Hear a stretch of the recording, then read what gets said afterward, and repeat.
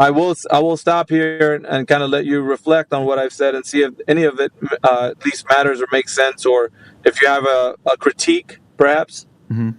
I would like to hear it. No, I mean, what you're saying is true. That would absolutely fuck up any sort of tests that you want to do, and you would have to be very, very careful about how you test it and make sure that you'd be able to consistently reproduce the same results and try to find ideal conditions so it's not creating that. And that could just fuck it up anyways, even if, the ideal conditions are met. So, no, I kind of agree with you. You understand the bottom line, though, about how... Yeah, no, I get it. I get it. Yeah, I get it. No, that's a good argument. Yeah, I'm not coming here with the attitude, guys. Also, I didn't grow up in Chicago, man. No, I know. It's the second you take residence there, you just become a complete, you know what? No, I'm leaving. I hate it. It'll stick with you. No, you'll be telling people your whole life, "Oh, Chicago's great town." No, it's not a great town. It's full of fucking. Yeah, it won't keep you from saying it though. It's a terrible town. It's not. That's what cracks me up. It's not even a freaking town. It's a 50 times the size of a town. Yeah, you know what I'm saying.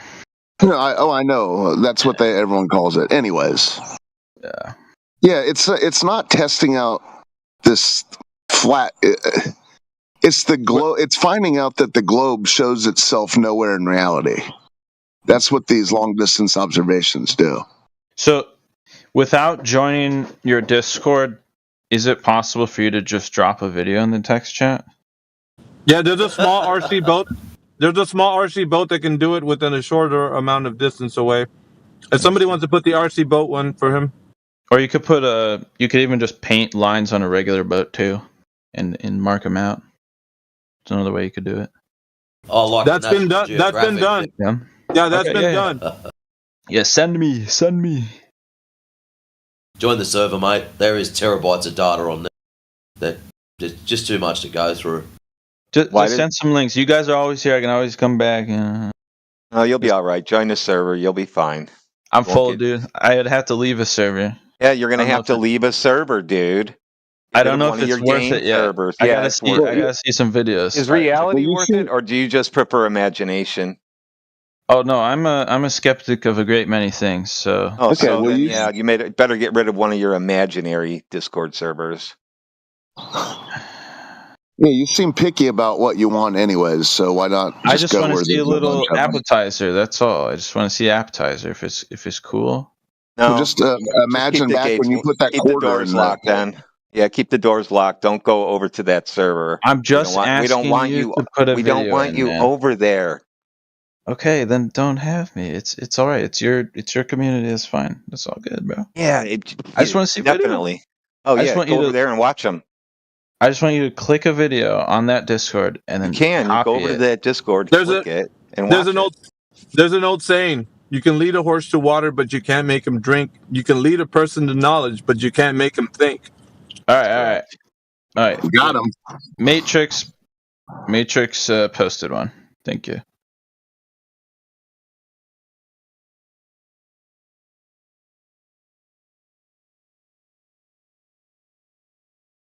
Thank you, Matrix. I'm watching it now.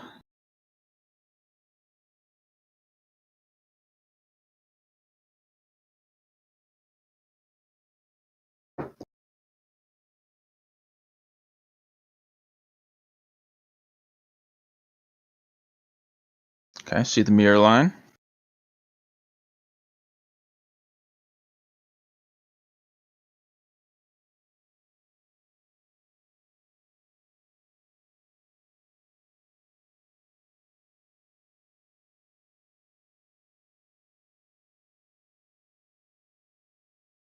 So, Swine, with your claim of being 230 metres above at your fort, or whatever it was, your ship would have to be approximately 54 kilometres away before it starts disappearing bottom up.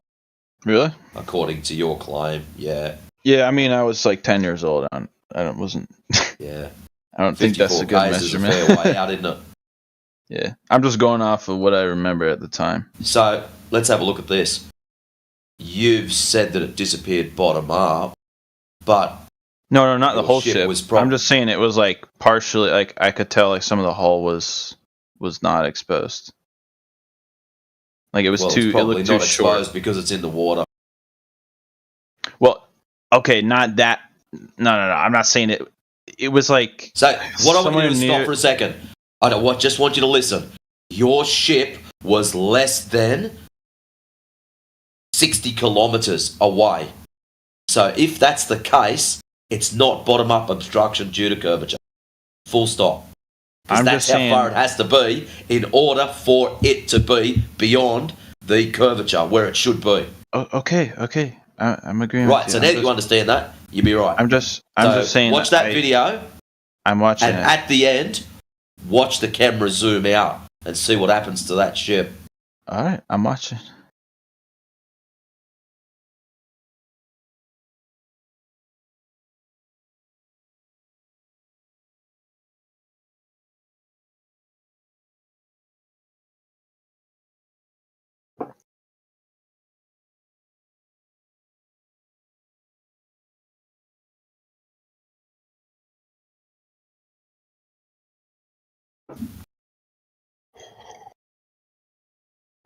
Anyways, I'm going to call it a night, ladies and gents. I need my beauty sleep. If you've ever seen my face, you'd understand why. So, you'll have a good one, and I shall catch you in the future. Peace. All right, Matrix.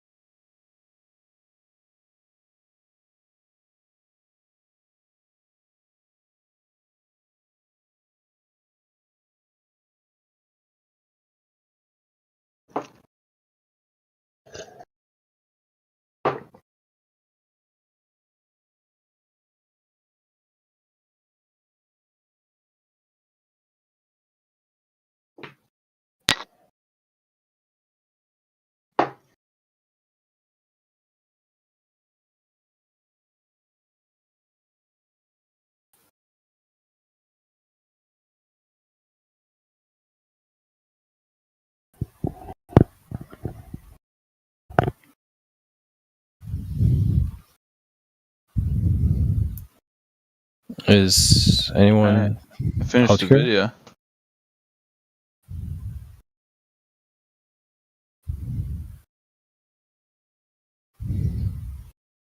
I finished it. Well, the mirror effect was definitely there, but the mask looks like it went down a little bit. Who's that? Matrix, right? Oh, he's gone. Alright, Cyclo, I'm gonna watch your video next.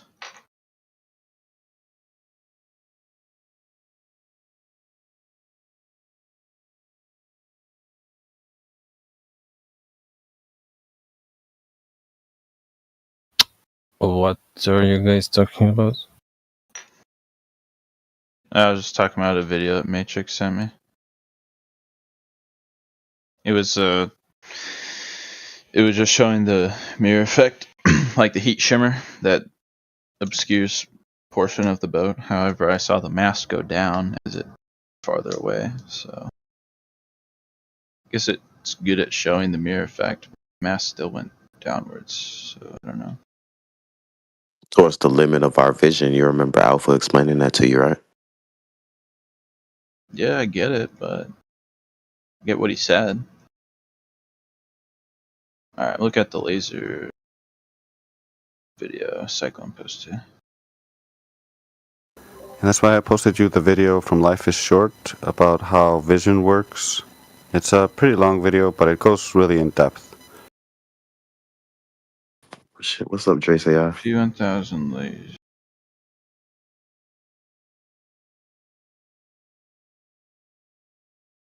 You know, Joyce, I went through like all of your videos.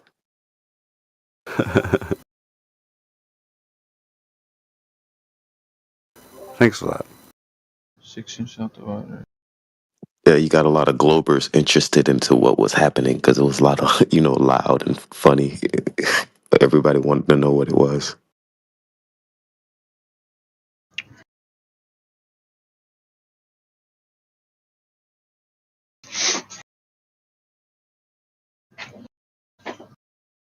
What the?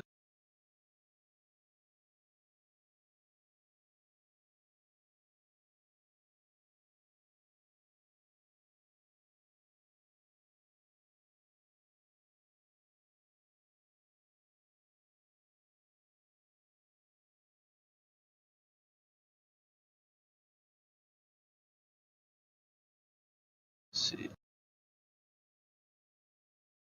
Distance. So it's a 16.4 mile laser test. Damn, that's a good laser.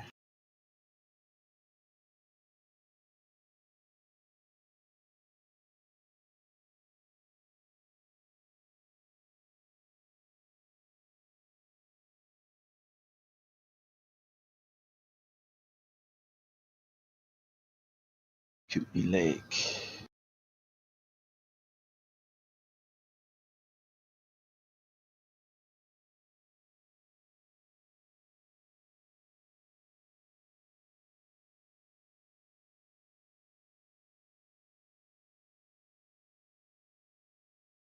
It's like perfect. Hey, good morning, Sporadic.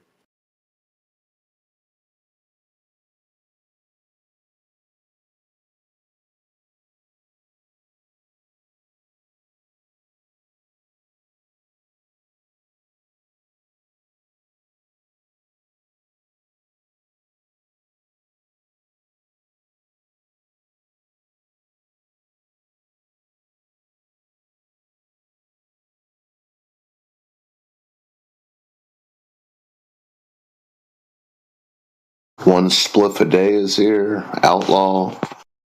Sad 9E. Welcome to the chat. The 28.6 mile laser test is definitely more convincing than the boat one I saw. That is a long fucking. I just want Sporadic to be checking why I brought him up now. He's probably aware.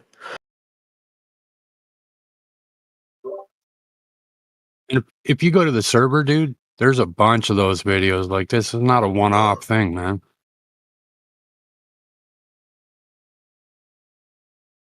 Yeah, no, I'm not saying that. I'm just watching and looking, listening.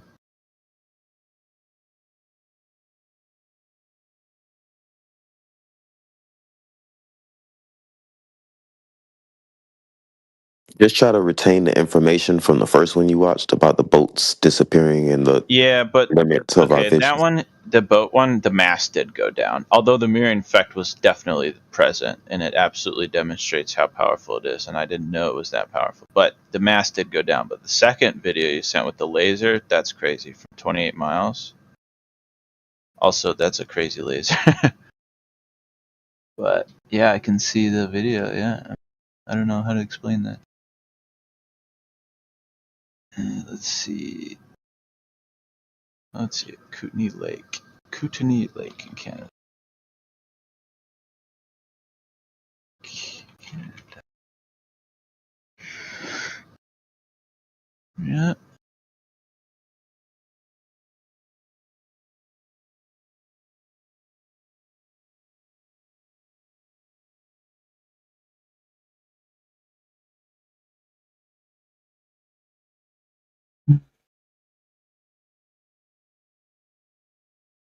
Does sound ricochet on a flat Earth?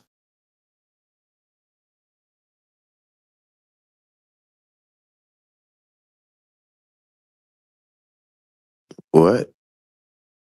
Does sound ricochet on a flat Earth?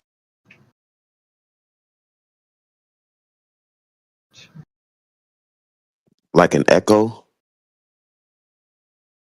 I don't think ricochet and echo are the same thing. Well, it's kind of like echo. Echo and ricochet could be the Well, same thing. Like sound wave, you're talking about? Like it well, bounces a off ricochet happens when sound waves bounce off hard surfaces. An echo isn't really that. Well, it is, right? It So what's bounces an back, echo right? then? So what's an echo? Okay. So an echo is more so a sound that is reflected off a surface and heard again. There's a delay. There's like a common in large environment, for example, a canyon or empty hall. A ricochet is a bit different. It's like Okay, a so projectile. a ricochet always happens, but an echo is observed. That's the difference, right? I would say that an echo is sound waves. A ricochet is a physical object. What's Echoes the are heard. physical object? And Ricochets what's are. What's the Alright. point, though? I don't. Okay, my question is: Yeah. would sound ricochet on a flat Earth? I think they would ricochet on both a flat or a spheric Earth, right? Because there's hard surfaces on both in both ideas, right? Dang, swine cooking. Can you explain that? I'm not even a flat earther. I'm just saying, like, Yeah, I know. That was yeah, funny. if a jet flies over a flat Why are you defending the surface position, or a man? curve, huh? Why are you defending the position? I'm not defending. I'm just saying, like, I'm using common sense. If you're flying He's over, answering your question. Sounds like He's answering common your sense to me. admittedly vague, bizarre question. Why would you say it's vague and bizarre? It's an honest I'm saying question. it ricochets on both, regardless of how the shape is. What causes sound to ricochet? A surface. The law of reflection, right? Yeah, like, Applying to sound waves? The angle of incidence equals the angle of reflection. For sound waves It or light? depends how smooth the surface is. Like, if you hit a rough surface, you're gonna get some kickback. For You're gonna get less. Yeah. For sound waves, they reflect when they hit a solid surface, right? It's like basic physics. They reflect on every surface. It's just a matter of how much reflection you get back. Like, if you hit grass, you're gonna get some back, but not much compared to, like, Since concrete. you live in the globe, right, Swine? Yeah. Do you know that infrared and long sound distance propagates? Sorry, say it again. Long sound. Infrared sound and over long distance propagates. For Wait, example, hold on. Infrared sound? Infrared light, you mean, right? No, he said sound. He said sound. Infrared sound? Infrasound. Is it infrared or infrasound? Infrared is infrared red, which is light. Infrasound. No, not infrared. Infrasound. I didn't even know. I don't even know what that is, bro. Infrasound is it's like frequencies of sound waves, not infrared. It's like sound waves frequencies that are below the limit of human audibility. Oh, okay. So like, yeah, below whatever the hertz rate is. Yeah, I know what you're saying. Yeah. So long distance propagation. You get where I'm going with this? Yeah, so like the sound version of a radio wave, essentially, right? Well, yeah, and how sound is meant to bend around the curvature due to temperature gradients and atmospheric layering. Yeah, it No, can it bend. sounds like you're trying to convince a Glober and not having asked questions since you interrupted his conversation that he was already having. I was here for 5 minutes. Someone was talking. Yeah, go ahead. Okay, so infrasound can travel for very long distances, right? Like thousands and thousands of kilometers because of the atmosphere. I'll take your word for it. I don't know these things. I'm not like making any arguments so far. This is all just basic physics. Infrasound's like principles that everyone will agree on. I haven't made any points yet. The seismic waves, right, also travel through the Earth, not just along the surface, right? Around the globe, inside the globe, all these things. Right? Sounds like you're trying to convince him. No. I'm just speaking about what is globally recognized to be true. Not what I agree So, with. let me or guess. disagree So with. you're gonna say, well, listen. I'm like I said, I kind of believe in the globe. I'm looking at some videos, so. But you're saying like since sound bends, like light would bend. Well, no, I don't want to go to that side. I want to just talk about how infrasounds are meant to bend and curve due to temperature gradients and atmospheric layering, right? So these low frequencies and he was will looking travel- he was looking up on lasers, and it seems like you're trying to deter him from that. I just Did you have a claim, or did you want to just talk to him? I just want to talk. Oh yeah, that's cool. Just talk, bro. Yeah, I was just asking. Did he have a claim? Because you were asking about lasers. I was answering the question, and he just are we threw himself talking? into the Are we gears. making a comparison to the laser video I'm watching here?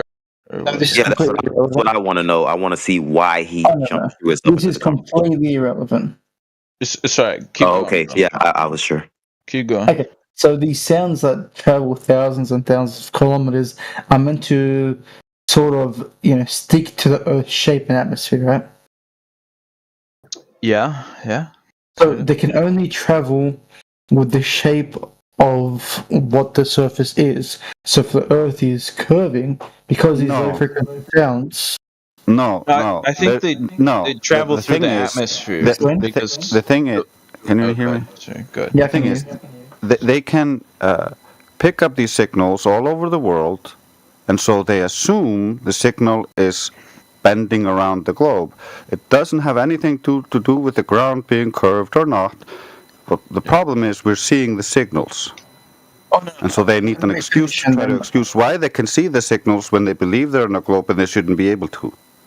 Oh, no. Let me continue so you can understand my I'm not position a trying to little bit better. convince you that sound waves and particles can travel through solid subjects through the globe, like he said very explicitly. So he wants to convince. A sound wave would be. Continue so you guys understand a little bit better. No. I haven't made my position. No, I haven't made it clear yet. So these low frequency waves, can we all agree they travel thousands and thousands of kilometers? That's not something distributed so far. I'll take your word for it. Okay, so because of Earth's shape and atmosphere, they theoretically, I would say they shouldn't, but on paper they travel thousands and thousands of kilometers, and once it hits a curve, it'll curve on paper, but not in reality. Sounds like he's trying to convince someone other than the person who asked. Okay, you need to just stop being so defensive and just listen. So no, it's very clear. That's fine. Just wait. So on paper, the science says that once these sound waves, these low frequency waves, hit a wall, it's going to bend with the wall. If the wall is like a semicircle, it's going to bend upward and continue traveling up, depending on the atmosphere. Right? That's what it should do. Through what is known to science, this is what should happen. Okay, so these seismic stations don't detect this happening, and I want to know why.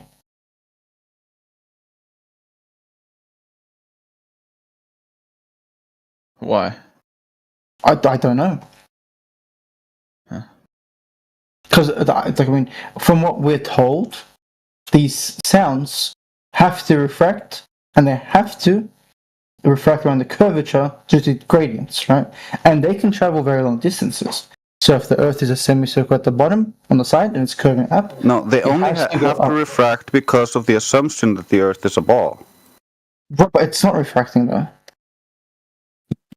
If you're talking about waves through the imagined Earth, then you're talking about reflection, because the problem is they say, well, all the waves you shoot straight down, well, we don't really get anywhere there. We have to shoot them at an angle, and then we can see a signal somewhere else, and they assume they're shooting through the globe, but you could also just be reflecting the signal back up. Yes, these signals can be reflected, which is normal. I don't see any issue there. What my concern is, the seismic stations around, that are around everywhere, detect these waves at very predictable times and paths, right? And because of the way the Earth is supposedly shaved, we should see, curved lines everywhere. Because they shouldn't be bouncing, they should be gliding through. Hello. But it's not.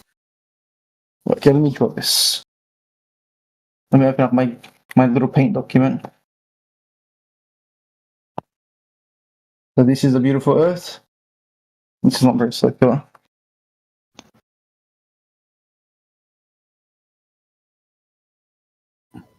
Wait a second. The Earth is flat, boys.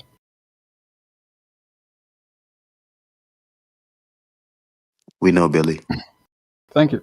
Sounds like he's talking about P and S waves, and then the assumptions based on those models, and then reifying those models as reality when that's just the modeling that's based on the data that came from the stations to begin with. You can wrap that model to anything after the fact. That doesn't make that the model. Like, the world doesn't become the model if you wrap it into a donut. Like, Okay, hold on. So it's retarded. let's pretend, because I don't know how to draw. And the problem is, because they have this preconceived idea of a ball, they make all of the assumptions about what is between or inside the ball, between where the waves are going, because of those assumptions. Like, it has to be a ball, so we have all these ideas of what's inside there. We have no verification of what's inside there other than our assumptions about what the waves are doing. Okay, so hold on. Let me just post all of these and I'll tell you what I think. 23, wait. Hey, I'm having an issue with the laser video, man. Most Globers do. No. Like, I'm looking at it and I'm just seeing from where he shot the laser, you can't actually see the point that he claimed was on the map, I think. I'm not sure. Still looking into it. Okay. Okay, because 23 miles. Alright.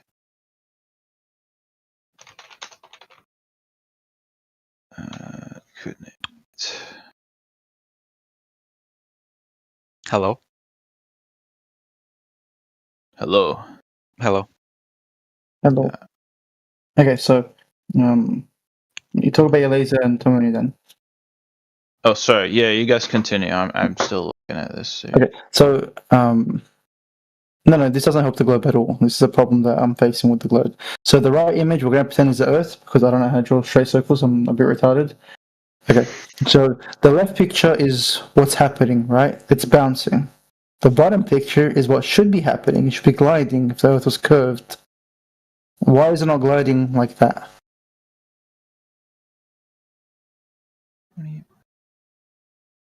We should be seeing the last image, but we're seeing the top left image.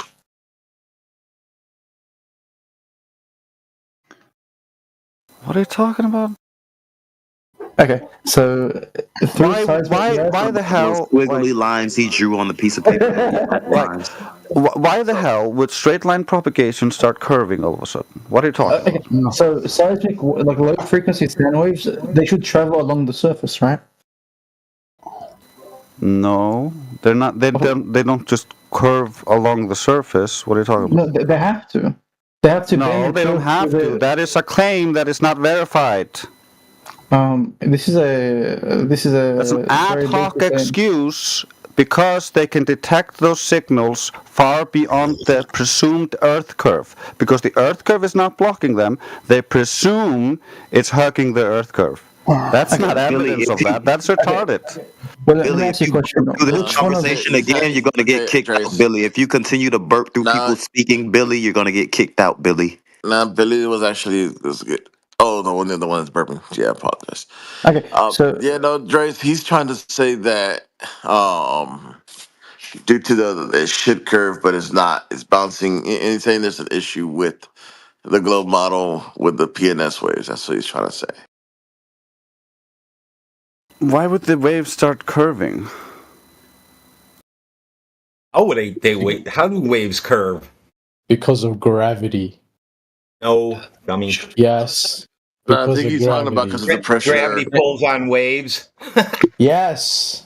Gravity Wait, hold pulls on. on sound Wait. waves. If we're talking about sound waves are, particles pushing towards each other, and particles are affected by gravity. If we're talking about light, that's a whole nother story we could get into. But Bro, sound waves are in air, unless air you're talking about particles. sound waves in liquid or in the earth, and those are all different materials behaving in different ways. But they're all air sound is not all on held Earth, down all by affected gravity, by so it's not gravity. It is holding the air like Yes, it is, You're gonna but get kicked out. if you didn't air is have held down by gravity, gravity. the atmosphere would just Wait a leave. second. There Wait a wouldn't be second. any Wait here. a second. You're gonna have to shut Unhinge up at the bottom because he's interrupting you. You can guys. weigh air. okay, hold on. Just take this slow, weigh right? air. What were you saying? Hold on. Just take it slow. What were you saying, Unhinged? Oh, I guess not. Air can be weighed. Well, so what the globe says is, Earth is layered, it's not uniform. Each layer changes wave speed, and that would cause gradual bending, refraction, not straight lines. So we should see that last beautiful picture I drew.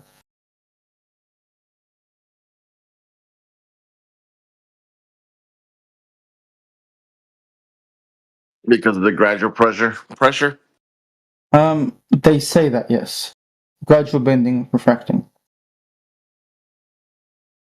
But we have thousands of stations that should be able to detect this somehow. Maybe I'm missing something. Because the Earth is flat and they're propagating straight forward, never around a curve. That's why. That could be the reason.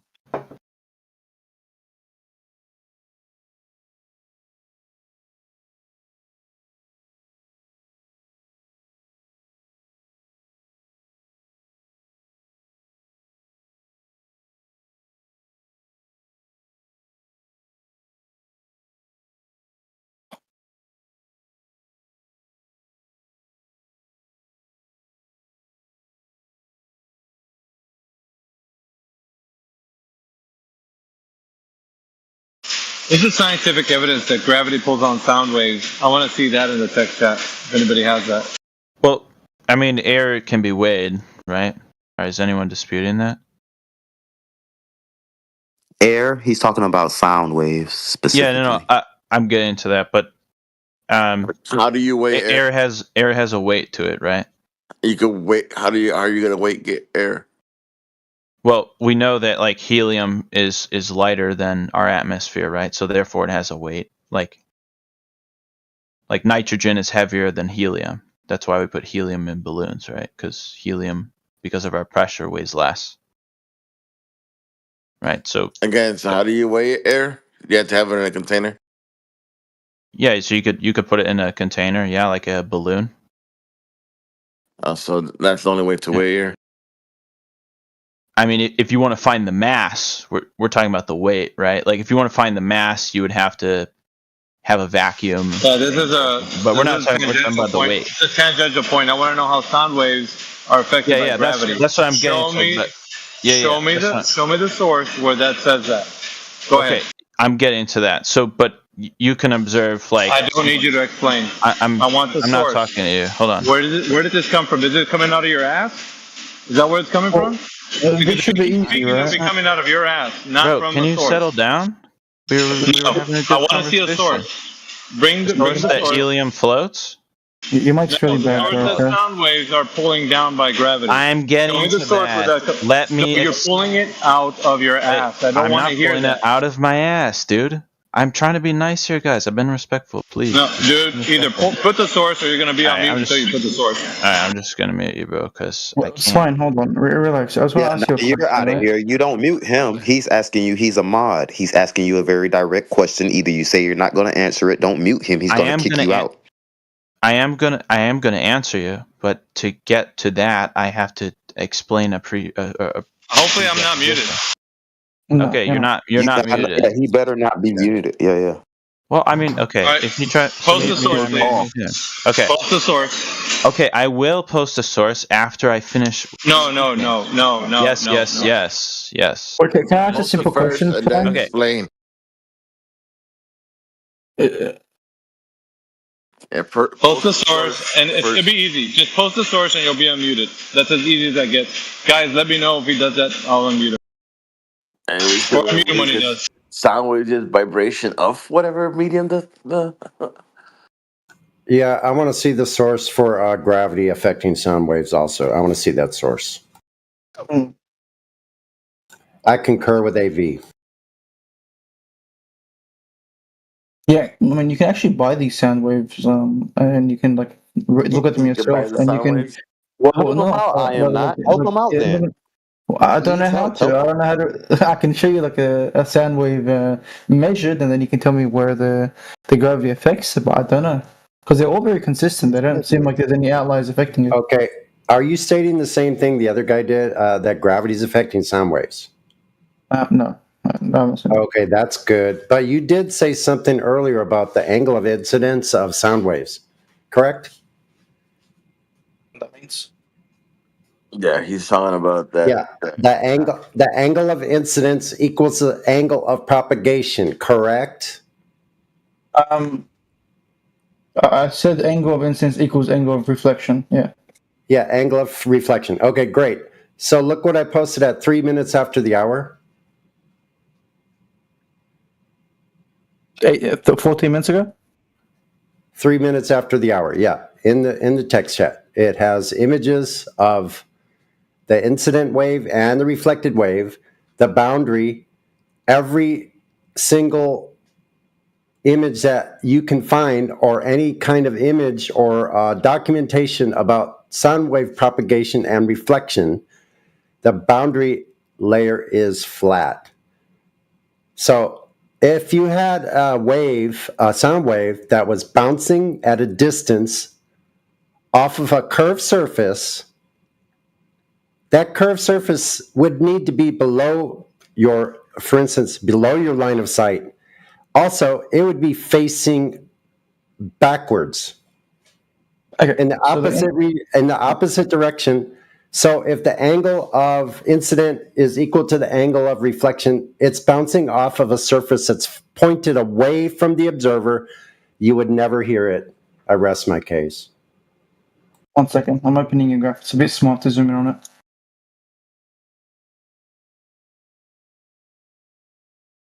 Okay, so green line incident. Thank you. My only assertion was that can we agree that a sound wave is particles pushing each other? Because if we can't agree on that, then we shouldn't even talk about it. Is that? Do you guys agree with that?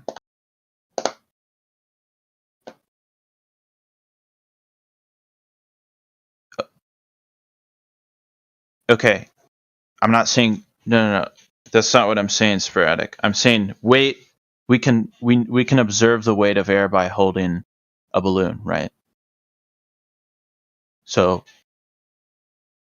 yes, you can. All right. Well, I thought we just got off about observing the world in common sense. I thought we agreed on that. You posted something that has to do with seismographs. Now you're talking about. I didn't post anything with seismographs. Okay. I think you're confusing me with a different person. Yeah, that's I wasn't even making the main argument. I'm just saying. I was saying like, okay, we know that some gas You is said way sound more than waves are others. affected by gravity. That's where this all started. Yeah. I'm just saying we know some gases weigh more than others, and we can observe. Do we know that? Yeah, we still need the source, Swine. where gravity is affecting sound waves. Simple. You said it. Provide the source.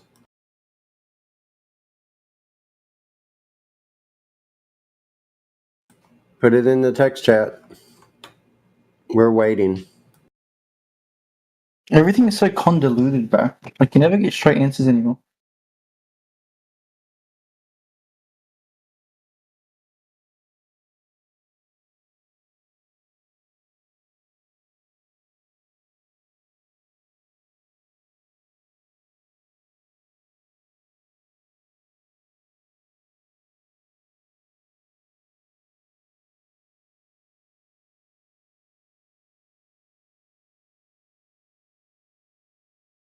And I am not. You posted something that has seismograph readings.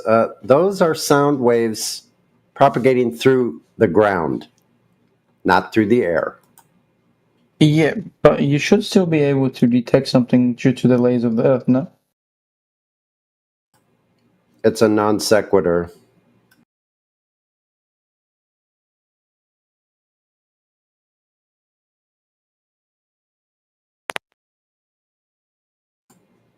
Once again, if you're on a surface that's curved, you have point A and point B.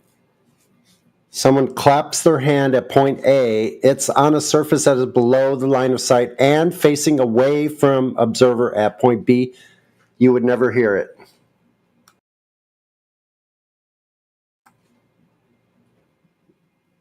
That was your own statement. You said the angle of incidence equals the angle of reflection. Well, a curved surface has a lower a distance, lower line of sight, lower elevation, and facing away from the other observer. Oh, okay. So that statement I made, it's a bit hard to stick to it because I'm looking at your image and I'm trying to understand it, but like it's not like the law of reflection. Like it doesn't explain this. Like I don't understand it. Okay, 1 second.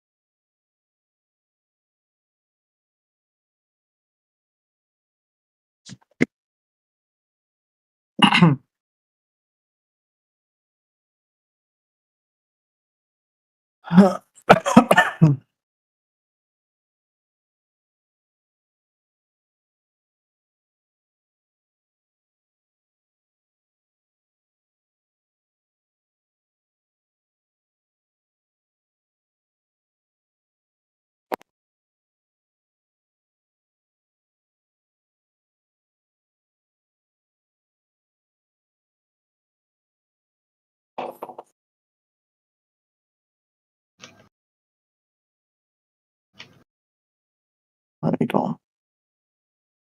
What is the All right. source chart line before we open it? This source supports the weight of a gas, and that this gas has a different weight than another gas. Therefore, gravity affects air or gases.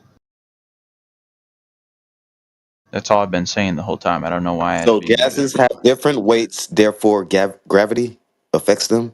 What that doesn't equate. No, well, yes. I mean, if helium is lighter than the nitrogen-oxygen mixture of our atmosphere, then helium rises. Therefore, a balloon floats. Radon doesn't. Therefore, Radon gravity. No, I'm just saying whether you believe it's gravity or whatever. that gas is helium has what 2 protons, and radon has many more. So radon is heavier.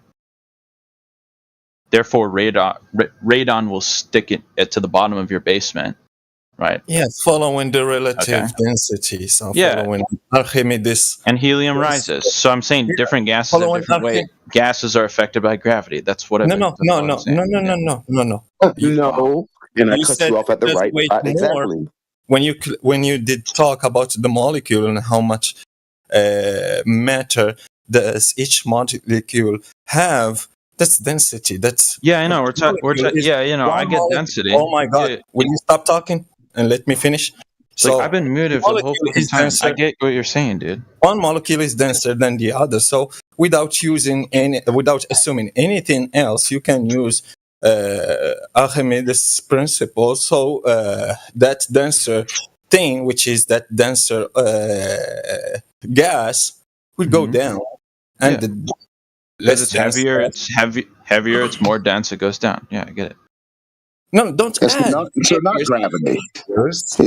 I'm not even talking about gravity. I'm just saying you just said, heavy gas go down. That's exactly what you did the first time you opened your mouth. Okay, I didn't know you guys were against gravity. Dude, my bad. Bro. I've been so respectful here, and all you guys have done is muted me. I made a very obvious assertion.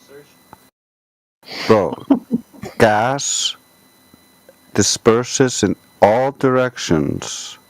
It diffuses into other mediums.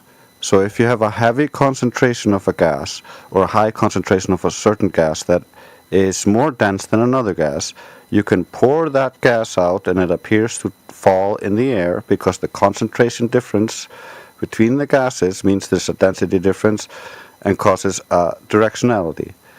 However, if you try to store that heavy gas in a bucket, you will find that that doesn't work because gravity does not hold the gas down. It's just the diffusion rate between the different densities of the gases is such that it's going to take time for the gas to disperse into the available volume. And so there's no gravity preventing the gas from moving upwards or from moving around or dispersing. That wasn't even my It's not being held down by anything. Okay. It's just Again, the density that wasn't differences even my that's assertion, causing guys. that effect. We started out talking about sound waves, right? That's what we're talking about. I'm just saying heavy gas, regardless of what force is pushing it down, we all can agree that heavy gas goes down. Yeah, but you have a problem. The air is inhomogeneous anisotropic. It's not got heavier gas at the bottom. I'm listen to what I'm saying. Gas, whether you agree with whatever force, whatever, we can disagree on that, whatever. I'm just saying the gas is held to the surface. So you don't have any evidence of that. We have the opposite of evidence of that. Oh my God, all we the just got done talking all about the gas laws, all the gas laws show that the gas moves randomly and freely in all directions away from the surface. Yeah, that's like the it doesn't have a bias down. Disperses in all directions. You keep hearing it, and you keep saying that they go down to the surface. Why do you keep doing that? Theoretically, so you're saying gas can travel upwards like randomly? And all it does. Listen, can I bump in just for a minute? So, all right, this is from the journal. Listen, from the Journal of Cave and Karst Studies. Journal of Cave and Karst Studies, Volume 71. Despite the claimed influence of gravitational fields, atmospheric mixing, driven by thermal diffusion and turbulent forces, prevents gas stratification. This is evidenced by caves where gases have been trapped for millions of years, maintaining a homogeneous mixture without stratification by molecular weight. This is Avogadro's law in principle being demonstrated by nature. You don't have what you think is happening. No, I'm not disputing that. No, you guys are missing the point. Guess what? The same ratio of gas molecules, regardless of their molecular weights, are found in Death Valley as they are atop Mount Everest. There's no stratification by molecular weight due to gravity. The air density is that sounds false. That sounds false. The air density at the top of Mount Everest is significantly less than it is. That's air the pressure, density is different, but the ratio is different. Yes, masses are independent. Density. All right, so I'm going to say this again with Avogadro's law. Can I talk for? I've been muted for so long. Okay, that is false. if you're at the top of Mount Everest, demonstration, okay? So you take three different boxes, like what you were claiming earlier. Three different boxes. You're saying the air density, three different gas molecules, is the same with the at same Mount number Everest of moles. as surface, as like water surface. He said you have the same mix of gases. The same ratio. You don't get more helium on top of Mount Everest. That is true. Yes, the wind mixes it all together. I get that. I'm not. The temperature mixes. The temperature has a greater profound effect. Okay. Anyway, let me continue with Avogadro's law. Avogadro's law demonstrates a concept in physics called the mass-independent nature of gas pressure. The fact you haven't heard about this kind of shows the audience what your education level is. How do you know? Why do you assume things? I'm not even. You guys. Well, because I'm going to teach you in the audience what this means. Sound waves. I'm going to teach you in the audience an 8th grade physics lesson. Okay? Do you want to listen to this, or do you want to talk over to me? No, you already made the assertion that the air pressure. I'm not asserting anything. I'm explaining a law of nature to you. Okay? Avogadro's law.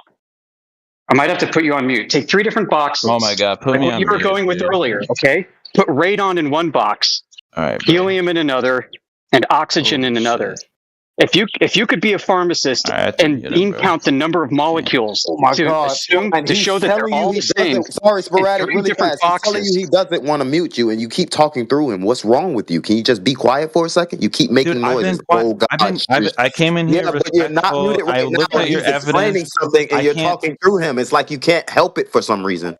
Yeah, it's almost like I'm trying to provide a valuable lesson here. Okay, I came in. Let's say you take 10 molecules of radon and put that in one box. All this shit. 10 molecules of oxygen, put that in another box. Sound waves, and I haven't been able to speak. You're done. My main. Hear you, sporadic. You might have to mute him. Yeah, I had to mute him because he keeps lying and saying he came in here being respectful and stuff. Like talking over people is not being respectful, and you started doing that because you wouldn't listen to us. Right. You're on mute. I only have a few minutes. I had to jump in here to correct you because you're wrong, swine. Okay? Let me continue. This won't take very long. I'm sorry it's going to be painful for you to hear. If you're to take 10 molecules each, one set of radon, 10 molecules of radon, put that in one box. 10 molecules of oxygen, put that in another box. 10 molecules of helium, put them in another box. Count them out, okay? The boxes are all the same dimension, and you're going to heat them up to the same temperature. Guess what happens? The pressure is the same, regardless of molecular weight, on all sides of the box, top, sides, and bottom. This is demonstrating the physical phenomenon known as Avogadro's law, the mass-independent nature of gas pressure. Gas pressurization is not due to gravity.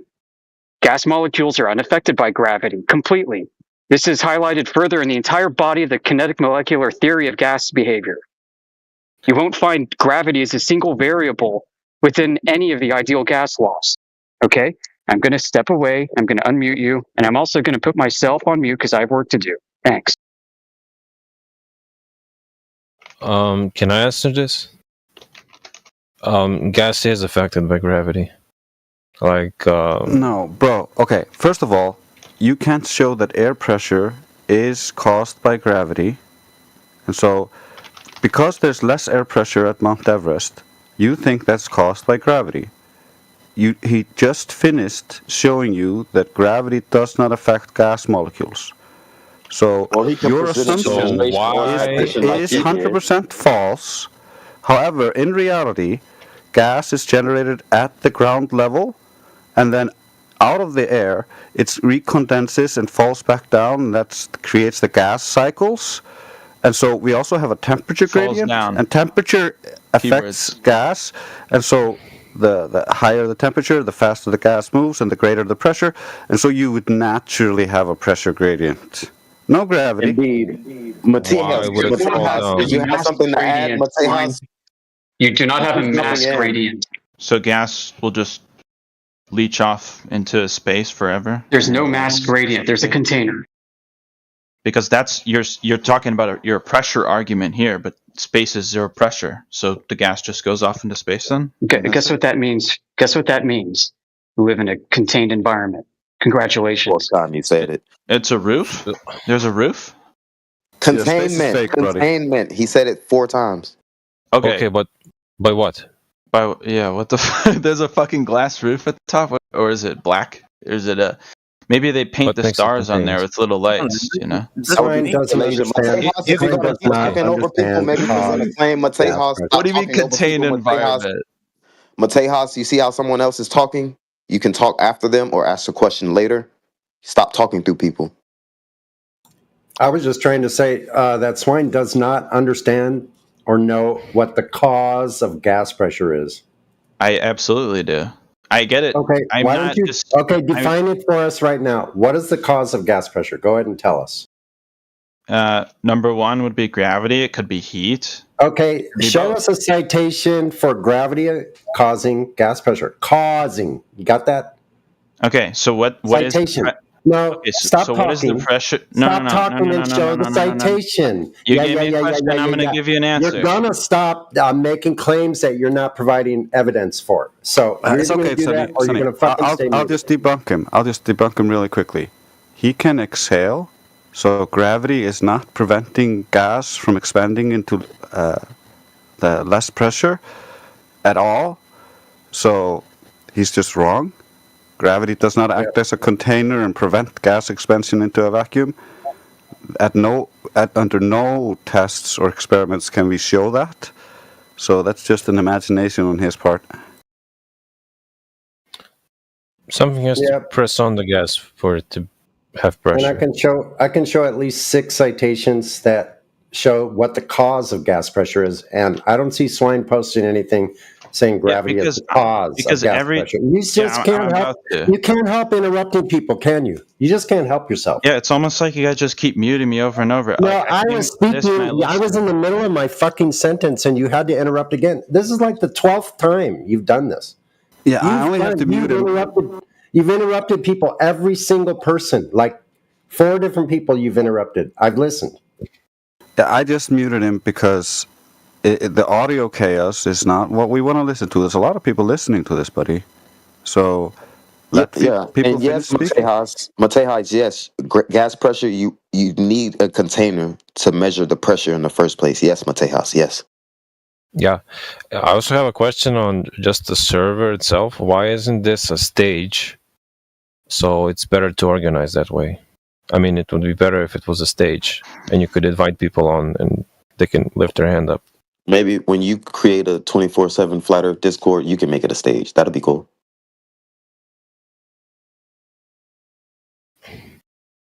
So what I wanted to say is that every test that we can do here on Earth, even here on the surface where the gravity is the most potent, like even if we claim that gravity is real, the tests are debunking his claim. We try to open a container of gas inside a vacuum chamber. Gravity doesn't hold that gas down if we open the container. So if that gas is uncontained, it will just fill the vacuum.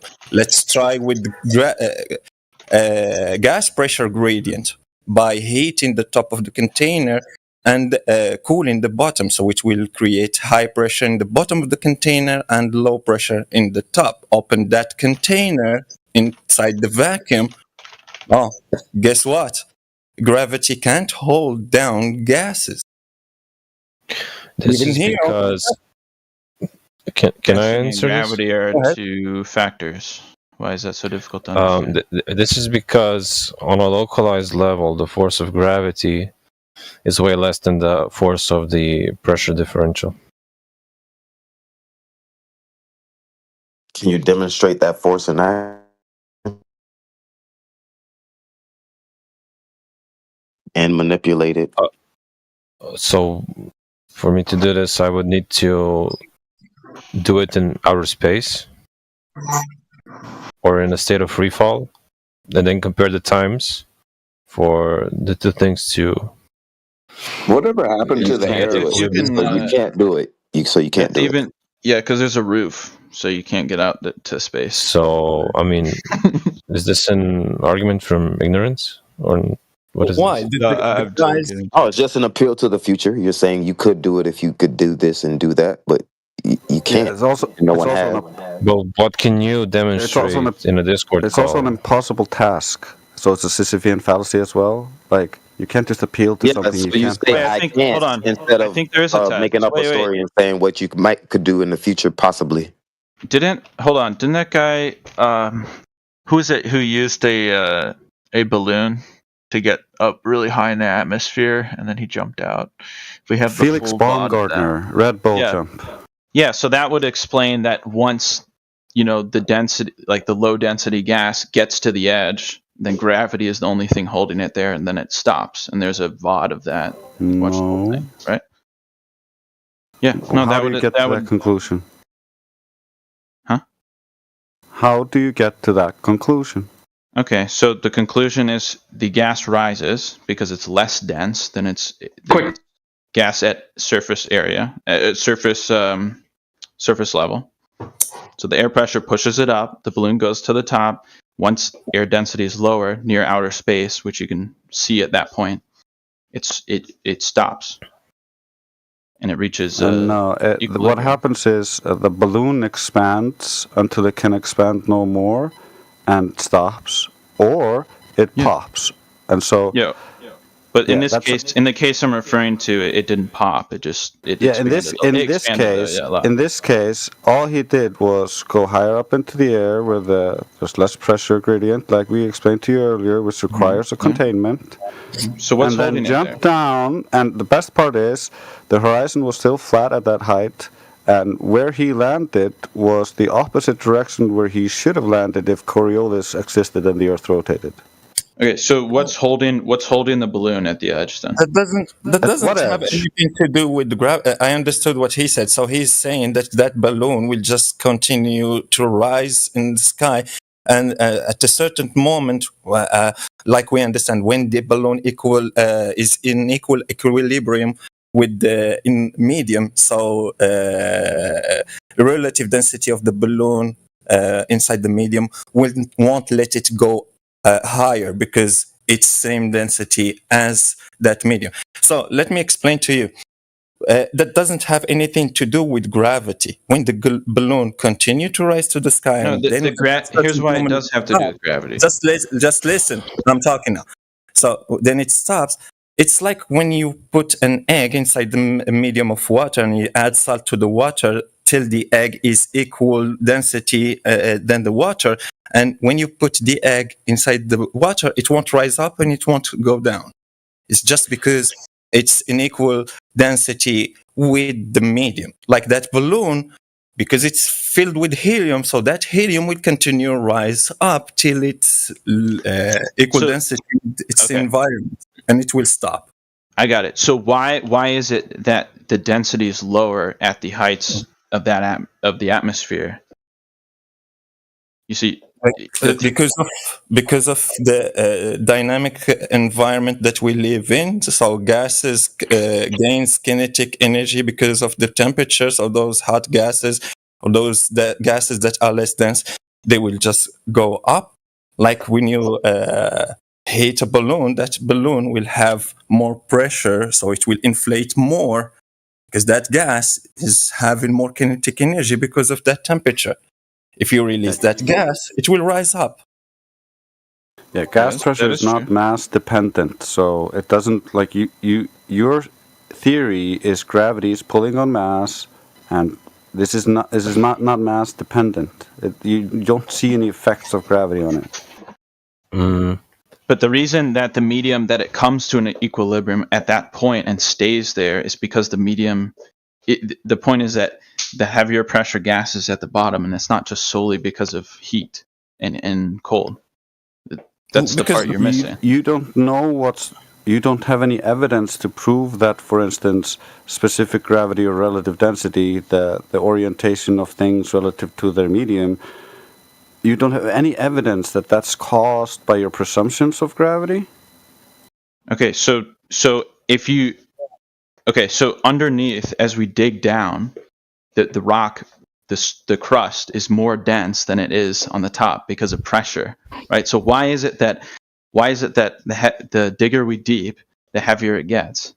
It's not actually true. And it's hotter as well. Sorry, that's not actually true. When they dug the deepest borehole they ever dug in the world, the Kola super deep borehole, they kept coming up wrong based on their predictions and didn't find what they expected. So the Earth is filled with hollow spaces, water, and all sorts of other jazz. Hollow spaces. Yeah, it's called Are you a caves. hollow Earth, dude? No. Okay. Why did you get that Didn't know conclusion caves out of existed, what he I don't know. said? I don't know. I was He just said asking. there's layers. He said That's he's all he not. said. Okay, he said he's not. So, Can I ask? Can I ask a more fundamental question? Maybe religious grounds. Wrong channel. better not. Okay. Well, I have a question about the container. You know, if God made the universe, are we just on this earth like as a prison? Are we able to escape this barrier, or are we just stuck here? Why would you want to? Earth is pretty nice, bro. It is nice. Yeah, why would you want to leave? Yeah, leave where? Well, it's like why did the slaves want to rebel if they got food and water? That's a deep question. Like if your skin is like containing your blood and the food that you eat, is your body just like a prison for your soul? I mean, it's a deep question, but I don't think it's really completely irrelevant to the topic of the server. It might not be irrelevant. Get it back on point. It is a good question, though. Like, let me tell you something. Are we very trapped fast. or not? The Earth is your only reality. The only reality that you know. So you don't know if there is other realities outside what you call prison. And don't know if there is somewhere where you can belong, where you can exist. If you leave this reality, you don't know that, so you can sit and shut up and leave it as it is. Because it is your reality, the only reality that you know. Earth. Is this thinking as a consequence of coming to the I mean, we have conclusion drones on other pieces of rock in space, so. Yeah, is this thinking happening due to the conclusion that was met when we found out that relative density disequilibrium is causing things to go up and down? It's two factors. Again, gravity and density are two different things. Is that how this happened? Oh, did he cut out? You don't have gravity yet. Are we able to overcome the barrier that's on Earth? No. Like, why not? What Why not? barrier? Because it's a physical barrier that contains gases. It's a Listen, physical dude, space boundary. is fake. We don't need anything to be a barrier for us. Space is fake, and we already have air pressure. The end. Can't go anywhere. Yeah, that's where that ideal comes from. That belief in outer space. You feel like you're trapped. It's a prison. You don't hear me talking, swine? Sorry, I think we talked at the same time. Go ahead. Yeah, we absolutely didn't. But go ahead. Okay, is propulsion possible in a vacuum? Oh. So a rocket engine, a solid. Correct. Rockets don't work in a vacuum. It's imaginary. With an oxidizer, they do work in a vacuum. No, what's it pushing off of? It's pushing off of itself? That's retarded. No, it's pushing off its own ejecting propellant. mass from itself. It's ejecting mass in a focused direction. That's how A rocket engine is not a jet engine. There is no focused direction in a vacuum. That mass that you are claiming that rocket is ejecting, it's gas. Yeah, it's gas. Gas inside the vacuum, so it doesn't have any specific direction. It will fill the vacuum in all directions, so it will go outside that muzzle of the rocket without any specific direction. Like you don't dream that you can have like that thing in a Shalom or a torch. No, a focused beam of fire. No shit. A focused beam of ejecting mass at a very fast rate will propel an object. It will exit. Just listen. The answer is no. You cannot shoot a rocket in a vacuum. If we can't agree that rocket engines don't function, listen. I don't know what we can agree on. If you want to create trust, you want to push on something that is slower than than you. So that gas that is ejected from the muzzle won't slow down. Remember, there is nothing to slow it down. I mean, he can still make these claims, or he can just Google search it where they demonstrate that propulsion doesn't work in a vacuum chamber. Or does he keep making claims and not on everything we do work in a vacuum. If you have an oxidizer. If you have an I was talking Swine. He can't help it. Swine can't help it. Go ahead. Just listen. Try to listen if you want the answer. So because that's gas won't slow down. There is nothing to slow it down when it exits the muzzle of that rocket or that spaceship. There is nothing to slow it down. So that gas that exits the muzzle will go at the same speed as the gas that just exits the muzzle now, and the one after it and the one after it. So you don't push on nothing. There is nothing to push against if all those gas molecules are going at the same speed. That's in the same directions. That's not how it works. This is insane. Yeah, I know. You can't understand basic physics if you can't understand how a rocket engine works. Yeah, you don't a rocket. Yeah, a rocket is not. If we're talking about propellers, you'd have a point. If we're talking about a jet turbine, you have a point. We're talking about specifically a rocket engine with an oxygen. Demonstrate it.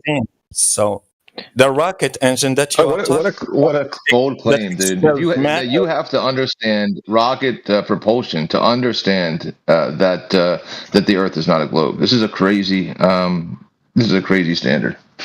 And we're not even talking about that. We're talking about, does a rocket work in a vacuum? And he just can't understand the physics of a very simple rocket. Well, okay, let's go ahead and solve this problem really quickly. Let's get a demonstration of it. So if you could recreate a vacuum such as that exists in space, and then show us how the rocket works in there like that, then we'll get somewhere.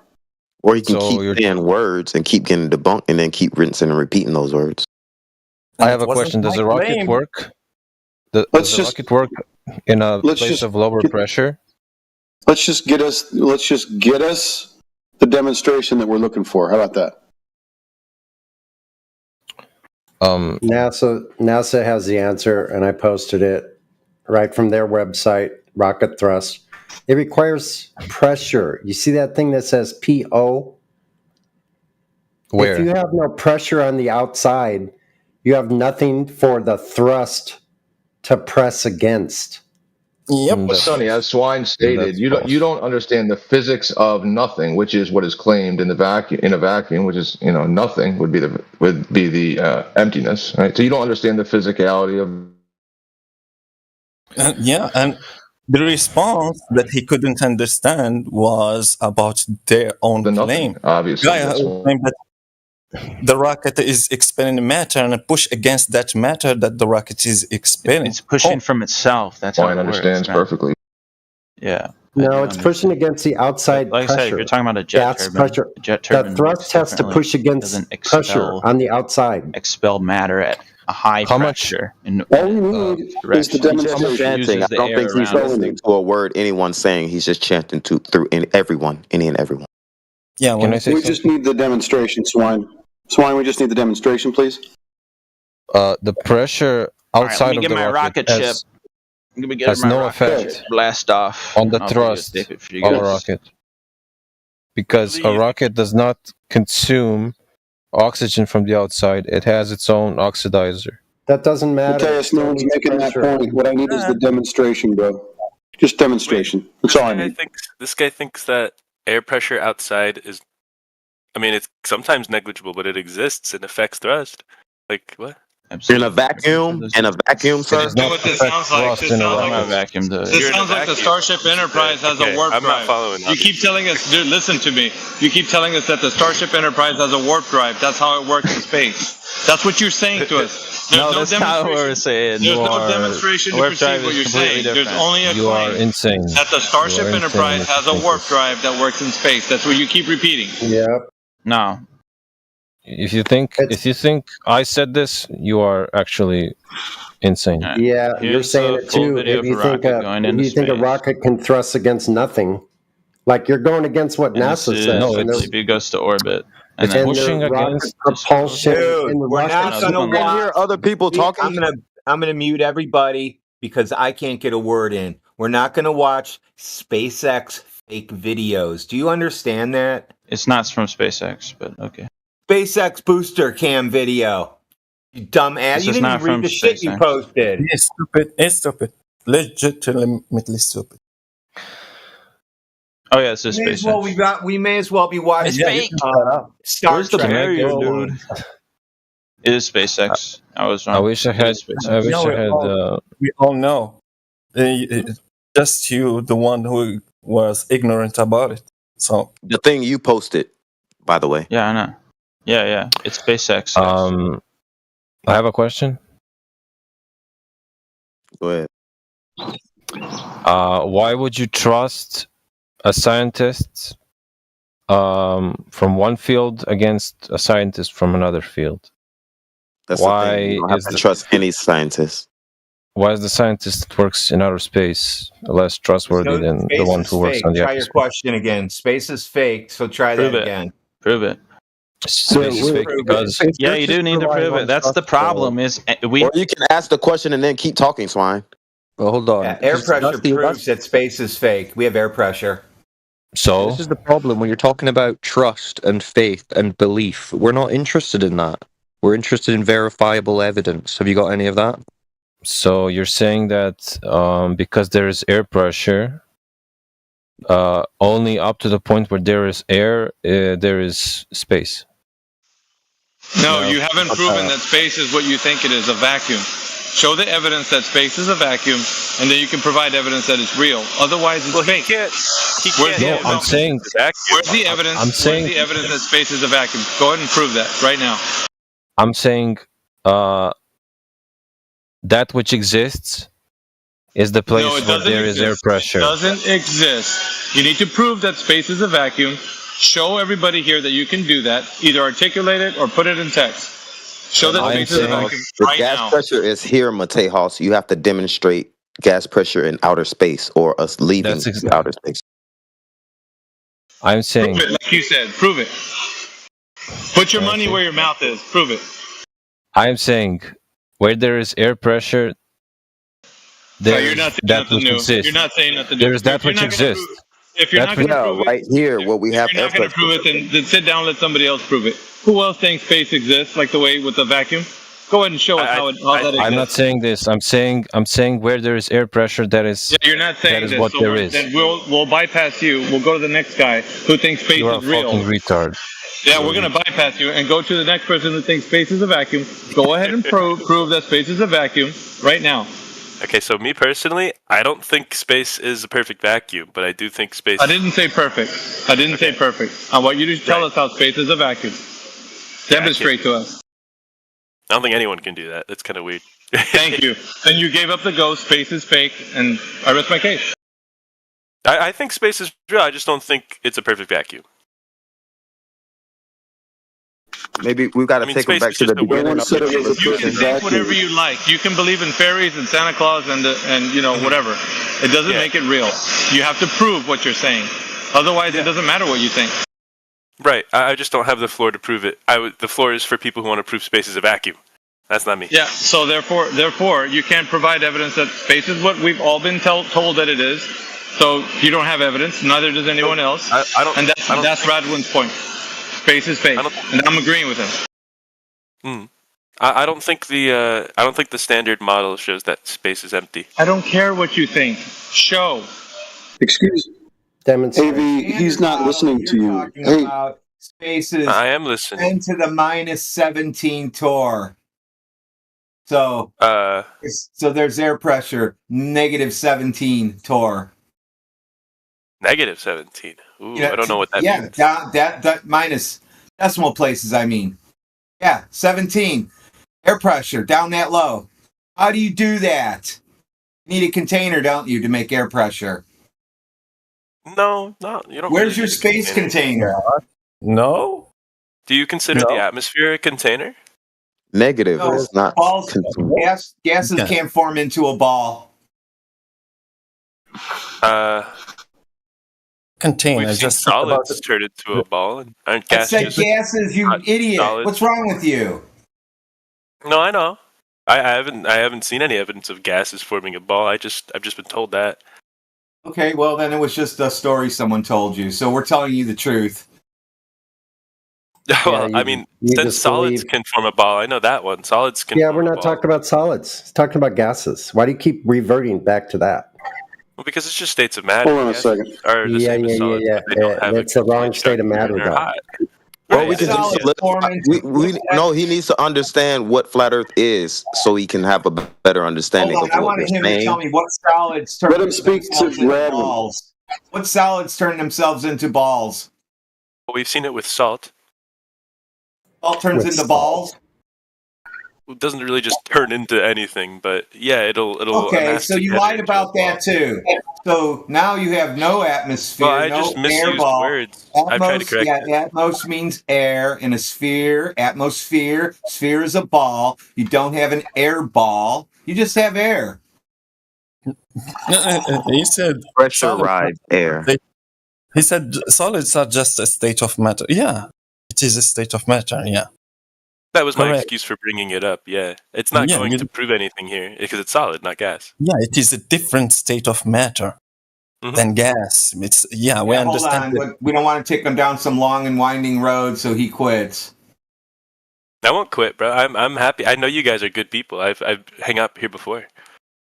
Okay, so now that you don't have an air ball, you don't need an air ball.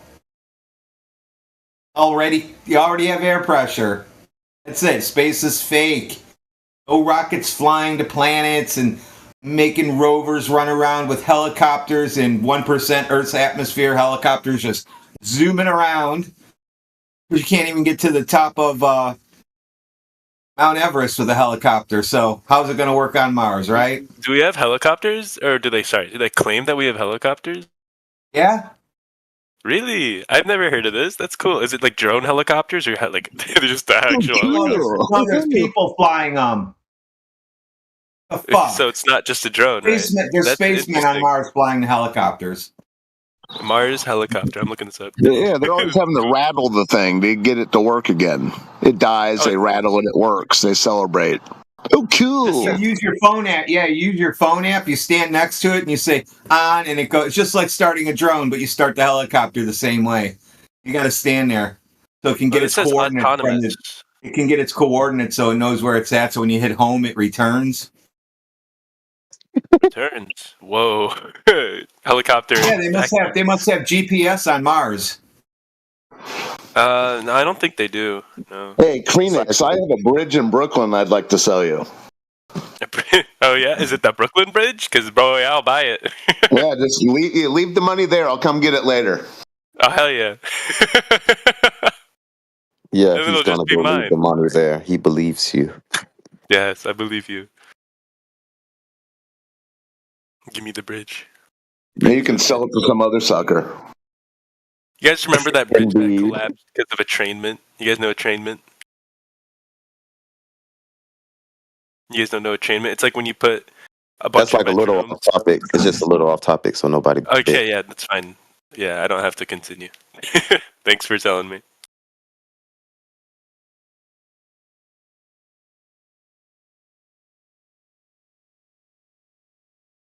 Well, since there's no topic, Well, no, you were the one no, you hyping all these understand outer space travel things, and then you didn't even know about the R2D2 on Mars. yeah, I didn't know about this drone at all. This is cool. What's cool about it? Well, I personally believe that we're doing stuff like this. Yeah, that's on Devon Island. Is that what's cool? You believing that it's happening, or No. Because I believe that it is happening, its connection to all the other things, and the apparent. you just realized you just found out about this one? So Yeah, I did. Did you know there's animals on Mars? I don't know about animals. Yeah. Maybe. Well, I mean, I guess there should be if we Yes, sent they're machinery called up the there. Mars Lemmings. Show the picture. Show the picture. Yeah, Mars Lemmings. They only exist on Mars and on Devon Island. Isn't that crazy? Those two places are the only place these animals, populate the most, I would say, that you can just find them. Are you saying that an image with the drone in it that is claiming to be on Mars has a lemming in it? Not that image. We have to go get you that one. It's funny he had a It's from the knee-jerk. rover. It's from the rover wandering around taking pictures. Why did he have a knee-jerk reaction to that? Why didn't you just say cool? So there's a picture of the Mars lemming. Yeah, there's a picture of the lemming that's running around up there. 1% atmosphere, 1% air, and it's just having a good old time. There's the Mars truck. The They Mars drive around truck. on Mars. There's claiming nice these pictures of them driving around on Mars. The guy who took the picture didn't want his shadow in it, I'm sure. There's some people on Mars. So what do you got now? Look, more Mars people. There are any womp rats up there?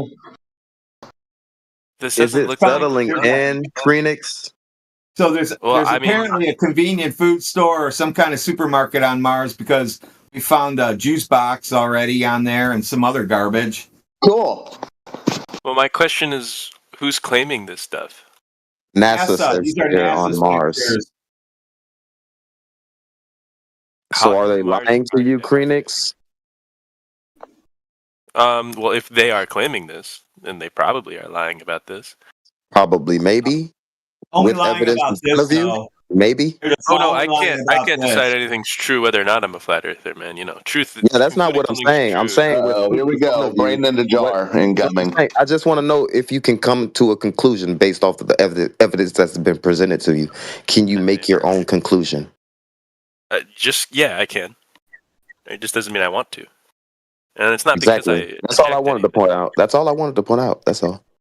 Yeah, that's why I wanted to say I don't conclude things no matter what. Like I think He just wants to remain in the cool story. Guess what we got here, folks? We have a brain in the jar. He's not 100% sure of anything. I want to help you out, Phoenix. I'm going to be extra nice about this. So here's the timeline. You said, yes, I believe the things they tell me. We went off into space and talking about their stories. They laid out Mars for you, explaining how it's fake, giving you evidence. And you would evaluate the evidence we present, but you just take their word for it. That's what you're saying? No. I'm saying I don't conclude things. I like to see perspectives and flesh them out. I'm saying that the perspective that we've gone to space, I'm more attached to. So when I see something like this, it doesn't mean I conclude anything they say is right. So I'm very open to this stuff. That's why right now I'm doing research into the hot and Mars. What's your standard? What's your standard for fleshing things out? What standard do you have so you can say I know that this is good and that's not? There's two standards. One, I'm never done. As you can hear, Alpha no is on end Mars right to now fleshing because something we're out. getting bad reception. And the 30-minute delay is crazy. So do you still set out milk and cookies for Santa Claus? I'm just curious. No, I don't know why that would be an issue. If I was a dad, I would probably be doing that. So you have come to a conclusion that Santa Claus is not real. That came from trust towards my parents, and obviously, Indeed. Yes, I love it. Says we'll continue. Right. Yeah. So at some point you figured out that Santa was just a story and you decided not to wait up or put milk and cookies out, right? I mean, personally, we still did milk and cookies, but I get your point, right? You stop doing certain behavior when you find that out, right? Right. So believing in space would not be a great idea since there's no evidence to support the idea. Well, no one who's a role model of mine has claimed space not to be real yet. That did happen for Santa. So you need some kind of trusted authority, like you need a relative to tell you that space is fake? Well, no, I need to trust who I'm hearing it from. So far, if Mars is claiming this stuff, are you playing? That's what we're pointing out to you, Krenix. You have God-given senses. You can figure this out for yourself. It is not rocket science. That's what we're saying. All you're saying is, hold on. You didn't suss out the Santa Claus thing. You had to be told. That's all you're saying. No, I mean I sussed it out a little bit, but I didn't figure it out until I was told. Right? Probably because I really wanted it to be real. Yikes! Sounds very familiar. Yeah, it could be what's happening with the belief in space. Absolutely. I want to learn more Yeah, as about a these grown things. man, you don't feel comfortable just taking anyone's word for it, though, right? Well, I think you're right, but if I were to present myself, I would say that in general, conclusions are bad when trying to find truth because they put it into a phrase, and the phrase must not be closer to the truth because it's not accurate. However, when I have a goal in mind, like if I want to achieve something, conclusions are necessary. So I can conclude stuff to achieve a goal, but then once the goal is achieved, I can go back to being open to different perspectives on it, right? So, like when you're crossing the street, you have to enter into reality world, and then you get to the other curb, and you go back to La La Land. Well, luckily I can just second nature keep my legs in reality world, and I can stay in La La Land while I cross the street. You need to look around and realize that the cars are real. Yeah, that's done subconsciously though. I don't have to actually create a goal. I mean, I guess I do create a goal, but it's not Well, like yeah, that's what I was pointing at. That was a goal, crossing the street. yeah. I mean, yeah, you're right. That represents how I feel. That represents how I work to a good extent. Yeah, I turn it on just to achieve the goal. You Once I sound like a dreamer. You're not the only one. That's fine. Yeah, I mean, I just want to know the most truth. I don't think you can ever find the truth, but I just want to know the most truth, the most accurate. That's weird. Can. It sounds like you haven't had your coffee today. I did just wake up, but I think this Okay, is how so you know the truth of the matter is coffee hasn't been consumed yet. that is the truth. Don't pretend like you can't figure that you know don't know anything. That's kind of what's the point then? What's the point of the conversation then if you don't know anything? Do you even know we're having a conversation right now? Yeah, I thought the point of this conversation. Well, there's your foundation. Welcome to reality. Now figure out if the ball that's on the textbooks is actually what you're standing on. No, I don't understand. A ball on textbooks. Just connect the dots. We explained gas pressure to you and how we need containment for that, and destroyed outer space is not necessary. You don't need it. You don't have to apologize for it. You're in reality. So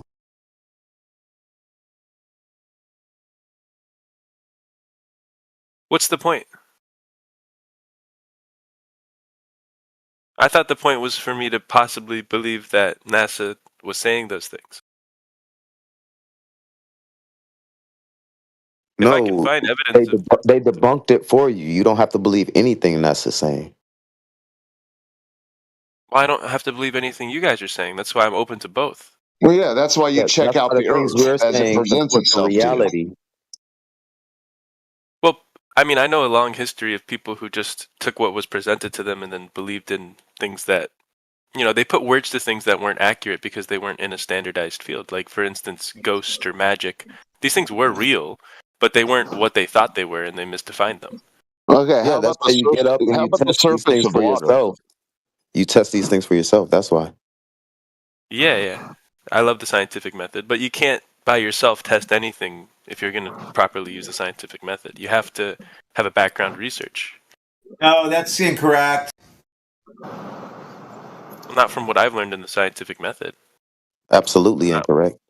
I got a vacuum chamber. I can do my own test. I don't need Flat Earth Ranger over my house while I do a vacuum chamber work, and it's a test. It debunks gravity. I didn't need him over at my house to make sure I could do it. Well, if you're not reporting those conclusions to any field, I reported it live in here 3 times on a stream. Yeah, do you need that authority figure to come together and all agree on the things we're saying for it to be true to you? You don't need that for it to be true. Because you can figure it out yourself, correct? Well, but you need it to guarantee the highest accuracy because you have the most eyes on it. So did you go to the North Pole and check to see if the elves in the reindeer and Santa Claus wasn't there? No. Exactly. You're just talking about third-party confirmation, right? Pretty much. Yeah, we're all experts at debunking Santa Claus. Okay, but this isn't just like third-party stuff. This is like the world. People around the entire world work together to create a lot of articles. Yeah, a lot of people come together to make movies too. Yeah, But we can test people whether or not we question. have gas pressure and need containment, though. I mean, okay, do you want to just talk about physics then, rather than what's claimed by the authority? Yeah, talk about the physics of water. Yeah, sure. I think one time when I was in here, someone said in a vacuum chamber the water just disappears or something. It boils out. Yeah, it boils. If you And turn then on it the vacuum gas, chamber and suck all the air out. It sublimates. Oh, Yeah, that. no, it doesn't. Sublimating is when it's solid to gas, right? Or is that subliming? Maybe that's subliming. Whatever it's called, you're affecting the medium and something happens to it and it changes. But you can test yeah. for it. That's the bottom line. That's a different word, sublimate. Okay. Yeah, I would assume it turns into a gas, and then it gets It sucked up. goes from bringing. We're talking about the physics of water in nature to all the way right to a vacuum chamber. Okay. No, I mean, you can cut to the chase if you can just acknowledge the surface of water isn't a ghost. Well,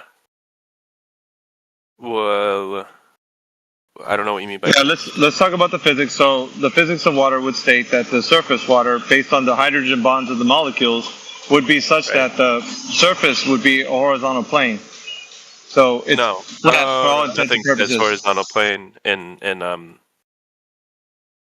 hydrogen bonding.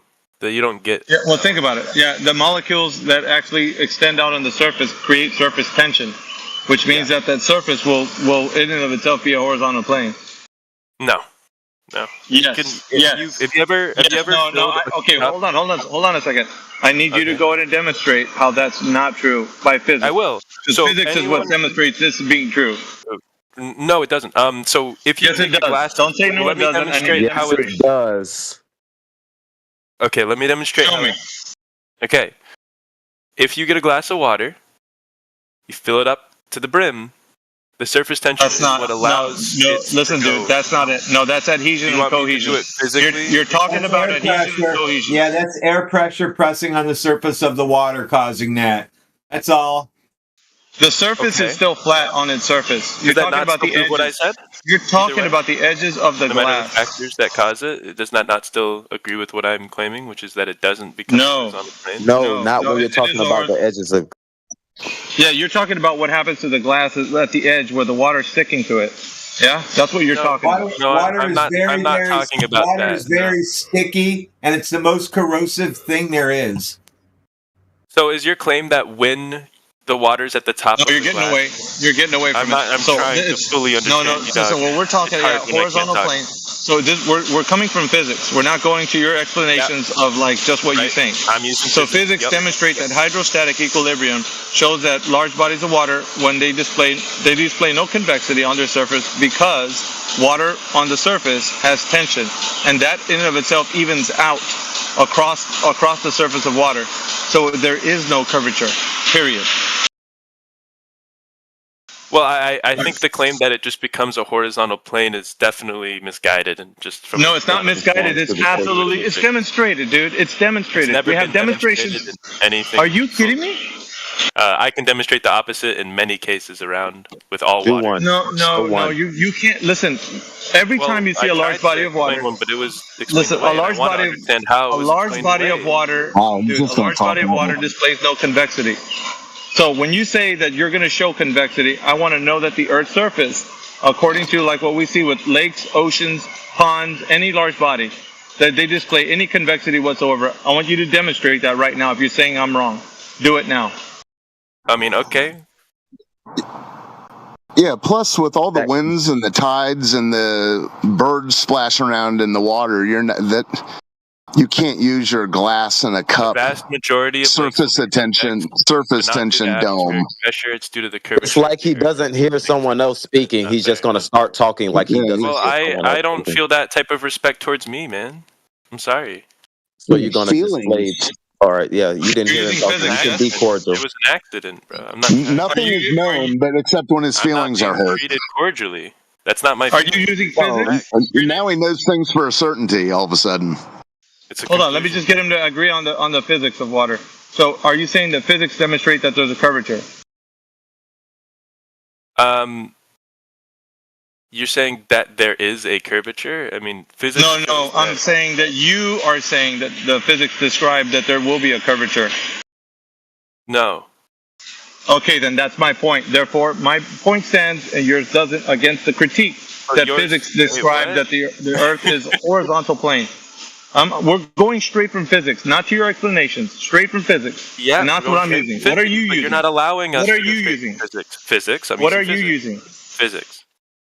Well, then demonstrate with physics. But you're not letting us use physics between the two of us. We can't use physics because of you. Go. Demonstrate it. Okay. So again, when you have glass and you fill it up to the top, I'm gonna assume you're gonna interrupt me here because I want you to. Why is that not a demonstration of a curved surface in the water? No, don't ask me a question. Don't ask me a question. Demonstrate how physics demonstrates that the surface of the water is curving. I want you to show that with physics and somewhere the resource. I've given you. Listen, hold on, Krenix. I've given you hydrostatic equilibrium, which you can look up. It's in LibreText. It's in physics, and you can find this anywhere. Hydrostatic equilibrium create a horizontal. No, don't ask it that question. I want you to look in physics anywhere in academia that shows physics describing hydrostatic equilibrium. Don't ask the question. Look for the example of what it is. What it is important. What is hydrostatic equilibrium? I'll go to Google Scholars then. Any academic source, yes. Hydrostatic equilibrium. I'll just press enter. Okay, so it says here hydrostatic equilibrium and stellar structure in F of R gravity.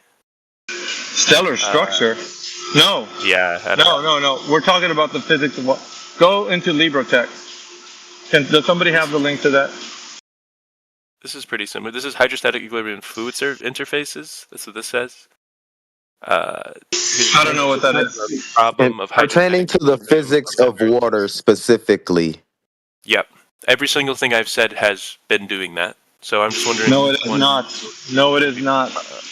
What's the talking about stellar? To be talking You're about talking about we're the classification of it being on the surface of the Earth. Yes.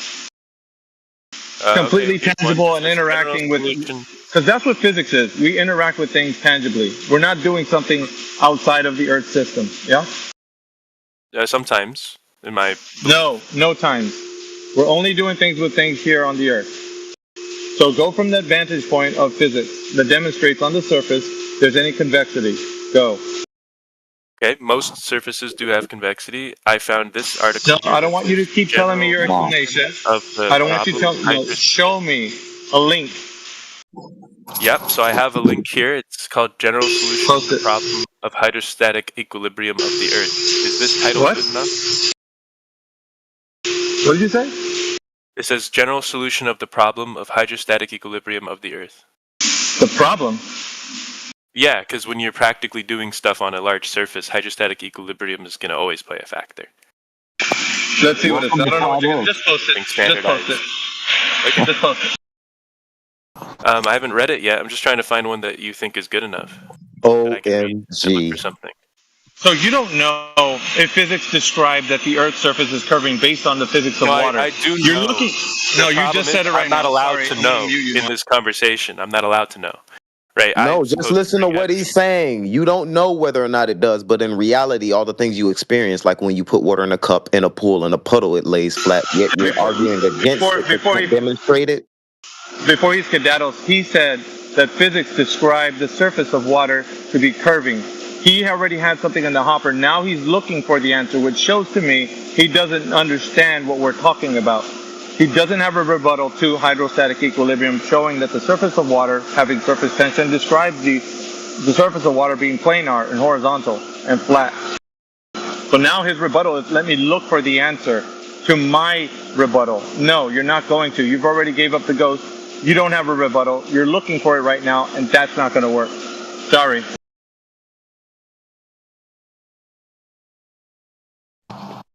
I've unmuted you because the point's over with. You already.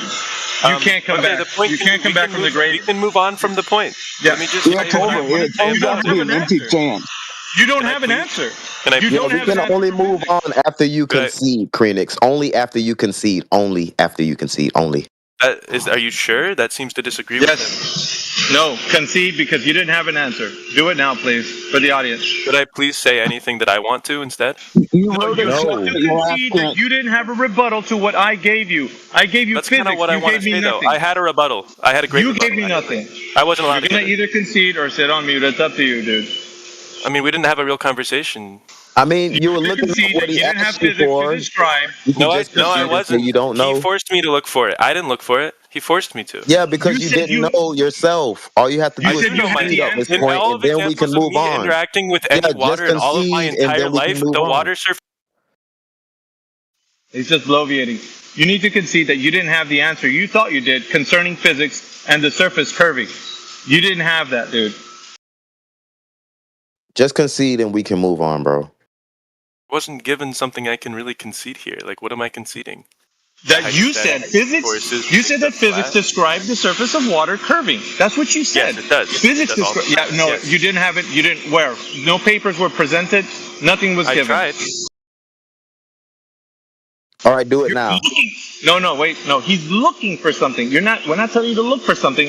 We thought you already knew that that's what physics described. You didn't know I this. do. I was already shown many articles. No, throughout you my were life. looking. You were looking. That's what you were doing. You were looking. You didn't have it. Ready. Yeah, let's No, be you didn't honest. know where You to didn't look. know anything. You were reading a You didn't bunch know of where to look. I can explanation. look. The best part is though, I could look through all these scholarly articles and I'll find other people. See, he's looking for it. He's looking for the debunk. He doesn't have it right now. Field. Just concede you didn't have a rebuttal, and then we can move on. It's not. I did not a have big one. deal. It's not a big I don't know deal. why you want me to gaslight me into believing Yeah, something that's you not you true. didn't know it. You had to look it up. That's the point. Do you understand? Just concede that you didn't know at the time, and you'll figure it out later, and we can move on. What am I claiming to not know? The surface of water curving with physics.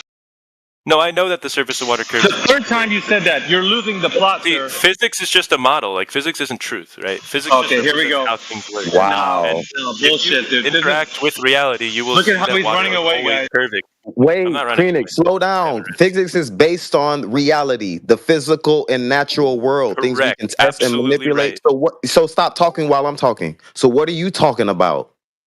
I'm talking about the fact that no matter how much we model these input-output mechanisms, it doesn't mean that we actually can claim a truth statement because it's based off the language that we standardize just to create the system that is the So model. science doesn't prove things. We can't use the scientific Never has, and prove things. proved anything. That science has never Without claimed getting off to. into the weeds there, Scientists you just claim said to prove you just things. said that the bodies of water are curving. So could you show us who's measured a curved lake?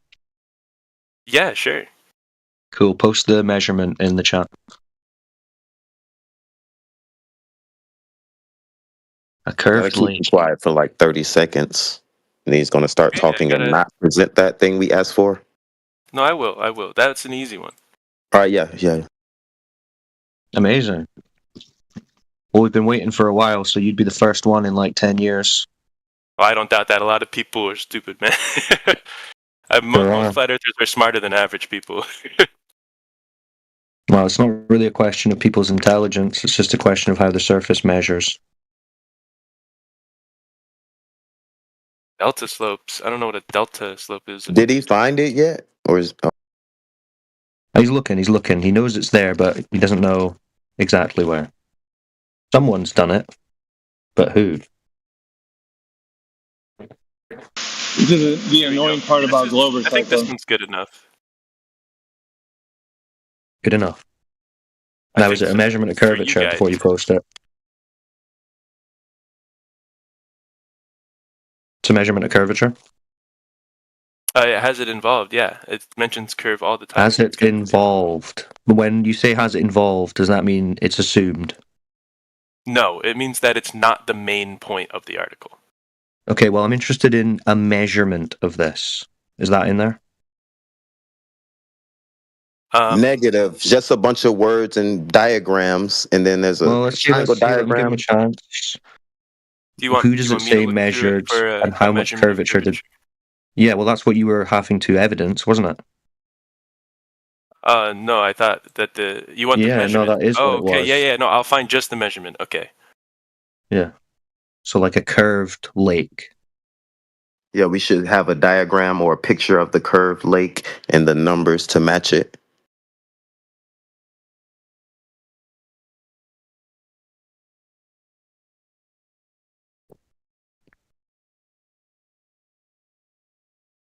I know it damn well better be longer than 32 miles, like Lake Okeechobee here in South Florida. I'm just saying. Well, what's interesting is a lot of the things that talk about curvatures, like. Did you find it yet, though? Got it? You don't care what I have to say unless it's that? No, No, that's dude, what we're come waiting on, for. come on. That's what we're waiting for. Well, you don't need to be impolite to the guy. You can have your statement if you're still looking.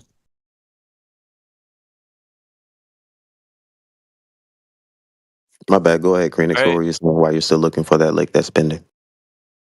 Well, what I want to say was what's interesting is a lot of the things that I'm like finding when I look stuff up is always like about a small body of water. It's like, can we get the curvature from like 2 feet of water? You know, those experiments. Oh, that's 2 crazy. feet of water. That's No. crazy. Yeah, well, they are assuming that you can do it in a large body of water already, so they're moving forward. Oh, so you can't find anyone who has done it yet? Or Well, I found full calculations, and when it is applied, it's just a measurement, right? You want an actual measurement of it. No, we want the actual proof of it, not an assumption in calculation. Which is a measurement in this case. No, measurement and an assumption in calculation are different.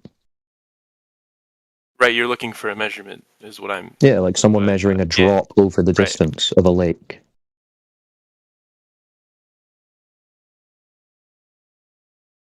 The curvature that's being assumed. We'd like to see that measured, proven. Otherwise, the whole globe story's out the window.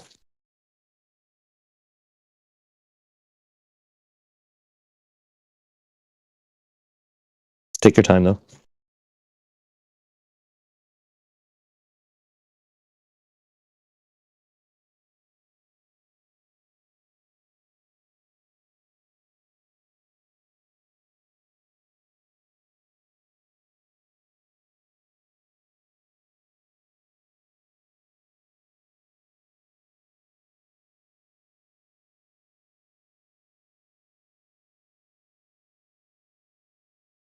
Okay, I think this is good enough right here. It's I don't know what the credibility type of the article is the thing. But I mean, it has the measurements, even though it's not a scholarly article. There you go.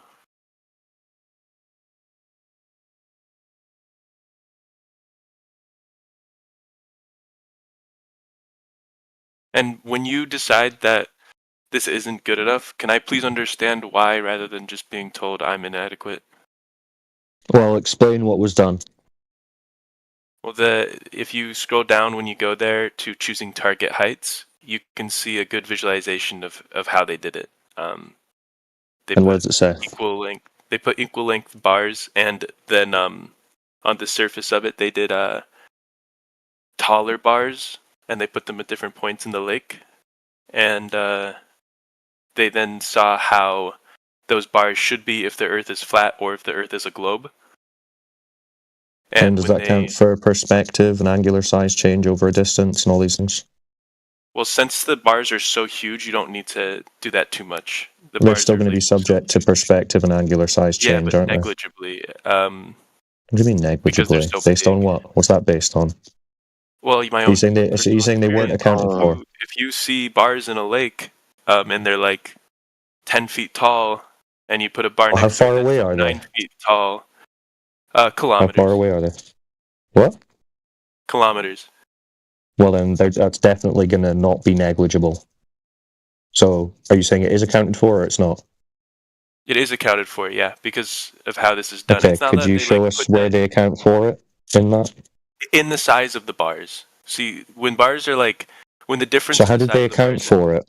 Is it in the math with or the what? size of the bars. So you see, when the size of the bar difference is about 3 kilometers, So you have a 9.5 kilometer bar and a 6.4 kilometer bar, and you set them up on points that are like 3 kilometers away, you're going to be able to see that one is taller than the other, no matter like unless you're like getting low on the ground. But I'm sure they wouldn't want to do that. The measurements were done, I assume, from the side.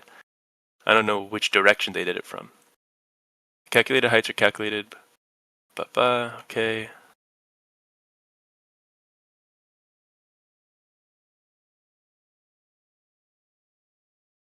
Just more calculation. Ooh, okay. If you scroll down on the article to size and placement of the targets, it'll show you a bunch of different Wow. things, the target has 2 He's got horizontal involved with Jesse, Soundly, and Walter Bislin. It's a who's who of anti-FE retards. Absolutely. Oh, it's this, the Rainy Lake one. That's funny. I'd just like to apologize to AV for calling him a name. That was kind of in the moment, and I didn't mean it. You're good, Matejas. He doesn't take it personally. You're good, Matejas. Just try to be more cordial in the future and try not to interrupt people. Not to be like me. Yeah, that's all. I'll chime in when. Oh, here we when the go. time It says targets the same size appear smaller with increasing distance. To counter this perspective effect, the targets were built in such a manner that their angular size as at the observer is about the same. This way they appear the same size no matter how far away from the observer they are. Target 7 is about 4 times larger than target 2. So they took perspective into account in their calculations. They're squashed. So that's not going to work. Have you got anything that's like a measurement with a laser or something? Something that makes a straight line reference? How could you do it with a laser?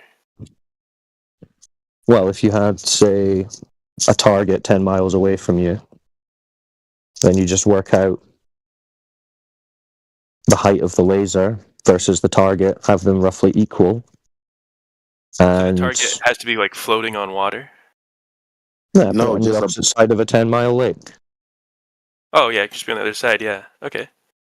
Yeah, and then if that's supposed to be behind the curve, then the laser wouldn't be able to hit the target. And you would see it going over you. Overhead. Right? Why can't we do that with the ocean? Well, do it over any body of water that you can get a decent distance with. Feel free. So has anyone done that? And measured a curve so that the surface is dropping away from the laser beam? You can't measure a curve by doing that. You can definitely like see if one exists or not. I'm sure that's what he asked for. So, well, how would they show that it exists or not? Well, like you said, if It'd be blocked or it would go sailing over your head. Target, that means there must be mass in the way, right? So people have done this and they can hit the target. So what does that mean? People have done it and they can't hit the target. Okay, who's done that? With a laser. With a laser. Yeah, so who's done it with a laser? Who's showing that laser sailing over their heads? Coming from the horizon. Sailing over their heads. Yeah, because they're supposed to be below the laser at the other side, due to the curve. Wait. So your experiment is to have 2 equal-sized targets on one side of a lake and the other, and you're supposed to shoot the laser over the curvature. Well, as parent. Well, no, the curvature would block it. You wouldn't be able to hit the target, would you? Right. So why is it sailing over their head? Well, because if they're on the other side of the curve, it would be going above you. To your perspective, you would just see the laser come to you it overhead. Wouldn't reach you because it's getting. Well, if you aim it slightly over, yeah, if you aim it just over the horizon, right? With that much distance, that's hard to do with a laser. Yeah, that's why no one can demonstrate there's any curvature with any kind of direct If the laser can't reach the target, right? Well, there could be a number of reasons why it doesn't, but it would have to be never reaching the target if it's due to curvature. But that's not the case. Yeah, people do it.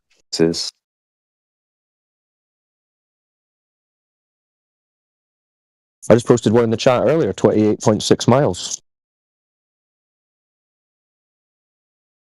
I'll post it again for you.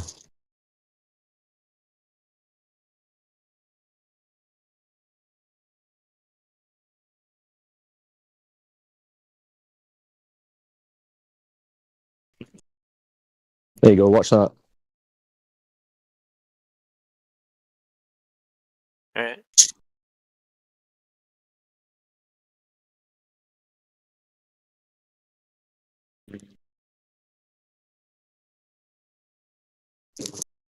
So measure a non-existent drop over distance versus non-existent measured lake drop over distance.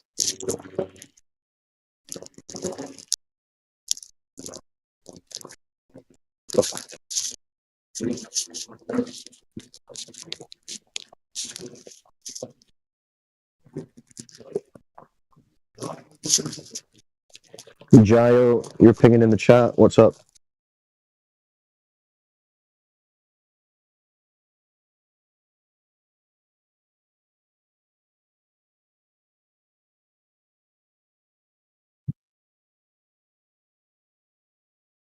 Yeah, I ain't reading all that, Jayo. Just unmute your mic and ask in the voice chat. Or someone else can answer it. Yeah, basically he's talking about the 24-hour sun in Antarctica, and things in the sky don't dictate the shape of the ground. If you're new to flat Earth, you should know that the surface is measured flat, traverse flat. They traveled across a flat plane to get to Antarctica.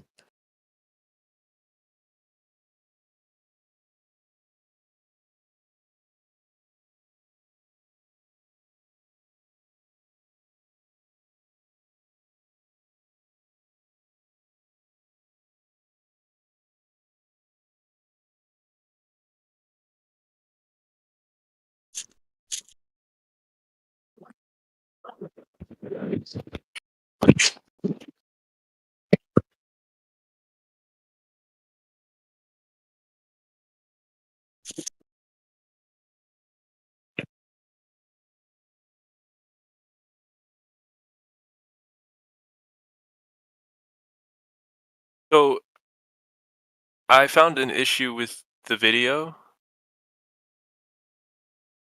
and that is that the lake isn't attached to an ocean. So the land lumpiness Doesn't will matter. change the curvature. Yeah. No, there's no curvature. No, because it's just the body of water. How much curvature does the globe model claim exists over 28.6 miles? Well, they don't claim anything exists over that length. They Oh, claim they have a really? model that helps them get a good idea. You sure about that? So what they're saying I'm is, so absolutely according to sure the that globe, no one has ever, according to Globe, no one's ever claimed that you actually get a certain value if you do that much. That's a lie. What? Why are you? Imagine saying that so confidently when you've clearly got no clue. That's amazing. Where did you get that Well, from? Who told you I do have this? a clue. Well, I get that from listening to scientists. When scientists and all these other people, The scientists people who are say in the this. field, This who is what do they're claiming. experiments, what This they is what the say is that scientists when are they actually claiming. get to the real life world, it's always going There's to no be curve. homogeneous and lumpy, right? That's why I No. could never agree with So do me a favor. statics Do me a being favor, flat. Krianic. Because if I Hold on, hold on. just get interrupted in this case? Hold on. Nah, this because we need to address this. So, Krianix, do me a favor. Go on Google and type in Earth curve calculator. You do that? Yeah, I've already done it. All right. So, how much curvature? So, why would you say that 28.6 has zero curvature when you know that's not the case? Well, it sometimes does. Sometimes it has a No. concave So, what does the curve calculator say? What does the curve calculator say over 28.6 miles? What's the drop in The feet? curve calculator. The curve Geometric. calculator says that's H1 hidden height 512, 513 if you round. Yeah. 513 what? That's what it says. Feet. 513 feet. Yeah, that's what it says. So not none. I didn't say that it would just be none. I'm saying You did. it can be. You said no one would claim it's any value. Yeah, no one would claim it's any value. That's absolutely true. That doesn't mean Yeah, they would it's claim the value 513 zero. That would feet. be That's the claiming value. a value. Yeah, no one claims that value. You just read it off. Yeah. This is a So you're saying that's wrong? Or is that wrong? No, I'm saying this is a function based on a model. Oh, but it's not true in reality. Yeah, no one's ever claimed that. If they did, they're horrible scientists. So that curvature doesn't exist in reality, that curve model's claiming. Those numbers won't be accurate to reality, and they can be way off from Listen to him reality. tap But dance they now. usually, Ah. this isn't kept. They usually are more accurate when you're doing like ocean You readings. don't hear that tap tap tap tap tap. Okay, well that's fine. Yeah, you don't. Okay, so those calculators are wrong, and they're based on a 39-59 mile radius ball. They're not wrong. And you're they saying just that's don't not. reflect Oh, reality they're not wrong. because reality's Oh. contexts are much more complex. So it's not. than It's a not. perfect It's not wrong, but it's not true in reality. correct. Because That it doesn't doesn't make any claim to be sense. true in reality, it can't be wrong. The Because it doesn't contradiction. claim to be true in reality. It's not a contradiction. So it's 'cause it not doesn't true claim in to be true. reality. It doesn't claim. Okay, it so doesn't it's claim just to a be so it's true. just a fantasy. Okay, so you agree it's a It's not fantasy. just a fantasy. It's based off of Well, it's reality. not true. But it's not. Well, no, you it's just said it's going not to reflect reality. reality. No, it's based off of it, like all science. Okay, what do you mean? What do you mean? Could I get my full time to explain what I mean? Because it is very coherent. It's very incoherent, but please explain it anyway. Stop the cap. So when we make a model of something, it's going to not always reflect reality fully. In fact, none of our models can. Most of the models we use for calculating like Earth curvature with large distances, they actually need an oblique spheroid mathematical help because the model we use isn't perfect. And even then, that doesn't mean they're going to get the right measurements. So how much? So when the model says 513 feet, what are you saying? Are you saying that's like off by a few feet, or it doesn't exist, or what? I would say that how off it is depends on the actual context of the experiment. For this case, it would be Well, the over lake a body of water. would be Yeah. the thing that disagrees. The lake itself. So the body of water. That's not got topography to worry about. It's just a body of water. So what's that going to be? So it actually does change based off topography, right? That's how lakes work. Their borders not only change, but how What do you convex mean? and concave they are also changes based off of the water, where it is. What do you mean based off the water? What are you talking about? What do you mean? So you think the surface of the water is going to change based on the land under it? Like if there's a hill underneath the water, the surface of the water is going to have that hill? No, I'm saying that if two ends of a body of water, like let's assume that the Earth is curved, we should see curvature, unless one of those sides of the body of water is elevated about 500 feet, right? That doesn't mean both. That doesn't mean one is elevated 500 feet. It could be that both are elevated. So your level of the lake would be diagonal. Diagonal doesn't come into play with these calculations.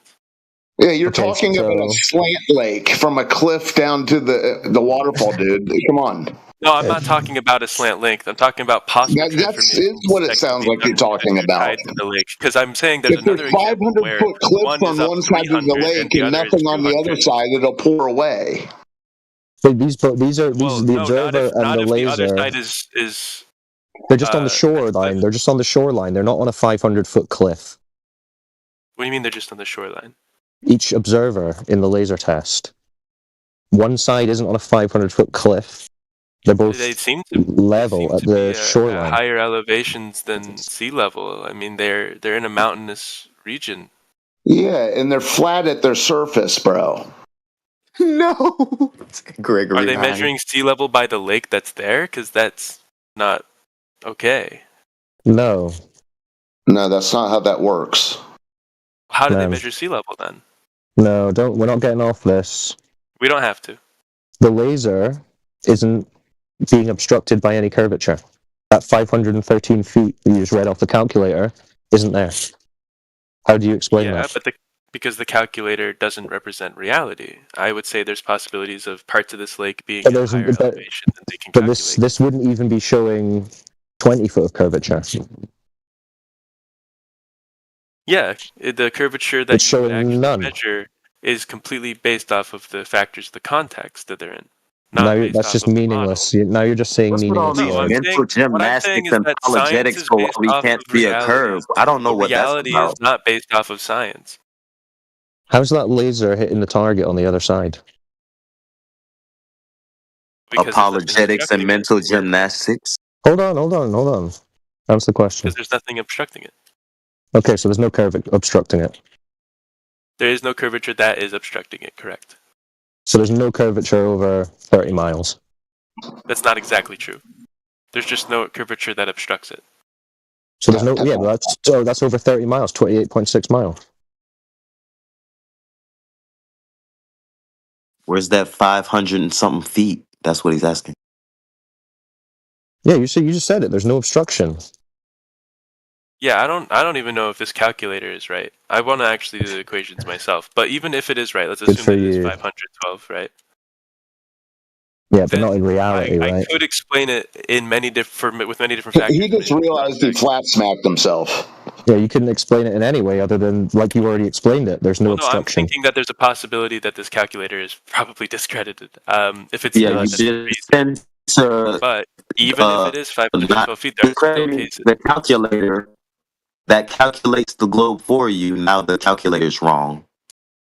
We don't know that. Well, that's fine. That's fine. I can don't go know if with the the calculator is wrong. The calculator doesn't reflect reality. Exactly. That's exactly what we're showing you. So that's fine. Right. There's no obstruction, like you said. Yeah, there's no obstruction, like you said. So yeah, so there's no curve over that 28.6 miles. So there you go. Minus the politics and such, yeah. So the water's flat. That water isn't exactly flat. No water is exactly flat. Well, it's not curving around a ball, like you just said.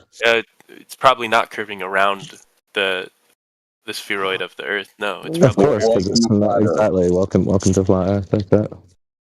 It doesn't mean on flat Earth. That means in this one context, it does. You cannot see. Yeah, you're just acknowledging the reality of you're acknowledging the reality of Earth. I know you're going into overdrive of conclusions, man. Maybe you're going for the. Yeah, there isn't a 500 or so feet obstruction in the water. You can see clear across the lake. So yeah, there's no obstruction. How the many? water's flat. How many 30-mile flat spots make up a globe? So this is maybe what you're defaulting to. Maybe you're thinking this is just. Maybe you're thinking this is just a flat lake. This is the only flat lake. Yeah, they probably have like tons, knowing the geography. Maybe, possibly, probably. Maybe they've only got I mean, flat I haven't lakes. gone to any of them. Maybe we've only got they flat don't lakes, only have and that flat would lakes. be. I mean, I sent you a Okay. So could you show us one like this with a laser that demonstrates the curvature then? Why must it? I mean, okay, if it must be with a laser. Yeah. Something with a good, reliable, straight reference.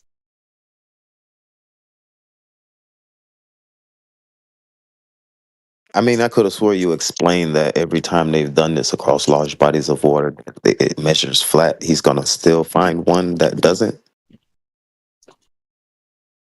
I don't think I would assume that every single lake is flat. I mean, I know based off of physics that that's not true.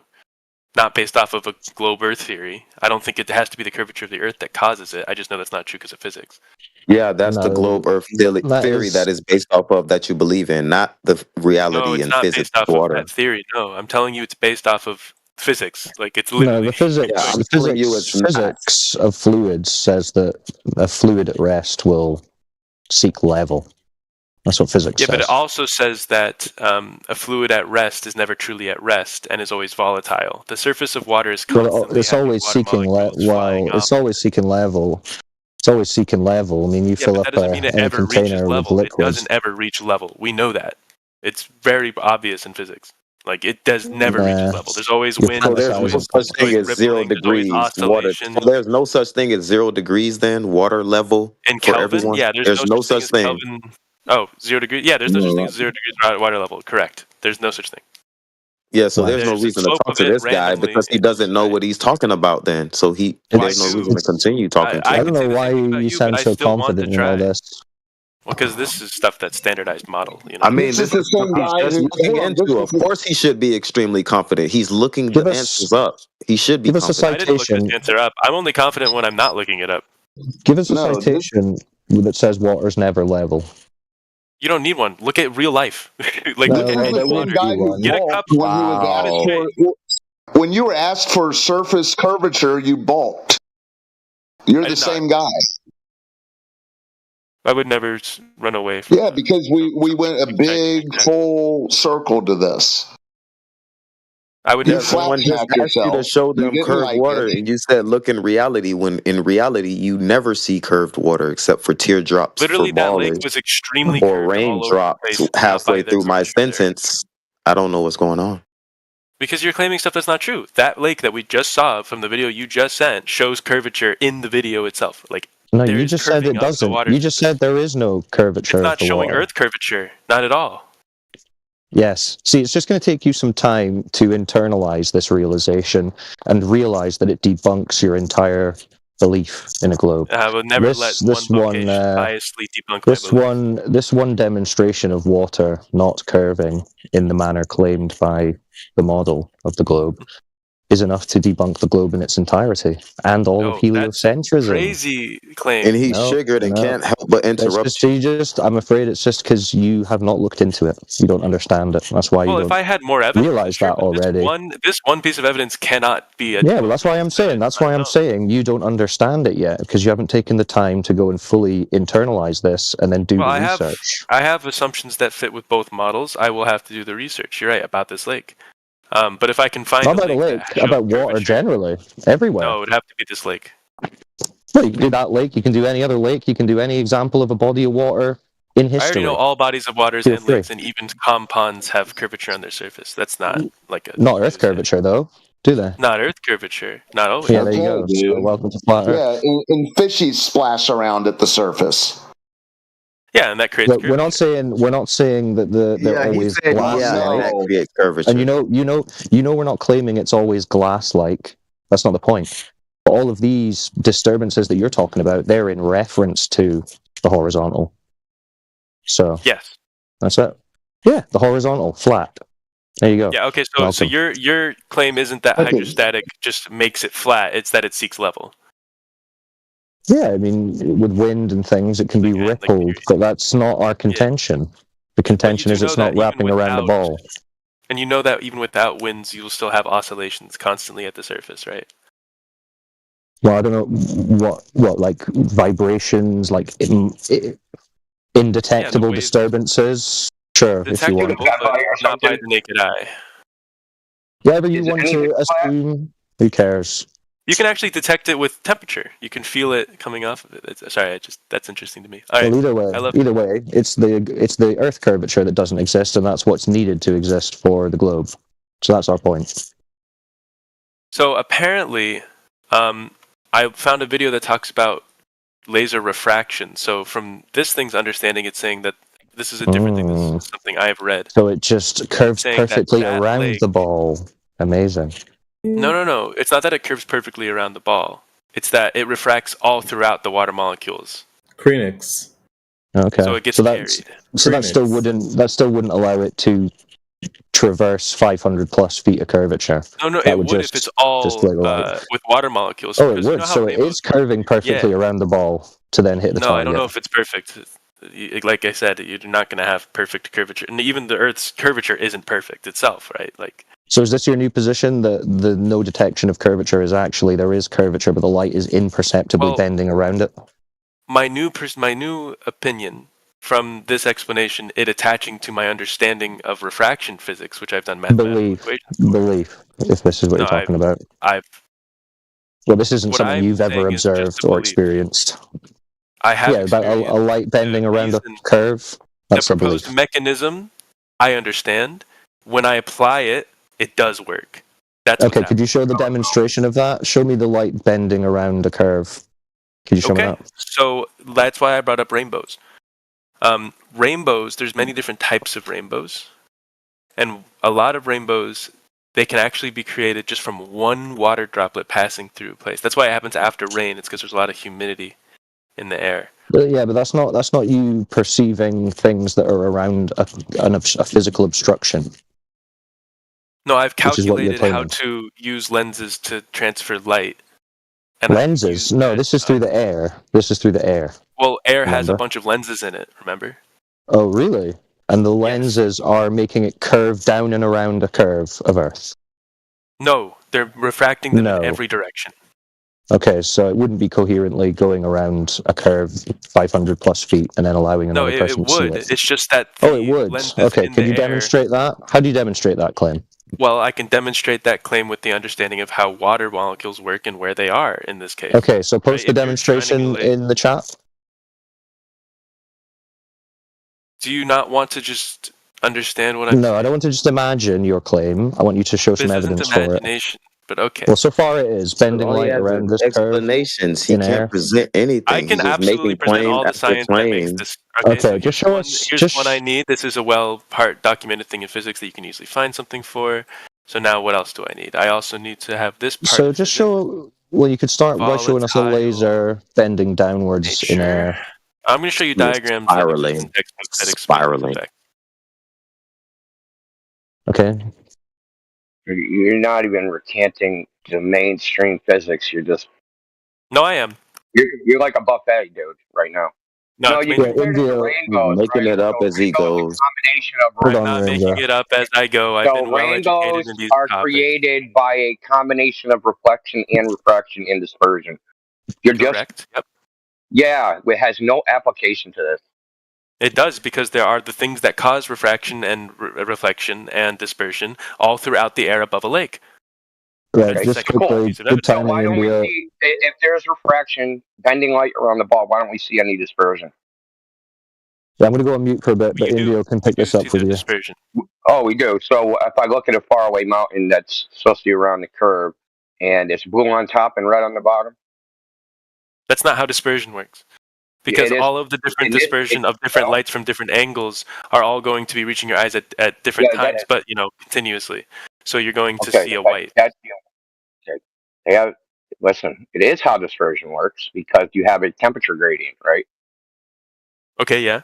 From what Okay. though? Temperature gradient from the top of the mountain. So to the the bottom? refractive index toward the ground is less than the refractive index higher up. So that means the optical path of things higher than things lower will be different, right?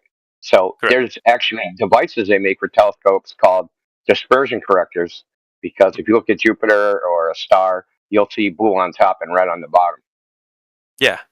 But you They have don't a see that with corrector for that. mountains. And the reason we don't see that with mountains is because of all the different angles we are receiving diffused light. What are you talking about? What angles? Well, there are different water molecules at the top and the bottom, which all have different fractions of index. So they're all going to have slightly different wavelengths. So it would create a rainbow. However, it's such a minuscule one pinhole effect that any water molecule next to it, its light that comes towards you as well, is going to resonate with the light that's hitting your eye. That is word salad gibberish, bro. What is it? How is that? That is word salad gibberish. This comes from my understanding of how rainbows work. You don't understand. It has nothing to do with rainbows. With a rainbow, the light goes into the water droplet, reflects off the inside, and because the angle of incidence equals the angle of reflection, and then you have dispersion within the water droplet itself, when it exits, depending on the angle you are to the raindrop, you'll see a particular color. Yes. Yeah, which has nothing to do with this. The dispersion is what causes the rainbow, yeah? Well, the dispersion in your angle to that particular water droplet. Right. So in this case, if you see green, that means you're looking at that freaking particular water droplet at an angle, which would correspond to an angle internally inside the water droplet. I think it's 42 degrees or something off the top of my head. Yeah. So with Yeah, this, but that has nothing to do with this. But with that one water droplet, there's also many water droplets around it, and them at different angles is what's causing the red, green, blue, purple, and all that. However, that's awesome, but it has nothing to do with this. Are you contending air is a water droplet? contending that the air above a lake is filled with water droplets as if it was just rained, which is true because of the volatile nature of water. Okay. That's fantastic. But how come you can see the farthest when it's the least humidity? When it is what? Sorry? The least humidity. Well, I don't think this would work as well in least humidity because there wouldn't be enough resonance for you to actually perceive the difference in color. Dude, resonance has no application to this nonsense, dude. This is the word salad, dude. Nothing is in resonance here. Okay? Water droplets create interference patterns. They interfere So with each other. I'll give you two examples. There's long distance photographs taken across from the top of a mountain, from the French Pyrenees to the French Alps. The distance is 275 miles. Also, 250 miles has been done for like almost 100 years, these photographs. Now, the time when you can see the furthest, when you can actually see, because you can't see it all the time. You can only see it in particular weather conditions.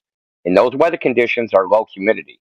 And on top of that, right, secondarily, there's the Southern Ocean Sailing Guide. Now, what's unique about the Southern Ocean is that it says in that sailing guide, which is given out by the U.S. Geospatial Agency, is that it says it is not uncommon to see mountains 300 miles away. Okay. Now, to see a mountain 300 miles away from a ship, it would have to be 9 miles, 9.75 miles high. Okay. So there's no mountains on Earth that are that tall. So we have a problem. But the reason they say is because the air is remarkably clear and have no particles and has low humidity. Now, the Southern Ocean and quote unquote Antarctica is well known for having low humidity. The average relative humidity is something like 25%. Okay, so you've given the best arguments so far. You don't have to do this, but could you give me the article where they give that explanation so that I can see where they're referencing and look into it myself? You don't have to. Do you want a link to the sailing guide? Sure. Yes, please. That is very interesting. I want to see. Yeah, This it's is the like the least amount of source of humidity. my new opinion, so I absolutely want to check its validity. Well, what limits our vision is the number of is what's called optical extinction. So it's a Version from water molecules, to, right? yeah. Well, it's not just that; it's dust particles, right? It's particulates Right. in the air. It's depending on where you are. So it's possible that particular water is better than dust at keeping the light going. You know what I mean? No, it's absorption, right? So the light comes to you, right? So when you see an object in the distance, the light is coming to your eye, your camera, or your telescope. And that air and anything in it absorbs the light before it gets Yeah, to you. agreed. Or And how much it diffuses absorbs away. depends on how much absorbs determines how far you can see. That makes sense. What I'm saying on top of this is that water molecules, Well, which the are globe kind of claims it's clear. Earth curve. That is the reason. I didn't. What? Sorry, what? The globe contention is that the limitation of our vision is the Earth curving. That is one of the limitations. Yeah. Well, it seems to be the only limitation because we have observations, like I mentioned, 275 miles. But that's not That's like you can see. That's miles of Earth curve, dude. That's miles of drop, bro. Not feet, miles. Yeah, but I mean that just sounds right. Like if the Earth is curved 300 miles, should usually make it difficult to see things. But when things are really tall on one side, if you're tall on another side, you could, right? Yeah, we understand that, but you can do the calculation to figure out how much the drop should be, right? How much I would something hope should so. drop down based upon any distance. But you Okay? have to take into account the oblique spheroid. Like if this is at Yeah, the that's the difference. That's a non-argument, right? Because I'll tell you why. it's not an argument. The difference in the difference in the polar radius and the equatorial radius is 11 miles. Really? Yes, it's 11 miles. So if you did what's the difference in drop? It's something like in the 1,000th millimeter.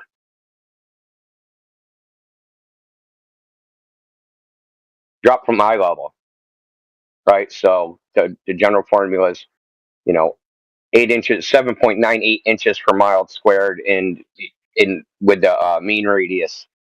But if you take the polar and equatorial radius, the difference between those, the drop would be something like 7.97 inches per mile squared. Yeah, this is making sense with what I know about tides, but it's not. I really gotta see that article. Yeah. What do you know about tides? I know about the spinning of Earth and the oblique spheroid connection to it. Okay. This small number does reflect that, which means me thinking that it would be bigger must have just been hocus from my mind. No, According to the globe, there's a polar and equatorial radius, and the difference is 11 miles. Yeah.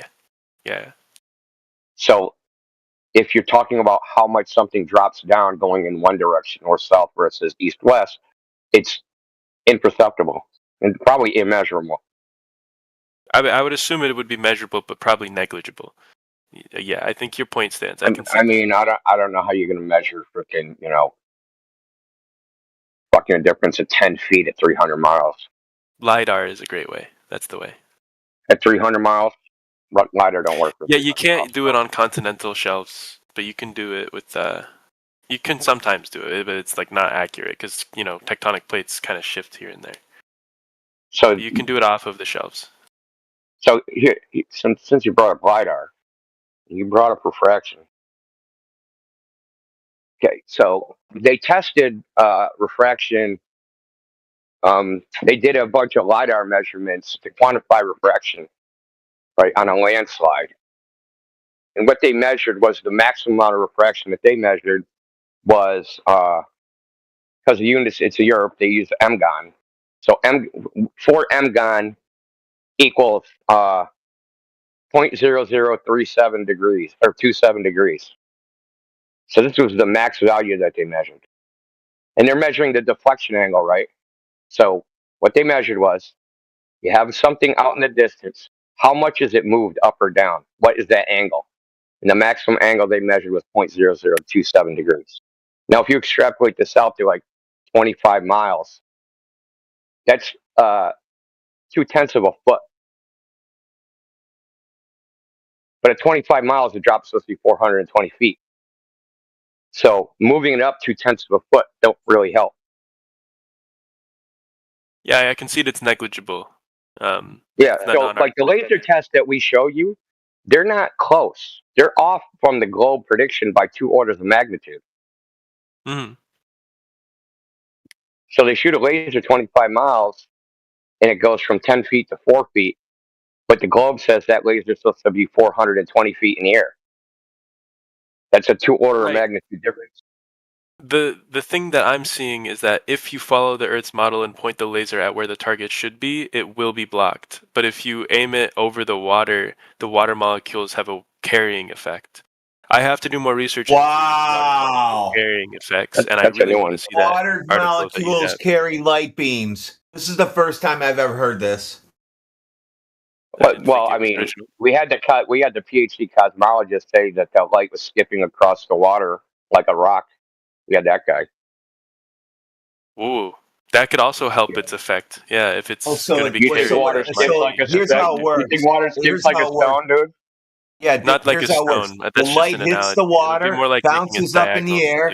Dude, let me tell you how this works. Light hits the water, bounces up in the air. Gravity pulls it back down to the water. Okay, that's how he thought. Right? Is that how it works? No,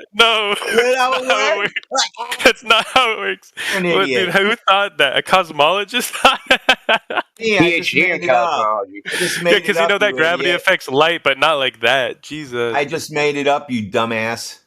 Oh, I thought that was a person's belief that we were talking about. He didn't say gravity pulled it back down, but he said that their light was skipping like a stone across the water. Oh, you can actually listen to him. Crazy. If you go on my YouTube channel, I have an excerpt of that section of our discussion. What, like you recorded the discussion? Yeah, just like we're recording this one. Ooh, okay, hold on. Let me get on YouTube here.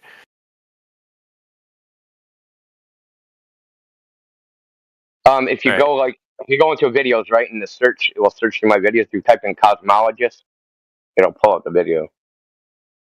Oh, there's like a link to your channel? Probably in my profile. But we stream to 24/7 Flat Earth Discord. That's where we stream to. That's where this is going.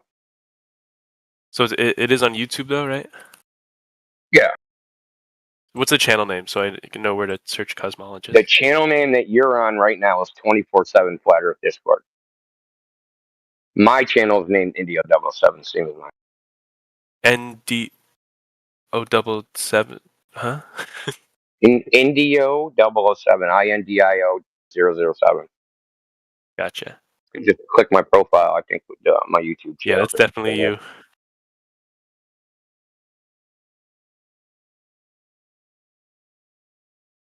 Cosmologist. That's an excerpt. I'm sure the whole video, the whole audio. This happened. This discussion was, I don't know, like 4 years ago now, 5 years ago now, quite a while ago. He's a cosmologist at the University of Brighton.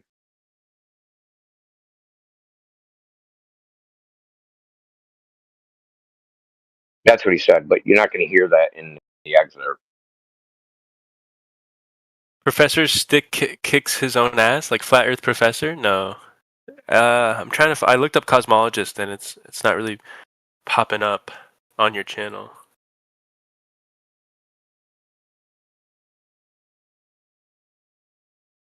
NASA can't get their story. Hold on, I'll find the link, bro. I'll find it. Thank you. Yeah, maybe. I mean, he'll do two possible things. He'll shed light on a lie by showing how stupid he is, or he'll shine light on how light can be carried. So either one of those would be good for me. Not that he's lying. It's that people, they're so sure it's a globe, they have to cope in some way with the measurements, right? So, like I told you, it's off by 2 more orders of magnitude. It's way outside of like imprecision or uncertainty, right? The only way you should see the laser is if you're on top of a 42-story building. Well, it depends on how the physics are going to work with volatile water. I mean, the fact that it was done in nighttime, like with low heat, also kind of points towards your point, because there would be less volatility of the water. But it still depends on how volatile it needs to be, you know. Well, according to so people, terrestrial refraction is not an unknown thing. It exists to some degree, but there's no model that makes predictions which are accurate. And they have tested it, and the only thing. Ooh. Oh yeah. Oh, I mean, I guess weather is hard like that, man. Like if they could figure that out, weather would be much more accurate. Well, yeah. If you think about it for a second, right? How would you be able to quantify how much refraction there is? You would need to know the humidity, the temperature, along the line of sight, the gradient, the amount of. You use a lot of like big number measurements that use. Right. Well, yeah, you would need to know all the meteorological conditions to make a prediction. But if you could actually make that prediction, right, and say, hey, here's all the meteorological factors.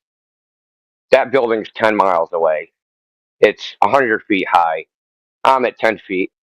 The globe says it should appear here in the image, or I should see this much if there's this much refraction, right? You'd be able to make that prediction. But you would also be able to reverse it.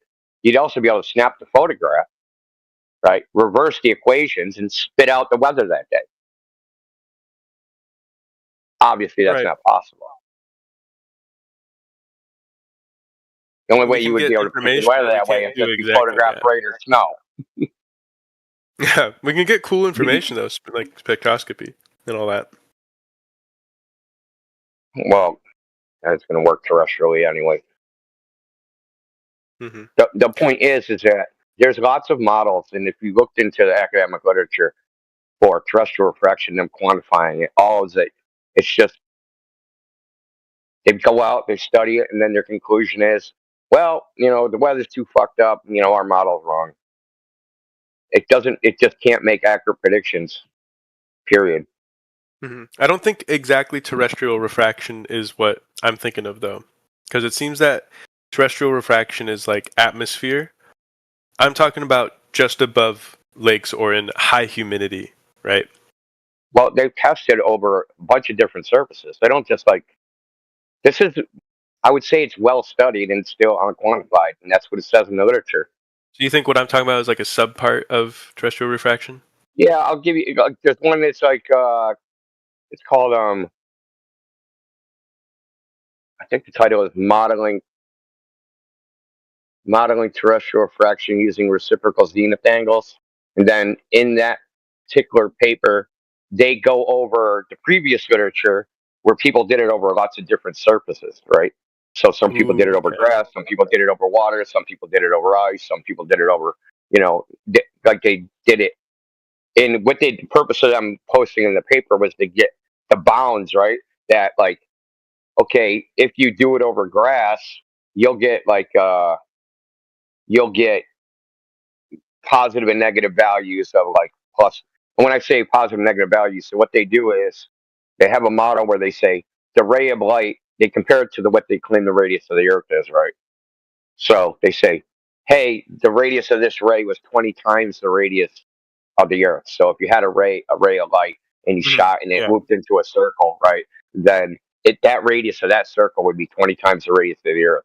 So over grass or something like that, over grass, I'll just give you an example. Over grass, because grass has decomposing matter, right, it gives off a lot of CO2.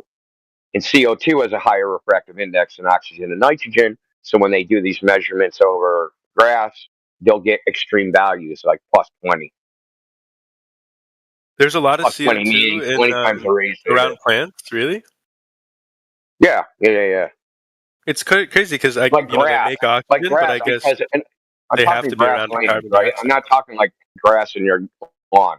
I'm talking like grassland, right? So in between the grass stalks, there's decaying matter, right? There's decaying, right?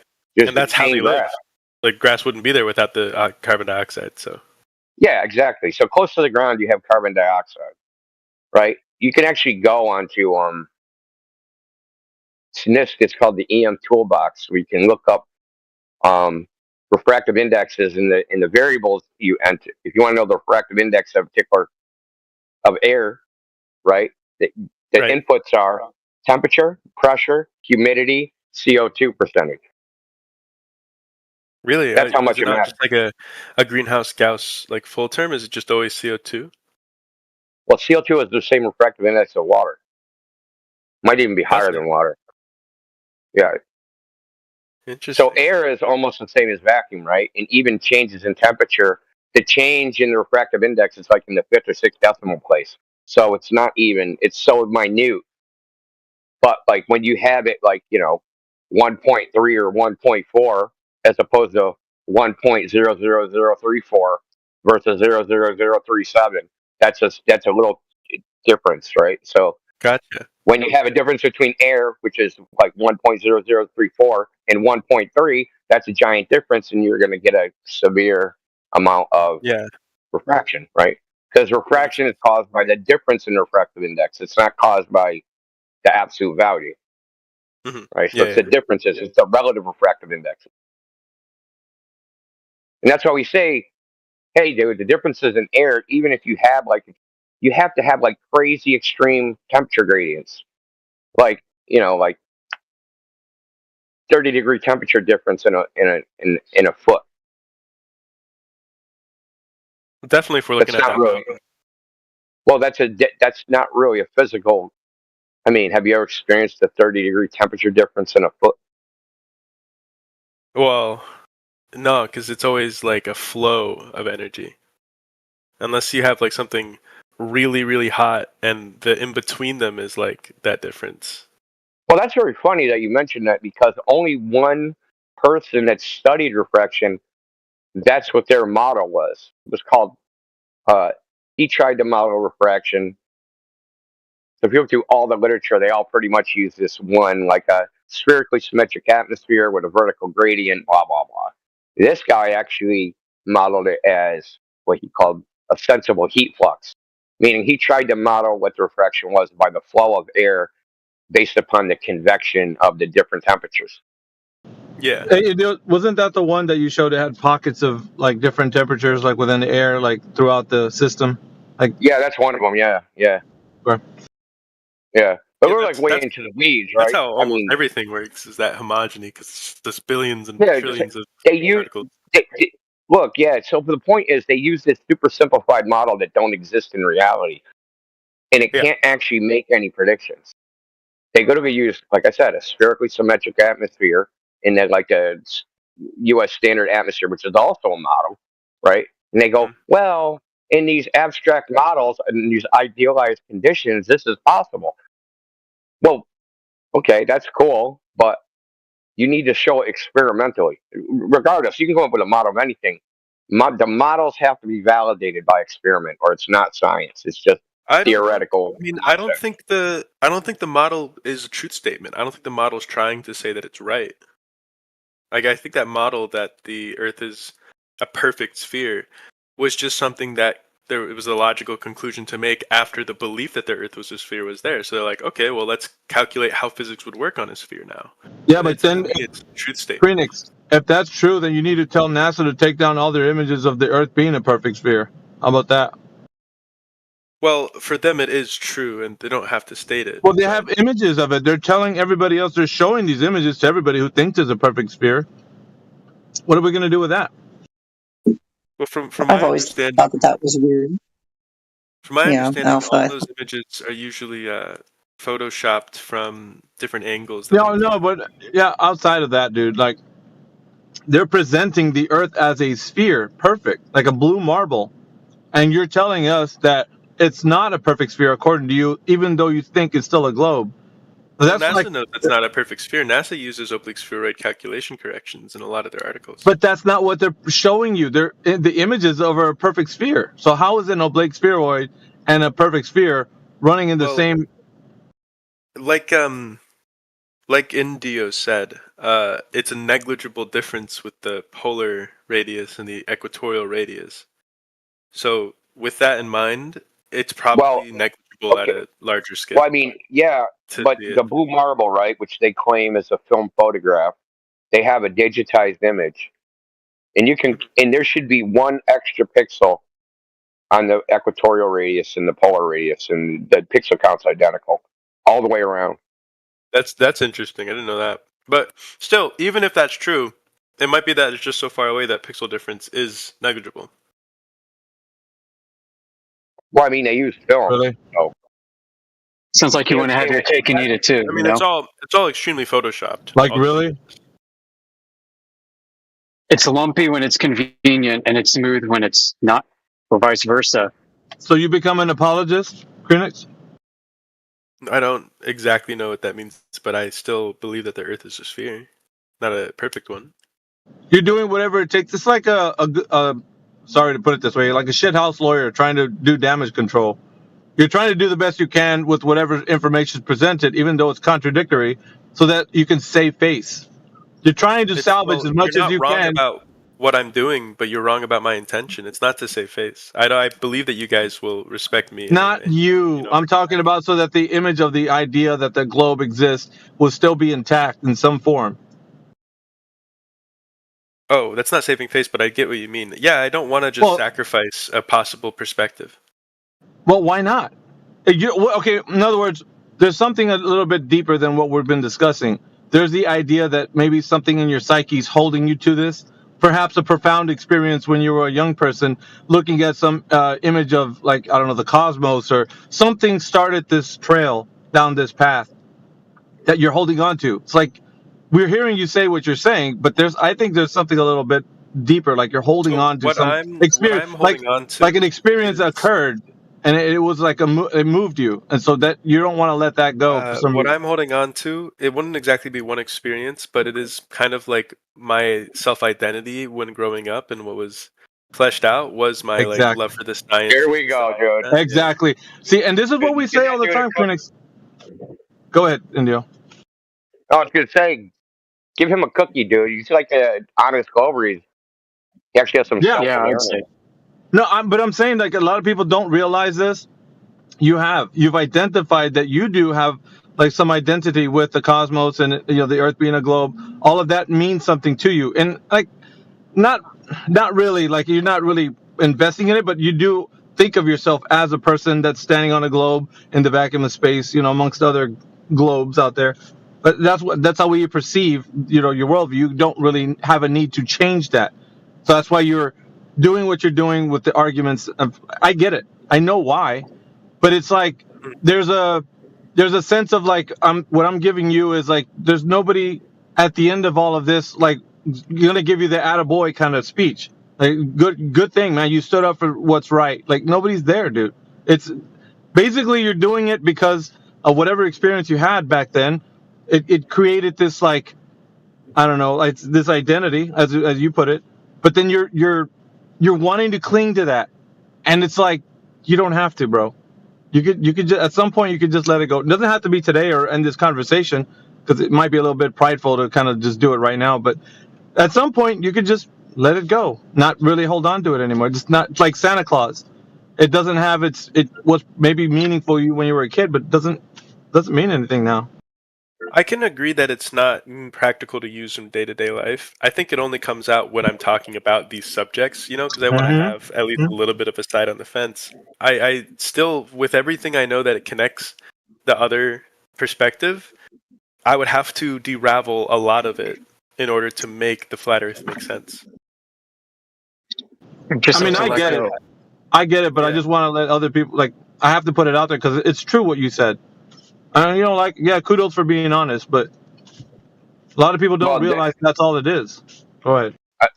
What would you need to unravel? Like things like, how do they predict eclipses? How do they predict when the sun rises? No, sunset. I've done experiments in a class at college where we looked at like blinking of stars, to see like a planet go by because it was supposed to, because our teacher was really into that stuff.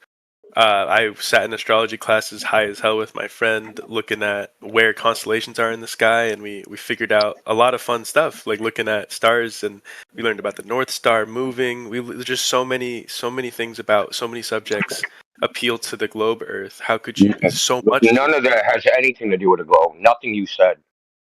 Exactly. The constellations themselves. Astronomer, just fine, dude. The constellations themselves being the same shape as they always have been debunks your globe. They're not. Them being in the same place in the sky over geographic positions debunks your globe. But what about the spectroscopy we use to figure out like how far away something is using Einstein's equation? You think it's that simple? Do you really think it's that simple? Someone standing on the shoulders of many giants. What is spectroscopy? What is? No, the actual technique is what I'm talking about. The technique. Yeah, what is it? Well, you need a very powerful machine. Is mostly the technique. Okay. Yeah, but you make a measurement. They launch light. You want me to explain spectroscopy, right? I don't need you to explain it. I know a lot about it. I don't think you know a lot about it. I thought that's what I was. Yeah, I thought it was a test question. Do you know what Doppler line broadening is? The Doppler effect I know of. Doppler line broadening and how it applies to spectroscopy. No.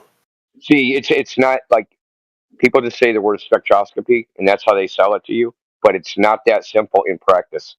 It's way more complicated than they make it out to be. Way more. They launch at large distances, I'm sure. Yeah. Well, even to the sun. That's a large distance to me. Well, Anything I mean, outside atmosphere is pretty large. It isn't going to get any better than that, right? Well, it isn't going to get any easier to the sun in the model, right? Like that's like the easiest one. There's still ways around it though, because you can have like multiple sensors. You can also cross-reference different data. The thing is, not with spectroscopy. So they're taking a spectrograph and they're drawing conclusions about the spectra. Not with one machine. If you have multiple machines doing different types of spectroscopy, and you also have them triangulated around the globe, then you can get a lot more accurate distances. More accurate how? Well, just like you triangulate anything. If you have one depth of perception, they're reading it. You know what spectroscopy is? They're reading absorption lines. Yeah. Yeah. So that has nothing to do with any type of triangulation, dude. It doesn't tell you any distance. It tells you the composition. Yeah, but like I said, if you apply the Einstein's equations to it, you can get distance, and using 3, then it does improve. It's not that simple, bro. What I'm trying to tell you is it's not that simple. They make some assumptions about the internal process of a star, because a lot of these spectral lines are shifted, or they're too wide, or they're fuzzy, or there's other problems, and they have to have a theory to basically take a spectrograph and say, okay, these are basically like filters. Okay, think of it as a filter. Oh, there's Doppler line broadening. Well, how do we get rid of it out of the spectrograph? We'll apply this filter to it. Okay, there's this. How do we apply? But these aren't actual physical filters. These are like Yeah, they're just equations. Yeah. I mean, Yeah. I will say I'm taking But organic it's assuming chemistry a lot of shit. and learning about magnetic spectroscopy. And it's the same. It's like if you just did it plain raw data, you get just a bunch of lines. It's much less intuitive for us to even understand what's going on. So they will broaden lines and create equations that let them only see parts of the possible resonances and not others. And then they'll make them broadened lines. So you can get like graphs that just have like a line there, line there, line there, even though it was a bunch of frequency before. Well, I think it's normal that we yeah, do that great, but the point is that it's all theory laden. It's not just a straightforward measurement that they're doing. It's theory laden. Yeah, no, with a I think bunch of assumptions about how it all works out there, a place they've never been. Agreed. I don't think it's just theory. I don't think it's just that. I think there's like some generational improvements, with collective consciousness and all that. Or it's like, you said building on the shoulders of giants, right? Yeah. Yeah. You can build on the shoulders of giants and continue their mistakes forever and ever.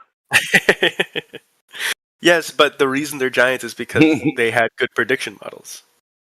Maybe not for that field, but I don't think that's a standard. Is it not? I think validity is predictability and what's the other word? The word to repeat. No, because whenever their predictions go wrong, they say they discovered something and give themselves Nobel Prizes. Well, they take it away too. They take some of them away when they find out better things. It's a momentum. I don't know if they're stripped of a Nobel Prize, what they should have been. Not a Nobel Prize. Like this guy found Uranus through math, right? Or sorry, Neptune. That's a fucking myth, dude. Even so, he got a Nobel Prize for that. And then he found another object, and then he found Pluto. And he was saying, yeah, this is a planet. I'm discovering planets. But then they had to take away that like status from him, and they actually discredited him after in his career for just kind of going on a power hungry kind of I just need to discover everything and call it a planet thing. Well, that's another thing that's more complicated. So using math to discover Uranus had to contradict other math that they were using for all the other planets. Something called the Titus-Bode law, which gives you the distance of all the planets where all the planets should be. Each, like, if it's here, they follow like a relationship. So Uranus and Neptune don't fit within this law, but this law was derived from Newton, right? Yeah, but that's actually how he found their math. He realized that the law was wrong because Uranus was moving a little bit off of it every once in a while. Yeah, but the law shouldn't have been wrong. That's the problem. Saying they used math, like they had to discard. They had to discard other math. Yeah, always. Yeah, because math is incomplete and not fully correct. I mean, one water droplet plus one water droplet equals one water droplet, right? Like this is a funny thing about math is that like nobody ever thinks about all the math that was discarded as wrong. They only think about the math that's right, and that's what I'm trying to bring out, right? So. But they do think about the math that's discarded as wrong if it's a building block. That's what I said. They never admit they're wrong, and when they discovered that they're wrong, they say they discovered something, and they give themselves Nobel Prizes. Like that's exactly what you just does happen. But I'm talking about like in the mechanisms of math, you'll see like, oh, how do we solve a polynomial, right? And then they'll find new equations. Say I have a mathematical theory, and it kind of turns out something in it doesn't match prediction. And then I go, look, I discovered an anomaly. Give me a Nobel Prize instead of just saying my model was wrong. Well, you don't get a Nobel Prize until like usually something actually doesn't prove but verifies it. How about dark matter? Let's use that as an example. Why does dark matter? Dark matter is a funny, weird one. Why does it exist as a concept? Why does it exist as a concept? Yeah. Why did they need it? It exists because there was a 4 magnitude difference in not magnitude but multiplied difference in gravity that we should have, or 4 to 6, I think. There's so much more gravity was required for the elliptical galaxies to have the movement they did and not unravel onto themselves. So instead of saying we don't see any matter, and this model must be wrong and doesn't actually work, Why didn't they just do that? Why did Because they it works say on different we scales. discovered dark matter? It's like Newton physics works on like scales on Earth usually. It doesn't actually work in large scales, and that's why it's technically wrong. The equations we have now are also technically wrong. They don't conclude everything. That's why we build them. That's how I see it. That you're very like you should be in PR for the scientific community, dude. Instead of just saying the model. No, but seriously, like if you got hired for a job and they said, "Hey, we want this," and then you were like, there was something wrong with it, they wouldn't be like, "Oh man, you made a discovery." No, I would. They'd be If like, there's something "You wrong fucked with up." it, I have to have funding in order for me to go towards it on my own or with a team. And the company can sometimes fund that stuff if it's practical for them. You know, it's all about like You know what clickbait nowadays. Well, you know what an ad hoc hypothesis is? No, what's that? So, ad hoc hypothesis is something that's added to a theory or a hypothesis to prevent it from being falsified. Ooh, that's always bad in the scientific community. They probably use Okay, it though. and that's what dark matter is. And I'm gonna segue back to the topic. That's what refraction is. It is an ad hoc Wait, dark hypothesis. matter is falsifiable though. How is it falsifiable? Because dark matter is an assumption that matter exists in the places we don't see it.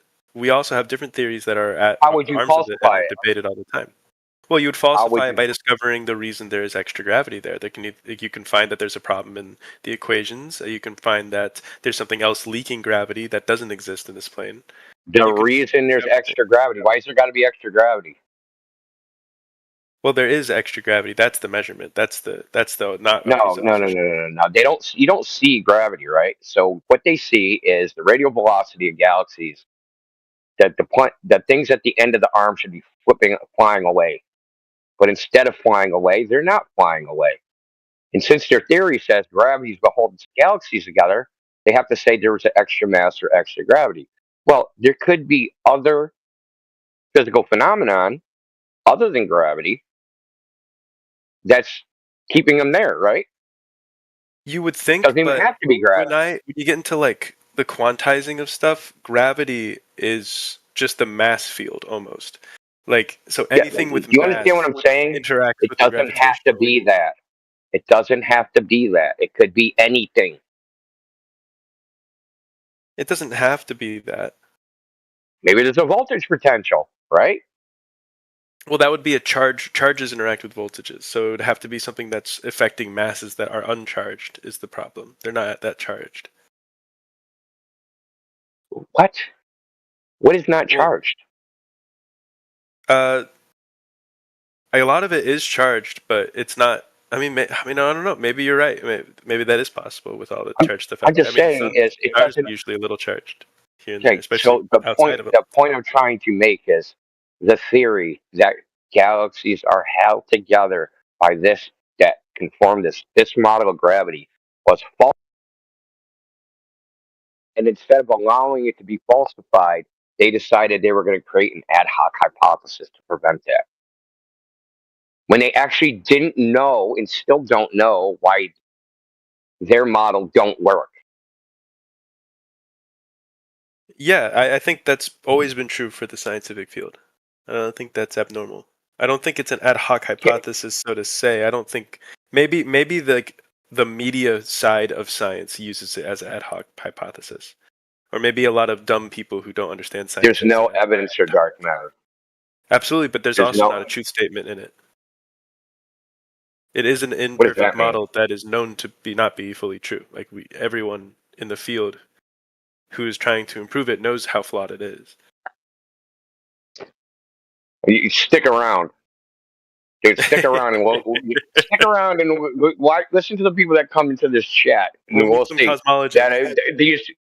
Well, just anybody that comes in here, some science nerd, some sophomore and fucking taking physics courses, they'll swear up and down this shit's true.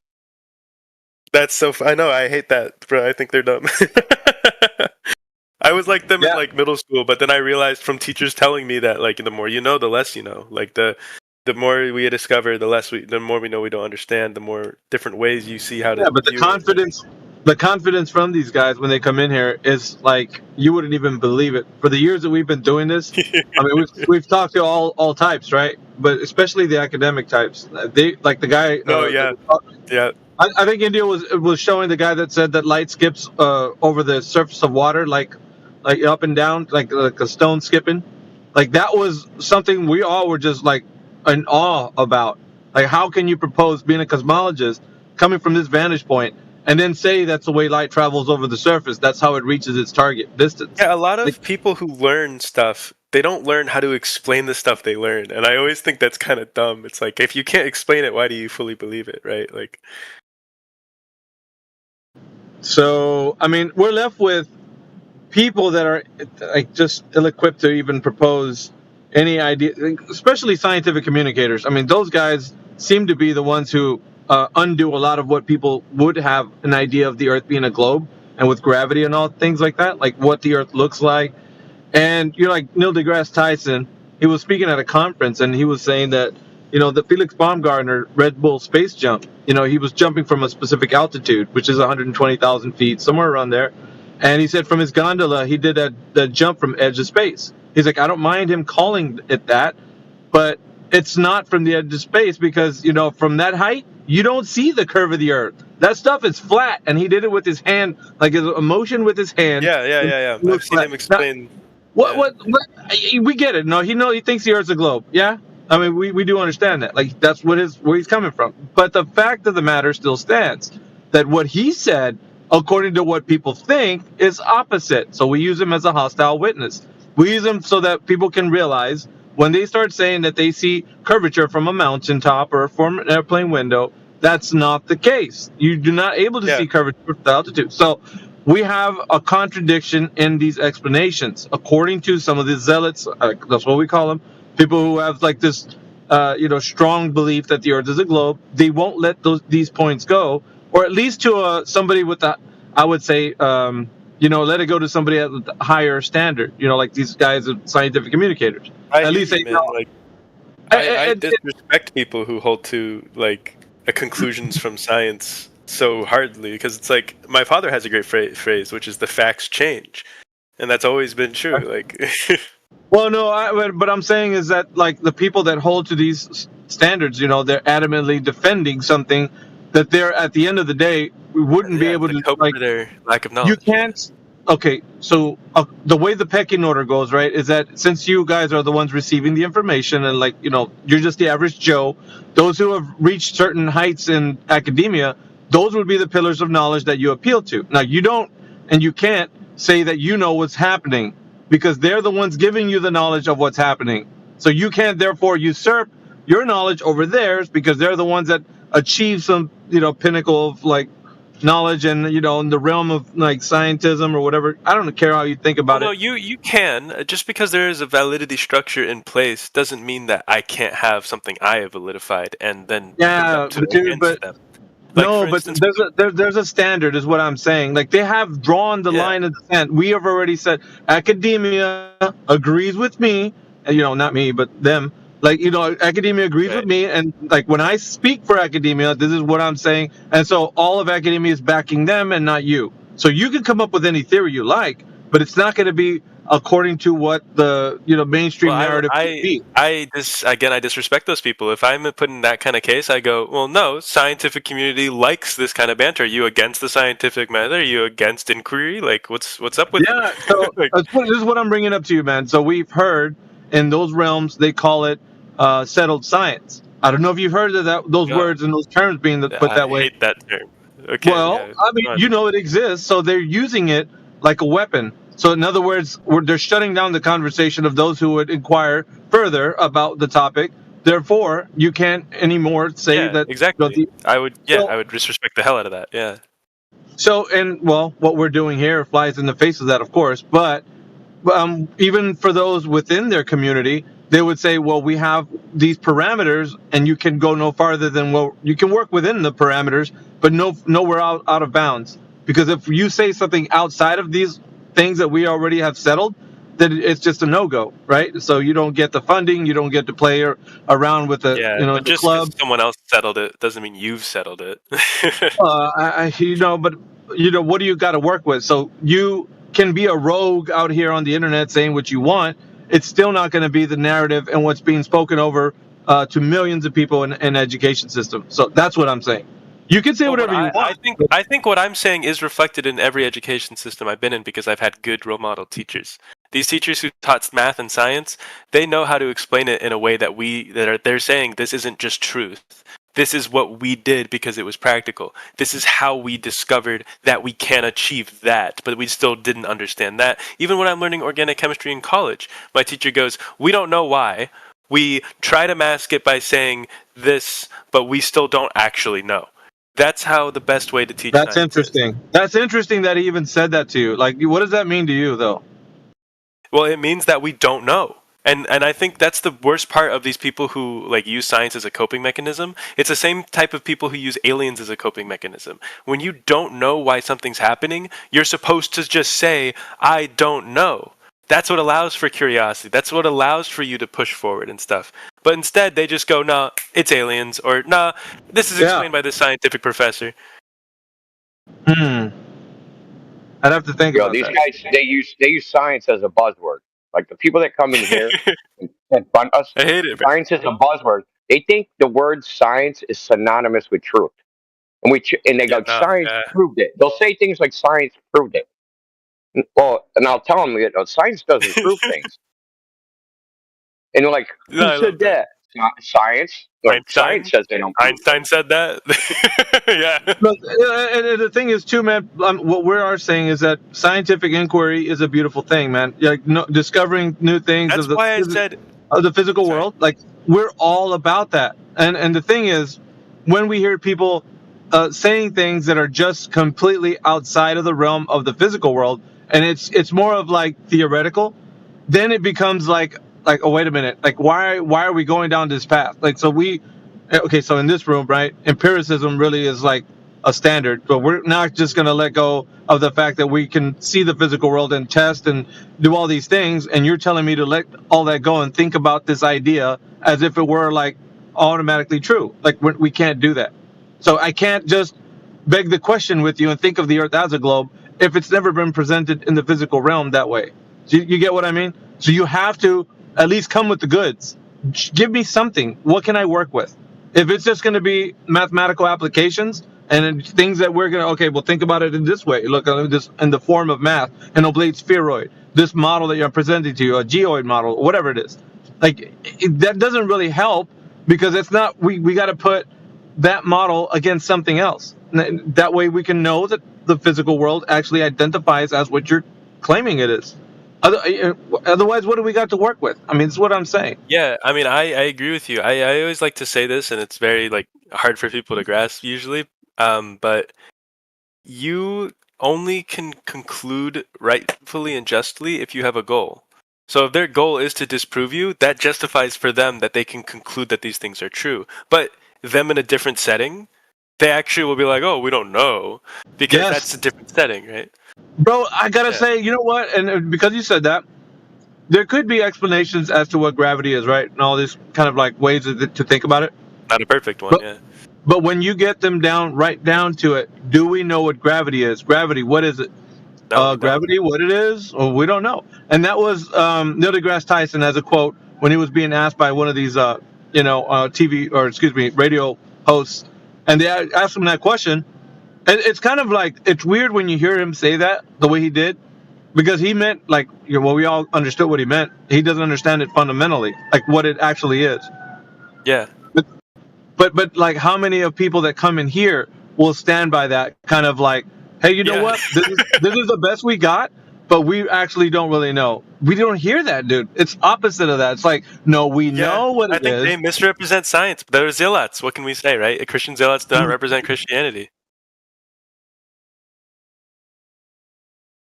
I hate that, bro. That's why I said most people in the Flat Earth chat are usually smarter than the average person, because you guys actually are empiricists. I do know this.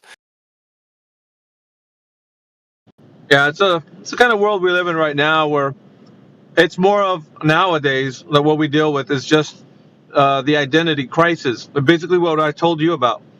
People that identify strongly, like they had some kind of spiritual experience, like that's what I would name it as, spiritual experience about having an interaction in their young age where something grabbed a hold of them like really strong. Like there was a, you know, who knows, like a video of like the planets doing something, or, you know, some teacher was speaking charismatically, or something happened where it jolted their spirit to be like, whoa, like, you know, and then all of a sudden they carry that, you know, up into their adulthood. They don't question it anymore because, you know, everybody agrees with that. So it becomes like a tradition that's been handed down, and without any question, it shouldn't get questioned, right? So that's what we're doing in this chat. We're questioning that very thing that you've been told, and why not look into it, right? But it's what I think is interesting is to question it is like the basis of science. So for them to not question it is to go against science. Science isn't easy. You know, science isn't just something you get accustomed to when you grow older. It's something you have to put that effort towards and follow role models to get to, like a good grasp of it. Like you can be an empiricist without science. You know, they're not interchangeable. Empiricism is the basis of valid truth because it is experience. But the scientific method is to take that valid truth and through scrutiny, turn it into something practical of a model and a tool. Okay. Any other truth statements? Yeah, I think that person doesn't know what science is. Okay. Like you can only get truth when you have a goal. If your goal is to understand a system, then you must conclude things about the system. But if your goal is to understand the absolute truth, you're not going to conclude anything about the system. You're going to see what you understand, take that data, and move forward the best you can. That's an interesting articulation. Good. Should I set him up? You're going for the jugular? No. Is there any scientific evidence for a globe? So evidence is different than proof, as we know. I'd say there's evidence towards it being flat and a globe. I'd say there's a lot more of it being towards a globe. Scientific evidence. Is there scientific evidence? There is scientific evidence towards both. Scientific evidence, the only requirements to me, it's not about validity. It's about having gone through the validity testing. Not having a good story. Not about being valid. Not having a cool story. No, it's about practicality. The validity is how well it works. So but the shape of the Earth is the shape of the Earth is not a scientific question at all. It's a geometric question. Yeah, it's like, what science do you need to measure a beach ball? That's the question simplified. So, science in general deals with natural phenomena, right? You figure out the cause and effect relationships. Their momentum, yeah. It has to build. Yeah. So, like, there is no cause and effect relationship with, like, what is the figure of the Earth? Right? So it's actually not even a scientific question. That's part of the propaganda. Like, the I don't know what you would call it, selling point propaganda. So they tell you, oh, science figured out the Earth's a globe. But it's not even a coherent, freaking statement.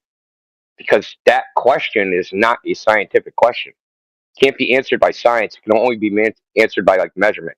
Just like, say I wanted to know what the mean height of freaking pine trees are. Okay, I would just measure a bunch of pine trees. The act of measuring all those pine trees is not science. It's just measuring something. Empiricism, yeah. But however, science would be multiple people can measure those palm trees. No. Yeah, but measurement is a different category. So, in other words, the question was malformed for a purpose. It was to get you to identify what science deals with and what it doesn't deal with. So, it being malformed, given to you, you should have been able to, understanding what science is, being able to categorize it and say, wait a minute, science doesn't deal with the measurement of things. Science deals with the how-why questions, as into like what you were describing earlier. So yeah, I would answer that by saying science has things to do with it, but not the truth. It doesn't have to do with the truth of it. The truth of the matter is not science's domain, but science's domain is the practical uses of different. Yeah, I get what you're saying, but in the kind of way that we're wanting you to realize that when things are being used of, like the phrasing, the wording, right? So if something has to deal with science, it's very specific. It's a certain category. It's not this other category where you measure things. You get what? So it's a parsing out of what science is and then putting it in a specific category, not in the one that you want to put it in just because you like the word science. It has a specific. It has a specific connotation, is what I'm saying. So if it does mean something, if it does mean something, then it should be categorized as a specific thing. It's useful for a specific type of inquiry, not for just everything. So you can't just broadly label science for measuring things. That's not science. No, but science. When I say science, I mean scientific method being applied to something, right? And so do we. Yeah, it's so experiment. When I think of the scientific method, it must include measurements. Well, I mean, it can, but it doesn't have to. It can, but it doesn't have to. Are there examples of them not measuring anything in any science? Well, it doesn't have to be quantified. Yeah, you're not looking for the quantification. You just if it's you want to see. You want to cause the operational. You want to cause a you want to cause a reaction. So if you just like give you an example, like for example, dry wood, like obviously it burns, right? But you want to find out what causes the reaction for combustion to happen of why dry wood would burn. So you're going to look for things without like trying to quantify. You're just looking for what things make dry wood burn, right? So you throw because you come to a conclusion doesn't mean you are correct nor valid. Well, but here's the thing though. You're going to throw some sand on it. You might throw some water on it. That doesn't cause a reaction. You're going to try to do whatever it takes, right? Then all of a sudden you get to the place where maybe you light a match or something and you see fire happening. You put it to the dry wood and the dry wood starts to burn. So what happens is like you see it happening right there and then. You see the reaction between dry wood and use fire. To create a model. But that's not what science I'm saying because. is, hold on a minute, dude. Like what I'm saying is you see something happen in nature, right? There's a natural phenomenon of dry wood burning. You see something, a tree being burned up. You see a tree being, you see a tree. Hold on, dude. You see a tree being burned up in the woods because it got struck by lightning or whatever. So you saw something happen and you're like, I wonder what caused that. I know I saw lightning, but I want to know why that wood is burning. So you want to know. So you're going to start doing things to cause the same reaction. And so you're going to use methods, right? Different things. And you say, I tried all these other things. This one thing is what works.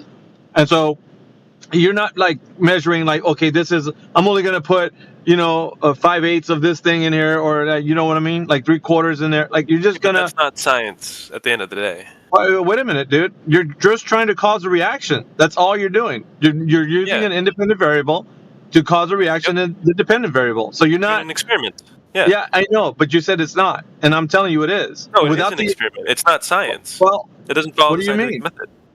What do you mean it's not? It follows experimental methods, but the scientific method includes you must do background research, and you must publish the results for other people to look at so they can repeat that. Yeah, it could be testable or repeatable, but what I'm saying is when it has to be tested and repeated.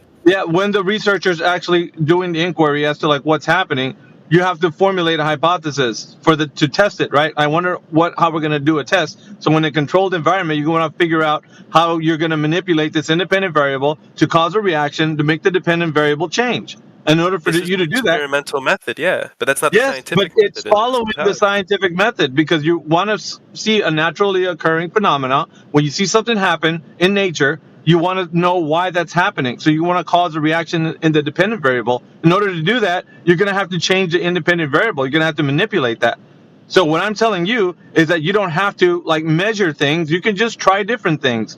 So there's no measuring there that happens. You just. So, if I may speak uninterrupted for a second, because I fully understand what you're saying. I'm saying, in order for it to be science, it must have background research and be repeatable and be presented. That's incorrect. I told you about my vacuum chamber before, and you went, well, and I didn't need to get Flat Earth Ranger over my house to do it with him. Yeah, that's correct. When you have this system that must have all these different parts, I'm saying some parts are not found when you're just doing that experiment. And the scientific field has to include all these different research. So the reason that measurement, I feel, is a requirement in true science is because you must be able to repeat it and others must confirm through repeating the same thing. Yeah, I know, but you're calling it true science doesn't change the fact that it's still science. Like it's not. It does change. It does, but it's an experiment. It doesn't need to be quantified. It doesn't need to be quantified. Okay. Okay. There's an independent variable quantification. That won't be quantified. You can just X causes Y. That's it. Okay, what's the independent variable though? In Germs practice, cause disease, right? We can figure that out without counting disease. Yeah, we can figure that out without. Which germs? Yeah, germ theory, right? Germ theory don't have any quantifications. Which germs? Germ theory has quantifications. Yes, they do. But it's not required. It is so that they know what they're talking about. They have qualitative descriptions of different types of germs, and then they have qualitative, right? And then they have quantitative categorical distinctions. But what I'm saying is quantification isn't necessary. It's not necessary. Faraday didn't quantify the law of induction. I mean, he did. No, he didn't. None of his original experiments have any quantifications in it. Yeah, but when he published it, it had quantifications because it had. No, someone else did that. Oh well, then they're the ones who That's applied ex science post to facto. And more science. So the point here is that you can follow the scientific method without quantifying things. You can figure out the cause and effect relationship without quantifying it. You understand where I'm coming in from, modern like, practice, I think you need hold on. it to In modern communicate practice, you would quantify. You would do a bunch of trials, right? And then you would give it a p-value to figure out whether that that effect, that cause and effect relation of that experiment is greater than chance. That's just modern practice. Yeah, but that's just modern practice. That has nothing to do with whether it's a valid experiment or not. Still following the scientific method, whether you quantify it or not. Now, you could say this isn't rigorous enough for me to believe in, but that's just, that's just a personal thing. It has nothing to do with whether the experiments follow the scientific method. Now, what we're talking about is when you say Earth is flat, Earth's a globe, Earth's concave, Earth's a freaking pineapple, right? Now, think about your house, right? There's lots of shapes in your house of different things. You could take a tape measure, run out through your house, measure everything, and you wouldn't call yourself a scientist because you know the freaking height and depth of your cabinets, would you? If you knew that your table's a circle or a square, you wouldn't say, "Hey, I just did some science." Yeah, no, I would not. I would say. Yeah. So when we measure the Earth and say, "Hey, the Earth is this or Earth is that," we're not doing any science. We're just measuring its form. Well, science has a lot to do with measuring. You have to Krenix. You have to concede, bro. This is a valid point. It is a very valid point, but I don't think he's taking into account certain fields of science that absolutely have to do with measurement. Yeah, but the form of the Earth being what it is not a method of science, scientific inquiry. It's just measuring it. You're trying to figure out what it is. So what is question? A how wide question would be what science would be dealing with. But science deals with when we ask, how can we measure that? Yes. Yeah. So it is. But we're not how can we measure it? Now what we're dealing with is what is the Earth, and so if it's something that you can put in a category of like, well, if it's an oblate spheroid, or if it's a cube, or if it's a pyramid, or some other kind of 3D shape that you're trying to put it in, then that's just you're using a method to figure out how to measure. You're just trying to measure the thing. I mean, you're not wrong, and I don't think science will tell us what the Earth is. But when we ask, how do we measure this, we use scientific methods and tools to help us measure things. My God, it's just going to keep doubling down.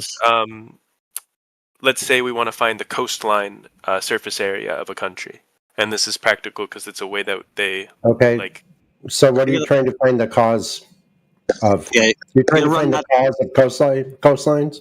Or coastline length? I'm trying to find. I'm curious, so this would be me asking a question.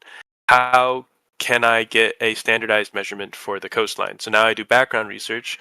I understand the complications of doing finding the length of a coastline. Apply scientific method to it, dude. Area? Do we go off of tide? Do we go off of? Yeah, just apply scientific method to hypothesis. it. Yeah, what are you going to do with the scientific method here? Yeah, what's the cause and effect of coastlines measurement? Why is this a question? Yeah, because it's not to argue. Science is measuring. It's not a scientific endeavor, just like was said. Like measuring coastline, it has nothing to do with science. Yeah, everybody's been telling you this. A scientific method, it must include the cosine thing.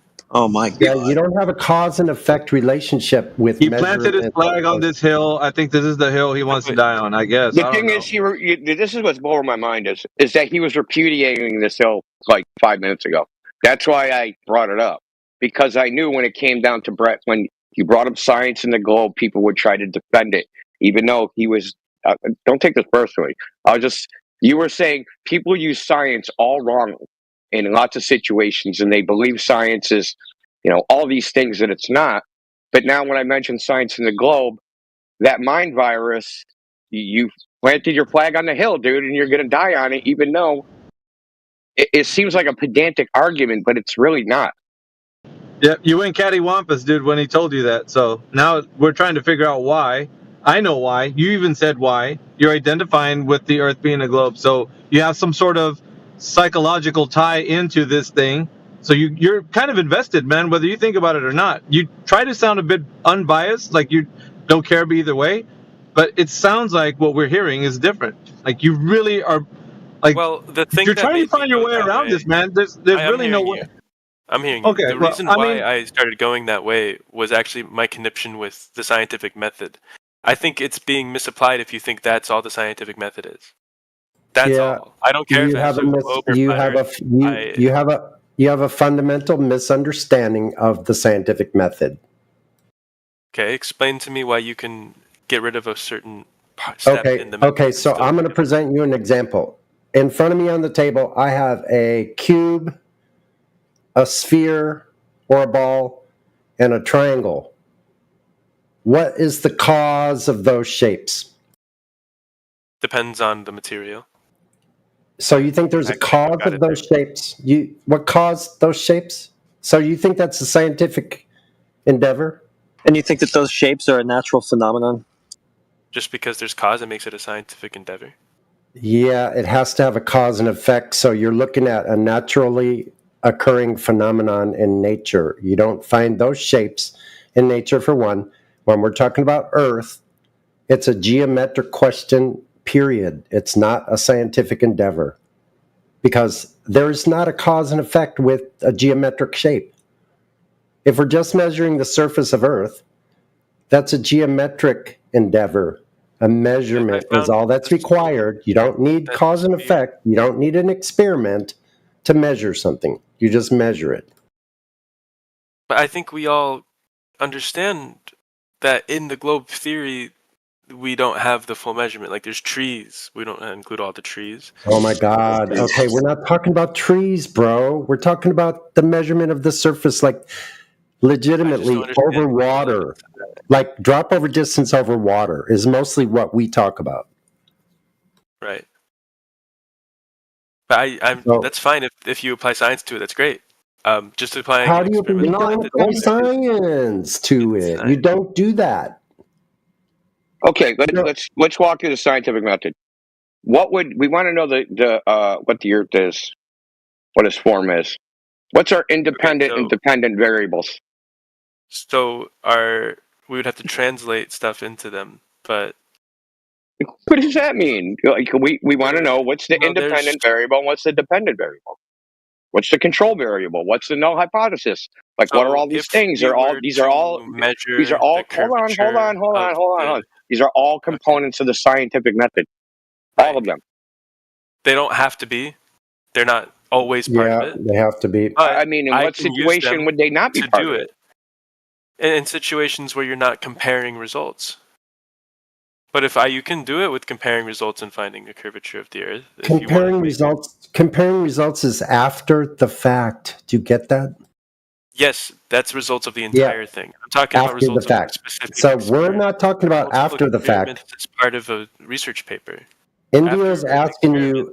If you have two different groups, they'll have two different results. Those are the results I'm talking about comparing. If you have to compare after the experiment is done. Yeah, that's besides the point. We can talk about comparing results afterwards. Part of the what? No. Like if you're doing an experiment, the only time you need to have the dependent and independent factors are when you're comparing two different groups, so you can see the difference. True. You're trying to figure out the relationship between the variables. Independent means it doesn't change based off of the environment that you put it in. No. And the only way to have an independent variable is for two different groups to share that independent variable. No, that's wrong. That's what I was taught. X Where causes did it not Y. say that? The independent variable is X. The dependent variable is Y. So, for example, we observe a natural phenomenon. That would be the effect, the observation of something happening. That would be our dependent variable. What causes that is the independent variable, right? But the independent variable that causes the dependent variable can also be dependent. Oh my God! It could be. Okay, it could be, but that's why you're supposed to identify confounding variables and control them, right? Those would be control variables. To have multiple groups so that you can compare them to understand that they don't change. You can control them experimentally by just holding them so they don't change, right? So if they don't change and you manipulate the independent variable and the effect changes, you know the cause of the effect, as long as you've identified all confounding variables. Yeah, which you never can. But if you have enough of them, yeah. Well, I mean, obviously not. That would take fucking OmniBrain, right? Even in NASA labs, they can't. Yeah, they've admitted it themselves. So we got away from the point there. So Indio asked you a pretty poignant question. So in the question of what Earth is, let's start from the beginning. What is your phenomenon that you're observing?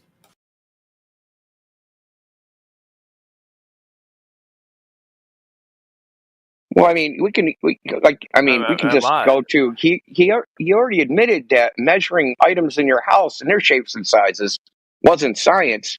How, when we use the exact identical methodology, tape measures, like rulers, shit like that, that somehow it's different because it's the Earth? Well, because when you're doing it in your house, you aren't using the tools and methods that required science to create. What? What the hell does that mean? It means that you did not need a standardized anything to build upon the idea that you rulers are standardized. Yeah, meters are standardized, miles standardized. That's not created by science, though. And they're not standardized by science. So what? What does that even mean? Created by science? Is there like some magic science genie creating things? Yeah, so tell us the standard. Tell us the standard of measure that science created. Go ahead. What? No, I said it doesn't. Yeah, that's what you said. It created Newtons. You said a measuring. You said a measuring. That's just a unit. A measuring standard that was created by science. So we want the measuring standard or method that was created by science. Spectroscopy.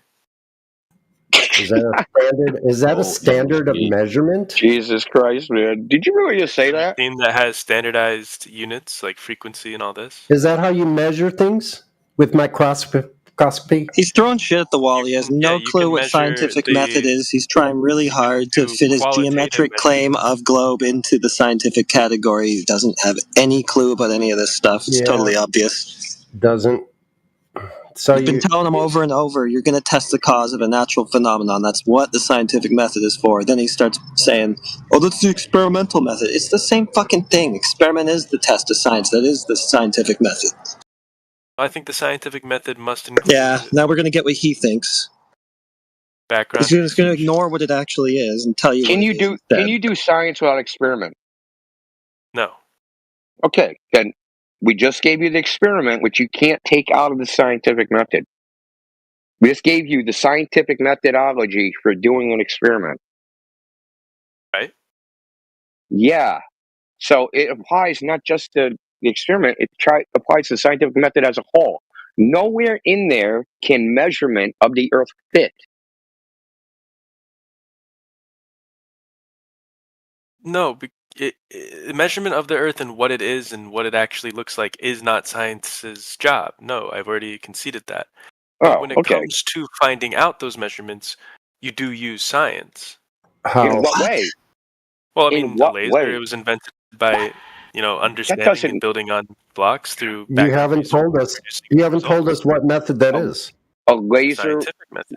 The problem is he has to call this science. That's where he's coming from. No, it's what I was taught. The scientific method is applying all of these steps in scrutinous order.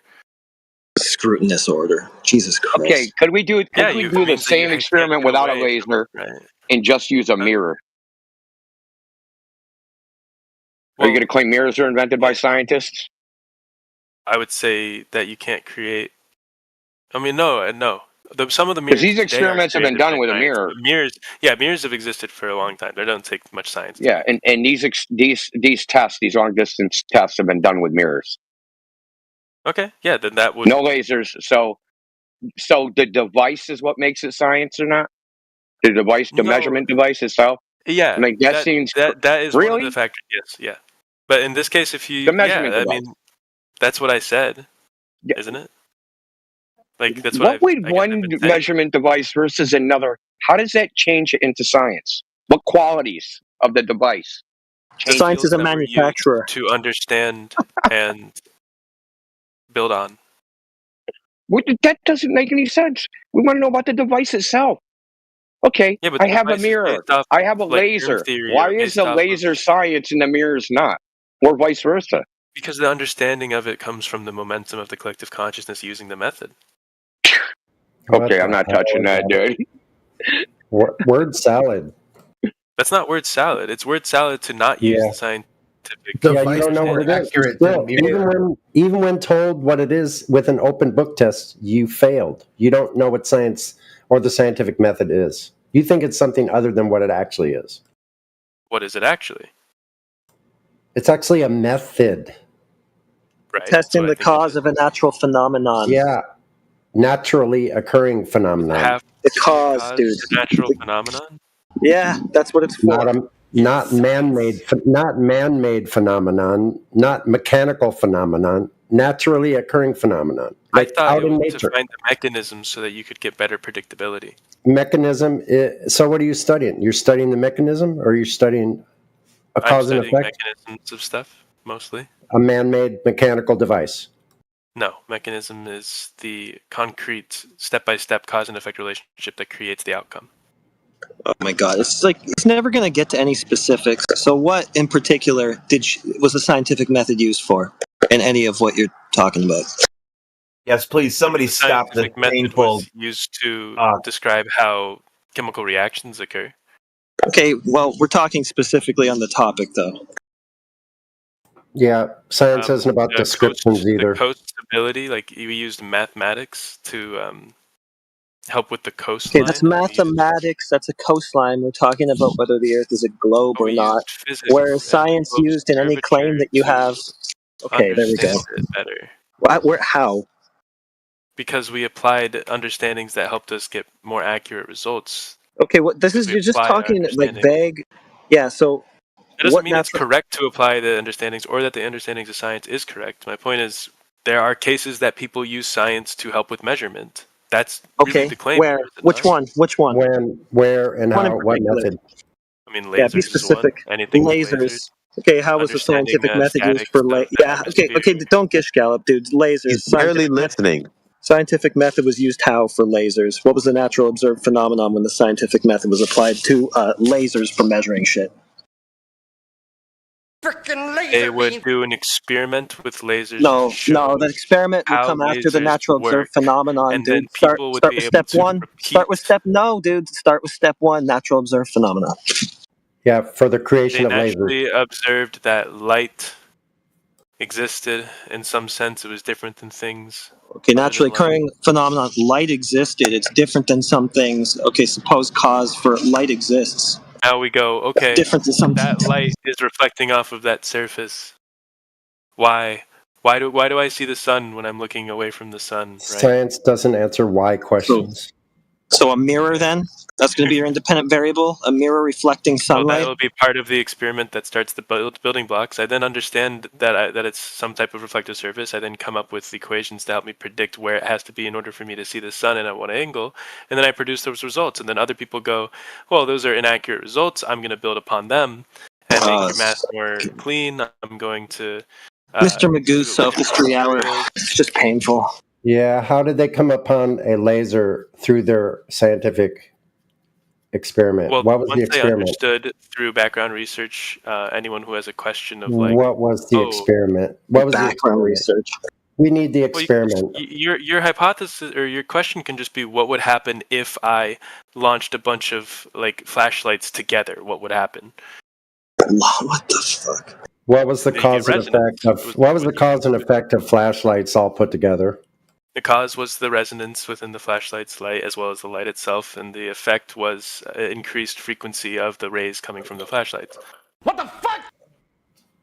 let me ask you a question. Do all questions that can be asked, can it be figured out scientifically? No, you can never figure anything out. Okay, so what you're saying can't be figured out with science. Correct.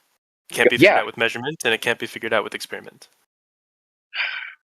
Because you're talking about things that are man-made. We know how they work because man made them.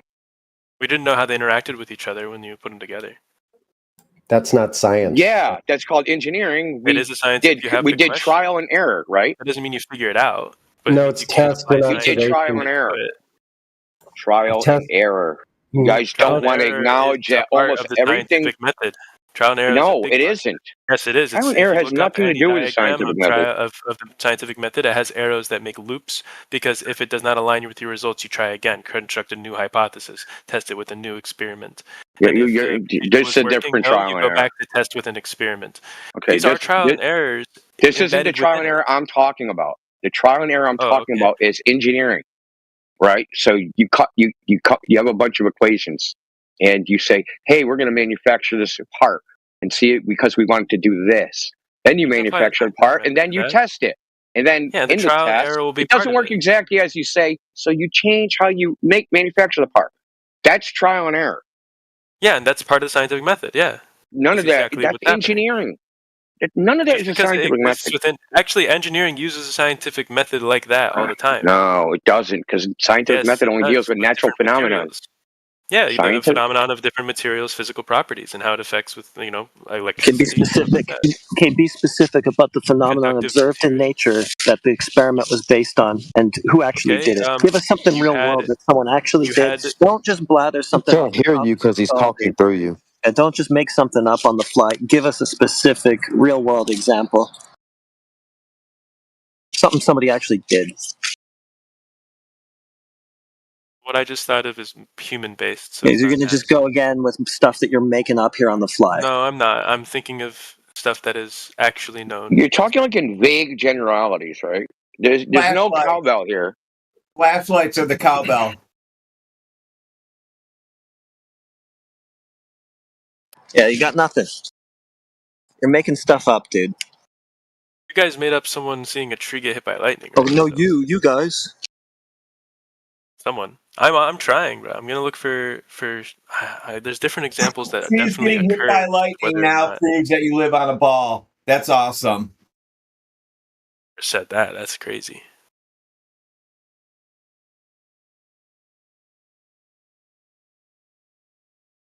Wait, so what shape do we live on? We can't get to that because he's desperate to call it science. No. I'm just curious on y'all's opinions. I don't give a fuck about his opinions on shit. We don't live on a shape.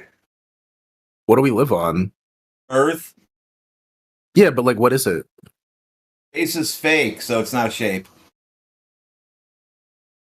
It's a what? Not a shape. Space is fake. You don't fly around in space. No, yeah, but like, what's the shape? No, yeah. There's no shape. What's the shape of the universe? Expanding in all directions. Relative to if you had a balloon that's expanding, it's still a balloon shape. So what's the shape of the universe? I don't think he asked me what it was doing. I think he asked what the shape of the universe to is. concave and convex, the universe's shape is flat. It's one of the reasons we assume a really big and fast expansion at the Big Bang. Where's the edge of the flat universe? First of all, I don't know if we know much about the edge. All right, we can only facts. see as far as our different electromagnetic, things let us. But you put your positive, there is an edge, right? Follow-up question. Are we prompts? Huh? What does he want to be? Follow-up question. Are we prompts? I don't think so. We can be, if you try hard enough. I've met some prompts. Right. CB, one more question. About you. I'm like, man, if you were here, you'd be cooking the stew with the soundboard. Facts. Wait, one more question for the flat universe guy. Can you draw the shape flat and then post it in the chat? Oh yeah, I want to see that What, too. the shape of the universe? Well, you said the shape is flat, so can you draw the Yeah. shape flat for us and then like post it in the chat? I won't draw it myself, but I can give you our best rendition of a 2-dimensional 3D flat plane. No. It's just keep it real simple. Open up your Notes app or MS Paint or something, and just take your pen and draw the shape flat, and then we'll take a look. I mean, I think we both know what that would look like. It'd be a line. Nope. That would be It would called be a a- line. Yeah, it would be a line. Do we need to go back to like what shapes are? He asked you to draw a line. He asked you to draw a flat. So sometimes in class they're talking about a line, and Oh, they you're talking say about a like flat. with. Yeah, Okay, yeah, sure, yeah, yeah. really. Yeah, that you've heard that happen before. No, that just works with what I meant by flat. It means like I So think. if I draw a curved line, I can call it a curved flat.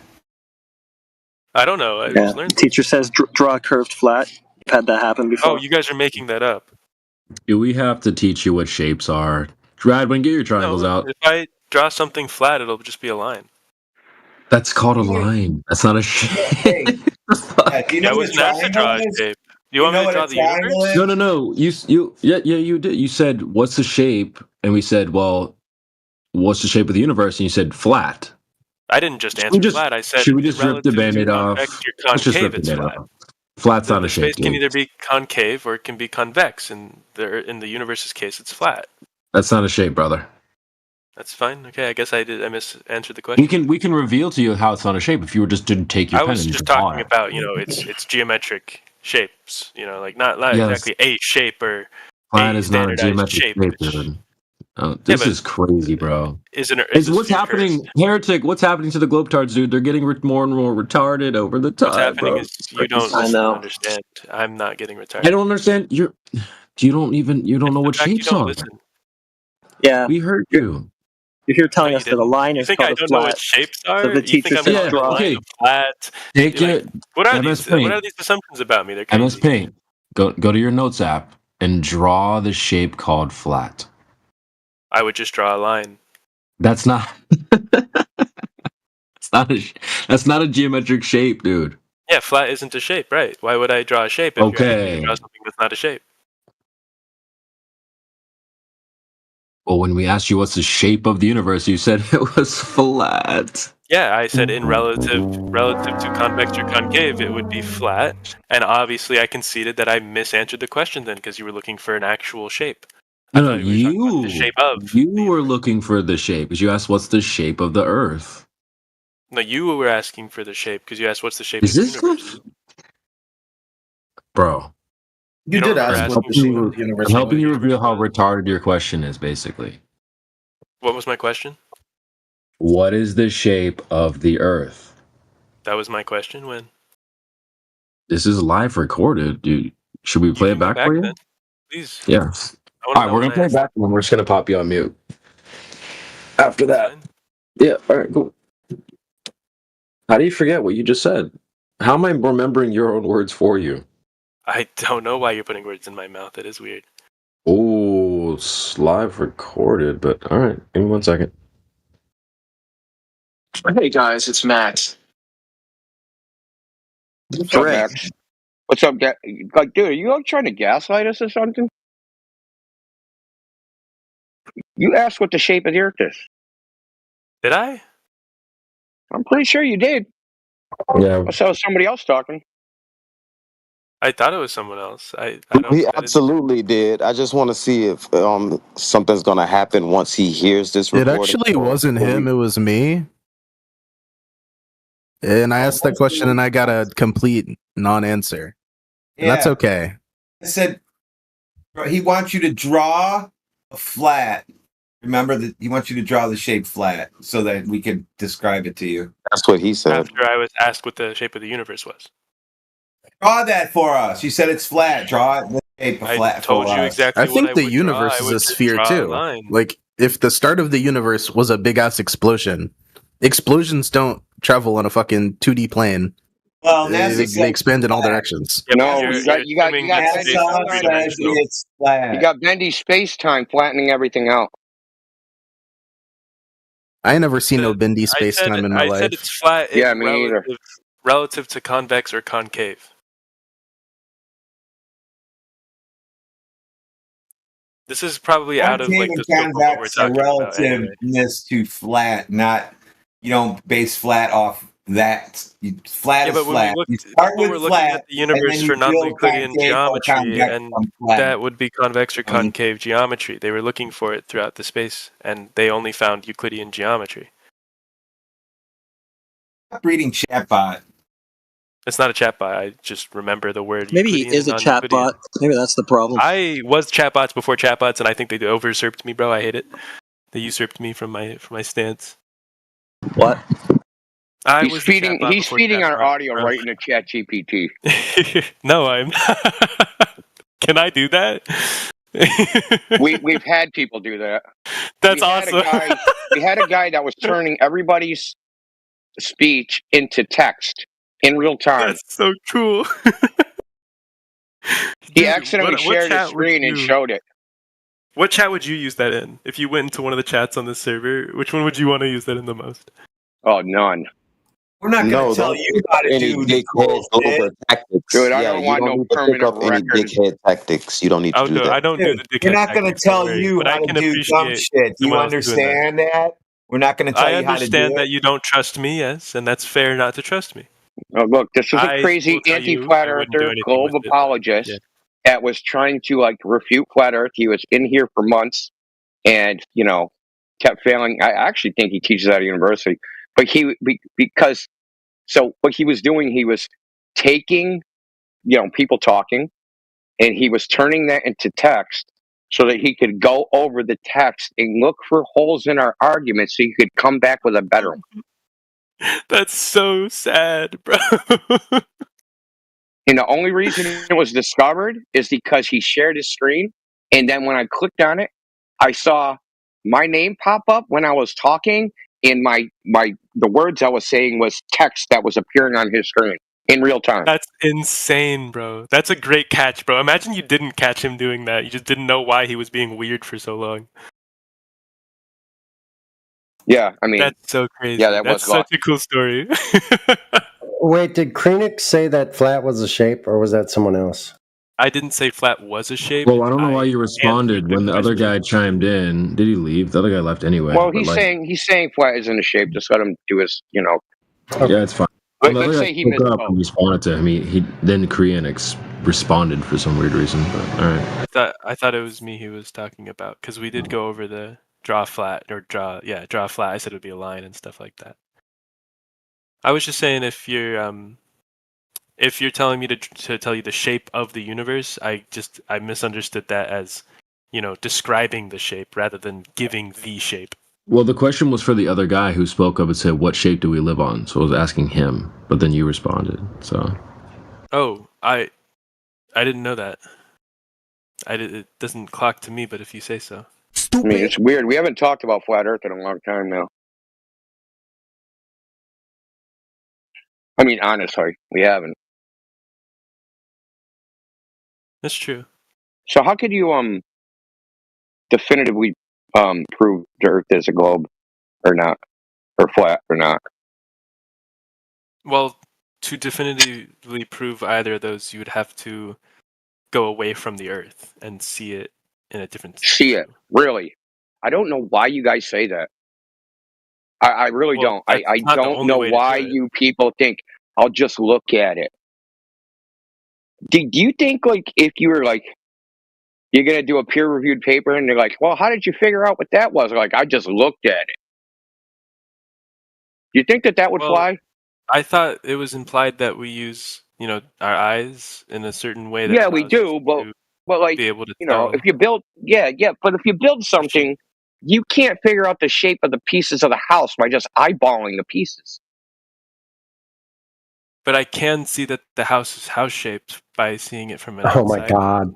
Or Well, that depends on the angle you look at it, right? So if you're directly above the house, it'll look like a square, right? Yeah, what if it's a crooked house? What if it looks like a Doctor Who house? where it's all So what you're crooked. saying is, That's still if house I shape. go up straight from the center, then it would have the same view if it was a sphere or flat, like or a disc. You're just stuck. You're stuck. Well, dude, what I'm saying is that you couldn't tell just by simply looking at it. That would be very subjective. Well, it depends on the shape. Like if it can be different things, if there's different Well, possibilities. what if you then, saw I a big can't tell. circle, right? And what if the Earth is Yeah, a that's cylinder? what I just. Yeah. Or But what if I saw a disc? What if I saw that there was a flat on top, and I saw that there was like a thing Well, we coming? don't- Yeah, I don't know if it just extends off into infinity behind it. I can't tell. But I guess see it from a different angle, right? If I just add another okay. angle, it'd be good. So what if you're the radius away? Whatever circle you're looking at, what if you're the radius of that circle away? And you look at it from different angles. Yeah, Guess no, what? yeah, It'll when still look like a circle. When I said that I was going to go away from the Earth, I meant far enough so that all of the Earth is within my field of view. Yes. And if you're the radius value away of a circle, right?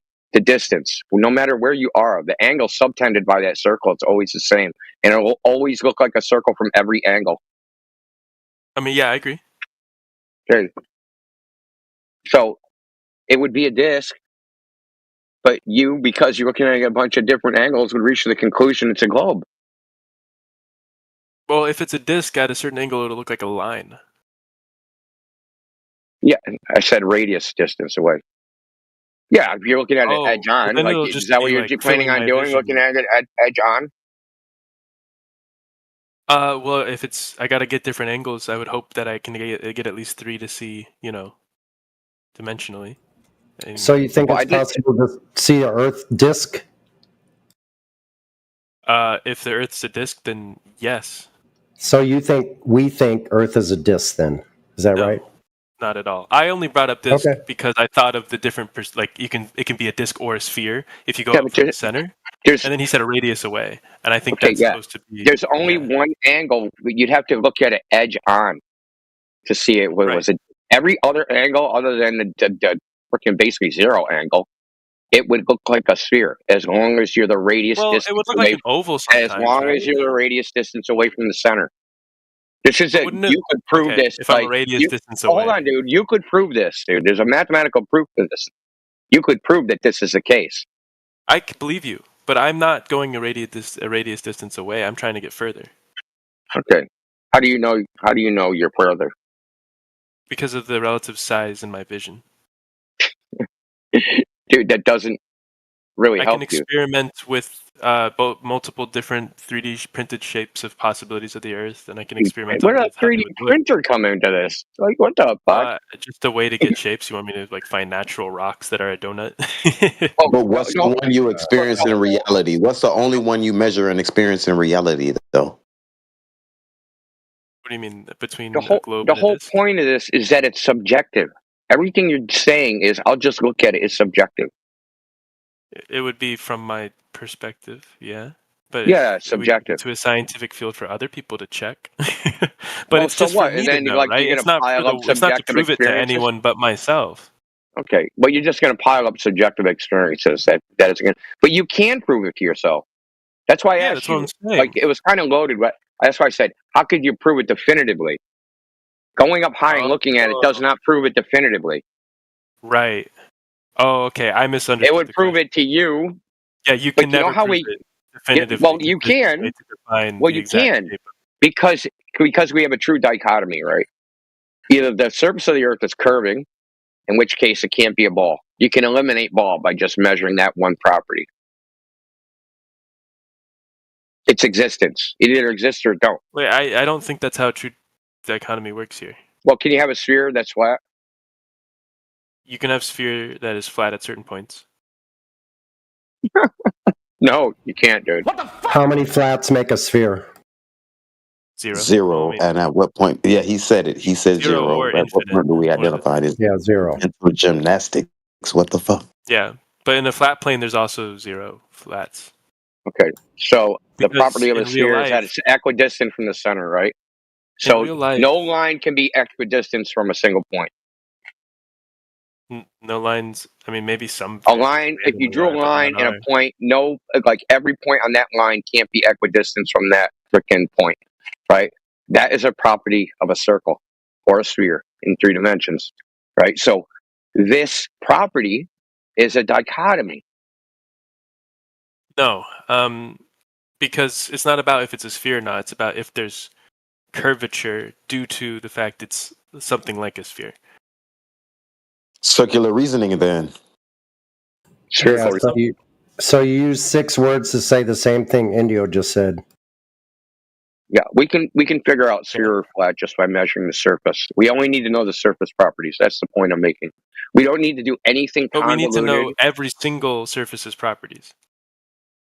We need to measure, like, okay, say if we measure the water and the water's all connected and water shares the same property and we measure it flat, and most of the surface of the earth is water, then the earth can't be a sphere because you can't have a 51% flat sphere, dude. Yeah, but that's good deduction, but the things you assume to be true aren't true. What am I assuming to be true? That the water has the same properties. That water has the same connected bodies of water. You think they have different properties? That they curve some places or flatten in other places? Yes. Absolutely. Right back to square zero, it seems, from like 2 hours ago. He hasn't. Yeah, what part of your experience tells you that water doesn't have the same part of fundamental? anything tells you that, dude. Tectonic plates can tell you that. Well, tectonic plates have to do with water? Wow. No, they create ripples throughout the water that give it a curvature. Hold on, let's just end this shit because now you're going to bed by retardation. Does flat exist? Is anything flat? No. Anything? Nothing. Okay, then we just end this. Why are you even here if you don't think anything's flat whatsoever? Exactly. Because I thought we were talking about like a generalized shape. Can't admit to anything being You're the flat. one making the pedantic argument like there's waves, so it can't be flat, dude. He said tectonic plates have ripples on top of the water. I think he's trying to say. Earlier, Old Hall said something about the fish jumping out. Shut up! Earlier, Old Hall said something about the fish jumping out of the water, and he said that was curvature also. So he's clearly a dumbass. No. The problem is he said that it's either curved or flat, and I was like, well, no, right? Like that's a true dichotomy. That's a true dichotomy. Not a true dichotomy, exactly. It's not, is what I'm saying. And what's the third option? What's the third option? It's homogeneously different based on your location. What? The hell does that even mean? It means that in some places it's flat, in some places it's convex, in some places it's concave, which is so if I measure someplace flat, when I move, it's not flat anymore? Well, if you're on the top of one mountain and you see a mountain away from you, he's talking about topography, this dumbass. Oh my god. Yeah, topography. Yeah. Exactly. Listen, dumbass. What if I'm at sea level? If you're at sea level, even what's around you can change the shape. We're talking about the shape of the Earth. Are we also going to? Yeah, I measure the water over water and measure. And we're talking about the macroscopic shape. At the macroscopic level, flat or curved, dude. Yeah, dude, I already explained this to you earlier, remember? I remember we had this exact discussion, and I said what we're talking about is Earth curvature, not the curve of a wave or some shit. You already agreed. You absolutely did, Cyclone. Yes. So we don't need to retread this tired attempt at a rebuttal to there being... We actually never got a concession from him. That's why I'm retreading this, dude, because he's in like skipping rope, double dutching, doing mental gymnastics to avoid this. And that's why I went back to it. And it's just really, it's, very ironic that Cyclone, you come back right into the place you left at. And we're still... No, I'm feeling like a deja vu. I'm like, what the fuck is going on? No, I'm feeling the same thing. I was trying to explain the reason I brought it because up. Because it definitively answers the question. That's why we're on it. Yeah, but there isn't a way to definitively define the question for more reasons than the thing that I just said about it being okay, so if the surface of the entire Earth is flat, it can still be a sphere. Well, depending on your scale and what you've defined flat as in an experiment, yeah. He brings experiment into it again. Depends what you mean. What the meaning of is, dude. You like Bill Clinton, it would be jealous. Just saying words. This isn't just Dude, saying it's words. something When weird. you're doing You're an obviously experiment, not you can make the uneducated. model work no matter what, as long as you use the right No, dude. conclusion Dude, jumps. listen to what he just said. If the entire surface of the Earth is flat, can it be a ball? He said yes. Dude, you're not uneducated. Well, you're not unintelligent. So I have to I'm going wonder from the why you're perspective of a saying this. human being, man. Like, if I'm a human being, No, and I have from the decided perspective that of the a entire human Earth being. is flat wherever I No, measure, He's then saying if the surface of the Earth is flat, can it be a ball? He didn't say from your perspective if you see it as flat. He said if the well, surface if of the Earth is if flat. every surface of the Earth is flat, then it would not be a ball. That'd be right then. Correct. But we Every don't know surface. that. And even if Welcome you measure to every flat surface Earth. is flat, doesn't mean that. You're even trying to qualify that, but I get it. It's your this. Yeah, every surface. What if like 51% of the surfaces are flat? Is it still a ball? Well, that wouldn't really. I'm trying to imagine what that looks like. Yeah, you would have to imagine. Yeah, you would have to imagine. Well, yeah, we know you want to you don't imagine. have to That's imagine. what Once you've you been imagine doing. it, That's what you've been doing the whole time you've been here, Krenix, is imagine. So what if 71% of the Earth is flat? Can it still be a ball? Well, no, it wouldn't. There wouldn't be enough material that's bending. Okay, welcome to flat Earth. That doesn't mean I'm flat Earth. It just means Yeah, that it if does. everything's flat, it would be a ball. 71% is water. So yeah, it's flat. We measure it that way. We practically use it that way. Everyone does. Just because you I just measure wanna a say, surface as despite how flat, this it might depends on go, how you I haven't define heard- flat. That's why I said what I said. It depends on how you define You have to redefine words because he's backed into a corner and No, you have to you have to define words redefine words because they don't now. mean anything with that definition. Chill. I was just about to give you a compliment. Okay, so far you've been pretty chill. You've been respectful and polite, so we appreciate that. So let's give him some grace, guys. I mean, I've not heard the whole conversation, but let's give him some space.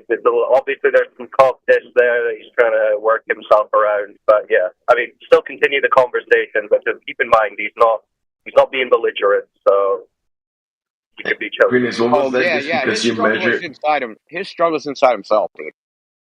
Certainly. Krenix, what was your rebuttal to that? Just because you measure it, I couldn't hear So the it whole was thing. what I had said before, which is that it depends on how you define flat, and how you measure it.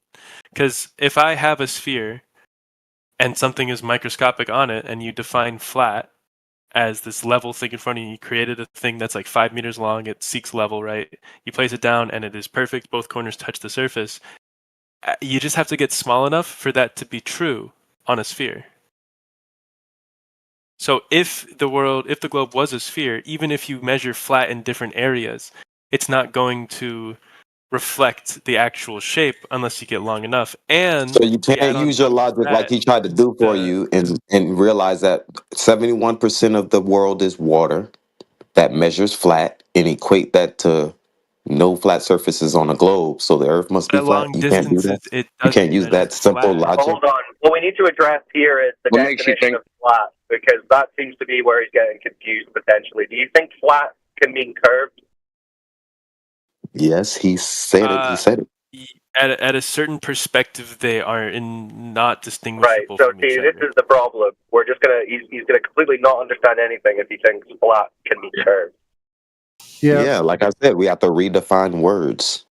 Yeah, well, It's not this is the redefining. problem. You keep saying from a certain perspective. We're not talking about looking at it. We're talking about measuring it. That's Okay, well, if objective. you measure it, you get the Also, curve when you're imagining, Okay, why do you say that? because of how nautical science works.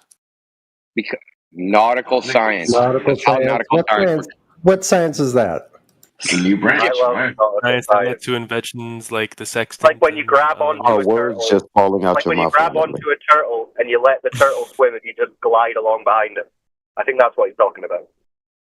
That nautical science. Okay, so what does the sextant measure about the Earth? Is it not? It does not. I don't know, but I thought. Then why are you bringing it up? You hold it up Because Yeah, you don't it's a know. science that has to do doesn't with know what like flat it's is. kind of a faith. That's a It's good a faith answer. reasoning. It's that It's ships just such a good use answer to hear, bro. of the Earth Nice to hear. in When you don't their know, just say, I measurements don't know. and their units, right? I don't. Yeah, you're digging yourself a hole. You can't Yeah. say No, I it's don't fine, know, guys. It's fine, guys. obviously. It's fine to let him say, I don't know. That's a good response. If you don't know, you should say, I don't know. But then don't be like, but I do think, and then go on to argue again. Just be like, I'm Yeah, not for really 3 sure. hours, It's he hard to hasn't keep said track. I don't know What one evidence time do you recommend? for 3 That's hours. definitely not Should I true. look That at? is definitely a lie, or not a lie, but misremembering. I have said I don't know multiple times. I don't know why you think Well, a that's sextant good. measures That's good. curvature. That's really what that's boggling my mind. Why do you think a sextant's measuring curvature of the Earth's surface? I never claimed that. Okay. You said it's curved over long distances. I said, how do you know that? I talked about objective measurements, right? We can measure the Earth and it measures I said flat. nautical And you're like, science. no, it measures curved. And I said, how do they do that? And you said with a sextant. So that implies No, I did not say with a sextant. You said, "How do I know that?" And I said, Yeah. "Because of nautical sciences." And someone said, "What is the nautical sciences?" And I said, "It's the stuff that led to inventions like the sextant and then we kept talking." Who has measured Earth curve? Good. When, where, with Should what look up instrument? names. Yeah, with what instrument? LiDAR's one. They measured Earth curve with LiDAR. Now, are you sure about that? Are you really saying that? Words are just slipping We're out, talking apparently. about measuring, not definitively making it, right? They used LiDAR and that measured it. Okay, how does LiDAR work? I really want you to be LiDAR works a lot like you just bounce light, but it's more than that. It's a certain type Yeah, of. you remember, don't I know. asked you for this You don't know. measurement. I asked you for this earlier, and you didn't send anything. So, have you found something now, and it's LiDAR? Is that what you're saying?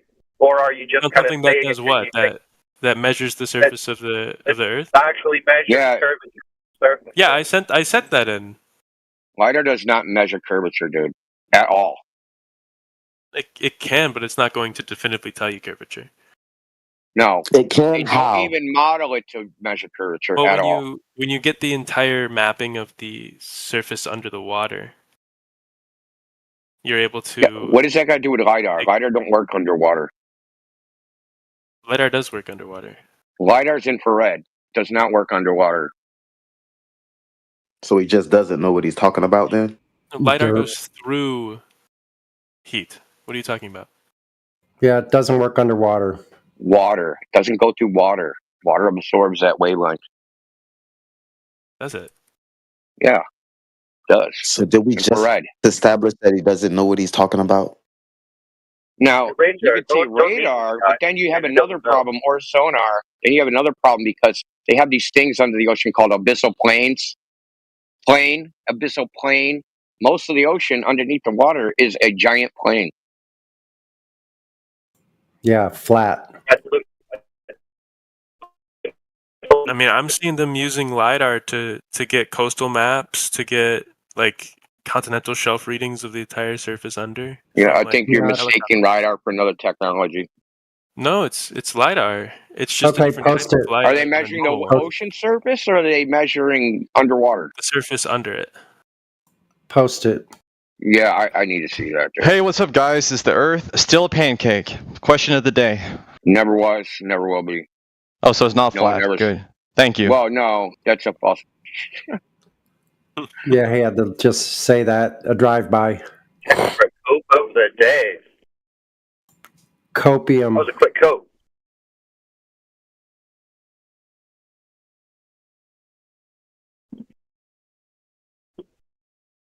Actually, they measure it flatter than that.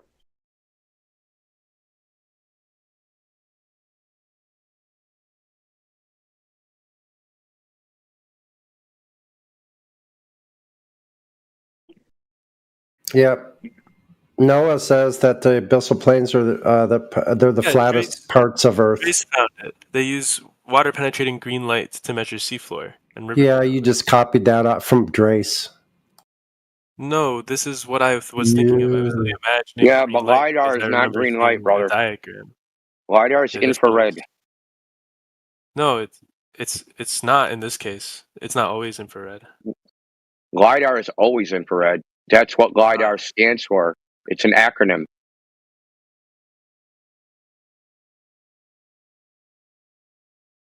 I don't know what you're talking about. LIDAR is an acronym. We know. Yeah, I know it's an acronym, but it doesn't use infrared in the case of barometric LiDAR. Yes, it does. You literally read it in my source. It uses a near-infrared laser to map the land. However, they have a specific type that used to try to map the sea floor. However, that doesn't show any curvature. It does show the landscape of the seafloor, and if you can... Yeah, which is a plateau, dumbass, or flat. The continental shelves, yes, but not the seafloor. The seafloor are mostly abyssal plains. What are you not getting about this? Yeah, there's no curvature at the bottom there. If it's a plane, if it's a long plane, then there would be. Unless it's just so non-homogeneous. Yeah, it's flat. Yeah, if it's flat, then you would see the curvature using LiDAR. Yeah, you don't see any curvature. It's just OMG, flat. if it were flat, you would see the curvature? What, sir? Well, like we've already established, it can seem flat and be curved at the same time. Oh my God! Here's this flat can be curved at the same time again. Now it's not measured curved. It's just seen curved. If you can, I feel like it's a lack of understanding of what I mean. No, I'm going to get a clip of it. We understand perfectly. You think flat can be curved. You just said exactly. Yes. Yeah, I'm going to get a clip of it. We're going to share that through all of the... I'm going to clip it myself. Can you explain in layman's terms how flat can be curved? I have tried multiple times and I will again. It is perspective. So it's not measurable, it's not real, it's just apparent? No, it is measurable, but it depends on how far your data reaches. So then can you show us the data that's actually measured it? That's what this whole conversation has been about. Yeah, I've sent an article earlier. Yeah, we're not talking about looking now. See, you're confusing projected perspective geometry with orthographic,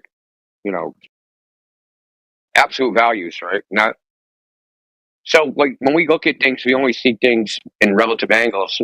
We can't tell distance or size, right? From just looking at things. Angles, and you've created a context. Well, you need a priori knowledge of size or distance. You need prior knowledge. If you can compare it to your own body size, touch it, and then go away from it, does it count? Well, yeah, because then you know a size, right? You know your own body size. We're not talking about looking at things, dude. We're not talking about looking at it and saying, does it look flat? Does it look curved? We're not talking about that. Yeah, but it's if I have a line of sight, right? Curved. No, it's not negligible. Curved. It's not negligible. It's 8 inches from our. It's not. It's not what the globe predicts. That's not what the globe predicts. That in certain scales it is negligible, and in higher scales it is more significant. That's not what the globe predicts, bro. You can keep saying it, but the globe predicts 8 inches per mile squared. It's not. Go ahead and explain. 8 inches per mile squared. 8 inches per mile squared. That's right. So in 10 miles, the drop is 66 feet. 10 miles? In 10 miles, the drop of the Earth from your line of sight should be down 66 feet. I found it. I found the place where the crazy people go. Yeah, you're trying to throw your body into gear. I finally found it. This is where they go. You want to get muted, Nephilim free, or you want to act cordial? Oh, too late. So you just don't it doesn't seem like you understand what the globe geometry actually predicts. The curve of the Earth should be easily measurable. Easily. I think that it is easily measurable. Okay, so who measured it?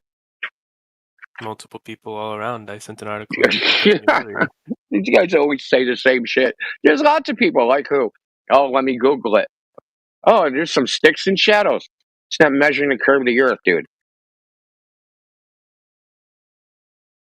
How is it not? Like, there's so many examples of people measuring the curvature of the Earth. Okay, then give me one. As long as you keep saying it and not presenting anything, then I guess. Who measured drop over distance? I feel like you guys know more about it than I do, though. So I feel like We do. you guys should And tell me like the main examples and why they're wrong. Because I just No, know you everything could is at the a main very example. least say you don't know. Can you enlighten us? Enlighten you why they're or whatever. wrong. At the very Okay. least. Like I mean, yeah, that's which what I'm one, saying. right? I don't know off the top of my head like the main examples of people measuring the Earth. Could you enlighten me on them and That's why they're because flawed? nobody's ever done it. No one's ever Right. measured drop over distance. That's what we're trying to tell you. Must have. I know that, but you must have heard people who claim to that are very like No, well known. no, they don't. How? Because it's not a thing. You can't. If you have drop, then you don't have horizontal. Horizontal does not deviate from 0 degrees. It's that simple. Yeah. Okay. Welcome to Flat Earth. Your Yeah. girlfriend. You can let it go, bro. It's okay. Yeah, we did cover this. So they measure that there's no drop, and they say there's no drop, and you already talked about it because refraction picks it up to make it look flat. You understand? That's why I said it was ad hoc. Hey, I go out, I go to measure drop over distance. Oh shit, I didn't measure any drop over distance. There must be refraction making it perfectly look flat. I think every day of the week, no matter what body of water I go to, no matter who does the experiment, it's always the same. It just appears flat. Like the world is just a giant fucking optical illusion. It's really a globe, but it just appears flat because I live in a fucking giant lens, making everything just look flat. That's not true. If I have more evidence, if I have more evidences of flatter surfaces than curvature, then I would believe more flatter surfaces. But I don't have that yet. Evidence of I have curvature. gotten a lot of stuff here to think about. I'm going to think about drop over distance. I still want the articles of the explanation. It's still gonna be hard, Krenix, when you don't understand that flat is straight and level. When you're saying flat can be curved, you still have some things to figure out. Well, if something from 5 feet away stays 0 degrees, but from 7 feet away it starts to become 0.1 or something. Then it never was 0 degrees. Right. But it's okay, there it is. Flat. Yeah. You see how simple that is? Yeah. So if it's flat in one area, then it's going to be consistently flat. Well, no. It seems like he's subconsciously bringing up topography again. If it's flat in one area, that means you measured it to tell, right? So if you measured it and it came out flat, that doesn't mean that everything will stay flat no matter what, because from 5 feet it was flat, and then from 7 feet it was 0.1 degrees. What? You know what refutes you? 0 degrees for everyone, everywhere at the ocean, at the water, at the surface. 0 degrees. Everyone has 0 degrees. It's our reference for the horizon. As long as you talk through everyone that starts talking, you will never hear them speaking. I actually can listen while I talk, but go on.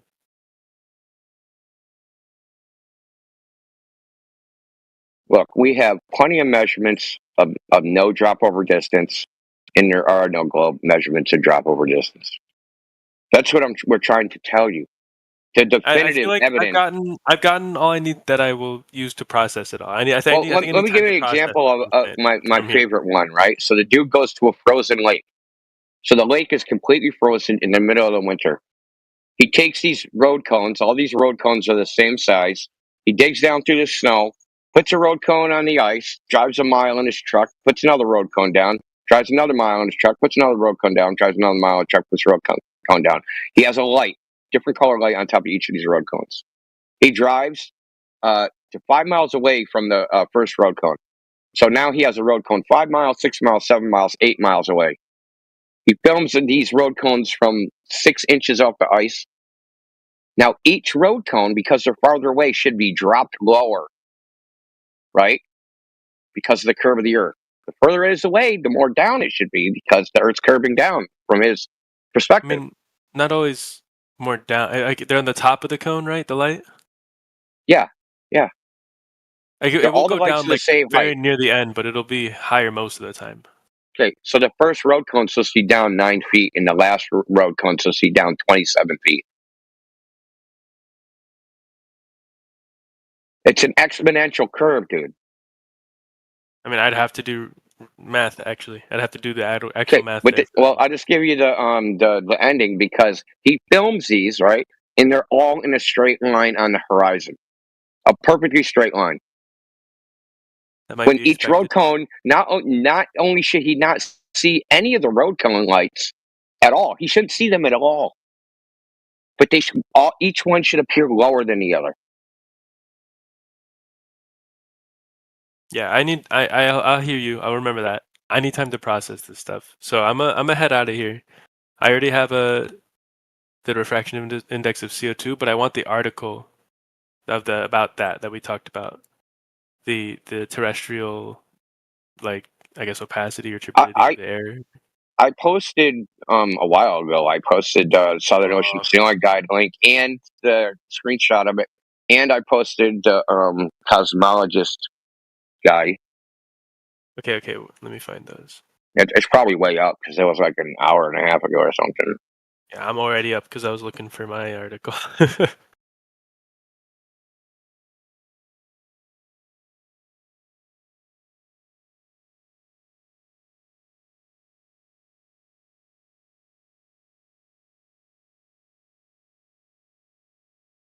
I just like search this chat. Can I do that? I don't think I can.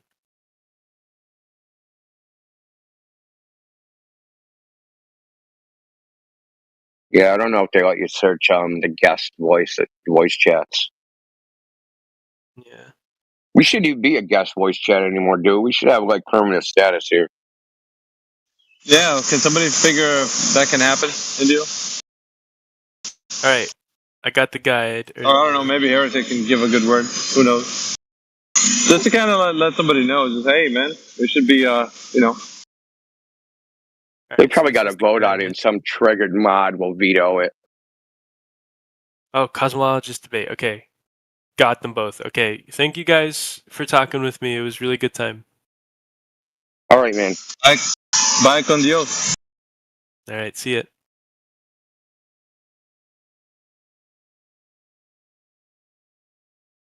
Dude, he was reminding me of Percent. He was so opportune.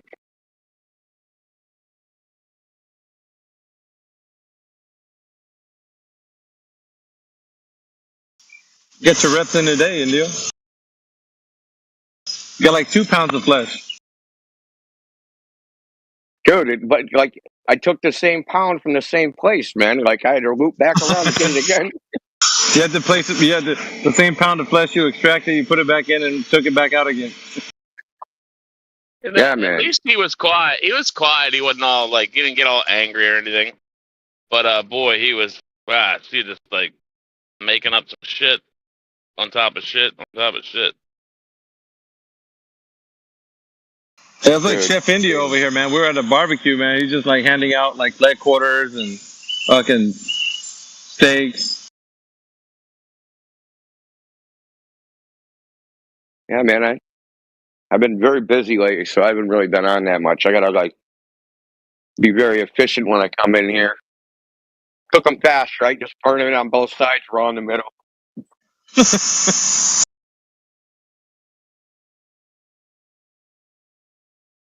It sucks too, because you're probably listening in the back chat. Like, I can just imagine like rolling your eyes, like fucking hell, bro. Like,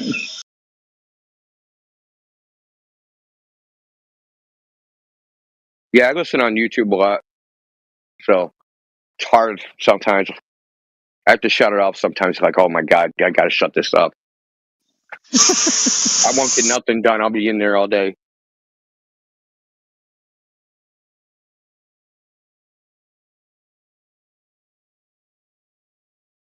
Oh, frick.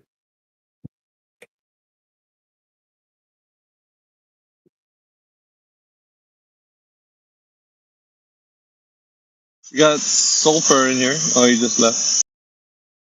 A lot of drive-by globies too.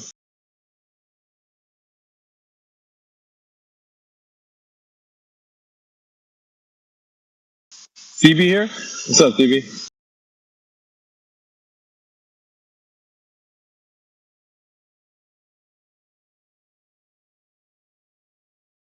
Just looking through the panel, man, everybody got their reps in today. I heard Drace, I heard Elbow, Flat Lloyd this morning. Flat Earth Ranger came through. Radwin, Sunny. I didn't hear much of Rayleigh, so. Dude, I thought Stevie was going to hear that guy and frickin' smoke him, dude. Because he was saying, like, some ridiculous nonsense. I'm like, Stevie's going to get triggered and jump all over him. He kind of did. Yeah, I think he mentioned, like, we're amoebas on a giant something or other. Did he say something? That's what triggers Stevie. When they start talking about ants on the beach ball, he fucking hates that, dude. Yeah, it's freaking so dumb, man. We're just too small. You can't detect that the Earth's curvature is there because we're just like amoebas. Yeah. So what's funny about that is it like this is one of the things like you have to understand who you're talking to. Something like that, when they say something like that, that gives you a window into their mind. Someone said that to them and they found that convincing. Someone said to them, it's like we're ants on the beach ball, and they're like, that makes sense. Earth is a ball. What? Oh, here he is. Oh, hell no. Yeah, he was saying that shit earlier, dude. You're probably busy doing something, but yeah, he said that we're like amoebas on a giant fucking. I don't know what he said, but yeah, it was. Bruh. Incredible. Yeah, flat means curve, by the way. I think Sonny's got a clip of that in the text. Yeah, Sonny, you got that clip? We're like gonorrhea on a testicle. Bro! Somebody needs to play that fucking shit right now. Yeah, flat does mean curve. Like, what the fuck?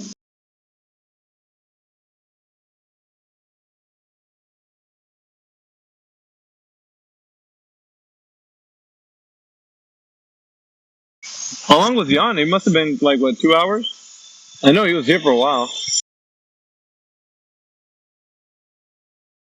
It's about 2 hours, yeah. Good lord. 2 hours later. Oh, that had to be Drace. That was Drace, dude.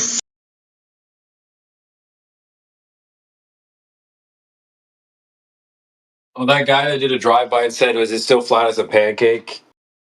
Like, Kansas is. And the guy was actually pretty good up until the point where Indio pointed out that is the shape of the Earth a scientific question, and that's where it just fucking went south, bro. Dude, I knew he was capping, bro. I knew he was I knew as soon as I said, "Is the shape of the Earth a scientific question?" That whole shtick that he was given, he didn't really believe that, and it just all fell apart. He was the same thing that all the people he was complaining about.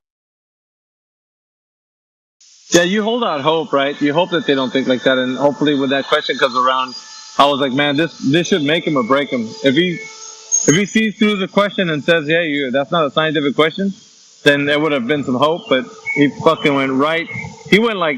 He dove headfirst into the waterless, swimming pool. He even held his nose on the way down. I was like, cannonball, like, fucking hell, bro. He fucking pancaked like Wile E. Coyote. And then everything just came undone from that point. Like, flat beans curve, like fucking everything you could think of was where amoebas on a fucking giant ball, or I don't know what the fuck.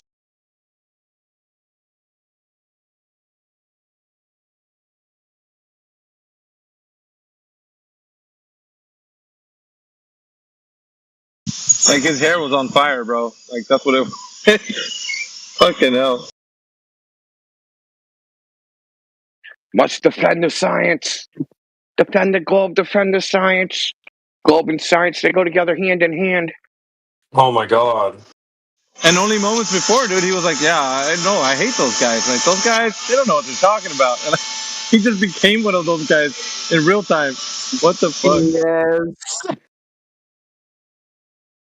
Right as he was talking about it and laying it out and agreeing with, I think it was Indio he was talking to, he became that.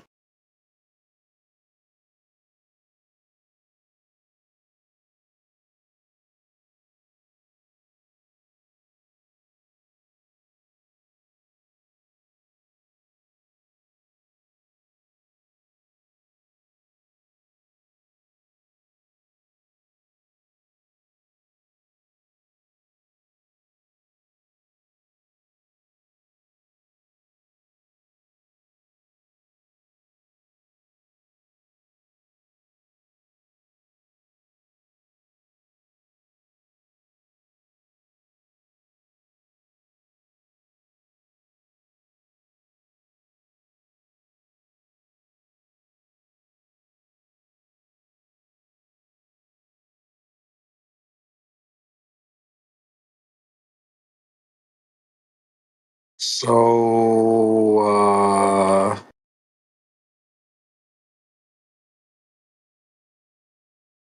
I don't see any hops in here. That guy last night though, that was melting down. Holy, that was something to listen to. The guy was having like a full on, like, it wasn't terrible, but he was like literally spiraling. He's like, my brain is overheating. I don't know if I can do it. That was pretty funny to listen to. Was anyone else here for that, or Radwin was here? Literally got cooked. He was posting gifs in the chat of his brain steaming. Yeah, I was there. I heard that he was like this. Help! Help! Help me! Yeah. It was like fairly. That's pretty funny. It wasn't like, fuck you guys, this is bullshit, blah, blah, blah, blah, blah. He was like, damn, you guys are actually cooking me. Like, am I a flat earther? Like, he was contemplating life. That's what Krenix was doing a little bit.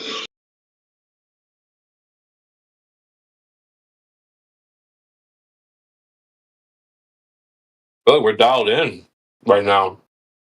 Yeah, surgical even. Mm-hmm. You cut right through the bullshit, right? Yep.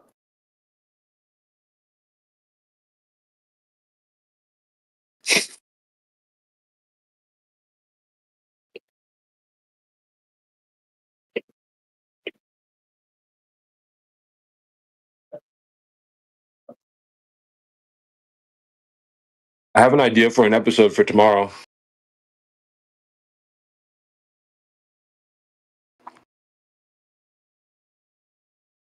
I need to get with AI. Maybe do like how to like a master class on jumping on the VC, like from our side. I feel bad. Sort of, because last night Sasha was like, you guys were in the middle of cooking this guy, and Sasha was like, so what is level? And so I was like, put him on mute. Shut up, bitch! So hard. That was a unified shut up, bitch. I felt kind of bad, but like I understood, but like, damn, that was funny as fuck though, I'm not gonna lie. But I think like just a master class, maybe AI could help run it.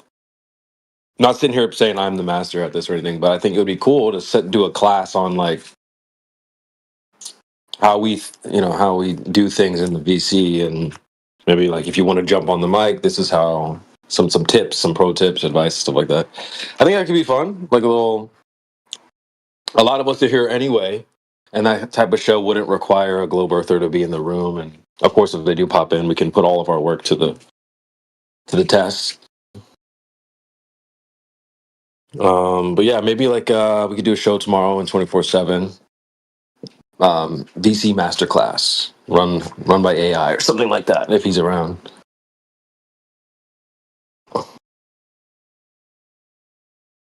There's a lot of guys in here that could help give advice. There's a lot of people that are neither new, they don't speak a lot, or people who do speak a lot and could be, like curated. I think language barrier is usually the biggest problem, I think. Yeah, I know. Necros gets a lot of flack. Sasha gets cooked sometimes, but yeah, it could be helpful for some people. Dude, that was so funny last night, though. I'm not gonna lie. Like, we were in the middle of like a cooking session, and Sasha was like, "What is level?" And someone just said, "Put him on mute." And I looked down, he's server muted. Oh, I feel so bad, Sasha. Sorry, bro, if you're listening right now. Oh, I was dying laughing though. That was really fun. But I have advice. I have some good advice for stuff like that, and it could be helpful. Especially AI. He's usually pretty locked in. Bro doesn't mess around.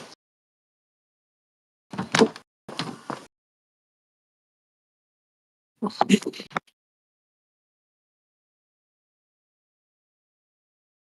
yeah, just keep your eyes out. Depending on if I'm busy with 304 tomorrow or not, TBD. And then if being sauced don't help the language barrier either. We have a couple that, like, they're a little inebriated. And the more inebriated they get, the more they revert to their native language. And it ends like, dude, I ain't German. What are you talking about? Oh. Yeah, don't let me cook a German in there. I'll be like, bro, where's your wiener schnitzel at? You know, some of these guys, they come in a little on the weekend and they've been drinking a little much. And then the more they drink, the worse their English gets. Yeah. Who are you thinking of, though? You feeling toxic? Dude, I'm not. Name names, bro. Be toxic. Stick around. You'll find out. So what do you want to do tomorrow night? I'm thinking we do a show in 24/7. We start an event like VC Masterclass or some type of, just like educational class where we get together and talk about tips on speaking on the mic or something like that. I don't know. It can be helpful for people who don't talk at all and like what they would need to do if they want to like chime in, or for folks like Sasha or just anybody really. There's some people that really know what they're doing on the mic. I think like AI is really good at this, and he could parse out some good advice for people who want to talk. So I don't know, just like some event we could go over 24/7. Doesn't require gold card. Yeah, dude. Key thing, I think, dude, I don't know if I always say it, but I say it enough. Like, key is listening, dude. Listening to what they say. They tell you a lot about themselves just by like I just brought up the example. If they make the ants in the beach ball argument, that means someone said that to them and it was convincing. That tells you that person doesn't have two brain cells that rub together. Facts. Yeah, that's facts, bro. What they tell you is the arguments that convince them that they found convincing. So when they're giving you their quote unquote cold proofs, they're really telling on themselves. You know how that goes, CB. Yeah, this is the kind of advice I'm talking about. This is exact right here, because a lot of guys have been in here. It's like going to learn from a chess player. Like, okay, look, if they make this move, you make this move. And that kind of stuff could be really helpful. I'm thinking of like Flat Earth Ranger, for example. Like, bro, like I have a lot of what's the word? I love when people speak on the mic. I give props to people who want to chime in and stuff like that. So like, rewarding those types of behaviors and stuff like that. We also have Martin K that just joined. Yeah, that's mostly for entertainment. I'm different. I've been a flat earther longer than most people, so I just like to listen to people, and sometimes I chime in. I've cooked before. I usually don't like to, but yeah. I cooked before. Yeah. Well, like you and I have a similar. I feel like you and I do like a similar thing in here. And I enjoy it. I like it. So maybe teaching people what we do and how we operate, and then like AI is gonna have some stuff, and Sunny and everyone's got some advice to share for sure. So I think that would be cool to do a little masterclass on how we run the VC, or what's some tips on navigating in the VC, something like that.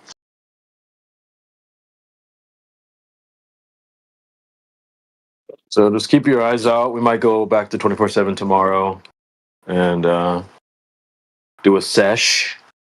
The last session we had over there was a lot of fun. Sorry if you guys missed it. That was a blast. It was good to be back in 24/7. Felt good. I know we got to make that a habit, dude. Yeah, I'm trying to get like 1 or 2 days over there a week. I think that would be good. Remind people that the place is still alive. Everyone gets their brooms out. We go dust the place off. That type of shit. The last show was fun. It was huge. There was a lot of people over there. I don't remember how big the panel got. It was definitely like 40 or something like that. A lot of people, tons. Thinking about starting the show there, like doing it out of the server. We should can do a definitely lot do with it the out of our server. server. I don't know. Yeah, we should definitely do it out of our server because we have full control over that. We can name the events. We can ping people. We can, it's our server. We do what we want. I want to have it as a stage event. Like have a, the stage, you can do with the Discord, make it like a stage. Yeah, That'd be fun. the stages. Yeah, definitely. I love the stages idea. We need to turn that Yeah. on. Quickly. Well, I think the initial problem with the stages was you have to agree to some fucked up terms of service. Oh, really? I think so. They might have changed it, but I thought that was the reason I didn't do it. That's also the reason. So, like, you have the regular terms of service, but when you be like a community server, and I think it also applies to the stages, that you have to agree to this other terms of service, like in addition to the regular one. That's how they get you, man. That's how they always get you. You agree into some other extra shit. I didn't know that. Well, I have actually experienced with it in real life. So, in the computer industry, they try to do that crap. They'll give you the terms of service for something, and then they're like, "Well, hey, you're going to be our special frickin'. We'll give you a sticker and a T-shirt, and you'll get some special perks and privileges if you agree to this this little extra contract." And then if you break it, you didn't read the fine print, and now they're fining you and all sorts of other shit. I see. Well, maybe we could take a second look at that because I think the stages. I'll actually say what it was. So there was a computer company they were buying computers from big corporations when they were upgrading their computer systems, and they would resell them. These guys would get pallets of computers, and they wanted to resell them, but they got the great idea. Like, we want the official Microsoft certified reseller sticker that we can stick on our window. Well, to get into that program, you had to agree to this additional terms of service, and part of that was you have to sell them a brand new operating system with that. You can't use the existing operating Microsoft Windows that was installed with it unless you have the original disk. So they sold thousands of computers without this thing. So Microsoft was like, "Oh, you didn't read the terms and conditions of this. And you need it's $1.5 million now." God damn. Yeah, goddamn. That would have bankrupted them. So I went in there and fixed their problem, so I didn't have to declare bankruptcy. We went and got the original discs, and then I made like a fucking a file server that was just full of CD drives, and they had a bunch of Portuguese that didn't fucking speak English, so I had to make it idiot proof so they could install from this freaking file server and install the operating system over the network from the appropriate freaking line, so they could just they plug it into the network. When they boot the computer, it would give them a menu that like had like IBM, all the computer types they had. And then when they picked the right one, it would install the installation disk, the original, from that disk. The normal way to do it was you'd make one disk image of Windows and just distribute that. You'd use one disk and distribute that from one disk on all the computers using a license key unique to each computer. But they wanted you to have the license key and the original disk. All because they agreed to this stupid extra, I want a frickin' Microsoft official reseller sticker. Yeah, so that's why I'm weird. Like, do stages. Hey, okay, you can do stages. Click this button. Check this box that says I agree to this extra terms of service. Like, no, I'm very hesitant of that. Well, I'm glad you're in I'll charge. look into it. Yeah, maybe let's take a second look because the stages could be cool. Like, I don't even think you have to join the VC. It's like right at the top. You can. It's just a way to funnel people in. I mean, we could just roll the dice. You don't have to do all that, but you can. If it looks legit, it's not going to fuck us over. Then maybe give it a try. Well, because we're targeted, right? So that's the thing. It's not like we're just like a regular server. we're targeted. So people are going to look for reasons to get that, like, oh, this is one of the terms of service in the community guidelines for community service.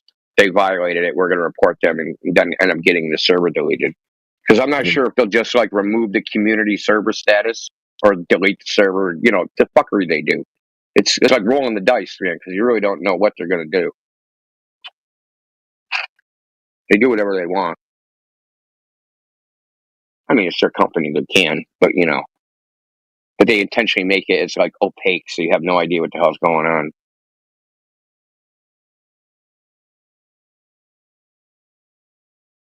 Well, we'll see. I'll do it when I get home. I'll check it out. I mean, maybe I'll even bite the bullet and make it a community server, but you have to turn on two-factor identification for that. So I don't really like that. Right. I hate two-factor, dude. It really pisses me off. Yeah. Yeah. So that involves your phone and all that crap, right? And so that's required for the mods, right? So the mods would have to have two-factor enabled in order to use the server. Isn't the politics like that? Because I got a thing that was like, turn on your two-factor to probably enable your mod perms. Like, what mod perms? Yeah, they have that here too, because I think this is a community server. So when you're a community server, when you search for servers, your server will show up.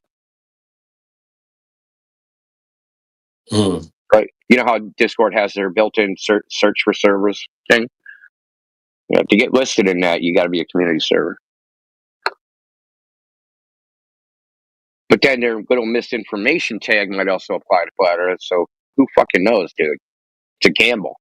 That's why I never did it. It's just because I don't know what will happen. You know what I mean? And there's no place to go. Hey, if I turn this on and I got a Flat Earth server, what's going to happen? Like, I can't even find out. Like, it's just like, okay, click the button. Great, we're gone. Well, I'm glad you're in charge of this stuff, man. Not me. I'd be like, yeah, click the button. Yeah, click it twice just to make sure.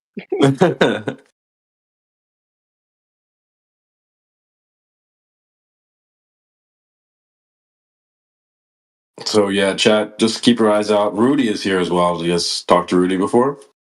Rudy. How many times do you think you heard that? Probably a lot. Probably likes it. What's up, everybody? You believe this to be pertinent? And we are live. Welcome in, Dishland just left. Damn, Rudy, that's quite an introduction, buddy. Have you talked to Flat Earthers before? That's me, Rudy B. No, I haven't, but I'm here as a learner. This can go a lot of different directions. Learner, okay. Do you know some things about the globe Earth? Sorry, my mom's calling me. I'm gonna go on mute for now. Yeah, this is you don't know anything about acting, that's for sure. I add a new sound to the soundboard, but I don't know if it's TOS. I really want to hit it. Damn, bro.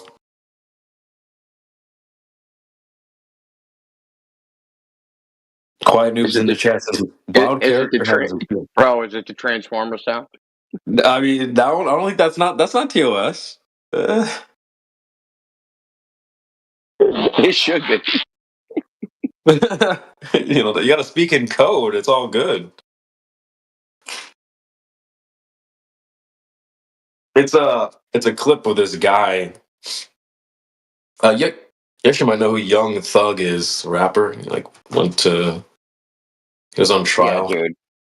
So there's a video of him, like this guy eats a bug, and he's like, "What the fuck type of ninja is you?" It's so funny. That's how I added it to the soundboard when we get weirdos like that. What the fuck type of ninja is you? Maybe I need to edit it, make it a clean version. It's really funny. Anyway, well, Ruby, let us know when your mommy's done with you. Pause.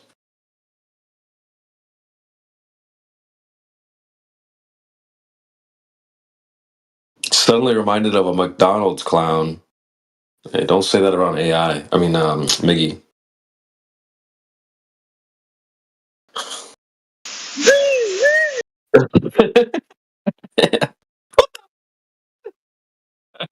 Yeah, that's one of the best.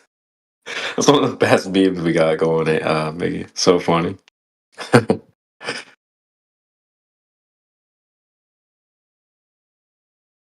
Let's see. What's the chat saying?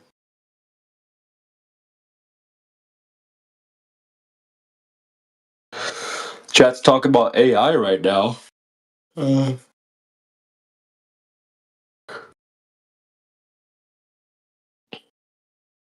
Yeah, man, it is getting to a weird point where it's almost like we might as well just talk to AI because the guys we talk to, they're just using ChatGPT while we're talking to them. It's like, why would we talk to you? We could just talk to the AI as if we haven't already done that. It's so pathetic, though. It's like you're a go-between for AI and a human being. Like what? Like you're the machine. Yeah. Like you're just typing shit into the ChatGPT and then responding what it says. You know you have a brain. Yeah, they're the extension of the machine now. Dude, they don't even filter it either. It's just a straight pass-through. They read it and then their eyes spits it out their mouth. Like they don't even process the information at all. Right. It's just straight. You're basically text to speech as a human being. Yeah, pretty much. And they think it's legit. It's like it's not always legit, right, Drace? Like sometimes Dude, the AI. they're all like proud. They're proud of themselves. You're like, I'll just fucking speak with the AI. I read on the AI, and they're like all proud of themselves, like they're super geniuses. It's a fancy Google, and it's even worse when it gets used to what they get used to. Then it kind of follows their horse shit. Right. Yeah, they'll be like, well, just ask the AI. Is the Earth flat? And the AI said no, so it can't be flat. So if like a fat person asks AI if Cheetos are healthy, like long enough, it's gonna say yes. Right. It'll cap for you. It 100% will cap, bro.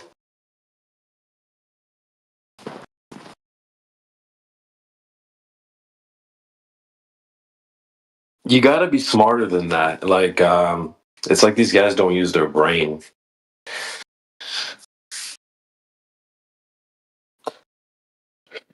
And they don't want to. No, they don't want to, you know.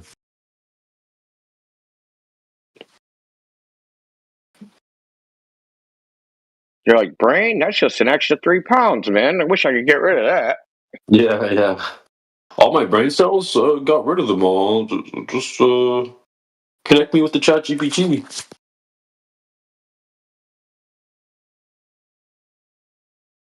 Yeah, they're like, if I got rid of all this extra brain weight, maybe I'd have a six-pack.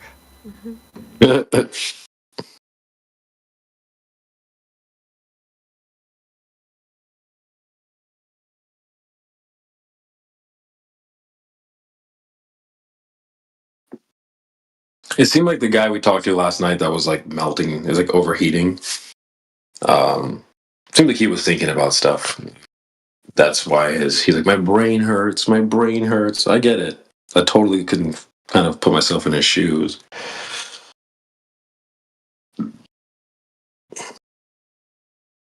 Wonder how he's doing today. Probably laying in bed staring at the ceiling like, what the fuck just happened last night?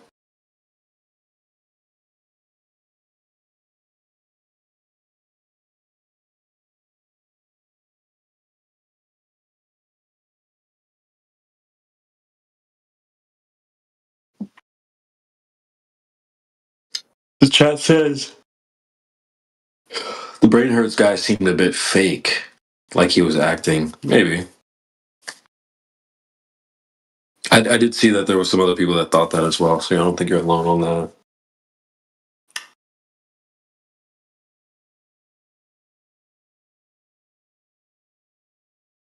I don't know, but some of his reactions seem kind of genuine, like the cracked laughter and stuff. But the chat says it just gave the fake vibe. Yeah, maybe, possibly. Yeah, I get what you mean, because I was getting this, like, either sometimes he seemed a little bit honest, sometimes he was, like, a little bit trying to deflect, and, like, and then sometimes being a little bit decrepit, I don't know, like, putting himself down. Self-deprecating. Self-deprecating, that's the one. And so, I think he was just trying to cope with all the information, and I don't know how he's gonna break in the end. Yeah, I don't know. Look, I think he was LARPing a little bit. I think he was when he went on this whole spiel about science, right? I think all that shit was an act. I think he's listened to us before. I think he's been in here before because he was literally like verbatim saying the shit we say. But then when asked the question, the science proved the shape of the earth, he just defaulted to his subconscious. He didn't know how Makes to sense. act. He didn't know how to act that part out.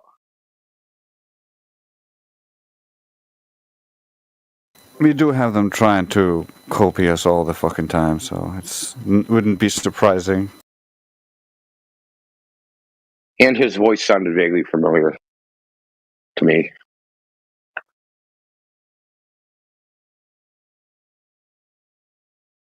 No, even his account was familiar too, right? What was it again? It was like the Penguin or something. Kranix. What was it? You talking about the Kranix guy who just left a while ago? Nah, the guy from last night. He was like melting down on stream. Yeah, I kind of recognize his profile.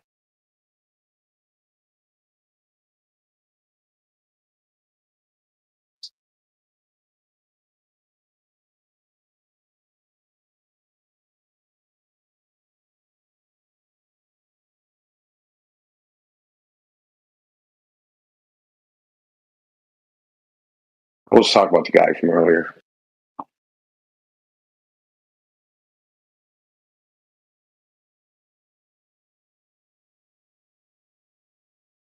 I'm about to pop in the shower, chat. I'll be back.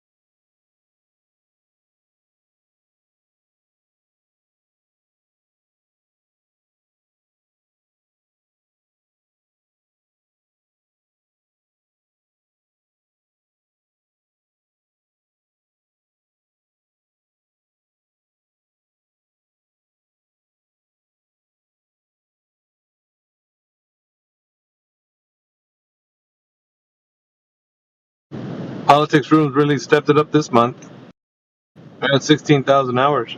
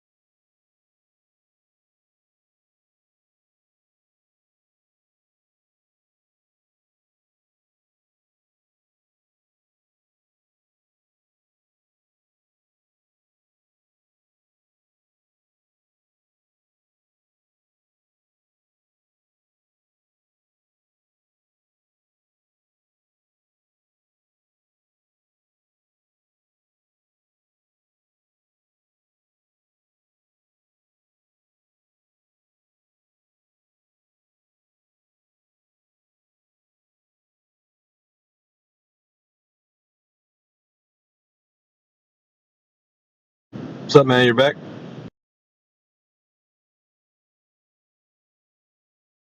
You talking to me? Yeah, was that you just leave? I was on telephone. Oh, shit. Wow, you could hear me talking while I was on the phone? Yeah, what was that all? Why was that conversation? I'm just kidding. I didn't. No, dude. I was scaring the hell out of you, though, huh? Yeah, I was like, man, now he knows I'm a drug dealer. No. We heard your wife scolding you for not doing the dailies, man. Oh, God. That'll never fucking happen. I just hang up on that phone call. You'll never hear that conversation. Yeah. That's just click. Because it doesn't exist. Yeah.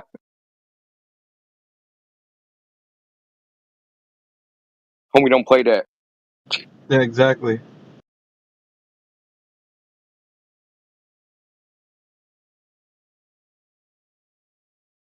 Just chilling like a balloon. It's like 80-something degrees here. And, man, talking about perfect barbecue weather, man. I don't know if you do barbecues, but... I do, but I haven't in a while. Let's put it that way. What does a Bostonian do out there, man? What do you Yeah, just go like, eat out all the time? I live in an apartment building, so it's like... Hello, hibachi grill. Fucking... Yeah, exactly, but fuck that shit, dude. Dude, like, you said barbecue. Dude, I want like a giant fucking grill, dude, with like... I want to cook like 9 different things at the same time. I want some chicken, some steak, some, See, I wasn't fucking lying about you having a variety of shit, dude. Like, that's who you are. That's the kind of guy you are, man. Yeah. If you're gonna do it, it's go big or go home kind of shit. Yes, exactly, man. It takes too much effort to do little small stuff, dude. Like, I gotta get the briquettes hot, or if it's a gas, like, you always gotta fuck with the gas. There's always something wrong with your gas grill. That shit don't never light first try, right? You gotta clean it, all this stuff. If I'm gonna do all that, dude, like, I'm going all out. We're doing a project. We're not just doing like girl stuff.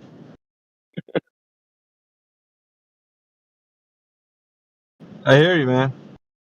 It's just like where I live, though. They do have like outdoor grills because I live right next to like a state park.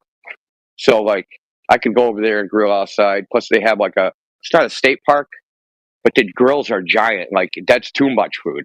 Like that's a grill for like 90 people. You need like you need like a 50-pound bag of charcoal and shit. It's like one of the giant metal ones. You know what I mean? That are like 4 feet wide. Like they're giant. I guess you could put all the charcoal on one side. That would work.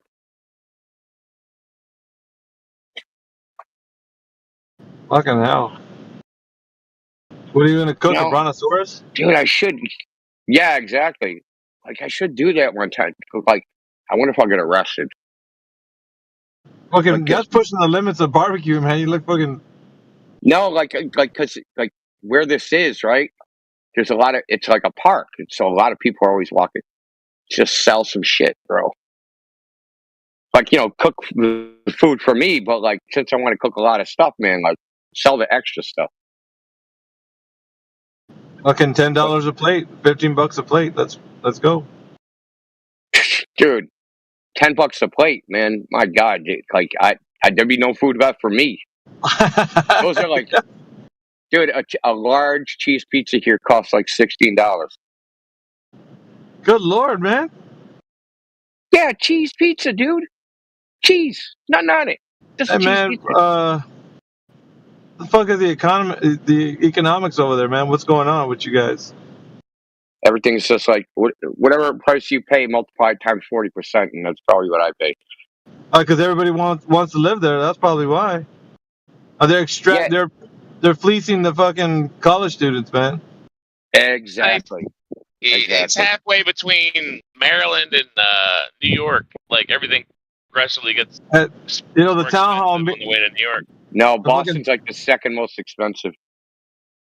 We're like always in competition with like San Francisco for the most expensive everything. Dude, what are the fucking town halls like, man? Hey, man, tell you what, we're gonna fuck them up. Let's do it. Like fucking, let's extrapolate as much shit we can. But they're only gonna be here for a short amount. We only got it for 4 years. Fuck it, dude. Let's hit them with all we get. They're already in debt. Like, fuck, dude.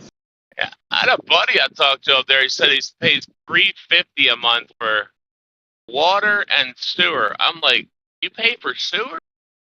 He's like, yeah, $350 for water and sewer. That's not for electric. That's not for, like we just pay for water. $350 for fucking water and sewer, right? I was like, water. Are they dude, fucking? I was like, what? They're out of Where does he live, man? Where does he live? Fucking. I'd have to look up. Is water scarce in that area? What the fuck? No, but they have this thing. They made this thing called the Quabbin Reservoir, right? And it's called the Massachusetts Regional Water Authority. And even though where I'm at in Cambridge, we have our own reservoir, so we're not we're not on that. But like every city around here, like surrounding me, Boston, Arlington, Belmont, everywhere around here, like pretty much there's like two rings. There's like a 490 that ring around Boston. So there's the 495 belt. Pretty much everything inside the 495 belt, which is probably like 100 freaking towns and cities, they're all on this water supply. So, it's bullshit. Have to pay the tax. So wait, yeah, 495 beltway there too? There's a 495 beltway around Washington. Yeah, it's weird. There's 95 and 495. So there's like an inner and outer belt. Well, there's no 95 beltway here, but there's a 490. There's 95. It goes through, to bumps into 495, and then you can keep going south. But yeah. I mean, we got the Chesapeake Bay water, whatever. They charge you for all the water that falls off your roof. They tax you for it. Like, oh, it's coming off your roof. Okay, we're gonna charge you like so much tax a year. Some nonsense. Water's pretty cheap in Maryland, though. It's only like $45 for 3 months. In Washington State, where it rains more than frickin' anywhere I've ever been, they were charging like $200 a month for water, just for like a 3-person household. Freaking crazy. Like, yeah, but a lot of these places around here, these small, so they're the suburbs, right? And like the people that live there, they got money, right? But like it's like not in my backyard type communities. So like you can't have a well dug. They have you by the balls, right? It's like use our water and our sewer, fucking we're seizing your shit. So people will pay whatever price they demand. They have no choice. They can't go, fuck you, I'm going to have a well and a septic tank. Because it's not rural enough, you know what I mean? Further out, outside of the belt, yeah, that's always an option. But inside the belt, these guys, these are like what they call bedroom communities, right? So people work in Boston and they commute back and forth between, and they, like I said, not in my backyard. They got to keep the black people out. I'm kidding. That's not why they're doing it. They don't care if it's black as long as you got money. Anybody with like lesser income, because their entire net worth is wrapped up in their property value. Yeah, I think it's more of a rich and poor thing over there. Yeah, it's rich and poor. Yeah, their entire network is in their property value. So you try to make the community exclusive so it has a higher property value, right? So you got to be a part of the HOA, man. Yeah, basically the entire city is an HOA or town, right? So you have these places like Concord and Air, and they're like a 30, 40-minute drive into Boston, right? So you go to Boston, make your 125,000, 175,000 a year, drive out of Boston, basically sleep there, and have a little piece of property, maybe like 1.5, 2 acres. Never go outside anyway.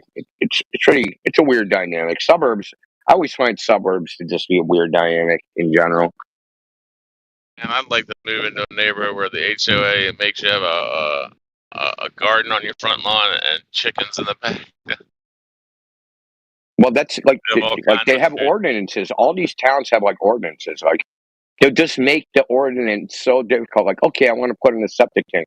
Okay, it has to be like 200 feet from your nearest neighbor's property, and it has to be down like 37,000 feet. Like they'll just put so many stipulations that it makes it so too expensive to even put in that it's cheaper just to use their water and sewer. Sounds like a racket. Yeah, it's the way the game's played out here, dude. They've been doing this racket since the frickin' Pilgrims. What, screw over your neighbor? That sounds like a pretty fucked up thing. No, government, it's the Commonwealth of Massachusetts. So it's founded on nanny state. The entire state of Massachusetts is basically nanny state nonsense. Look, if you can't buy a BB. You know what I'm talking about, right? From right. like a BB gun. Literally, dude, I was gonna send a guy, one of my buddies drew one of my buddy's kid, like 8-year-old kid, drew my logo, and I made a label out of it. And I told him I'd get him a BB gun, and I couldn't mail him a BB gun to Massachusetts from Amazon. Nope. So you need a FID card. And to get an FID card, you need to go to the LOSA police station and like suck someone's cock to get one, right? And once you've sucked enough cock into the police station, they'll give you an FID card, and then you can buy BBs. You gotta smuggle BBs in there or some shit? Yeah, and then if you get, like, you need it. I don't know if it's still current. This might have been overturned, but you don't need a FID card, which is like a firearms ID card. You don't need it for pepper spray, but if you have mace, like CS gas, you need it for that. So before pepper spray came out, they had mace. It's not allowed anymore. And actually, my mother got caught with mace. She got caught with it. And, yeah. So because she's a woman, they didn't do anything. They just dropped the charges. Like an old spray can, like that people don't even know that they still have it. Like you could tell though, man, it's purple. Yeah, they make pepper. They make pepper spray CS gas mixtures. Imagine getting sprayed with that shit. Bro, you'd be so hurt. My buddy had a little freaking thing he had attached to his keychain, and it's one time I took his keychain like right before he got in the car. I freaking sprayed it over on his side. He got in the car, man. All of a sudden he was just like coughing and choking. I was like, yeah, over there just dying laughing. But then it started wafting over to me, and I was like, oh man, this shit. I only sprayed a little bit, man. That shit ain't no joke. Mason, a mess. Yeah, but it's 1 year mandatory for violation of that law. So you can get caught with one BB and do a 1 year mandatory minimum. There's no freaking way. If they did that, oh my god! So if somebody brought in they bought a bunch of Copperhead BB, they're like I kind of get Walmart a state away, bring in 100 freaking 500 BB little containers and sell them. Corner. All of a sudden, you're like racketeering, freaking getting caught for DV. Oh, yeah. Also, for like the CO2 cans for the pellet guns, the canisters, you need FID card for all that crap too. You can't carry a concealed weapon over there, Indio? Oh, you need a special permit, dude. But you could carry one. You don't have to be law enforcement. Like, you can just be regular. You have to you have to demonstrate a need where you're in danger, or that you carry and have to deposit large sums of money. Yeah. Same as in Maryland. It's pretty hard. I mean, it's easier in Maryland now. They did a tiny bit easier, but yeah, this is like Maryland and Massachusetts. Hard as hell to get carry permit. Like, I think you can open carry a blunderbuss.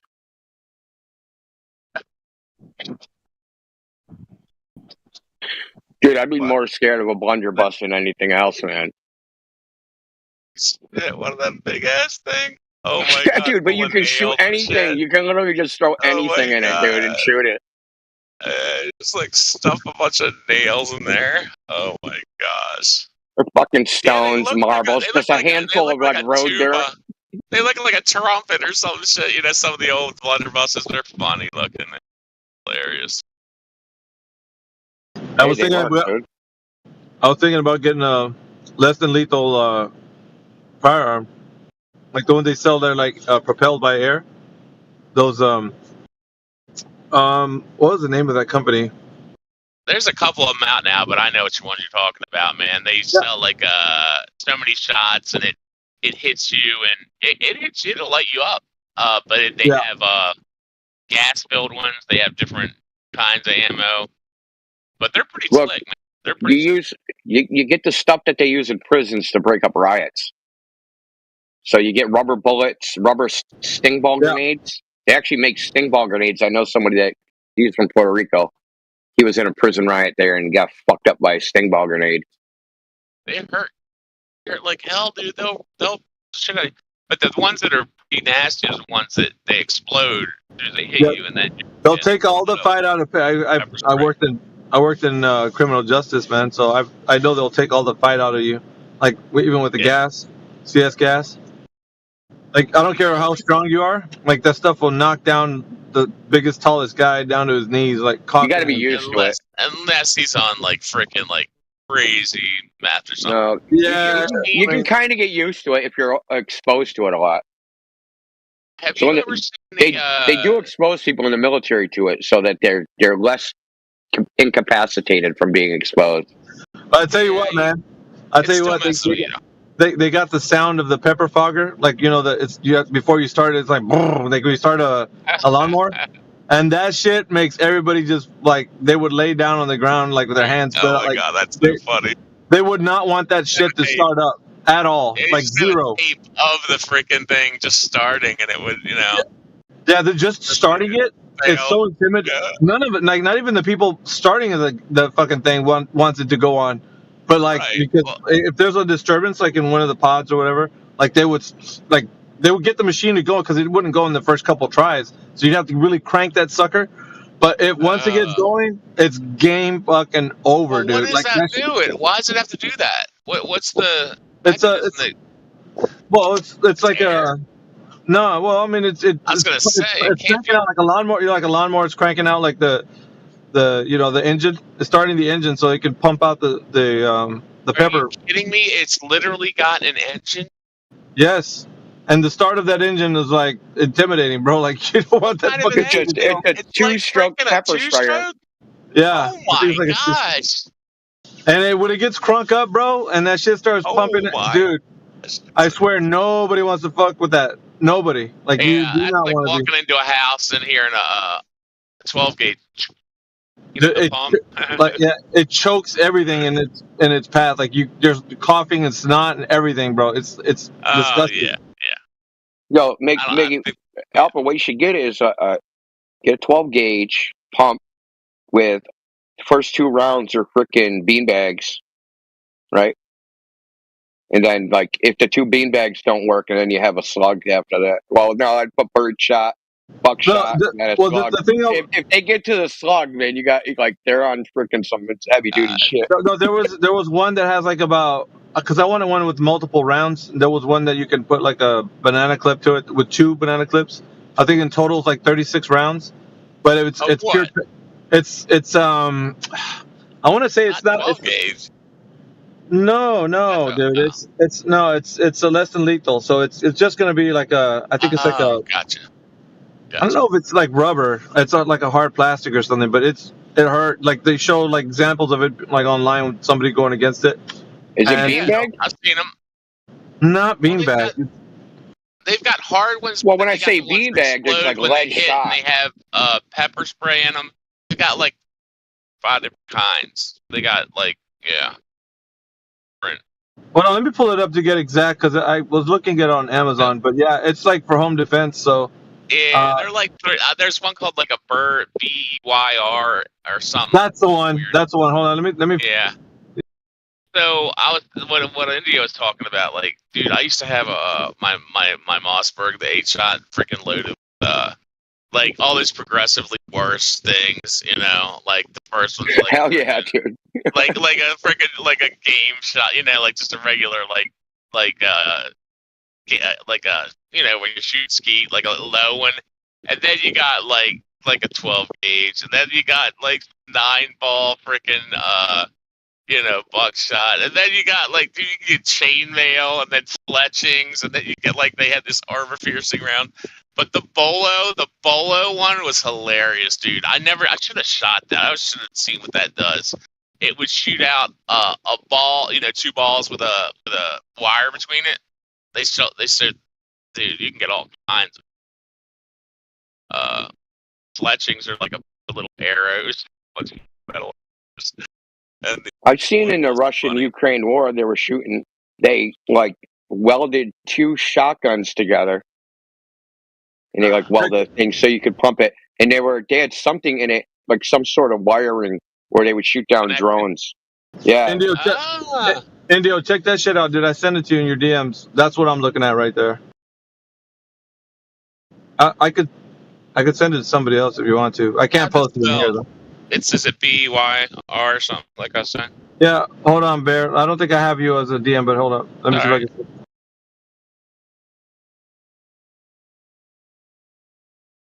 Didn't they use that in Jackass? No, this one's different. I think they use a paintball gun in Jackass, but this is. I sent it to Bear, Pelagic, and Indio. Check it out. Yeah, paintball guns can kill people too. So. Well, this shit. If you're at a close range, this can too. Yeah. Damn, you know what I was thinking? Like the little freaking CO2 cartridges. I'm like, man, they'll just fall off after like 2 or 3 shots. Is that a big freaking CO? I didn't see those. Yeah, the containers are a little bit bigger. Right? Yeah. Oh, that looks like that looks literally. Wait a minute.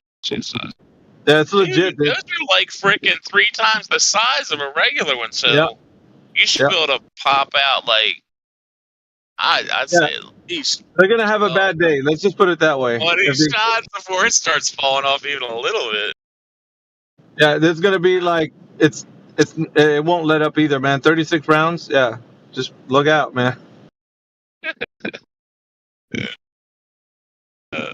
We ain't stopping until you say uncle. You know what I'm saying? Yeah.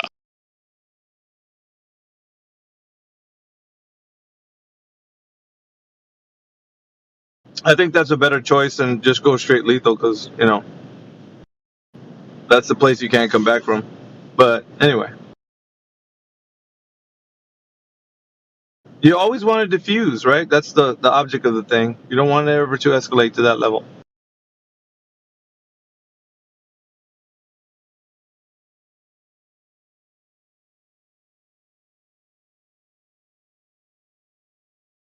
Hey, we got some people jumping in. We got Rico. Welcome. Yo, what's up, Flat Earthers? What's up, Globe Earther? What's up, Flatoids? What's up, Globetoid? What's up, Glotard?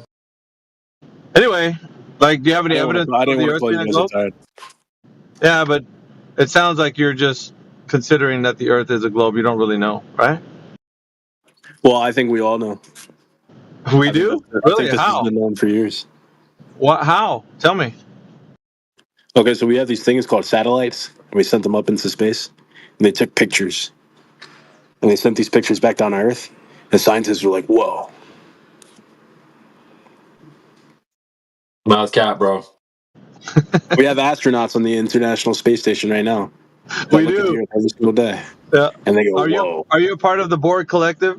Is this like all we do this, we do that? Man, you didn't do shit, dude. They did all that. You just looked at all that stuff. You're just a fanboy. That's all you are. I mean, let's be real, right? It's a fanboy. They didn't know before that? That's weird. Well, so are you. I'm not a fanboy, dude, of NASA. You're the one talking about astronauts flying around.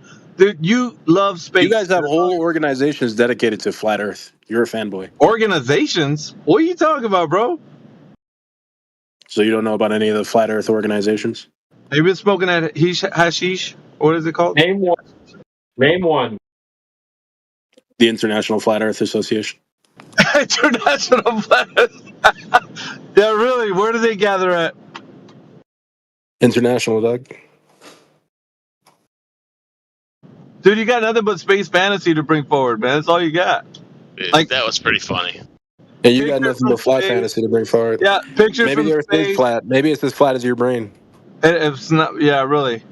So there's the only evidence you have is just belief in the idea that men are flying around above your head and a tin can going around the Earth. That's all you got. And under his feet. Well, we can see it. People watch it happen. People watch those satellites on the International Space Station take off. People watch space shuttles take off. True. What the hell are you talking about? Nobody's seen any satellites go from space station. What the hell are you talking about? So you've never seen a rocket take off from Yeah. How do you know it goes up to the vacuum of space, bro? How do you know it goes over because there? you can watch it. You can watch it. You cannot watch that, bro. You watch it go from the exosphere to freaking Narnia, all of a sudden just poof into freaking the vacuum. Now he's talking about just seeing something. You saw something on TV, right? And you're convinced by that. You see something on TV, you're convinced. No, people have shown up. People have shown up with literal telescopes to watch the spacecraft go up into the atmosphere and into Really? space. How far do you think they can see? You can't see rockets go to space, numbnuts. Hey, who are you calling numbnuts? You, dude. Because you're just making shit up, right? So if you actually watch a rocket launch, they make a parabolic arc and disappear at the horizon. You don't see them go to space. I wish they would watch them with a telescope. If they could actually watch them, you'd be like, oh, damn, they landed back there on the ground. Fuck, it's all bullshit. Or in the ocean is more accurate. Yeah, so you don't watch people go to space. So there goes that idea. What else you got? So wait, not only do you guys believe that the Earth is flat, you guys don't believe in space? No, it's not a belief. It's a belief, dude. Why do we gotta believe in? Why should we believe in space? So you don't believe in space? So why should we? So you think that governments for thousands and thousands of years have concocted this fake story about space and other planets in our solar system, and even the sun. Thousands of years. Damn, we've been going to space for thousands of years. So what is the sun and what is the moon, in your opinion? Those are holograms? No, they're not What do you mean, holograms. holograms. So what are they, in your opinion? If you don't believe in space, where are they at? Look, dude, listen, Rico, you're a sped, okay? Just because we don't believe the story, doesn't mean we think they're... Really? Yeah, he's not here to have an honest conversation. You can just shut him the fuck up. What the fuck are you talking about? You call me numbnuts, you call me this name and the other name, and then you call me this. Because you're not thinking, Rico. You're not thinking. Okay. I ask you a simple question. What is the sun and what is the fucking moon? Okay. Just because we don't believe the story that one's a fusion reaction and the other one's a giant rock ball doesn't mean we think they are fake. So what is it, in your opinion? Where do they stay? I don't have an opinion on it. I don't make shit up. So you have this grand opinion that space doesn't exist, the Earth is flat, but you can't come up with any grand story for the Earth. I have no evidence space exists. You want stories? Maybe perhaps you don't have any. Maybe perhaps you don't have an opinion on it because you know it refutes your entire argument. It refutes your entire life view. We can see extraterrestrial objects in the sky every single day. And you believe that space doesn't exist? No shit. I just saw a bird. It's extraterrestrial. No, extraterrestrial meaning not of this Earth. You on the aliens, bro? You on the aliens? Okay, now you're being goofy about it. You can be goofy about it all you want, but I can be goofy too. Hey, I thought that's what you were asking a simple question. If you believe space doesn't exist, if you believe the Earth is flat, why do I see these two circular objects, these two globular objects in the sky every single day, for my entire life. Where are they from? Where do they come from? Where do they stay? What do they do? This is your problem. You keep saying I believe something. No, I don't believe something. You believe something. Yeah, why can't you just give me a flat fucking answer? Why is it so hard? Just give me an answer. Yeah, what is the sun? we're not characterizing the situation. The sun and the moon are the sun and the moon. Do you need help identifying them? Where are they at? This guy doesn't believe in space. This guy says space doesn't exist. Outer space. Sky? You observe them. You observe them in the sky, don't you? That's right. Got him. Okay, so how's that a problem? Okay, so why does one go away and the other one comes out? If we're not rotating, if we're on a flat plane, why does one appear on one side of the Earth and not on the other side of the Earth at the same time? You can't see them at the same time. Yeah, you can see them at the same time sometimes. You notice that they move? So you're saying they move. We don't move. They move. Well, that's what we observe, isn't it? Yeah, right now Why in don't Florida, we move? the and the moon are out right now. Why does everything else move besides us? Well, that's not the question. You understand? You observe them to move, yeah? Yeah, I observe them to move. Yeah, absolutely. Right. So they move above the Earth in repeated cycles, giving up our day and night time, seasons, etc. It's not very complex. Well, and you wholeheartedly okay. So then, where do seasons come from? Because if without the rotation of the Earth, there is no season. No, the sun's motion. Remember, the sun's in motion. It's moving.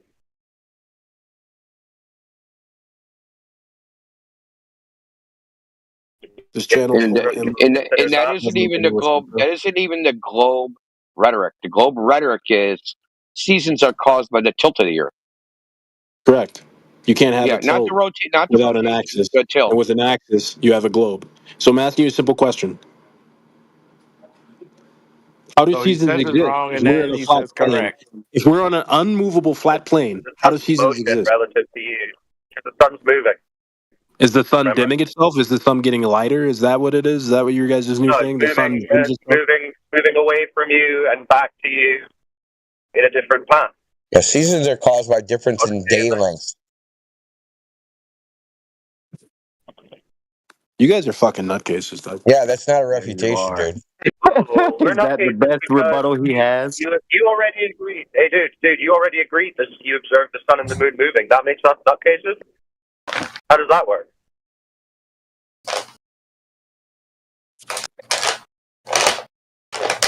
Bro, do you hear yourself right now? I'm saying that I agree with you. From our perspective, the sun and the moon are then moving. you're calling us nutcases. Then you call us nutcases for observing the sun. I think you got some background noise, bro. Sorry, I just wanted. You're getting emotional. Well, I wanted to follow his logic. He said, axes and rotation and everything has to be a ball. So if it has to be a ball, then that ball would have to be some kind of measurable curvature on the surface, right? That's right, and we can measure the curvature of the Earth. Okay, how did we do that? Finally. Let's see it. How do we do it? Yeah. Yeah, who did it? Who measured the curvature of the Earth? Okay. So you can just simply observe the horizon. Okay. The horizon is the Earth curve. So the Earth's curvature causes the horizon to dip below a line of sight extending from the observer. The amount of dip can be measured from different elevations. So if say you're at like 1,500 feet up in the air from sea level, you can observe the horizon will be somewhere based on a certain measurement. And there's horizon calculators online, and you can see this. Great, that's great. Let's check this. Then. Okay, so if the observer is at 1 foot, then the horizon should be at 1.22 miles based on a 3959 water ball, right? Is that what you're getting from the calculator? This is the globe math. If the Earth is a sphere with a radius of 3,959 miles, and every distance can be no more than 1.22 times the square root of the observer's height in feet. That's what those little globe Earth calculators tell you, right? That's right. Okay, so if that's not the case, then what do we need to conclude? But it will be the case because the horizons. Okay, no worries. I'm going to give you an observation from an observer at 1 foot, and you tell me where the horizon is in relation to that particular observation. All right? You game? You ready to do this? Let's do it. In the side chat. At 31 minutes past the hour. Platforms. How do we know that the measurements on the platform distance is accurate? How do I we know don't this? think he Here wants we to go. do this because we haven't gone through it yet. He has a question. I don't think he wants to do this. Massive, municipalities. This is municipality corporations, right? Require that there's really accurate measurements taken as to where these particular oil rigs are going to be, so nobody gets sued and the environment is safe and everything. So these are the distances given to us by the municipalities and the people that measured these from shore. So these are accurate distances unless you have a problem with those measurements. Right, but that's all subject to human error, though.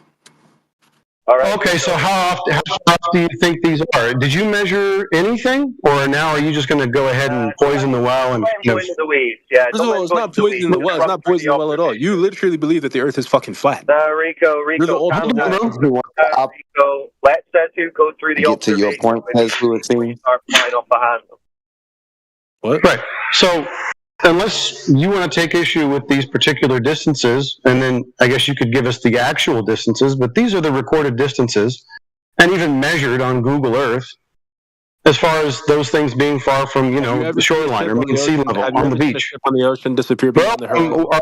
Let's not get, off the topic. You were talking about the horizon being Earth. No, this has to do with this topic. I'm asking you some question. Have you ever seen a ship? Is this horizon consistent with the Earth geometry?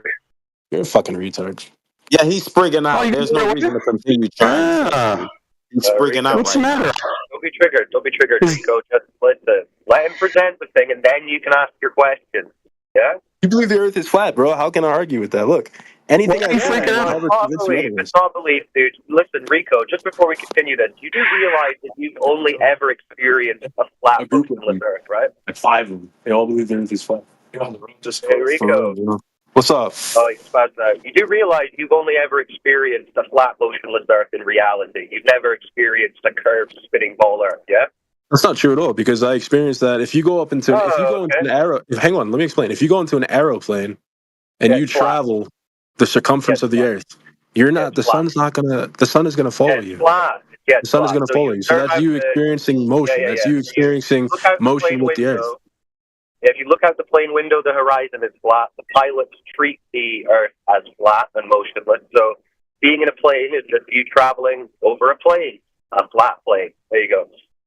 So, yeah, you experience a flat horizon, and you don't experience any motion of the surface. Therefore, you do experience directly every day a flat, motionless Earth.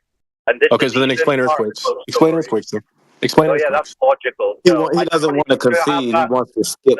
No, I just want you to have that realization. I just want you to have that realization so that you'll calm down and let Setu explain what he's talking about, and then you can ask questions. So be calm and just listen to what he's saying. Good. So you said that the horizon was Earth curve. In this observation, is the horizon consistent with the ball of the radius of 3,959 miles? He's trying to sound smart, but he sounds dumb. He's super dumb. Yeah, he doesn't want to have the conversation. He just wants to talk about how Go ahead. What's your equation? What's your equation? I'll do the math. No, I'll have the conversation. Doing that, you're just going to get kicked the fuck out. How about you stop doing it? Hold on, Ranger. It's fine. It's fine.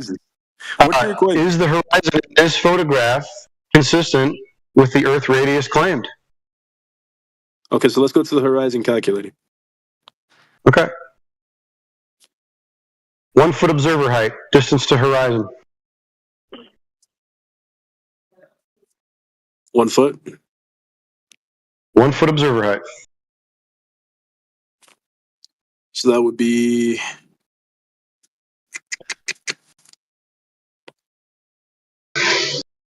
0.00016 miles.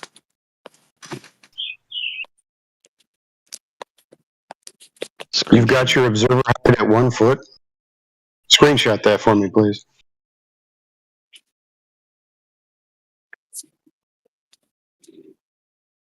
Hang on a second. Anyone else here unemployed? Just wondering. Just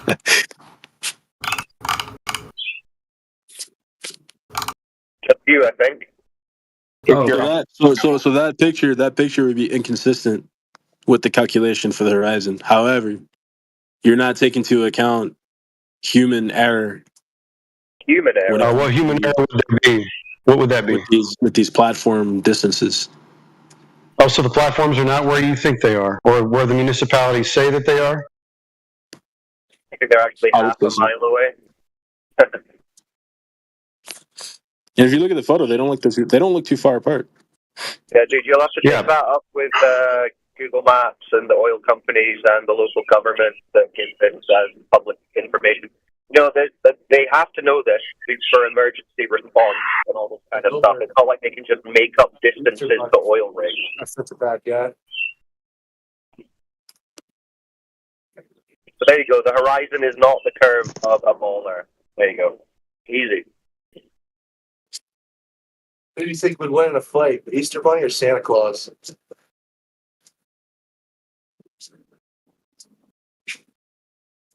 Well, are they in space or not?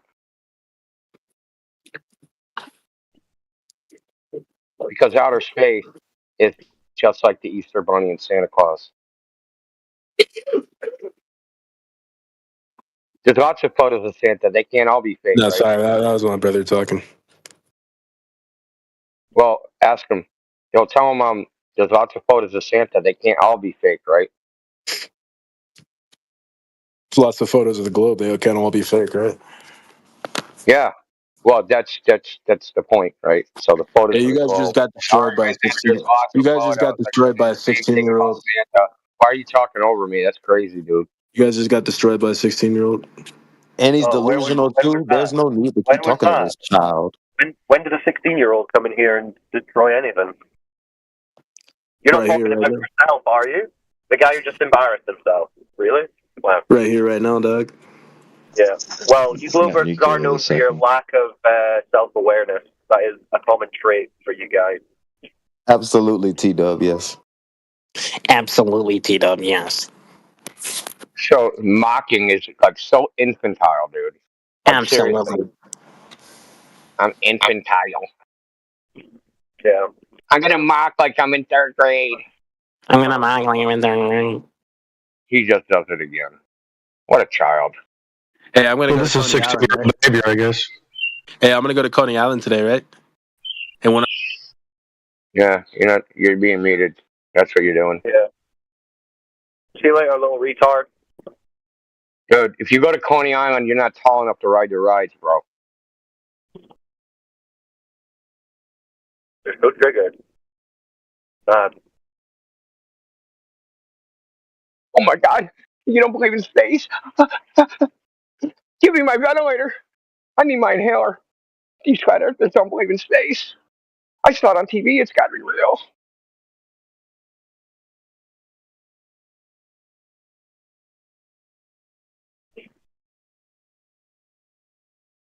Spinning monkey ball children.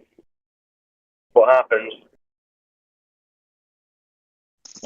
That's the first time I've ever heard anyone bring up horizon distance as an argument for globe.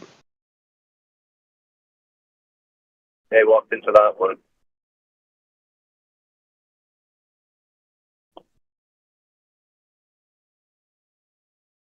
Maybe some flat earther in the DMs is like, yeah, I'm a glober.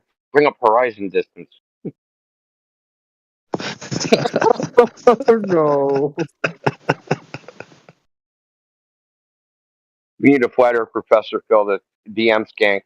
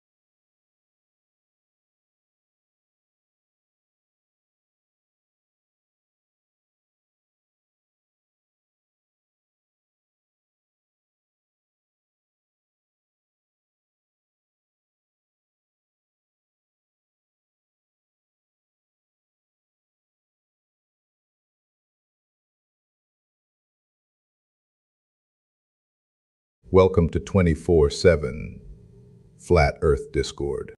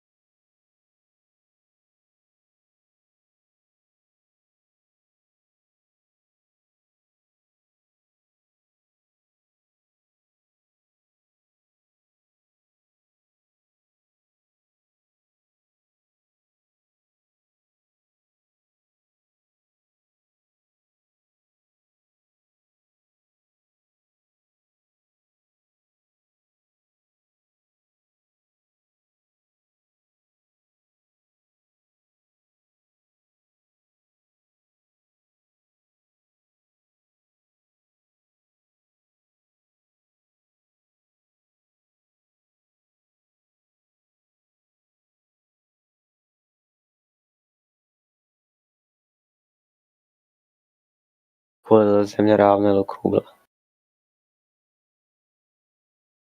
Čuš? Samo ću pitati, a šta je sa onima koji žive uz dole kako oni ne padnu na svemir? Hello? Nek mi neko objasni tu teoriju, evo poverovat ću. Čekaj, brate, koliko njih...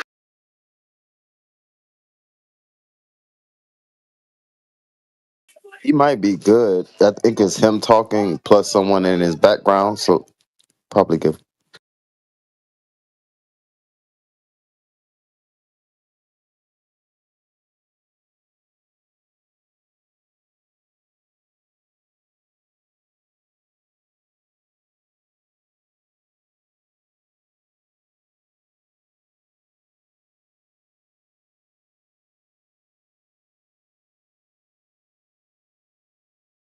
Hello. Okay, we got a hot one coming in. He's typing in capital letters. He wants to speak. No, I'm sorry. That's my keyboard. No, that's my keyboard. I'm sorry. Yeah, I just vouched for you, Killer. So if you want to have a conversation, maybe speak to someone, ask a question. Thank you. I really appreciate that, man. All right, I am not going to deal with that shit, so try again.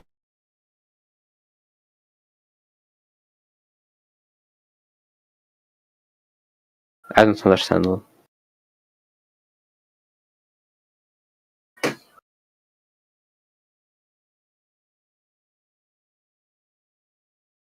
Go ahead. Someone's listening. Go ahead. No, man, bro. I don't know. Like, it's only you and like the other guy who speak, and he don't want to speak. So I don't get the point of like asking the question then.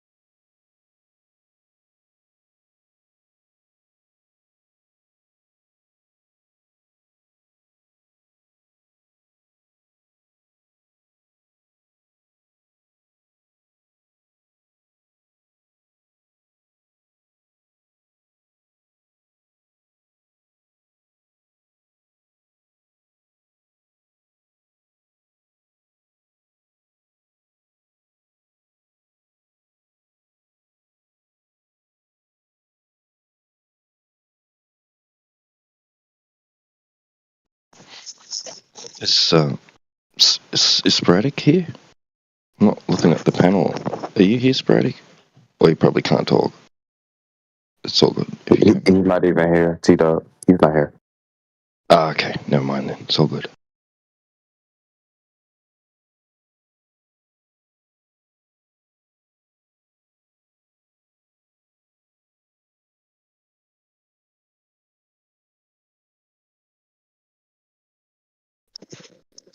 How's my audio, by the way, Ranger?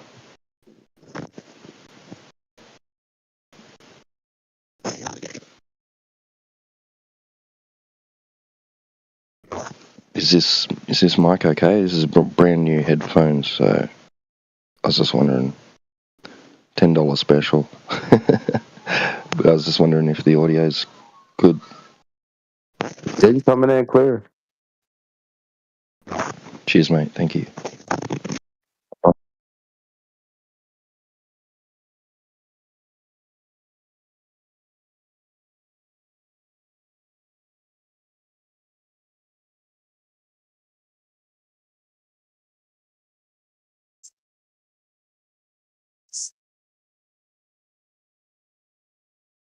What's up, ninjas?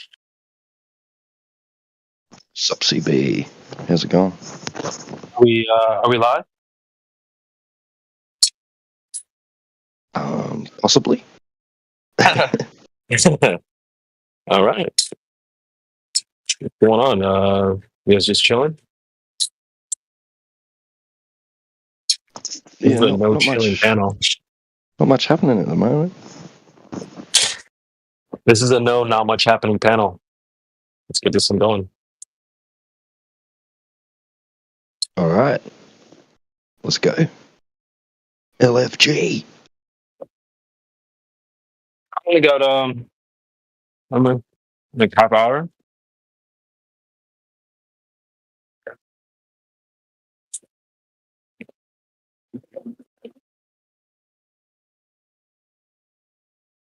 I think it's kind of show. I want to advertise a show for tomorrow. Looking forward to potentially putting a show together. I need to get with AI on this one. But I think we should host a class for VC stuff, like how to talk on the VC, what to say when a globe card says this, when to like solo, when to do a one-on-one, especially when there's a lot of people in here. It's like a class on VC stuff, And I think the benefit of this would be like there's a lot of times when the panel is just us, and that's totally fine. The show could operate totally fine without any Globers being there. So I'm thinking maybe tomorrow, 24/7, we can pop in there and do a class. And lots of people will have different advice. I think AI would be really good for this. India already has some good advice. Sunny and I have talked about like a flow chart. Glover says this, you respond with this. It's like chess, type of thing. Welcome whoever just joined. So I'm thinking about doing that tomorrow. We'll see. It just depends. I may or may not be busy with some 3 or 4 activities, but we'll see. But if not, then maybe we can do a show on 24/7 tomorrow. Just keep your eyes out.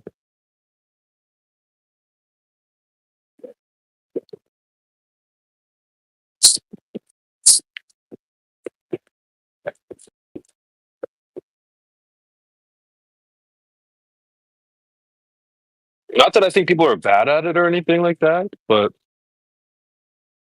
we could all level up. Maybe we all have advice for each other, even me sometimes.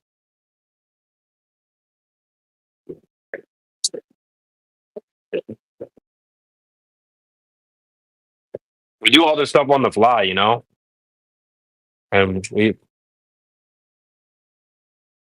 it's the conversation can go in many different directions.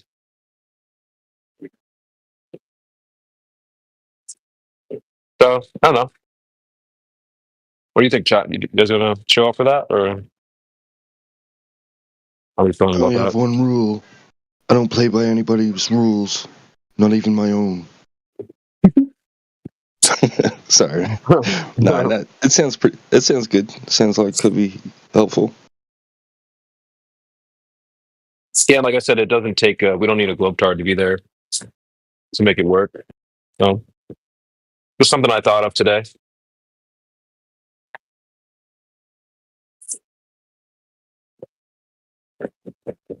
Advice is good. Yeah, everybody can share advice too. It's not that it needs to come just from India or whatever. Like even the people that just listen, like they might have advice. Like, hey, I've been listening for a while. Here's some advice I have on this. People in YouTube chat.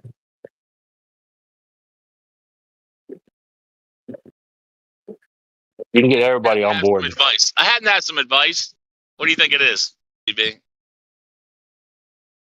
What do you think my advice would be? Get coffee and make sure you're charged up on coffee. From paraplegics. Mm-hmm. Order some coffee.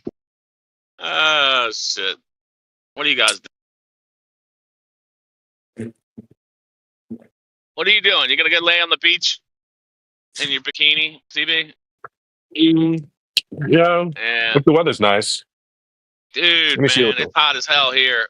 Finally, it's like summer here, and it's like 95 and like 90% humidity. Disgusting. Wow.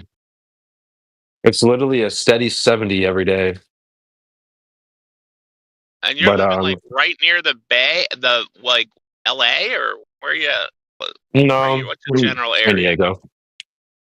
San Diego. So that's a lot cooler than LA, right? I don't know. As far as being hot, isn't that? I think it's about the same. More up near San Francisco and shit. I have no idea about anything about California. I'm near TJ, bro. I'm near Mexico. I'm right by the border with all the Latinas. What? You're all the way down there? Yeah, it's like right on the border. Well, I'm not down exactly on the border, but San Diego's right there. 70 because of the wind coming off the water or something? It's just fucking perfect every day. Don't make no sense. I thought California is hot as hell in the southern part near Mexico, because Mexico's hot as hell. How can it be 70? Yeah, I'm gonna send you a screenshot. Here's my 10-day forecast right now. Is it humid or is it dry? No, it's not humid at all. Ohio was kind of humid, right? Kind of like Maryland weather. Ohio? Yeah, humid. Hot. Yeah, all right. It's cooler during the day in the summer where you're at. I mean, I would think California hot as hell in Southern California. It's dry and we got that ocean, man. 70 degrees every day? Every fucking day. 90? I'd bet money that it gets hot there. I don't know nothing about California. I went to Disneyland when I was a kid, and I don't know where Disney was at, but it was so freaking hot. I could see this Pacific Ocean, and I couldn't go in it because there was a sand heat warning. Like they wouldn't let us on the beach. I was so pissed. Wow, damn. Sure, that's crazy. Paying that. I'll see you. Right, it's actually pretty wild. Well, what does it matter? You're in a wheelchair. You can roll around on the stand. Dude, I was a kid. I wanted to see the damn Pacific Ocean, man. Just I couldn't believe it. I know it's all right, but look, how could this? I was like, I'll be fine. I'll run across the sand in my shoes. I'll make it to the water. I'll be fine. Literally, they had the whole beach shut down. Like, was the sand hot and you're saying enough to it's cook 70 with or degrees. something? It does get hotter. You know, like during the summer, it'll get hotter. Like, Are man, you that saying that sand. this sand was like hot enough to cook with?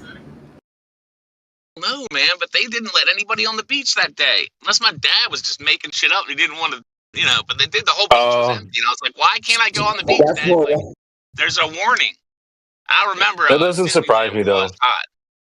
That sand do be getting hot, bro. I'm not I gonna should have lie. just ran out there. I should have just ran out. Man, what would they have done? Arrested me? Ran out there. Got my feet wet. All the way there. And then the only time I ever seen the Pacific Ocean is when I went to see Kat and, you know, my girlfriend in Washington. We beach. The beach up there is wild, man. You can drive on the beach. We're driving. Oh yeah, I love driving my car on the beach. I know what they would have done. They would have gotten sand in their shoes. Cops going to arrest you on the beach, like, hey, like, man, hey, I thought it was too hot to go chasing.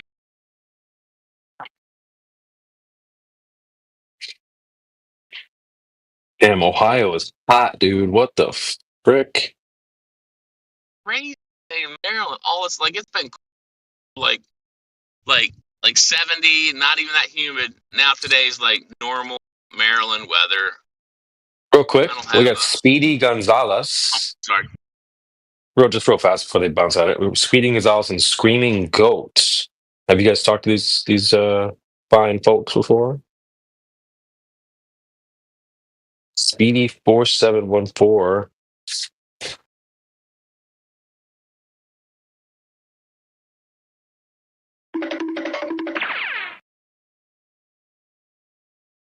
Speedy Gonzalez. He's gonna speed over to his mic real fast. Is that Fred Flintstone? Is that a Fred? That's like a cartoon or some shit, right? It is, but I think it's Fred Flintstone. Fred Flintstone would start to move. His feet would like start to move like he was running a minute to catch. Oh, that sound.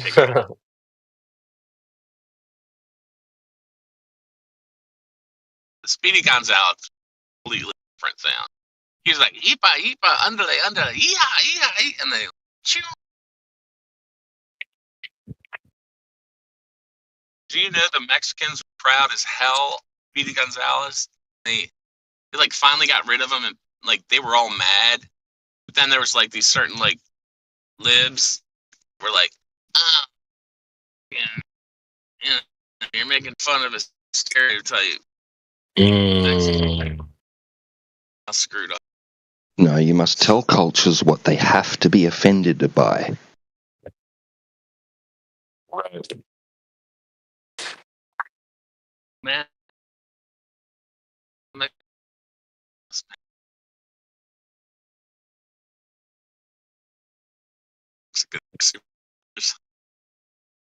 Yes, I'm a superhero, right?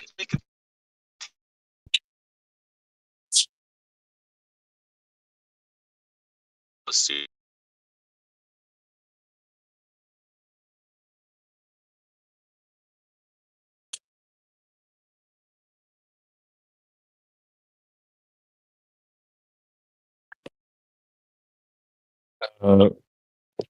You're roboting there. You need to roll your wheelchair over to the router. Paraplegic. Oh. You got people joining in. Kiwi's here and Yo, shalom. What's up, CB? Good to hear from you, man. Yes, sir. What up, crew? Hope everybody's having a great day or night, depending on where the sun is. Yeah, we're just chilling. I'm about to see it very soon. Oh, you mean the Earth is about to rotate towards it so you can see it more effectively? Is that correct? No. Steel manning their position. Come on, man.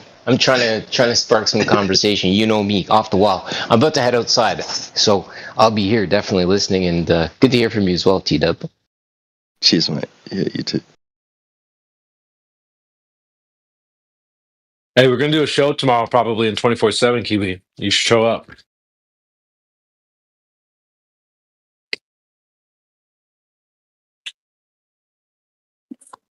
Yeah, man. What's the details on said show? I'll check it in the. It's posted, I would imagine, right?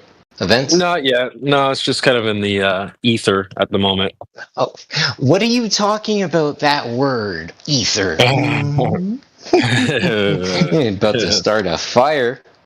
I'm thinking we do a master class or like a class on, how to operate in the VC. We have a lot of listeners. We have people who talk a lot. We have people talk a little.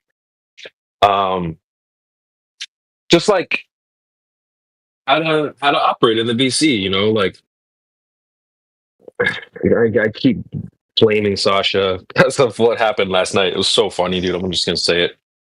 Shout out to Sasha though. But go ahead. Sorry, I'll just say right quick. VC etiquette And like just chess moves and stuff. Like if you don't play a lot of chess, you can sit down with a chess player and be like, he can explain like if this person makes this move, you can do this, or when to shift from a bunch of people on the mic to maybe one person, or AI has always got a lot of advice for that as well. Indio hit some good advice earlier today when I mentioned the show idea. So I just think that everyone's going to have some input, and it's a show that doesn't require globetards. We can do it without them. Sometimes we just sit and wait for them. But this show, we could totally,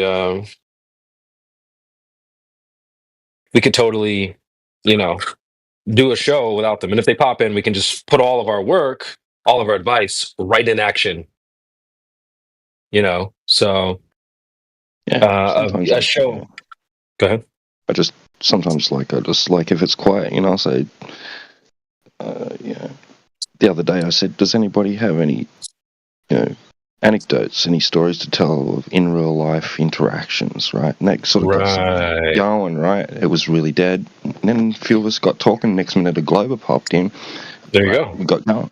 Yeah, but etiquette is good. I mean, like we're all guilty of like some interruptive behavior, sort of, or whatever. Like that. We all need to have a look in the mirror sometimes and go and reflect and go, okay, yeah, I could improve my etiquette here or there or whatever. But a good rule would be to, like, just before you open your mic, ask yourself, if it's during a conversation that's taking place, particularly if it's been mostly one-on-one or two-on-one, and you want to be a second or third wheel, right, to ask yourself, is what I'm about to say going to be, one, lengthy, and two, will it complement what's going on right now? Mm-hmm. If it's not going to complement the conversation or help in any way, and if it's going to be lengthy, maybe you should just wait until afterward. Put a pin in it, wait till the break, and then get in. This is exactly the type of vibe I'm trying to have tomorrow. Exactly. You remember, keep that same energy tomorrow, Kangaroo Guy. This is exactly what I want to talk about. And what you like, just ripping off of what you said, sometimes you're gonna have to let it go, bruh. Because like there would be times back in the day when like a soundboard, like someone would say something that would cue up an idea for the soundboard, but maybe if I missed my mark or the timing just wasn't there, I just have to let it go, man. Like no matter how good it would have been, if it wasn't the right timing, you just gotta move on, man. I'm sorry. Some people just like have to get in and say this thing. It's like timing is everything. If the ship sailed or the point moved on, let it go, bro. Let it go. It's hard to do, but sometimes you gotta do that. There's definitely a cadence to the conversation. You're hitting points. The other thing too, we need to be aware of is the wind is not bad on the mic. Let me know if it is not. But right? Making sure that I'm going to mute up. Yeah, Really getting it's super. Yeah, we hear you getting blown away. Pause. But yeah, man, like this, everyone's gonna have good advice. It's not just it needs to come from one or two people. It's gonna come from everybody. Anybody can chime in on tips and tricks and stuff. But yeah, you made another good point too there, Kangaroo Guy, where you said, like, if it's dead, what do you do? I've heard Amish come in and start up just start yapping in a good way, and that was like really, I commend the heck out of that, you know. Um, so like, what to do when if it's dead? How can you get the show going? I think that's maybe something I can chime in on as well. Just highlighting good behaviors, bad behaviors. Hell, you know me, I'm toxic. I'll just start naming names. Hey, you do this and you do it wrong, or you do this and you do a good job. Like I'll call people out. I don't give a fuck. I'll do it. For example, last night. Sorry, I know Sasha might be listening. If you're in the call or whatever, you know we love you. But it was just so funny, dude. Like there was a guy. Some people think he was trolling or acting or whatever, and other people seemed like he thought he was having like a genuine experience. This guy was having a full on. He was like overheating from all this flat smacking going on, and like you know, it was like Wolfgang and some other people, kind of like that, and you know, we're like making a bunch of points, and then Sasha comes in. He's like, "So what is level water?" Right? And like, I heard someone in the background. Someone in the background was like, just said, "Put him on mute." Bro, I was laughing so I was laughing so hard. I was like, oh man, poor Sasha, bro. Oh my god. So what is the water level? And they were like, just mute him. I was like, oh bro. So not to just clown on Sasha, but like it's more the behavior than anything. I think that guy's personality was getting misunderstood a bit. I mean, I think he was genuinely at a loss. He was like, "Oh, guys, like everything I present to you, you've got something for it," and he actually commended us on our reasoning and logic and our arguments and the evidence that we presented. He was genuinely stumped at a lot of it. He was like, he putting his hands up in the air going, look, fucking hell, I don't know anymore. And I think he was at the point he was like beginning to question his whole reality. That's what I was picking up on.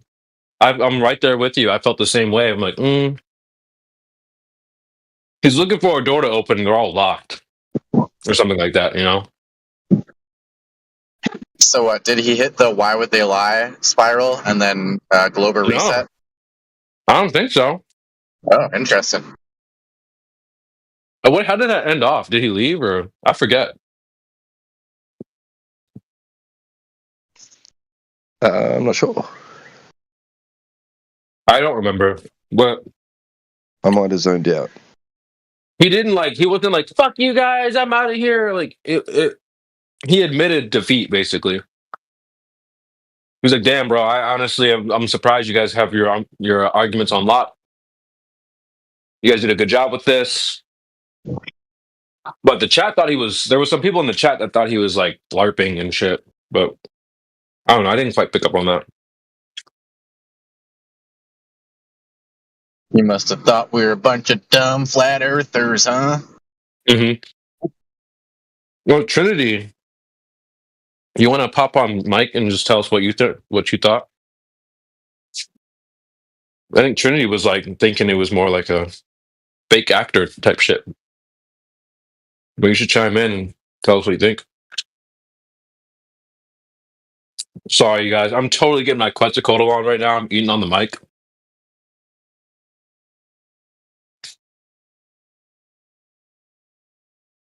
That boy Quet's always eating on the mic, bro. I'm not even mad at it. It's just so funny. We have... Somebody just joined and left.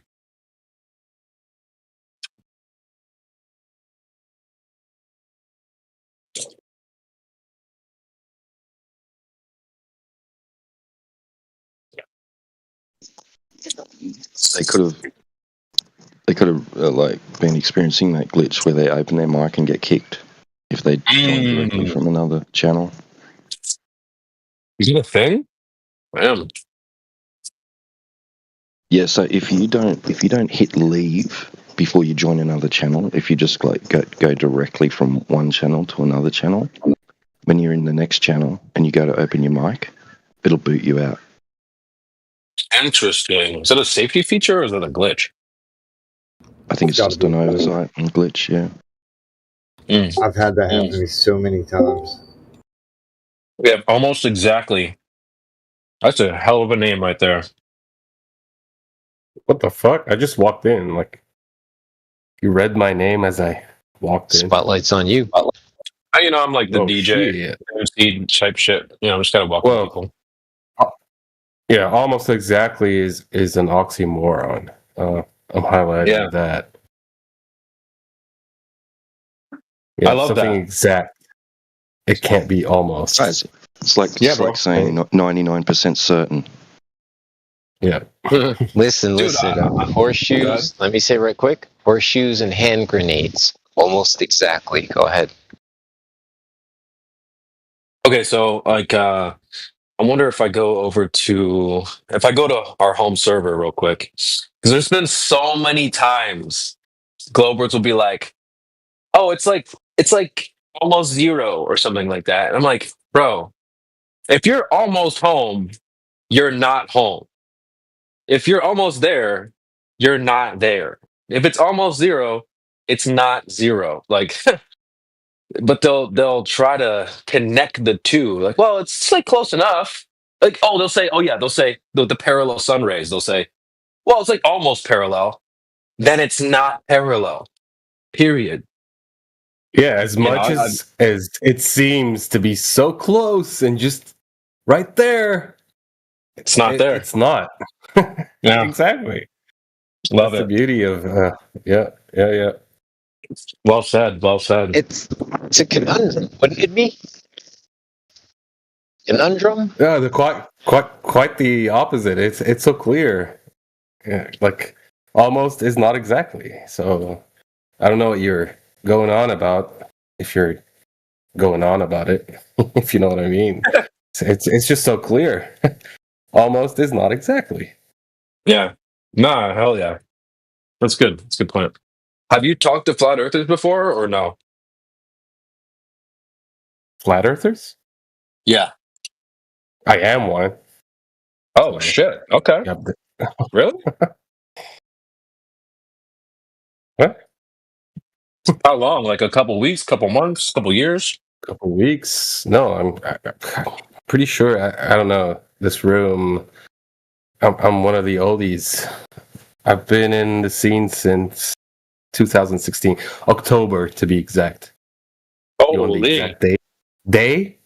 21st of October. It's marked on my calendar. I don't forget that day. Wow. So when did you start to believe in the flat Earth? Ooh. It was never about belief. Okay. Yeah. All right.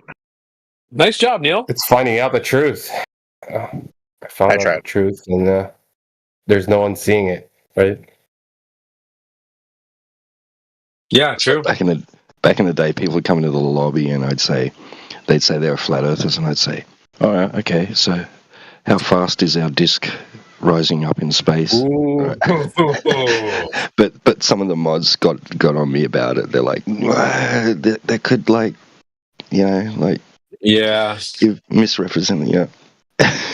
They said, "I like your style, but maybe hold back on that a bit," Okay. Yeah. Yep. No, that's funny. It's stuff like that. Like, Neil, what you just did there is really high level, like 4D jujitsu flat earth chess. Because a lot of people will fall for that. A lot of people will go, "Oh yeah, I believe it." Like, oh, okay. So good job. Also, good job, exactly, and not falling for the bait as well. What bait? Wait a second. You mean there is no edge?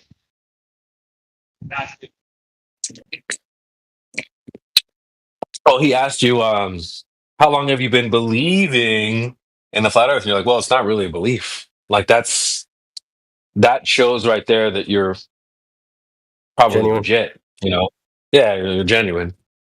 Yeah, yeah. Because we get some people come in like, I ain't seen nothing further.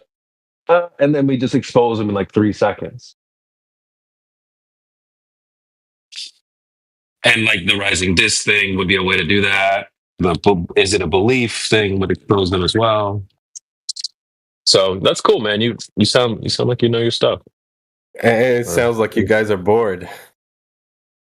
Oh, really? Shit, like waiting for like I mean I don't know. You're throwing out bait, shit like that, like, and you called out my name as soon as I came in. So maybe it's the room is not too hot, getting boring.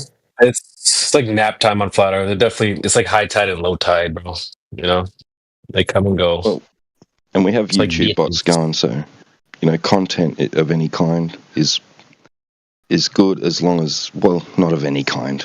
There is bad content, but I mean, if we've got some content that's Well, the fact that I'm an OG and I don't really come onto Discord as much as I used to back in the day. Like I don't remember the last time I was on, but is there actually anything interesting going on in the community, in the scene? Anything new? I know the whole Jaren Antarctica thing was like. What's that? I said, I don't know. You tell us. No, I just literally walked into the room. Like last time I was on Discord was months ago. So it is a legitimate question, and I am being honest when I ask. So what did you hear about the Jaren thing? Well, not here. I mean, I kind of engaged back then, and yeah, I know all the ins and outs of it. But that was Like the last thing. The Antarctica thing you're talking about? Yeah, yeah. Oh, okay. Yeah, Al Jaren. Basically, Al Jaren.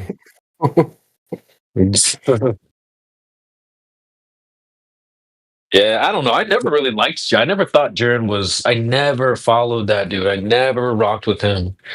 Always thought he was a cornball, like always. And Dude, so then, I literally, I was there in his beginning. He was cool. I did follow him, but yeah, I mean, it didn't take Antarctica for me to stop listening to him. It was way before that. But yeah, I mean, he's just a lost soul. He's one of those idiot flat earthers, if you know what I mean. He doesn't know why he's a flat earther. But kind of lost yeah, it just feels right. Sorry, go on. It just felt right for him. And yeah, he made a whole channel and whatever. Yeah, I kind of lost respect for him back in the day when he could not distinguish the difference between science and pseudoscience. Yeah, he was just chucking. He was throwing it all under the bus. It was like, bro, what the heck? Yeah, it's a simple he didn't get it kind of situation. It went over his head, and that was it. Okay, Dandelion. We got Dandelion got a new profile picture. Okay, Clean. I see you. Karma made that for me. I sent her the old picture that CBCI made, the other one from that you guys all were so mean about, but luckily CI's not around. But anyway, hey. That shit was looking crazy, girl. I'm not gonna lie. No eyelashes. I was like, this thing looking into my soul right now. What the heck? Yeah, and then Karma said, "Oh yes, CI's work is a little abstract." So then I sent her this other. That's just being nice. Oh, Karma is very nice. Yeah, so then I sent her this new picture. Then she made that for me, and so I thought I would use it so I could be a human like you. CB, you're a human there in your little cartoon. Looks good, girl. I like it. CB's a monkey. What do you mean? Facts. Don't make me chimp out on you, Neil. Yeah, it looks like he has, like nice little hands there. He's got his little hand up. Little hands. I'm gonna charge up my pimp hand. Let me get my pimp hand going. Right now, I'm just joking. Or am I? Anyway, if Karma is here, then you have to tell her that you like it because that is her work. Okay, yeah, I will. The other guy did bounce out, but it's all right. No worries. Oh yeah, Dandelion, we're advertising for a show for tomorrow.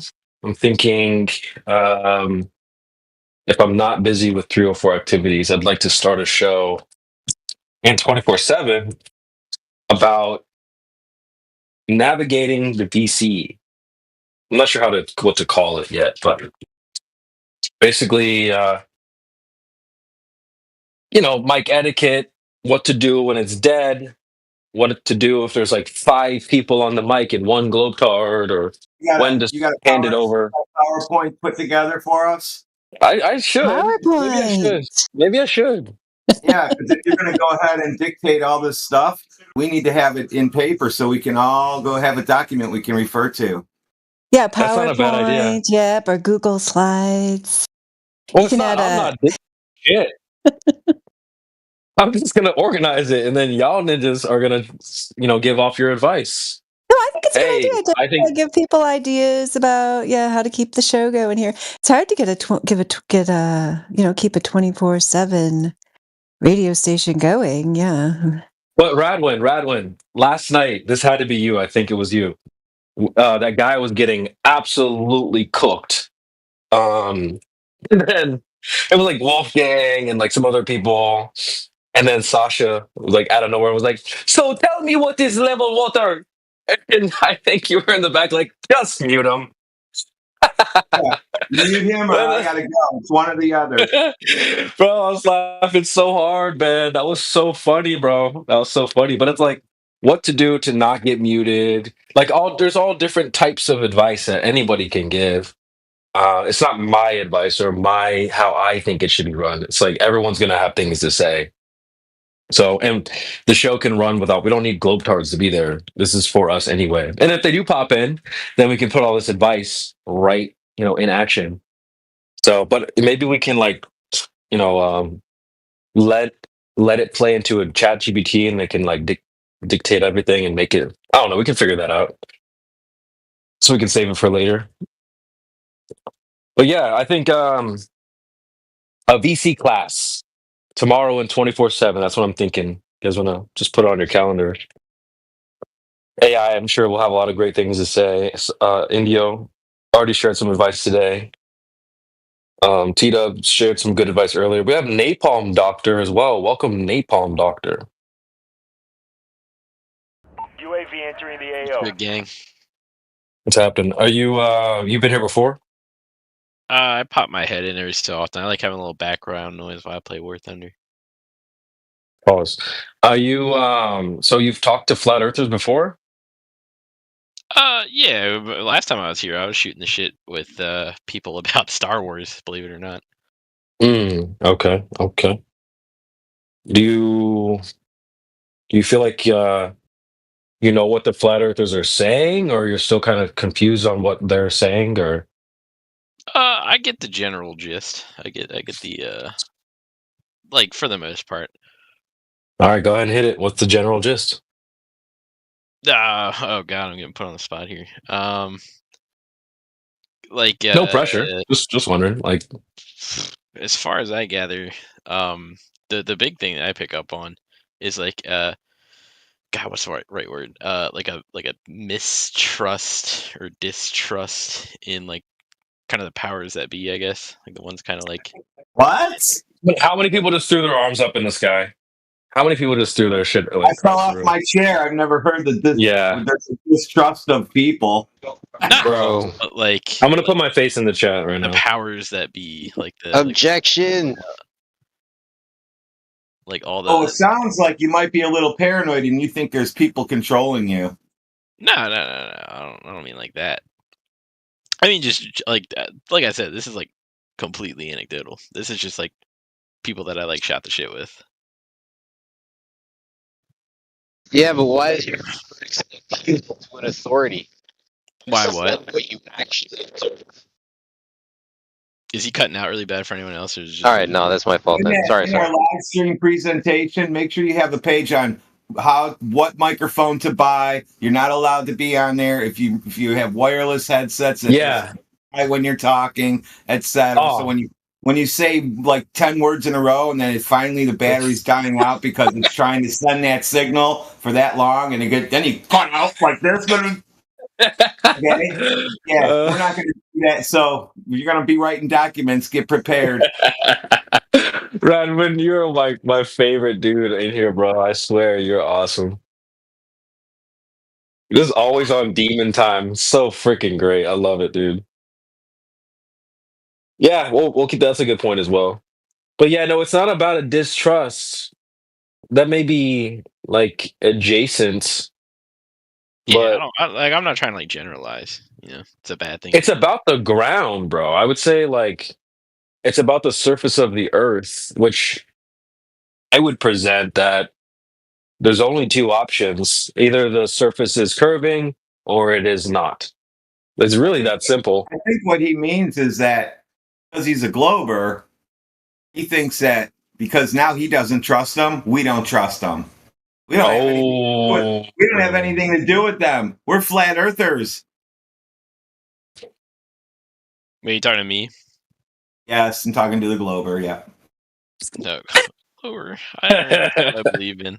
I just I don't think I'm honestly, this is like my own thought process about it. I barely passed science in high school, so I don't think I'm qualified to. Well, don't worry. This isn't science anyway, so don't worry about it. I mean, like you obviously know how to see because you play video games all day, so you do have eyes, and you may have gone out to get a pizza or pizza rolls or whatever you guys eat nowadays, and wow, you've seen that it's not a spinning ball flying through a vacuum because if you stand still, you're standing still. Facts. Yeah.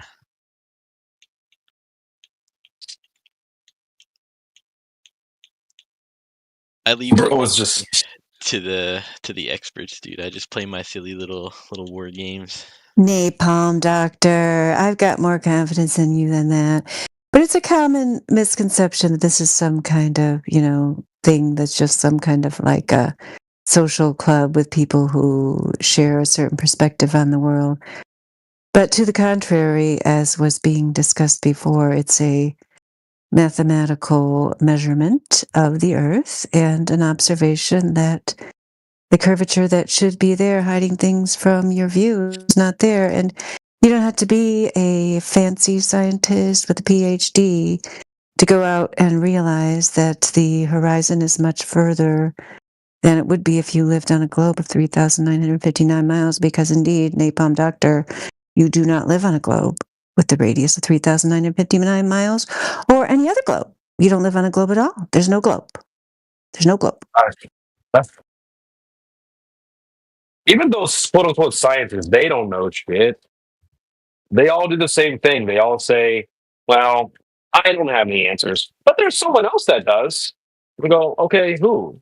Well, that guy over there. And we go to that guy. Hey, we heard you had the answers. Right. What's up? No, I don't know all the facts. I'm not an expert, but there's somebody else that has the answers. And it's an infinite loop where they go, that guy over there has the answers. We go to that guy. It's the same thing every single time. Do you remember Flat Earth Boxer? Yeah. Right. So he's got a perfect example of that. He sits into this introductory physics class, right? And the teacher's like talking away, and then he says, "Is there any questions?" And he's like, "Yeah." And he's got all these questions about like gas pressure without a container. The teacher says, "I don't know, I'm not a statistician." And then he says, "What about curvature?" He goes, "I don't know, I'm not a geographer." Like this physics teacher keeps palming it off, passing the buck to these other experts. So Flat Earth Boxer goes, "Yeah, okay, I'm going to go ask this, this guy doing this astrophysicist doing a lecture, or astronomer, right, doing a lecture." and then he approaches him after the lecture about it, and this guy's at a loss too, right? He's trying to give the answers, but then he was saying, in one breath he's saying you can't have gas pressure without a container, and another breath he's saying yeah but, right? So it's just interesting to see a real life example of what you're talking about, right? Yes, I've been looking for that video, T-Dub. I probably spent like an hour to 2 hours looking for it because I used to have it on my playlist of the channel I deleted. I need that video. I've been trying to explain it to people, but I haven't seen it for like 5 years, so I can't really remember it properly or however long it was. Okay. Maybe like 3 years or something. I love that video. I used to show that all the time. I didn't even know that was the name of the guy, Flat Earth Boxer. I'll have to look for that. I'll duck over to the home server and grab you the clips. We've got clips of it. Yeah, okay, because I looked on there and I was looking up physics professor, person looking, university. I looked up every keyword you could possibly imagine. I could not find it. So yeah, if you could find it, that would be amazing. I love that video. It's so good because it is like, it totally illustrates exactly what we're always saying. Like these, academics and so-called scientists, like they're totally compartmentalized. Like they don't know the Earth. They don't know how to prove the Earth is a globe. That's not their job. Like, that's very obviously kept out of all textbooks. They don't ever explain, like, here's how we know it, obviously, because nobody here can tell us how they know it. They just assume somebody else has. And anybody who's specialized in a certain area is never, ever going to go looking for that information, and they don't have it. Yeah, there is no one. That's the problem, whoever we're talking to. Napalm, doctor. Yeah. Hello. They don't know. They don't know napalm. You think they do, but they don't. That's why all of us are here. We thought they knew, and we looked, and we found out they didn't know. Nobody knows because it can't be done because there is no curvature measurement. Deflects. Exactly. Yeah. Yeah, everyone has a lot of people have this syndrome I dubbed phantom expert syndrome. People, they'll say things like, well, all the scientists or all the experts. And we go, okay, who? Well, I don't know. Like they just believe in their mind that there's a panel of big brains who have the answers. You think it's But like those people don't imposter actually syndrome, exist. too? Potentially. Well, those people, when you ask the people, they every time they're kind of humble. They're like, "Well, I'm not the scientist. I'm not this. Well, I'm not that." But they think that there are people out there that do have the answers. But the thing is, they don't. Everyone points off, like we just talked about. They just point off for someone else. Someone over there has got the answers. Phantom Maybe an expert syndrome. imposter syndrome thing too. I think because I've been a, I don't want to say victim, but I've been guilty of that as well. Not anything like I'm a writer, like in my free time, and I hang out in a lot of other spaces with writers. And like when someone says like, oh, like your work is good for like XYZ, I'm just kind of like, no, it's not, dude. Like, come on, no, it's not. I write for myself, not. And like when people, it's like I've seen other writers kind of do that as well. Like when someone's like, "Oh, your work's really good," you're like, "I don't know, it's okay." I hear what you're saying. Yeah, but I feel like the imposter syndrome, that is for people who are actually always trying to improve and always trying to be better, that don't even think they're the best of their field because, of course, they're always trying to get better. It's like the people who should have imposter syndrome, such as Neil deGrasse Tyson, Bill Nye, and so on. They don't have imposter syndrome. They're just yelling at the top of their lungs lies, and they don't even check them out. You know what I mean? Like people who I'm very familiar with the imposter syndrome that But you they're on television. bring out. Yeah, the television's never wrong. Oh, I got an interesting question. Go for it. So, when would you say that you guys started to kind of question the what is it? The like status quo, I guess, theory about the shape of the Earth and all that fun jazz. What was like your aha moment? When they said they were gonna put a freaking car in outer space, I was about the end of the road for me. I was like, yeah, that's fucking cap, bro. That's bullshit. Thing. I'm like, that's bullshit. And then they're like, well, they're like, it's a perfect car. We didn't do anything to it except we removed the rear view mirror.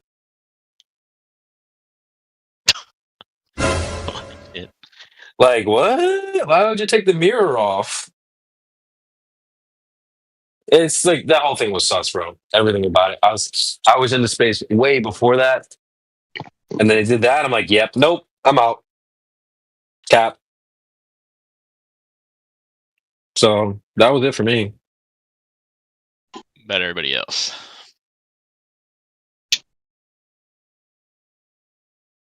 If you could like drop a pin in like that, like the moment that you're like, It's different for everybody, man. Some people have been doing this for 10 years. Some people have been doing it for 1 or a handful of months. But everybody, you know, if they just start poking around down the rabbit hole, for lack of a better term, and the official claims made, and then testing the claims, and it could be with the cosmology, it have to do with, you know, the function of the government and what it actually is, or it could be all kinds of things. So everybody kind of has something different, right, as far as their story or their testimony would be. You know, for me, it was just kind of YouTube and looking at the moon landing at one time, and back when YouTube would give you whatever content you wanted, you know, I mean, they would just suggest all kinds of stuff to you, and there were a lot of things that were suggestions like, you know, moon landing fake. And I'm like, oh, I didn't ever think the moon landing was fake, but I'll look at it, you know, and so then you just, if people go through it in a very analytical and empirical way, not just we think NASA is lying, then a lot of those arguments, you know, carry a lot of weight. So, yeah, you know, for me, if you care, it just had to do with like, oh, well, there's a lot of holes in all these narratives, so why, right? And after you figure out why the holes are there is because, well, number one, the moon's not a place you can go to. But bigger than that is the Earth is not measured to be a sphere at all. It's measured to be flat, and everybody treats it, uses it, and measures it to be flat. Everybody, even you. You just don't pay attention to it usually, right? But right. How come I don't feel the Earth moving? And then somebody gives you an excuse, right? So, yeah, from an empirical standpoint, the Earth is kind of how it presents itself to be, measurably, and the narrative itself is just that. It's just a story for people to believe. Now, why? Couldn't tell you, right? I could speculate about what people's motivations are, but that wouldn't help anything. Once you figure out that someone is not being forthright or honest with the stories that they're giving you about your reality, the why can be answered later.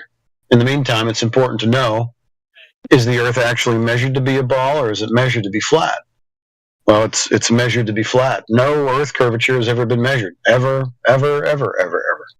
So, yeah, you can ask somebody else, I guess.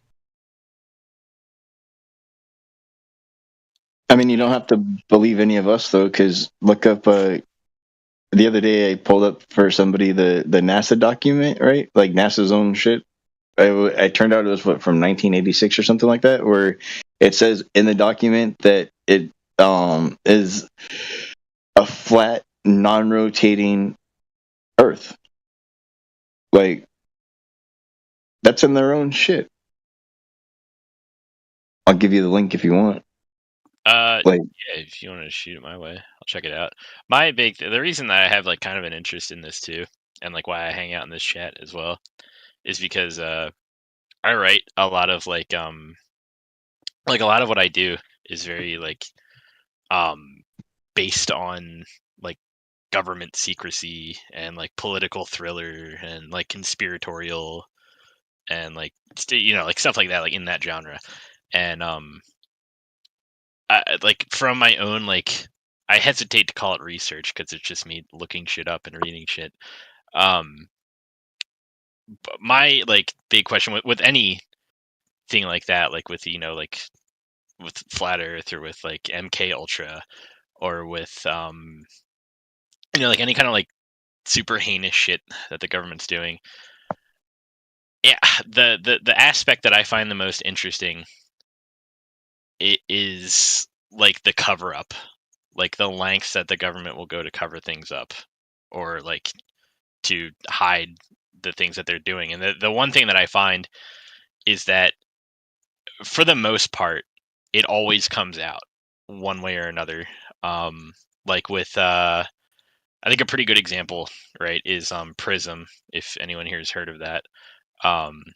It was, I want to say it was started prior to the Obama administration, but it was the Edward Snowden thing. He's, if I remember correctly, he's the one that kind of like cracked the whole thing open, blew the whistle on it. But it was essentially like executive authority to the NSA to like spy on all these different like messaging systems and things like Google, like Gmail, on people's phones, shit like that.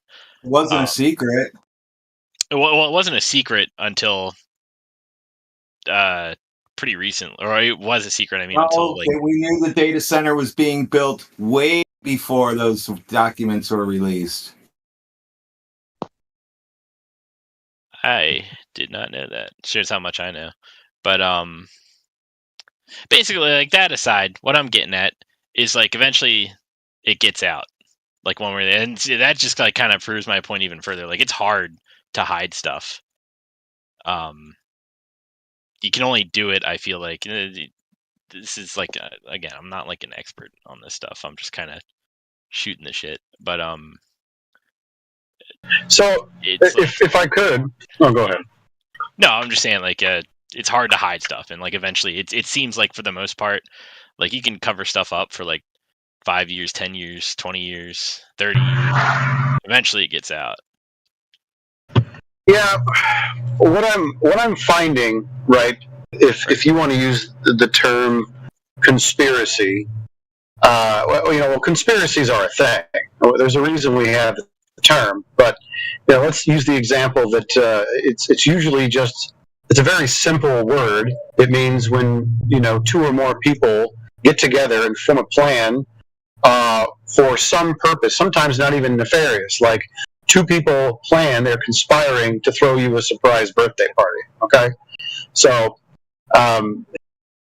conspiracy happens all the time everywhere.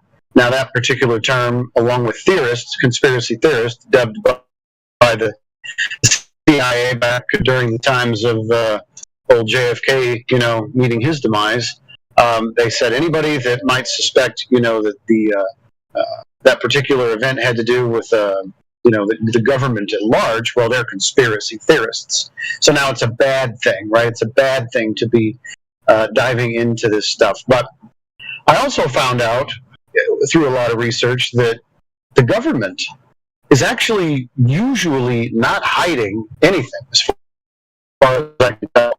They usually give some sort of notice to the public about what they're doing. Now, it might be buried in some bills, whenever they write a bill and then hand the bill to the American public, which is what they do. If you ever hear the word bill, they're giving you a bill because you have to pay. But, right, so when there's a bill, in all of that minutia and all that paperwork, there's a disclosure somewhere about what it is they plan to do with this money and where it's going to go. With all these agencies, they're not necessarily forthright with how these agencies are created or what they're created for. But somewhere in the formation of them, there's a disclosure about what it is for. And same with, let's take the Earth, being treated as a flat, non-rotating surface. Then all of that stuff is usually published in one way or another. And is there for you to find if you can find it.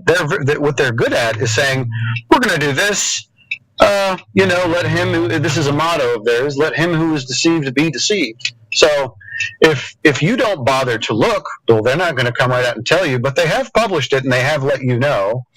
You just have to find it. It's kind of like an Easter egg hunt. But the information's out there. They're not necessarily hiding anything, but they're also kind of fork-tongued, right? Well, they will say that they'll do something, and then there's kind of a little bit of code or in the way that they say it. And there's also, of course, an alternative that they're going to give you. So let's take the fact that the Earth is stationary and we don't experience any movement of it. The idea of the heliocentric model is really just a suggestion. They're not telling you that somebody has figured this out. They're just giving it to you in your public education system, which you volunteered to go to or your parents put you in. And so they said, well, this is what we're teaching them. This is what the corporation dictates. You can teach them something different at home, but while they're here under our care, we're going to give them an alternative cosmology. And if you don't teach them, like the children or whoever, if you don't inform yourself or if you don't inform your child, well, then they're going to grow up for the rest of their life under the impression that they live on a spinning ball because no one has actually offered them any, actual factual alternative cosmology to that. So let him who is deceived be deceived is sort of their motto. So the information is available, the truth is available. It's even actually as available as your experience in life. If you can't understand reality by living in and learning truth by being in reality, then are they really at fault for allowing you, if you never took the time to go and find the truth on your own, to take your own intellectual authority and do the due diligence to find out what the truth is?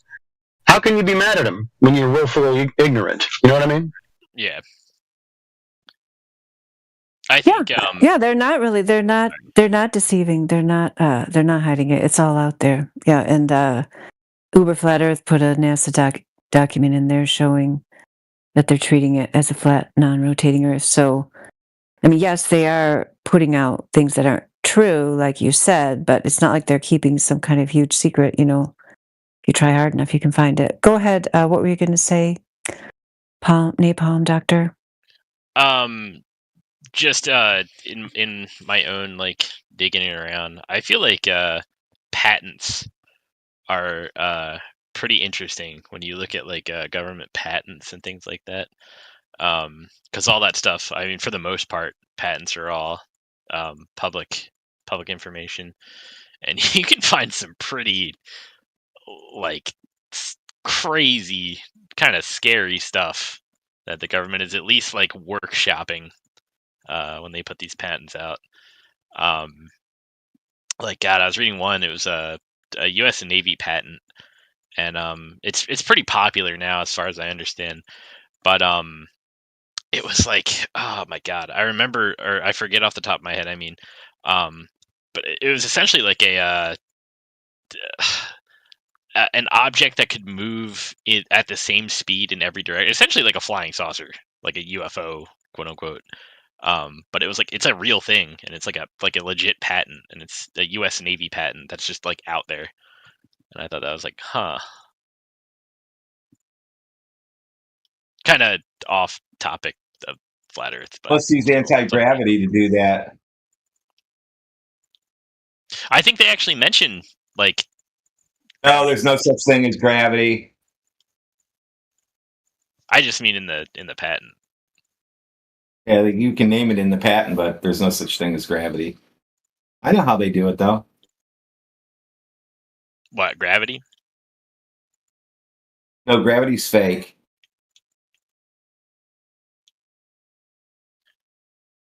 Oh, it stole my base. That's a new one for me. What? Why do you say gravity's fake? Why do you think gravity pulls everything to the ground? I mean, I don't really know, to be honest. I don't know what I've always thought of gravity as just what God, what do they say? A mass attracts mass or something like that. Yeah, that's out. That's long gone. Over 100 years they haven't been using that. Einstein's space-time took over. Space-time. That's something I can't even wrap my head around that.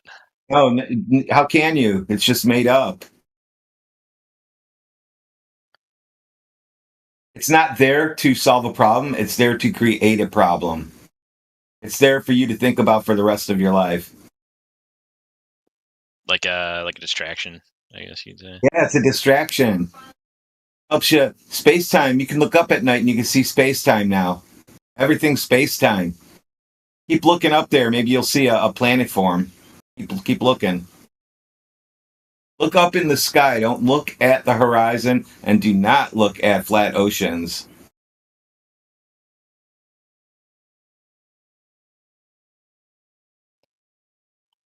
Now, what this is like more curious question. What would be like not yours, like I'm sure there's like a basis for this obviously, but like what would, like how would you explain what gravity does? Like to Oh, I guess you'd have to define gravity if you want me to do that. Yeah, I like how does stuff fall? I guess is more dense than air. Okay. Yeah. More dense objects, they layer themselves.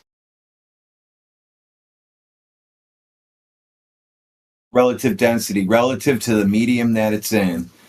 You drop an apple in the air, it falls. If you drop an apple in water, it floats, it rises. So if we always lived in water, you would think apples were helium balloons.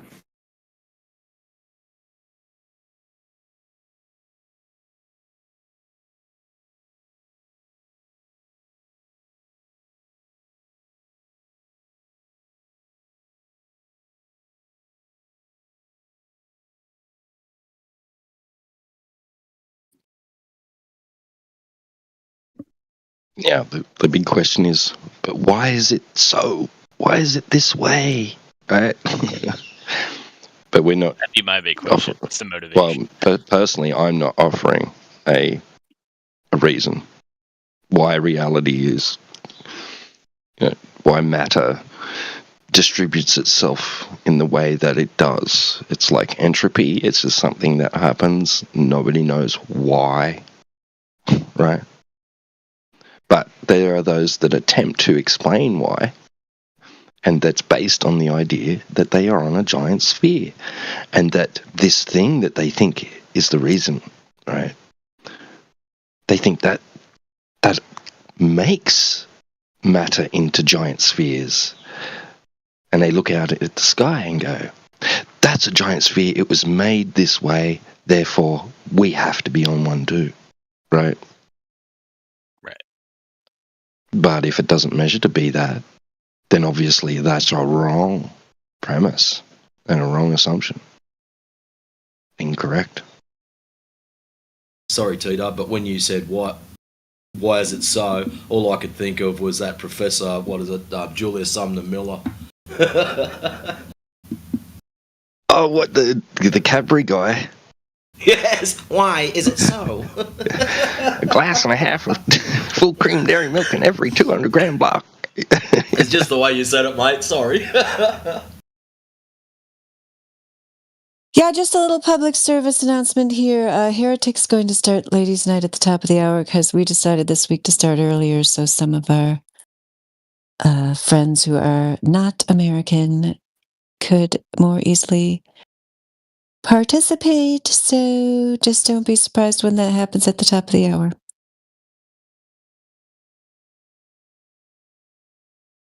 But yeah, Napalm Doctor, for me, that you asked when people understood it. I mean, to me, it was just, I think different things like hit people in different ways. Like for me, it was when I read in Edward Hendry's book, The Greatest Lie on Earth, that about the 8 inches per mile squared factor that curvature should increase by if we were on a sphere with the given radius of 3959. As soon as I read that and then saw some of the long distance observations, which demonstrated that we conclusively do not live on a globe of that radius. I mean, that was it for me. I mean, it's a mathematical fact. You can't really argue with it. Like most of the people that come in here day after day, they try to argue with it. They just don't have good arguments. So whatever your journey is, Napalm Doctor, I encourage you not to give up on it. Nobody around here is going to pressure you to make any kind of decision. Is it a globe? Is it not a globe?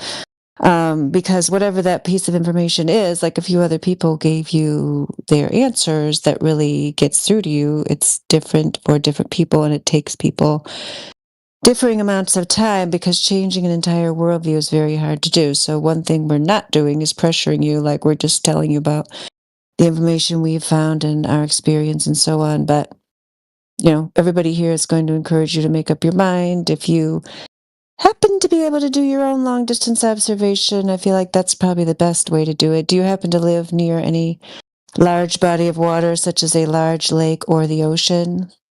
I live along the Delaware River, but I am like an hour away from the Atlantic. Pretty close. Well, that's not too far. How often do you go there? I try to get down like twice a summer, I'd say. Totally. Next time you go, look up, it could be a lighthouse, could be an island, could be a buoy. Dr. John D has this amazing video. I think one of the ones is only like 15 minutes. I'll put that one in the chat there about observing a buoy and seeing the horizon behind it, and then finding out the distance of the buoy, and then this particular one, it's a time lapse, but you can also, I think the video links to the original video where you can see the entire thing, and you can see that the distance, the horizon, I mean the buoy, where the horizon is, because the horizon is an apparent location, changes throughout the day, but at different points it's further than it should be, because the distance the horizon should be for a viewer is 1.22 miles times the square root of the observer's height in feet. So it's not very far, right? Like you can, I would think if you'd been to the ocean, do you feel like you've seen things, further than that? Not really. I mean, like I've seen like boats out on the water and like the big old like the cargo barges like really far out. But like I'm not typically like when I'm out like down at the beach, I'm not like I don't really give it much thought. You know what I mean? Yeah. Well, maybe you want to. Yeah. Yeah. Because you can go to marine traffic and you can, like, if you see a particular ship out there, have you ever seen that? Well, You can find out where exactly it is, or, if it's a buoy, you could find out the location. Oh, and Dre's put up, I think that's Dr. John D's whole,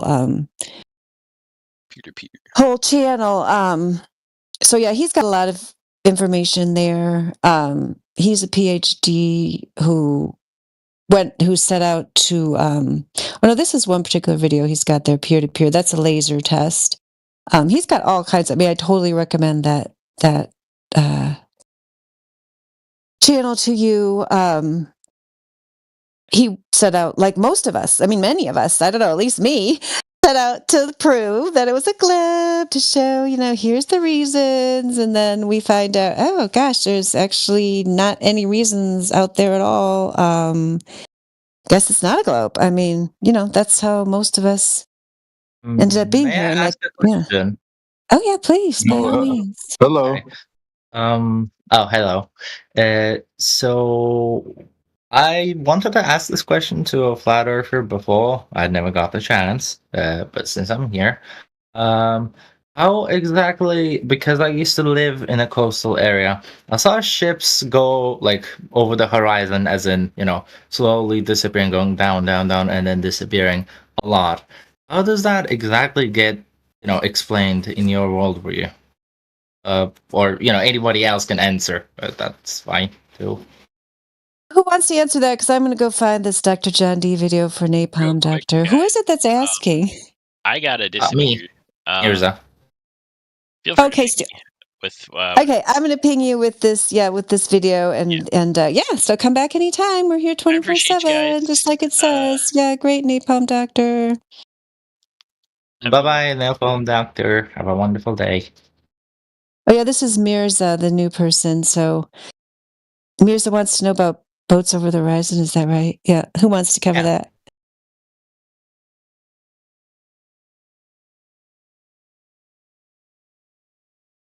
Gosh, well, just don't crawl all over yourselves. Dying to answer his question. Everybody in here can answer it. Salt Lake Stacy, do you feel like answering it? Answering what? Oh wait, my name's not Stacy.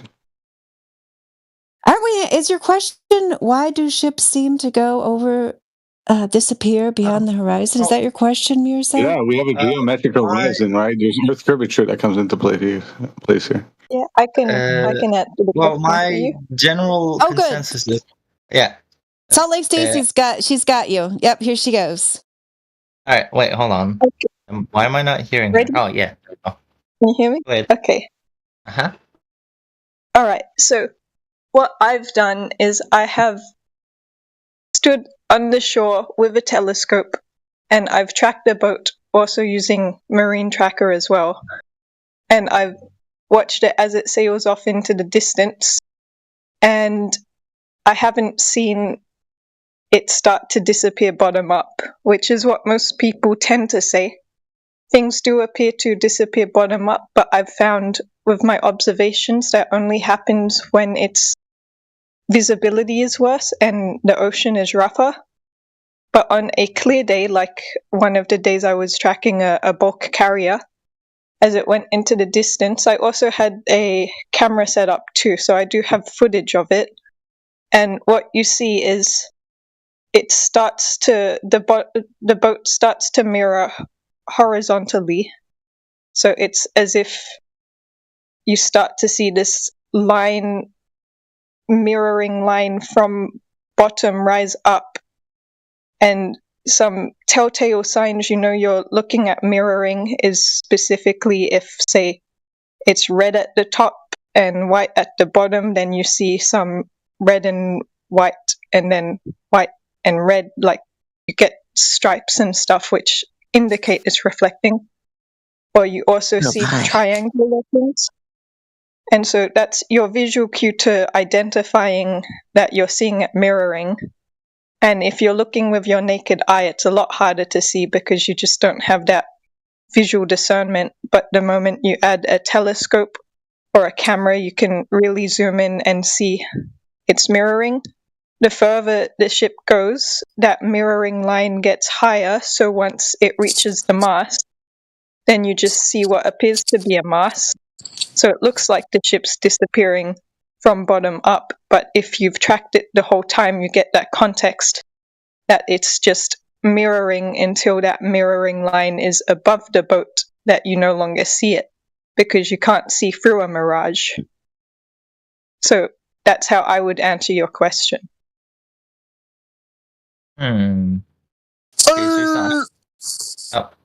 Yeah, and Salt Lake Stacy has a lot. I put her channel there, Mirza, in the chat. I tagged you in it. She's got all kinds of observations documented there, including that one she was just talking about. If you, I think he is a globe earther and he posts a lot of content for the globe, and he even has a video called something like "Boat Disappearing Over the Horizon." And if you actually watch the video, you see that the boat isn't disappearing over the horizon, it's mirroring. So even the globe earthers see the exact same video and they say, oh, it's curvature obscuring it. But then someone with more attentive eyes can actually see, no, it's not curvature, it's mirroring. And you don't have the distance to verify the geometric horizon anyway, unless you're using Marine Tracker or some other form of demarcators. Okay, can you send me the exact link to the video? I'm looking at the channel. I see a few videos about boats. Someone lost his presence. Let me check. There's a video called A Particular Sunset with a date on it, and let me check. I'm just asking like which one is it so I can like look at it and see eye to eye, I guess. I can't think of anyone specifically. Maybe something like Apparent Horizons, if I have something about that. I might have to look and see if I can recommend any, but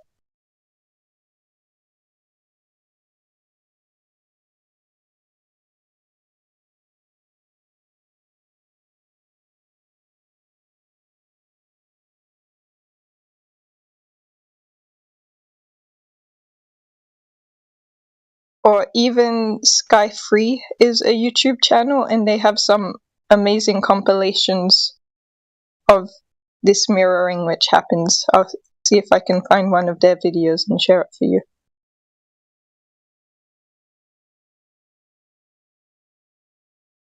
And can I ask a question? Has Ladies' Night started, or? It's like a pre-show. 15 minutes. 15 yeah, minutes. we're gonna do. Top of the hour. Oh, I guess maybe Dandelion. We're gonna do like a pre-show, but Dandelion, I think it's our. Do you want to explain it? Oh yeah, everything they said. Yeah, if you want to contribute, go ahead, Adam. We haven't officially started it yet. We're going to start in 15 minutes. That's why I didn't want to. As long as it's not started, that's what I was checking. I just want to. Adam, you could identify as a lady. I could identify like that, but it would mean kind of giving away certain standards I've upheld in my life. Stop distracting him. He's only got 14 minutes. Sorry, Adam. I would be curious what his rendition of a woman's voice would be, though. With that deep voice, it'd be if he'd pull it off. Good evening. This is Doubtfire. Here we go. Whether or not. That sounds like Mrs. Doubtfire. That was totally Mrs. Doubtfire. I thought it was like church lady. They're all gonna laugh at you. Surprisingly good. I had to cross my legs to do that. To be fair, On this one, the video. I just wanted to check. I've sent through a compilation of mirroring for the person I was talking to. If they want to watch it. That's all I wanted to check was whether the answer to whether or not boats disappear over the horizon was mirroring, because I recognise mirroring, yeah, what it is. Is mirroring always applicable when we see things disappear into the distance? No, as I said, if it's a much rougher day, you won't see the mirroring because your visibility is getting a lot more cut off. So one day it might look like a lighthouse, you only see the top of it, and then another day you'll see the land. And so it distorts depending on the atmosphere, and I find when it's a lot wetter or hazier in the atmosphere, you see a lot less, or it appears a lot more curved.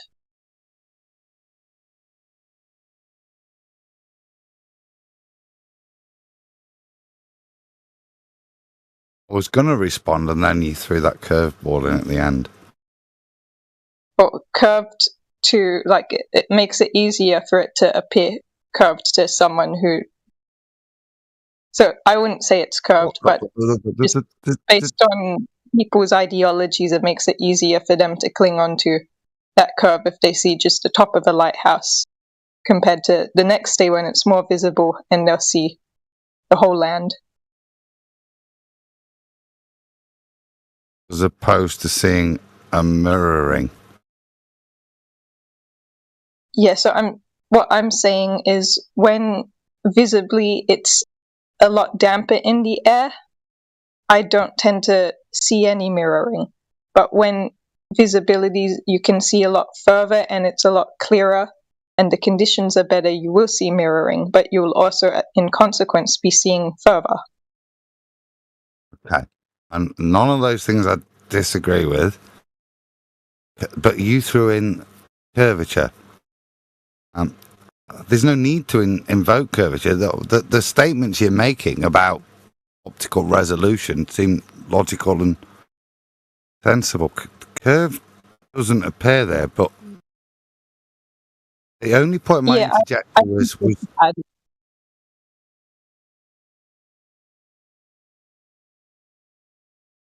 the only reason I raised it was the question was, why do we see boats disappear bottom up. That was the point that was put to the room, and I heard mirroring, but that isn't why boats appear to disappear from the bottom up as they progress into the distance. But if Well, it yeah. appears Oh, to sorry. Go ahead. bottom up once the mast is mirroring, then someone who doesn't discern that it's mirroring, they'll just see, oh, it's the mast. So they'll interpret it as it's disappearing bottom up because they just see the mast, but they don't understand the true context of what they're seeing is that it's mirroring to only reveal the mast. The whole boat, you have just seen it mirror and mirror and mirror as it gets higher. If we had a high moisture day, yeah, and I watched the ship disappear into the distance, what would be the last bit of the sailboat that I saw before I wasn't able to resolve it? With a low humidity, non-mirroring day, how would the boat disappear and me lose resolution? What would it appear to do? Would it appear to just dissolve and shrink equally to a source point, or disappear in resolution with regards to the deck that's limiting my view to it, and reduce resolution from the bottom up? If it's really rough and you're low to the horizon, it may appear to be disappearing bottom up on a rough day, as I've observed. But if you're not too low to the horizon, it may just appear to become transparent. The further it goes, then you just no longer able to see it, which I've also witnessed with my eyes. So if I had a sailboat that had a 50-foot mast in the conditions you described, I would have a point of just shrinking of that sailboat until the point that I couldn't see the sailboat anymore. All the way, I'd be able to distinguish the top and the bottom of the sailboat. There wouldn't be a point where the ratios of the boat, a deck, and the ship height and the mast, those ratios wouldn't change on a day that's not interfered with. As things disappeared into the distance with a limited deck, those ratios would remain the same. I'm not sure if I'd specifically agree with that, because you do see a lot of distortion and like squiggly lines and stuff that I'm not sure if it would be able to maintain ratios. I haven't particularly looked into that. I would suggest it's something worth looking into, those ratios, as how things disappear into the distance, how the ratio of reduction of things that are closer to the deck limits your view and your resolution, how they change compared to things that are still open without limitation of the deck interfering with them.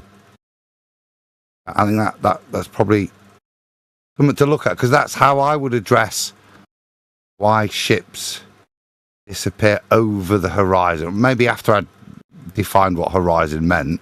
But, and I say this respectfully, you're correct with things by invoking things like mirroring, because that can distort the image and expand it into this area to project mirroring, which would distort your perception of reality. And when we see mirroring, we recognize we're no longer viewing reality. We see it's a anomaly, something we need to explain. It's no longer what we're looking at is describing reality. There isn't a folded over mast or anything, is there? So we recognize it's a perversion.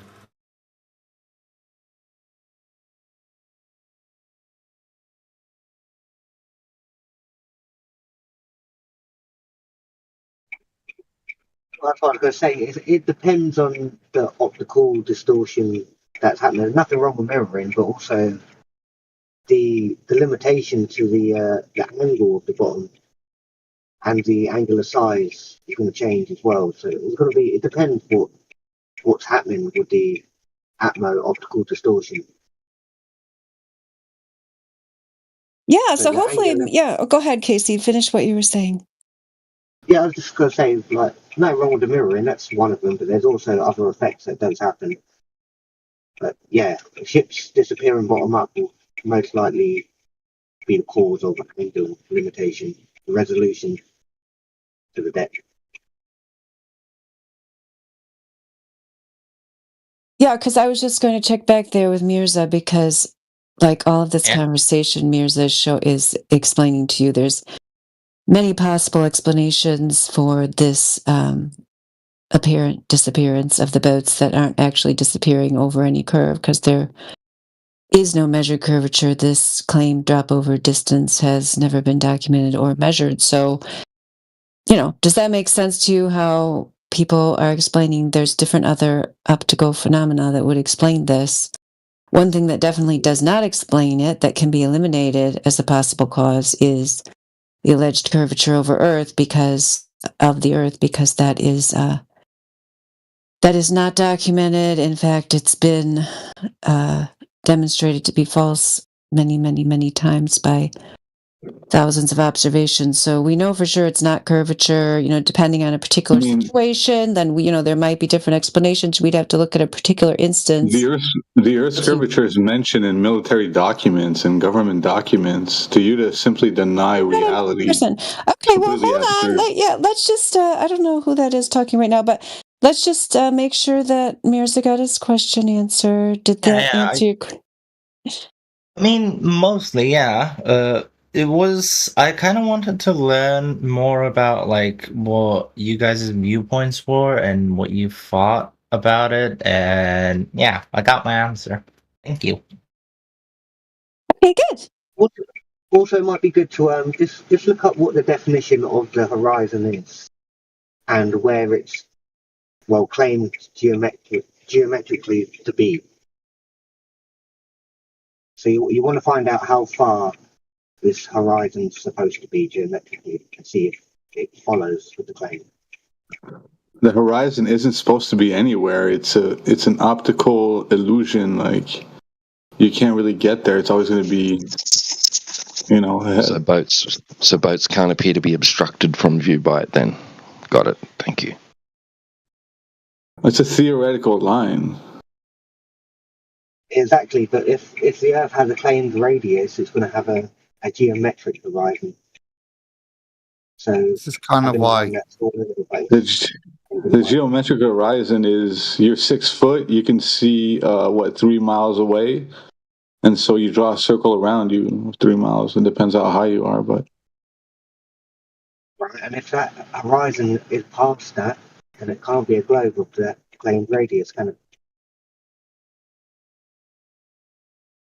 What's a globe got to do with the definition of horizon? Nothing at all. This is why I caveated it, what I interjected with and said before we define what a horizon is. And at these points, before you proceed by bandying that word about, define what it means with mirroring or without mirroring. And then there's a point to proceed and destroy a ball as well. Yeah, exactly. Before you carry on using it, define it. Yeah, that's why I said first off, just look up what the definition of horizon is first. We'll give you a clue. Well, what's the sunset behind? Mountains? No, like on the ocean. not the mountain horizon. These guys, they'll deny the horizon's the Earth curve until they see a sunset. Then they'll be like, that's Earth curve. That's a great place to lead a baller to, isn't it? If you can get a baller to admit that the horizon is fundamentally a blockage created by the curvature of the Earth, in defiance of perspective, take a deep breath and lead them to the black swan. Get the definition from them, what the horizon is. You don't have to justify what the horizon is.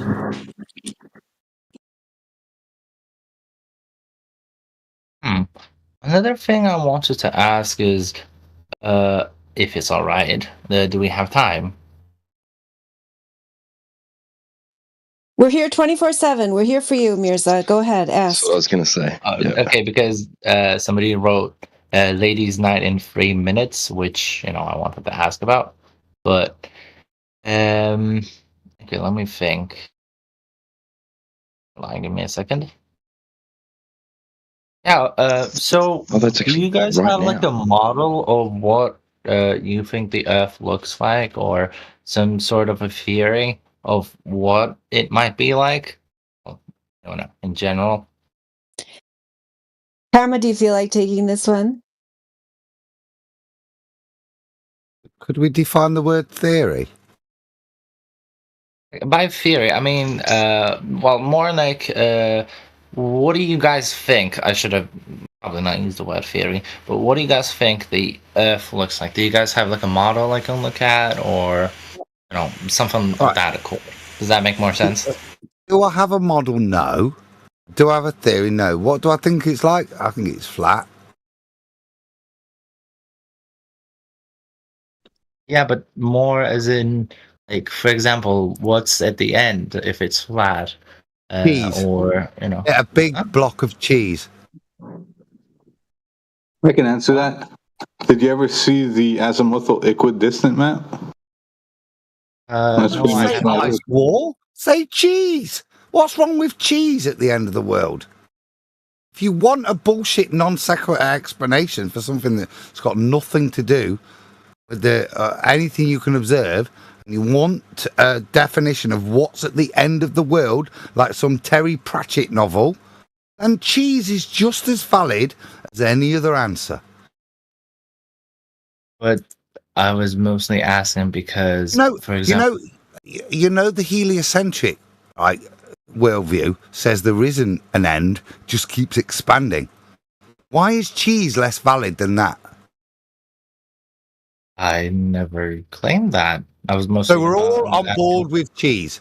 Cheese is reasonable, isn't it? Right. Now you're satisfied at what, from a flat earther's point of view, is at the end of the world. It's cheese. What's next? What's your next question? I don't understand why you're being so federal about this. I wasn't. It's called sarcasm. Yes, sarcasm. But I was asking a genuine question. It's done to elucidate pointlessness of your question. Oh, pointless is. I'm so sorry. I was trying to learn more about your worldview. I guess that's pointless in your opinion. Oh no, cool. It's cool, Mirza. Yeah, it's red. Why don't you hang out here? I think Heretic's going to start the ladies' night event. In case any of you guys didn't hear, we're starting earlier tonight to accommodate Europeans such as Karma and people in different time zones such as Salt Lake Stacy. But you guys, I see there's people over in the politics and religion. If you want to do your little thing over there, we won't take it personally. If you want to go do your little thing over there, because you got so many people here, I'd hate to tell you couldn't participate, but time zones work. oh, good job, Radwin. Yeah, if we're running out of Globers, we'll call you over here, Radwin, because that was good. That was good. So what that means, once Ladies' Night starts, guys, like Flat Earth guys, you zip it. No interjections. Sorry. Until the event's over. Unless it's for moderation, administration purposes. Moderation, right. Yeah.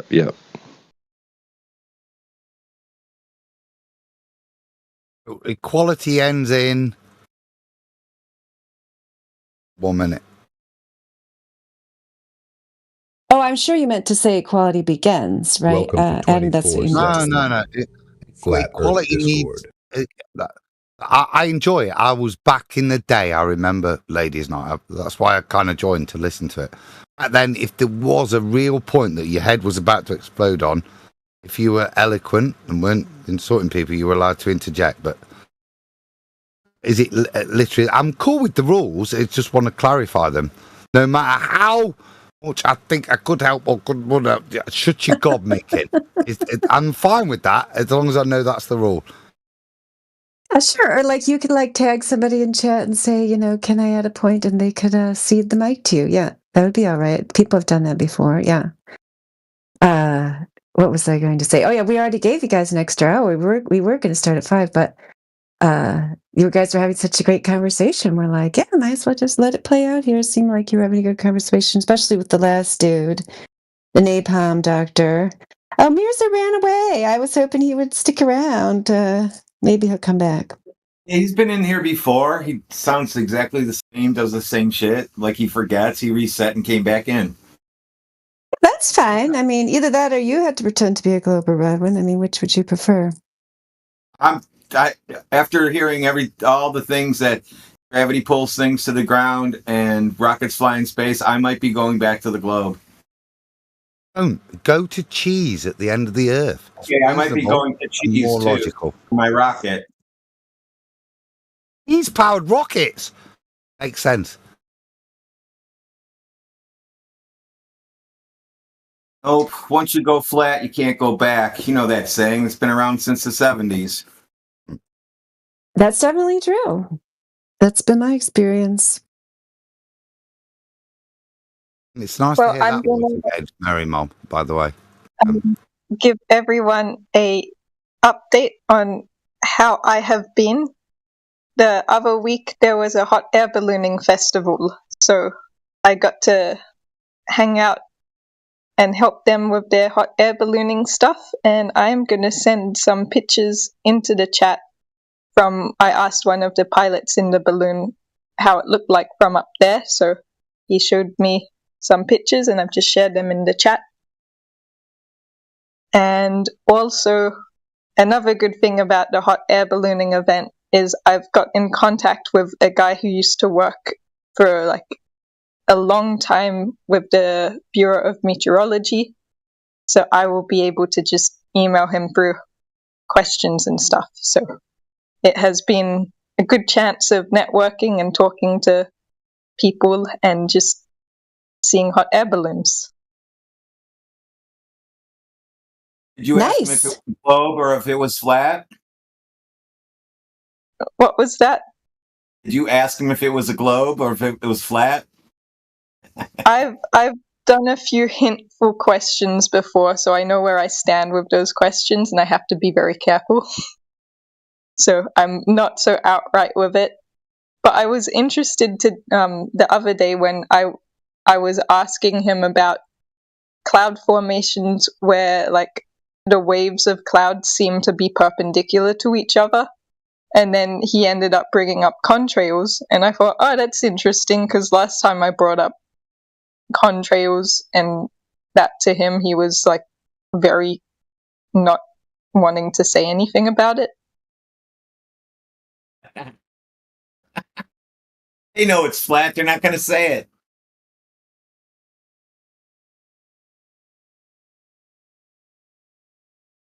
That's a cool picture of them lighting it up. Is that in the morning? That's in the evening. They do that for the festival.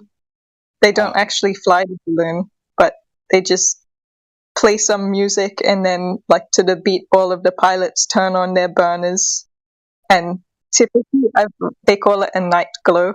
And typically I've found that pilots have no sense of beat or rhythm because they'll be playing a song and there is no consistency and no beat. So if you want to be a pilot, don't have good rhythm.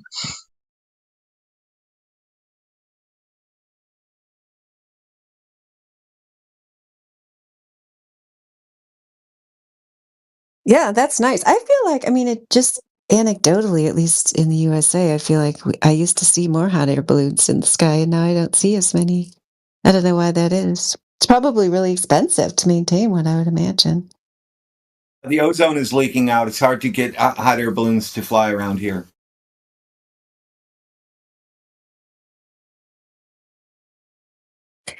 There's a festival in Michigan I think it's in July in Battle Creek. I went one time, Hot Air Balloon Festival. It was cool. And then they usually have military aircraft there too. I should go to that again. It was fun. And they had a really weird whale. They called it a sky whale balloon. And I'll send pictures of that. There was 2 of them. And it was some artistic idea of what they think a whale looks like. So if you look at my pictures, one looks like a hand, and the hand has like all these baby whales in, and it was really weird. So bizarre, but an experience.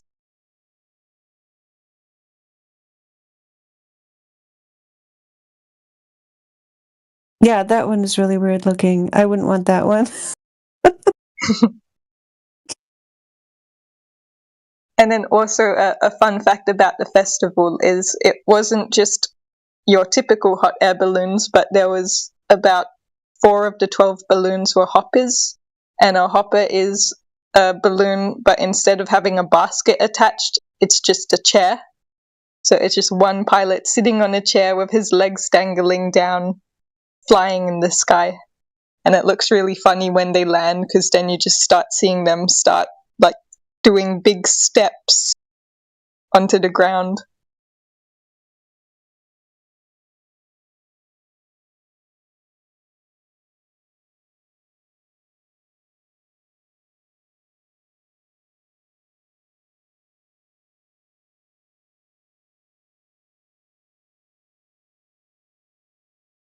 Yeah, we need more hot air balloon proofs of flat Earth. Is that your next project? Well, one day, if I have the ability to get a hot air balloon private license, which is only 15 hours, surprisingly, then I'd definitely get an infrared camera and a normal camera, set it onto the basket, and then just have comparison videos. 15 hours. Wow, even I could do that. And then you can rent them or something? Yeah, you can just borrow people's balloons, or if you help out with one of the local ballooning companies, they might lend it to you. And typically, well, it depends on who you're with, but typically in the ballooning community, the people who teach you are happy to just be reimbursed for fuel and some time, but like not hundreds and hundreds of dollars. They're really quite kind about just sharing the art of flying with you. But obviously, it depends on who you get, but that seems to be the general case.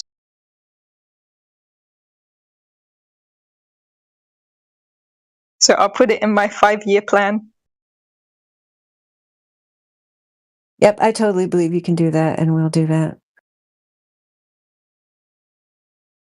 And it's not hard to learn how to fly because you don't have to account for curvature. That's right.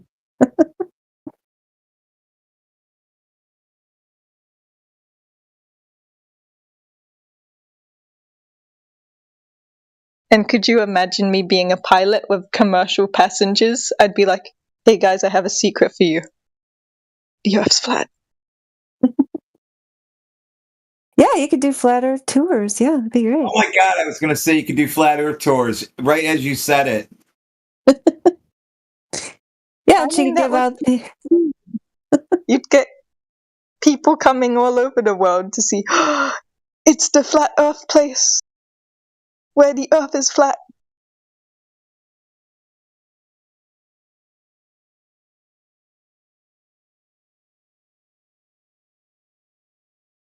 Yeah, this is the one that's in Battle Creek. They used to focus on the hot air balloons. Now in their little thumbnail there, they've got the fighter jets. But the fighter jets, they've always been there, but they have a lot of hot air balloons. It used to be called the Hot Air Balloon Festival. Now they're calling it Field of Flight. I guess they've expanded.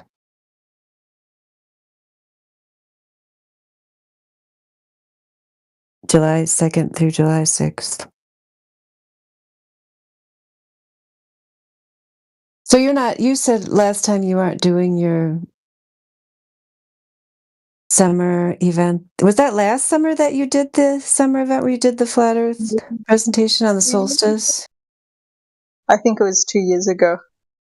I've just been I've put flat Earth stuff on the back burner lately. I've only recently come back to it, and I haven't particularly met many people who would be interested in that sort of thing. So I might need to wait for more interest in just an organic amount of people randomly approaching me and saying I'm a flat earther, and so that I would have enough numbers and stuff.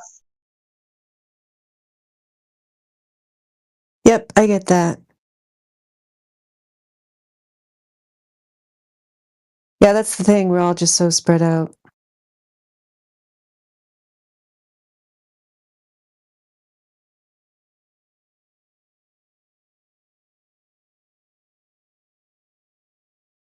Well, Karma's here. We made this earlier so Karma could. Have you talked much to Karma, Salt Lake, Stacy? Have you met Karma before? I think I've probably talked to her a little bit before, but with most people on here, I only have brief conversations. So yeah, I've heard from her before. Yeah, she's from Iceland. Yeah. Grace's sister. So yeah, jump on, Karma, if you've got anything to contribute. And more on a not so physics or science base of things. Lately, I have been contemplating mirages because I love mirages, and that's why I talk about them so much. I was thinking, well, a mirage is sort of like an analogy for who we are as people. And so if the top mirrors the bottom, it's sort of like I as a person am a mirage of my parents, and depending on the day, I might resemble them more, or on another day you might not see any trace of them in me. So that was me just being a bit philosophical the other day, thinking that is a good analogy. Oh, I thought you were going to go a totally different way with that. I thought you were going to go people, the inner life and the outer life or something. But that's cool.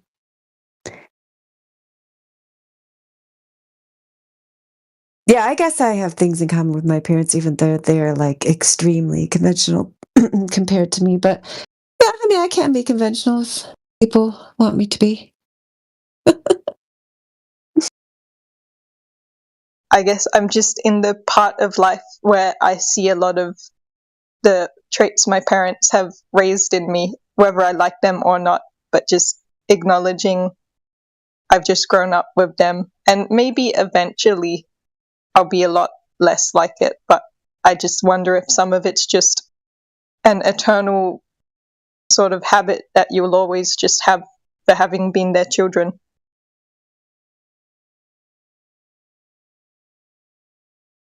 Yeah, I think that's probably true to some extent. Yeah. Yeah. Or, sometimes I think these kind of things skip a generation. Like I'm a lot more like my grandma that sailed over here from England than I am like my mom who was born here.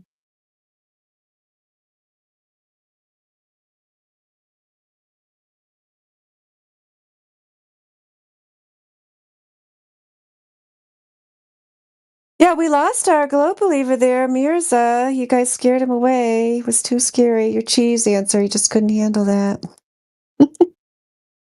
I don't know if there's any other glow believers in here, but if you've got a question, feel free to speak up. Well, I think if I answered the question, I may have not scared him away, because I would have at least told him it was mozzarella cheese. Yeah, is that less scary than Swiss because it's softer? Tastier. At least there's the hope that you could potentially bite through it and see what's on the other side of the cheese, which is probably what they're after. Yeah, they always want. Is that the same? Yeah, he wanted a model. Yeah, the soft ones that come in the liquid, the fresh ones, those are really good. Guys, jeez, you're gonna get me talking. I know it's lady, but so was a guy who wanted to know what was on the other side of the same old question. Oh, he was asking for a model, so he just has that urge to get a model, not specifically for what's on the other side. Just how do we see the whole world in, like, if we put it on an A4 piece of paper, what would it look like? And I think it's interesting, like, how, like, hostile and burdened people are with this need to know or to have some form of explanation. And I think a lot of the logic of flat earth and the enlightenment of it is realizing that you can let go of these expectations you feel like you have to have, because you realize if, like, an expectation isn't going to be fulfilled, like, correctly or honestly or truly, and there's no need to hold on to needing an explanation. Oh, for sure. Yeah. I did not understand. I did not understand at all when especially when I first came to the Discord server, because I'd just been like doing my own research, and then I was listening to Paul on the Plane podcast, which somebody in here told me that Paul on the Plane is one of these defectors. I'm like, so disappointing. I can't actually remember that much about the podcast, just that I liked it, and it's what got me to Discord. And because Karen B was in his forums and his website, she put the Discord invite in there. And at first, that was the old 24/7 server that she was, I think, like an admin in or something. But anyway, yeah, but she put it up there like a bunch of times, and I'd be like, yeah, why would I want to go to anything called Discord? That sounds terrible. Like, why don't you invite me to something called Harmony or Peace, But anyway, finally I was curious, I guess. I went to it, but the point is, where was I trying to go with that? Oh, yeah, I didn't understand, yeah. Because I think Paul on the Plane must have pushed a model, because I looked up to see, was his podcast still there? And I saw that it was called, like, Under the Dome. That was the name of his podcast, which I totally forgot that that's even what it was called. Like, I didn't even realize back then. I thought a model was not being pushed on me because I'd already first, like, a few years before that, I'd gone to the Flat Earth Society forum first thing, because back then it was like that was one of the only sources. It's like, oh, here's the Flat Earthers. And they were fighting over models, and they totally turned me off. They didn't tell me anything about the math, nothing about 8 inches per mile squared, nothing about the horizon, just, fighting over models. That's what they did. Yeah, all day long. So anyway, they totally turned me off the whole thing. And then, so because I realized that was not a good idea, like, just instinctively, like, to just sit there all day and fight over it is kind of like, what's the point of that? But then I didn't even realize that quietly this other model was, like, getting put into my brain, you know what I mean? Until that's why I feel like this latest Antarctica thing has been like a great gift to the actual, mathematical demonstration of the lack of curvature, because those people, whoever they are, for whatever their reasons were, I can't get in their brains, so I can't know, but whatever their purpose was, they kind of painted themselves in a corner, and I guess they were trying to paint everybody else in there too, but we're just kind of like, nah, that's your corner. You're welcome to paint yourself in there if you want. I'm talking about these TFE, Whitsitt, Jaron, all those dudes. It's kind of like, yeah, well, you guys want to make this claim and then go claim that your claim was disproven. Like, that's your problem. Like, I don't know. I'm sure there's people who have followed them off their little Pied Piper of Globe, Hamlin, Cliff, but, more people than that. It's made people like more, I guess, what's the word? I don't want to use the word strident, because that's the one that came to mind, but firm. We'll use the word firm. More firm about, no, we're not giving you a model. That's your problem if you're obsessed with this, psychological globe cult and you need another cult leader to lead you. Like, we're not going to do that for you. So, out of luck.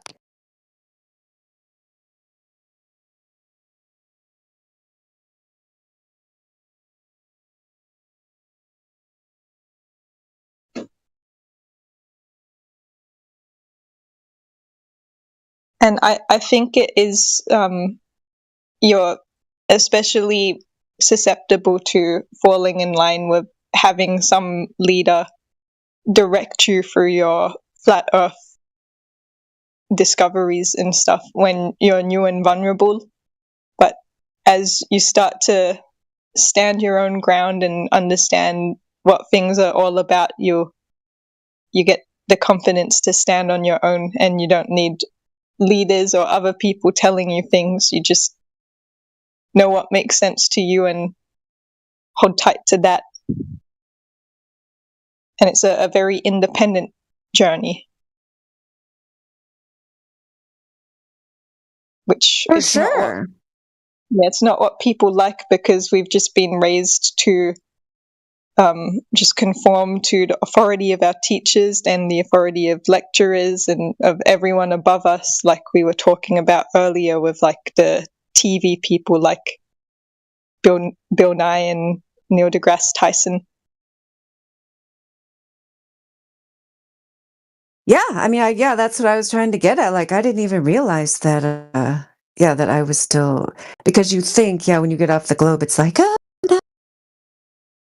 And, I see the truth, You think you're so enlightened, at least I did. I mean, I don't want to speak for anyone else. It's like, I found the truth, but no, like, that's just the very beginning of it. That's just like putting you on the baseline of where a person who was born, on this plane during a more normal era of human history, would just start out, right? It's kind of like, oh yeah, congratulations, you're now a child, but you don't actually know much, and so, I think that's why you're kind of tempted to either have somebody else tell you, right? Give you another story that you can agree to, or make up a story, even though you don't have any verification for it, like, because it's kind of scary to just kind of be out there. Yeah. What do you think, Karma? Can you speak?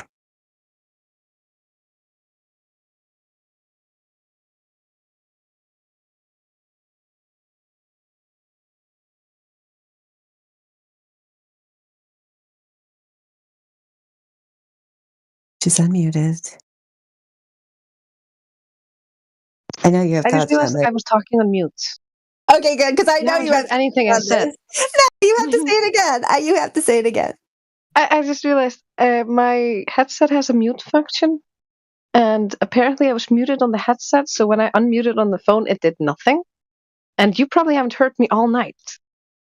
Oh Have my you gosh, heard have me? you been? No, have you been saying brilliant things? You have to go back and repeat all those now. Every time you've said my name, I've replied to you. Wonder why you didn't reply earlier. I'm like, Karma, do you want to take this one? Karma, what do you think about that one? It was so natural because I was like, "Oh, I'm actually talking to my friend. Give me 1 minute," and stuff like that. So it made sense that you didn't pursue it, and I didn't realize I was on mute. Gosh, then you probably wondered why we were muting you. The problem basically was I was being distracted because my friend was trying to dig for work gossip, and I was trying not to give her the gossip. And then I was just making up excuses about having to do chores and going to sleep. So I just got myself out of that conversation so I can fully join you guys. Okay, good. She's off my back. The gossiper's gone. I'm here. Yeah, you're free. Yes. What do you think about I don't know, any of the things we just said, or any of the things you said before? I mean, we were just talking about how people are obsessed with getting onto another model after they get off the globe model. Well, that's the classic. It's if you feel like you've lost something, you want to replace it with something, isn't it?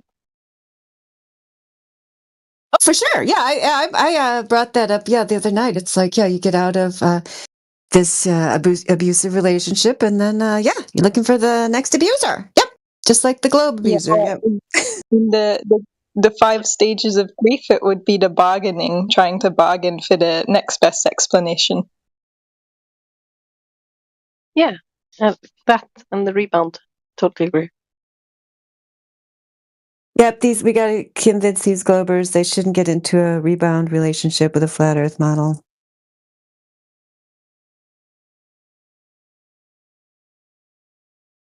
Yeah, a couple people jumped in and out. I don't know if anybody has a question about flat Earth that's here. What Roger is this? Is this one of the Rogers we know, or is this another Roger? Hello, Roger. Hello, how are you doing? Good, how are you? Well, not too bad. Are you new to the flat Earth, or have you been here before?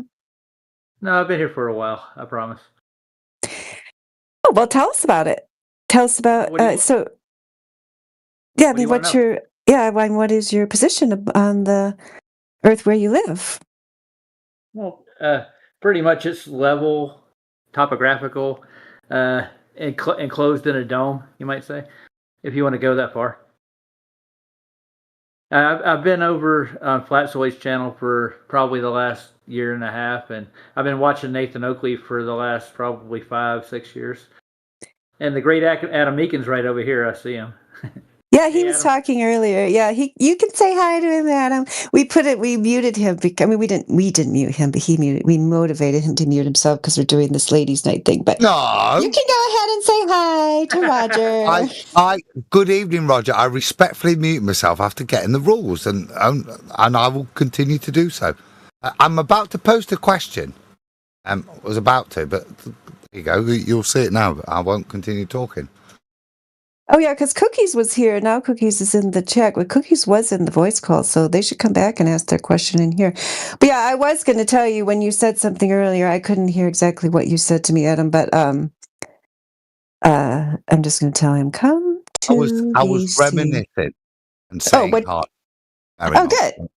Yeah, good, because I was going to tell you, because I didn't know if you knew that after I kind of took this break from Flat Earth, because those Flat Earth Society people were annoying me, and the person who got me back into Flat Earth was James True. Do you remember he was on? You used to be on Iron Realm Media, right? Yeah, James came in the early years. Yeah. It was an intelligent man, different view. He's one of those guys, a bit like me. That Flat Earth is relevant, but it's not the be all and end all in their pursuits of knowledge. Oh, I know. That's why. Yeah, it was so weird because I'd I was like, oh yeah, definitely it's not a globe, but like I'm not hanging out with these flat Earth people. Like they're nuts. Like that's where I was at the time. And then I was listening to his stuff for other reasons. Like he was talking about 9/11 and stuff. And he had a book which I read, and then he's like, I'm gonna go on the Iron Realm to talk about flat Earth. I'm like, oh gosh, I guess I'll listen to that, even though these flat Earth people are nuts. Because the only ones I knew were the ones on the Flat Earth Society, which I did not know at the time was controlled opposition. So anyway, yeah, he went on your show and he talked about the submarines and the sonar and his time in the Navy and all that stuff. So anyhow, yeah, I just wanted to acknowledge that, you were one of the people who kind of brought me back kicking and screaming to the Flat Earth community. But then after that, it got better because, then I realized, oh, yeah, there's actually, because you guys, we're like, oh, here's some like sane people having a intellectual discussion about this thing. Like, that's way more interesting. So, yeah, I appreciate it. We're certainly discussing it. The rest, very kind. But good days, yeah, I remember. They were the being QE were reminiscing the other week about, the day. Days when it was a lot more open, you could connect a lot easier with people. It wasn't, if you stuck your name out as I wanted to do this, the YouTube particularly, you'd be invited, you'd meet people. It's a lot more rigid now. James, good bloke. Yeah, that's what. Yeah, that show was just really laid back. You didn't have any crazies in there freaking out. Yeah, I agree. Yeah. Still going. You're still doing the Iron Realm Media? No, they're still going. You're not doing it. I got kicked off, mate, remember? I didn't know that. I don't know the ins and outs of all the drama. Don't assume that I do, because usually I don't. Because Can I ask you a question, Adam, right quick? Is it all right? No, it's ladies' night. We should stop. Oh, damn it. Yeah, I'll stop. Okay. Yep. I don't know what we were talking about. We were trying to get Cookie to come in here and ask us a question, I guess. Just to get it on track, you guys and that. Would you? And this is my question. The term model is being bandying about, and it's being accepted as if it means something. I'm not QE. I wouldn't kick off. What do you mean by?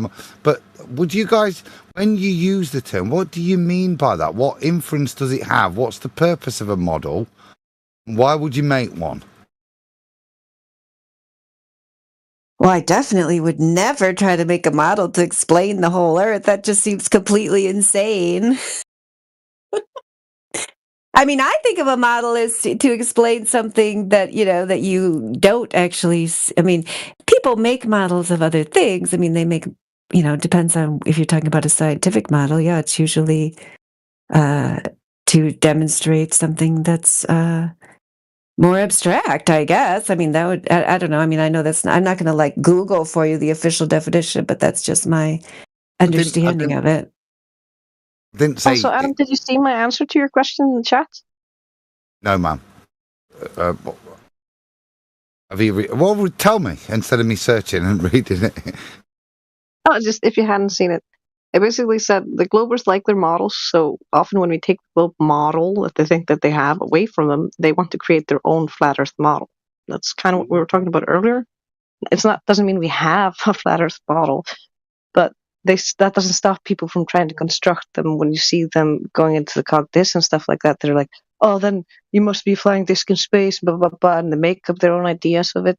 I mean, I suppose that could be called a model, but that's more like we were using colloquially. Ugh, I can't say that word. Locally, yeah, neither can I. It's a bitch. To me, models, you either make them in the colloquial sense. Look, I'm surrounded by Warhammer models. I have a passion making them. They don't prove anything, but they are models. Whenever a baller invokes a need for a new model, can't be that type of model and that validation they're after. When they ask for a new model, what does a model do? Somebody mentioned scientific. That kind of demonstrates a principle, something that's been established, just to elucidate it so you can see. So like with my Warhammer models, even though it's a little plastic figure, it's got a hit power of 10. The way in which the model would elucidate that into reality is by giving it a bigger axe or a sword, yeah? That's how that model works. That's genuinely why I was that flippantly sarcastic when he said, when I said cheese. Yeah, that's fine. Yeah. Don't worry about your answer. Yeah, they're very fragile around here. I'm sure you've seen that. Yes. We have some, I don't know, we have hackers in here. If you have any questions about the flat Earth, speak up. Oh, Tony V, I remember you from back in the day. Still around. Fascinating. Prot is here. I know Prot is you used to have a different name. Oh, yeah, I remember your old name. I'm glad you changed your name. I don't know if you want to be called Prot or Prot, but if you have a question about flat Earth, feel free to speak up. Are you there, Tony V? You always used to like talking.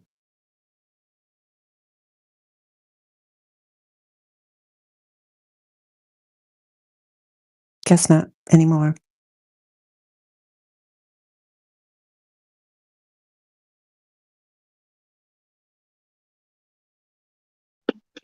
Nice Astro Dandelion. Karma made my profile picture. Thank you, Karma. You're welcome. I was telling CB that he's supposed to tell you that he likes it when he sees you, because I told him that you made it, because he said he liked it. So I said that you were the brains behind it. Oh, thank you.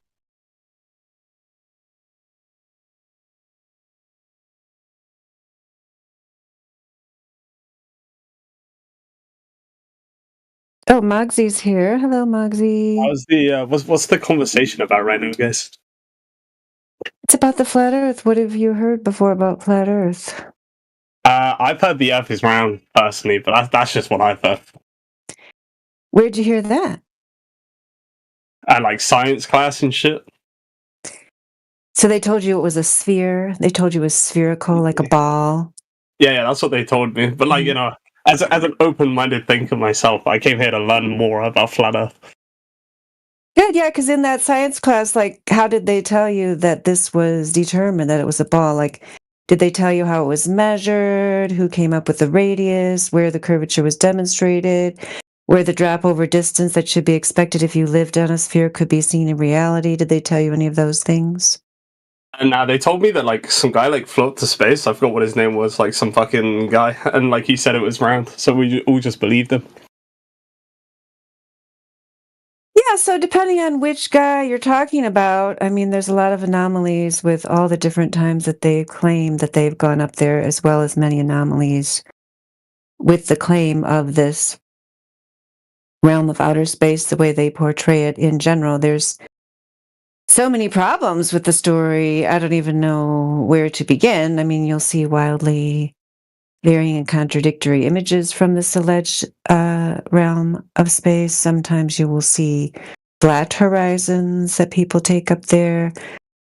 Sometimes you'll see curve that, where you've got like several continents in a certain, degree of arc, where the next image will have like the state of New Mexico as taking up the same amount as formerly was inhabited by several continents. So their images are contradictory among themselves, so that should be your first clue that something's wrong. But you don't even have to worry about any of that if you just realize that the drop over distance that they claim isn't there, or if you realize that the horizon distance is a fixed distance if you were on a sphere, and that we routinely see that the horizon is much further than claimed. I mean, do either of those things make sense to you? Yeah. That makes sense to me. Yeah.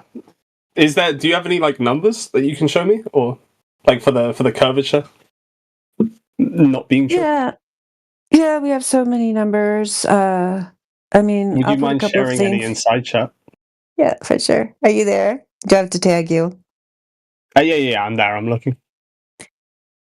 Yeah, so I mean, the first thing I put in there is a sampling of some long distance observations, laser test, and radio wave transmissions, all of which were done. If you open up that link where it says flat Earth observation, each one of those shows you what the globe laser predicted. flat Earth observations, or Yeah, the first one's visible flat Earth observations. Yep, then there's infrared mirror-based laser. Yep, that's one of the categories there. So it tells you what globe predicts would be hidden by horizon and where globe predicts the horizon distance would be. And then it tells you the actual distance where they were shooting the laser. And what the target height was, the observer height, all of those things. So anyway, yeah, like at your leisure, you could look at these things in more detail. Then Berserker put in a diagram there with the alleged globe, how you would measure what the drop over distance was, a little chart with the different drop that would be expected at these different miles. Yeah, and so like the one that I put in there, that's from Edward Hendry's book. You can see like at 10 miles there'd be 66 expected feet of drop, 20 miles 266 feet, 50 miles 1,666 feet of drop. Yeah, And I'll just, I think the most compelling thing is to go out and make some observations for yourself. Like, Absolutely, for yeah. example, because you probably need to go on your own and look over some of those things, but I'll just tell you about my personal experience of seeing the skyline of the city of Chicago across Lake Michigan, which I've been doing since I was a child without knowing that it had any particular significance, because it's just a regular occurrence over here that we can see that. That picture, the image there that I gave you is taken by a person named Joshua Nowicki. And he used a Nikon P1000, like a high zoom camera to take it. But you can see the outline of the buildings with your naked eye. You don't even need a special camera. You can take a fancy image with a camera. But even without a camera, you can easily see. You can see the skyline on days when the weather conditions are proper, and you should not be able to see that at all. It should be hidden. Most of it should be hidden, just like the very tip of possibly the Sears/Willis Tower you might see, but you would not see the entire skyline like we do see. And just one more reference for you to look at later. Black Swan Rising, Dr. John Dee explains in detail Yeah, thank you. about I the appreciate horizon issue. Could I ask something about that? Wait, I had a question Yeah, first. let's just let Mogsy fill. Yeah, if he has a follow-up question, then we'll go on to the next person. Go ahead. Me and Dandelion are having a conversation, Mikey. It's okay. I just had to ask: is there anything to oppose the gravity claim that quite often is made, that the Earth has to be round because the gravity pulls equally from all sides? Do any other ladies want to talk about gravity? Wait, can I just ask about the picture quickly that you put just to meet? Yeah, before we go on to a new topic, good idea, because long distance observations. Why would anyone want to talk about anything else? I could talk about them all night long. But if somebody else wants to talk about gravity, they can. But yeah, let's finish the topic we're on. Mikey, what's your question about the long distance observations? Yeah, no problem. Thank you, Mogsy. So I have a question about that picture. So my guess is that, I don't want to say guess, but my I guess view of that picture is that the image, or the reason why you can see the tops of buildings, or a lot of the tops of the buildings, is because of refraction, atmospheric refraction, which bends light over the horizon and makes distant objects appear higher than they are, and it's a known and documented phenomenon. And my question, I guess, is if the Earth were flat, you'd always see the entire building, not just the top, and the bottoms in that image are still hidden, which is exactly what you'd expect on a curved Earth. So I'm just curious as to why the bottoms of those buildings are hidden and they're not observable. Okay, so many things there. Okay, so first of all, refraction doesn't work the way you're claiming. Refraction is the bending of light going through two different mediums, so it is not going to magically produce the city of Chicago skyline in the way demonstrating. The image I put up there 47 minutes after the hour, that's actually a still shot from either that Dr. John Dee video I gave you or a different one explaining that. So refraction X. Why don't we see the bottom? We just went through this. I mean, you could rewind about an hour and listen to the whole explanation again. The live stream, several people chimed in on it. It was a wonderful discussion. But we could have another discussion. I mean, Salt Lake Stacy's got things to say about that. Maybe Karma does. But yeah, limitations of vision make it so that, objects in the distance, you don't always see the bottom. There could be many reasons for that. It could be condition of the atmosphere, could be weather, could be limitations of your vision, perspective, so on and so forth. I mean, I'm not going to put this out as, just one more thing before you respond, Mike. I'm not going to, this is more just like human interest. I'll see if I can find the video for you. But it's more, the reason I would even share this with you, it's not because like this, I don't want this video to convince you. If I can find the Rob Skiba, keeps the skyline in view when he goes in his boat video, I'll see if I can find it. I got it here somewhere. But yeah, a guy, if you cared enough, and if you went to see it, you'd see it, and you'd see that it's there just the way I saw it was there. And here it is, Rob Skiba. He went and he kept the skyline in view. It didn't disappear. It didn't do anything the whole time he went across on his boat. But, we're familiar, I'm sure that that we've heard all these things before, because you sound like this might not be your first time around the flat earth block. You're welcome to keep making excuses if you want. If you'd prefer a comfortable lie to the obvious truth that the globe is nothing but a fairy tale science fiction story you saw on TV, and you don't like logic reasons, you don't like to hear about optics and the way they actually work, you would prefer your fairy tale refraction excuse, by all means stay on your globe. You're better off there because you need an authority figure to tell you where you live. And we were just discussing how people who cling to the globe in a cultic religious way are better off. You probably find better, religious leaders on your globe, than you would if you got off the globe, because then you'd be very vulnerable. So if you're going to cling to refraction when it's been demonstrated like 75,000 ways from Sunday that it's totally not the reason and not an explanation, then cling to it if you want. I'm not going to stop you. I don't know if any other ladies want to stop you, but I'm not going to. Dandelion, I think I can see your point. Sorry, Can I respond? Mary Mama, I posted a GIF from the Chicago skyline Rob Skiba demonstration. thank where he you. demonstrated.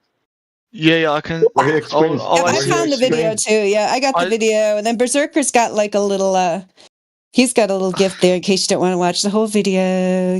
But these guys, they want to be on the globe, and you should stay there. Like we don't really need more flat earthers. We've got plenty, of logical minds, and if you guys would prefer to stay in your religion, by all means, stay there. Yeah, I'm just curious. Like, I'll definitely watch a video after this discussion, to see what kind of perspective you have on it, because I'm very interested. It's just like my current understanding, which I'm open to change, is that refraction does work that way, and it's called superior mirage or looming, and I'm pretty sure it's well documented in physics, where you can sometimes see distant objects past the curve. Hey, Salt Lake Stacy, he just hold on. You don't get to go on to another claim. Hold on. Oh. Yeah, Salt Lake Stacy was just talking about mirages and what they do and do not do. Did you want to say anything about that, Stacy? Yeah, I heard superior mirages. So, yeah, what do you mean a superior mirage? What does mirage mean? Do you know what it means from where it's derived in French? I'm not 100% sure about what it's derived in French, but as for my understanding of a superior mirage is when cold air is below warm air and it bends light downwards. Like you see things below the horizon. The word means to mirror, so we're taking a more simple approach. So a superior mirage, I'd ask what part of the mirage is being mirrored. If it's superior, that means the higher part. The higher part is being mirrored. So that would sort of look like something is upside down above, correct? That's what you're referring to when a boat looks upside down on the horizon? Yes, somebody put an image in there. Drace put an image. Do you see the image at 52 minutes after the hour? That's the superior mirage upside down there. Yep. No, so not all superior mirages are mirrored. Then it's not a mirage. No, it's just one type called. I think I need to look up the definition, but I think it's like Fata Morgana or something. Looming is also a superior mirage, but it lifts the image without flipping it. It just bends light downwards so you can see farther than normal. Like superior mirages include looming, towering, stooping, and inverted mirages. What we're seeing in this image is looming, not a flipped image, but one bent upwards by refraction. So, which image are we looking at? I was talking about the image that Dandelion put in the chat.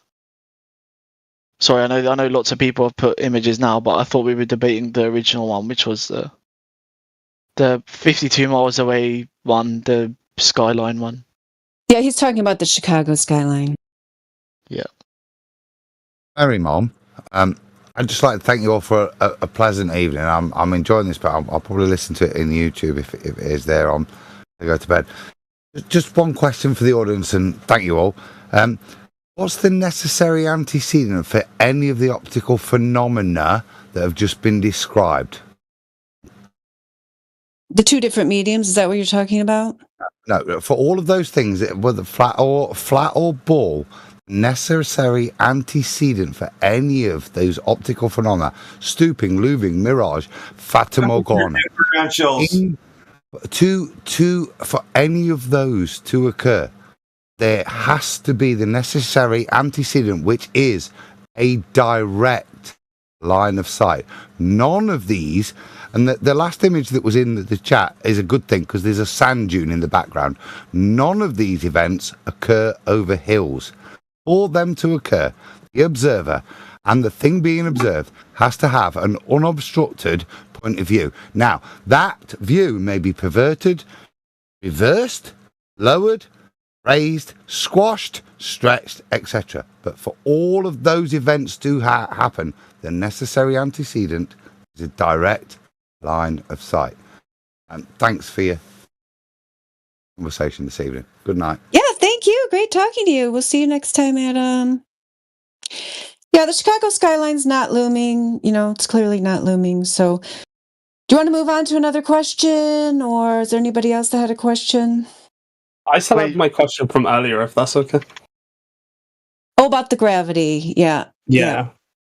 So what's the argument to disprove that the Earth has to be round because gravity's pull is equal from all sides? Wait, can I just respond to that? What that guy said, or no? Are we moving on? No, you cannot. We're moving on. Oh. He really wants to talk about gravity. I mean, I just need. Neither- Can I just say the last thing on this, and then we move on, if that's okay? Okay. Just because I thought about what you said.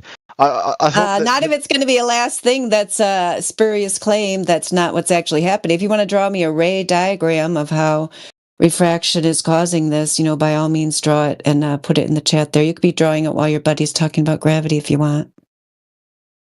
Oh, I don't really know him, but yeah, I'm not this guy's friend. Remember, you guys seem. I guess it's just because you're like right next to each other. That's why you just seem so buddy buddy. So. Yeah, and you both. Your names start with M. I was here before him. I was trying to. And then they end in Y. They both end in Y. Yep, and they're both 5 letters. Yeah, so much in common. Start with M. Yeah. And is it? Yeah, draw me that ray diagram while we're talking about gravity. Mikey, neither the mass attracting mass nor the Einsteinian gravity can be demonstrated in reality. They're purely theoretical, and in fact, mass attracting mass gravity, as attributed to Newton over his protest, was superseded by the Einsteinian form, allegedly, and we don't accept either one of those as actually describing reality as we know it, because they do not have any verifiable evidence that they actually work. And the first one, of course, is discarded by mainstream science, and I can show you an article, if you're interested, by NBC News, where it says they're coming for Einstein next, because his thing doesn't really seem to work too well either in actually making predictions. So why would I want to sit here and say some fantasy cause that some dude dreamed up causes something to be a globe when I clearly already know it's flat, as demonstrated by the actual measurements of the Earth, as we discussed about the viewing of the horizon, the long-distance observations, the laser tests, the radio waves, and so on and so forth. So why should I sit here and agree with some kind of science fiction nonsense that's not demonstrable in reality? Tell me why. Yeah, I'm just trying to gather more information. I just wanted to know your opinion. That was all. I wasn't trying to argue. But if you could send the proof thing that you were talking about, that would be cool. So I could. Oh, you want to see the NBC News article? Yeah, you'll probably like that one. Are you Moxie's asking about gravity and Mikey? Oh, okay. Mikey's drawing the ray diagram. Okay, I'll find it. I don't know if do any of your other ladies? Yeah, do any other ladies want to comment on any of the things they just brought up while I look for that? Surely Salt Lake Stacy has something to say. So were we on about gravity? Yeah, I was just asking a question. If the Earth is flat, then how could the Earth's gravitational pull be equal from all sides? I was just curious. Why do you start the sentence with "if the Earth is flat"? Why don't you say "the Earth is what it is now"? Because Whatever. the reason why I started off the sentence with "if the Earth is flat" is because this would be a point in favor of the Earth being round, right? Which is why I was asking if the Earth is flat. But if it was a point for if the Earth is round, then if the Earth is flat, then obviously I would start off it by saying if the Earth is round, how can this be true? You know what I mean? So you're assuming that gravity is necessary for the Earth, regardless of its shape. Apparently, you think gravity is necessary. No, sorry. So I wasn't making an argument against. I think we're confused. I was just asking in general for like the point for that. If you get what I mean. Sorry. Would you like to define what gravity means to you? Like, what do you mean when you use the word gravity? Gravitational pull towards the center of the Earth. So, like, if I drop like a brick, then it will fall down, right? Or if I drop like a pen, then it will fall down, right? That's what I mean when I say gravity. It's why are you adding the center of the Earth to it? Because that's where things are pulled towards, right? So it's pulled down towards the floor. It's pulled towards the like so. So if I like jump to the right, then I'd be pulled down. If that makes sense. Back to where I was. Regardless of the idea of a center of the Earth, you're saying that gravity is something which makes things fall down if you drop them. Yes. So if I drop a helium balloon, what's happening? Well, the helium will go up, right? Because it's a balloon full of helium. Because the gas, like noble gas, right? If that makes sense. But like, what would the argument be against this for the Earth being flat? Is what I'm trying to ask. Oh, I'm trying to understand your claim. I'm not claiming anything. I was You just are asking claiming. in general. No, I'm not. So my next question is, what's the difference between what you're explaining of something being dropped and going to the ground? What's the difference between that and density? That's a good point. See, now I'm on your I know. now I'm on your wavelength. Mikey, do you know? Yeah, I want to ask, like, obviously, I understand your point about density, but why down? Like, why the direction down? Or is the air heavier than a rock? Yeah, I understand that, but why doesn't it go upwards instead of down? Like, why does denser things go downwards specifically towards like the center of the Earth, or like towards like down, like towards the Earth? Why does it go towards the Earth and not up, or sideways, or any other direction? Because that's where it finds its density equilibrium. And like the pressure of the air is more dense the lower you are, and then it gets less dense the higher you go. What do you mean by finds its density equilibrium? So if something is displaced, it is not in its equilibrium. So if I'm holding an apple, even if I drop an apple, it's going to keep seeking its equilibrium. It's going to keep looking for that density until it can settle somewhere. So the equilibrium is where it settles. So, but why is that equilibrium down? Is what I'm asking. Well, is the air denser than the ground?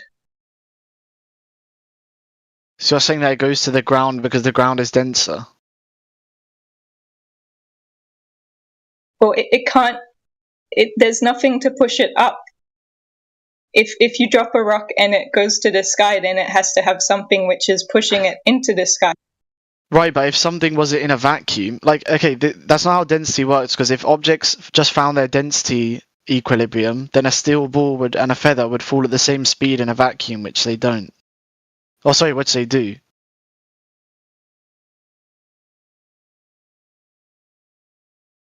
But in air, a feather So- falls slower because of air resistance, not because it's finding equilibrium. Density equilibrium would mean helium balloons couldn't rise through denser air, but they do.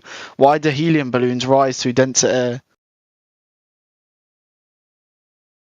Because of the heat within them. Oh, no, sorry, I'm thinking of hot air balloons. The gas.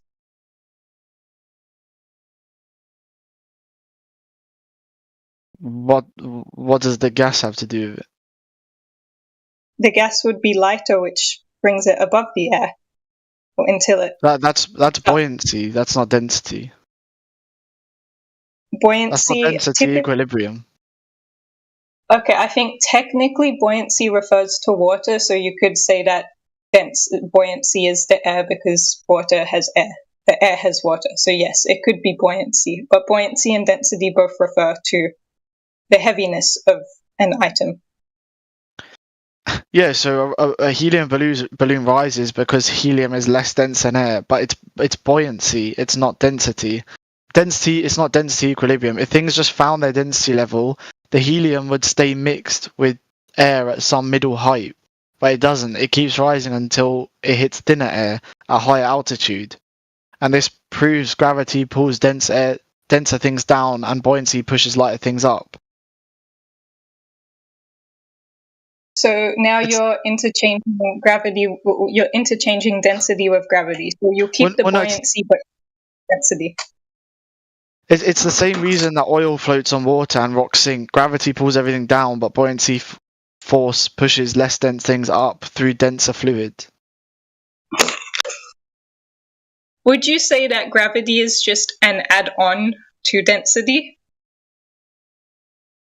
What do you mean by add-on?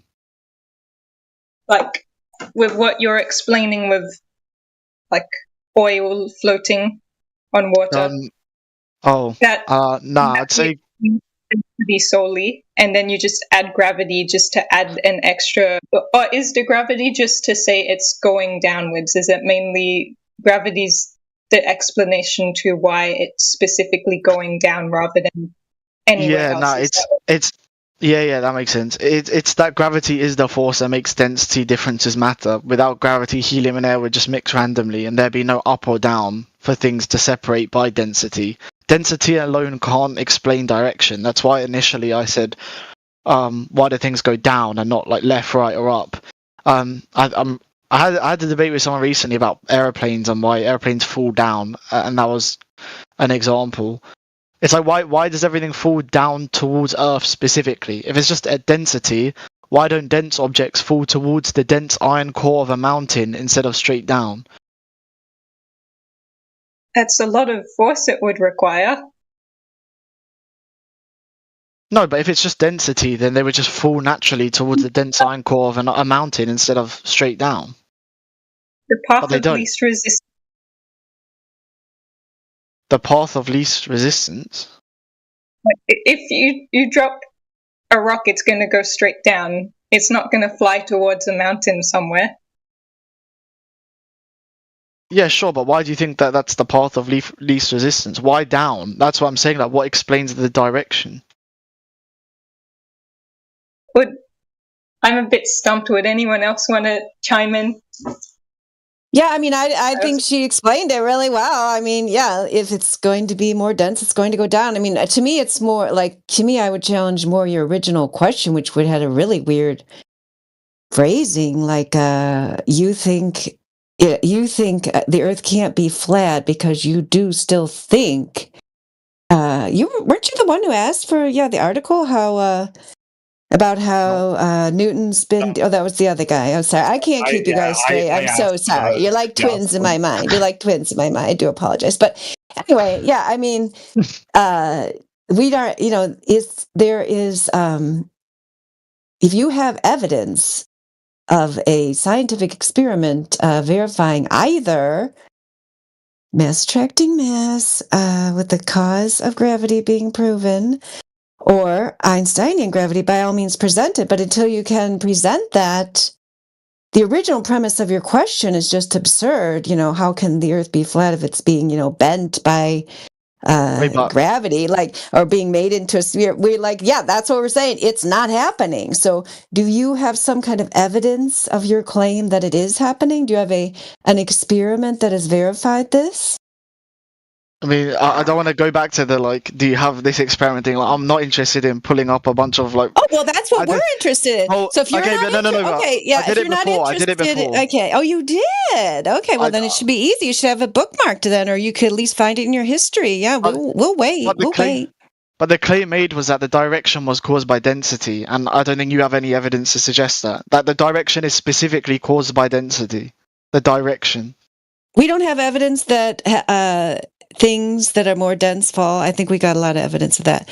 So yeah, if you've got any evidence of this gravity claim as a causation, as a causal factor of anything, post that. Otherwise, we're going to move on to another topic. Because you can't just like you can't just. So you can't engage. You can't engage rhetorically in the argument. So you just say evidence or move on.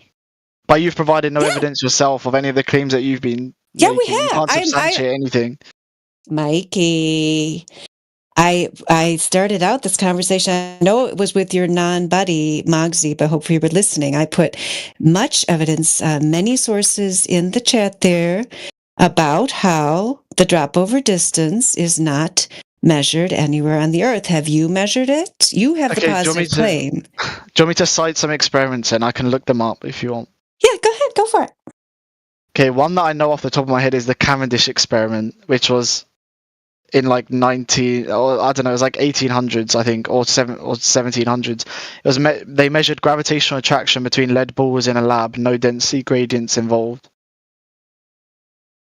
Cause was never verified. It's not an experiment. You can't just like throw that out there as if it means anything with that. You need to actually have a citation of where you're showing that this was a scientific experiment with a natural observation, a hypothesis, an independent and dependent variable where the independent variable was manipulated and the cause was conclusively demonstrated, because that's not what happened. I know that's what you believe, but that's not what happened with Cavendish. Okay, well then you need a source to back up your claim. So post the source, please. Sure, I can look up a source. Give me a sec. But for the record, they did identify a cause. He measured the actual gravitational force between masses and calculated Earth's density from it. The experiment showed two lead balls physically attracting each other across empty space with no air or density medium between them. Show your source, please, because it sounds like there were some presuppositions in there, and you're talking too fast. What do you mean presuppositions? I need to see, instead of you just, unless you want to, if you want to repeat it slower, I mean, do you not have something there that you're looking at that you could post for us so we can look at it? No, it sounded like you were that there was a presupposition about the Earth, and that's what it sounded like to me. Does anybody else have a question while he's finding that source, Hakos? There's nothing about the Earth. We've repeated the experiment thousands of times with lasers measuring tiny deflections, and the force matches Einstein's gravity equations perfectly every single time. Also, the balls are suspending in a vacuum chamber and still attracted each other. If there was density or air effects, then removing the air should have stopped the attraction. But we'll just do dueling. You're not even posting your source. There's multiple sources in the chat there. Can I ask if it's not gravity, what invisible force made those lead balls move towards each other in a vacuum? Because your density model has no mechanism for that. You tell me. I didn't do this experiment. I don't need to.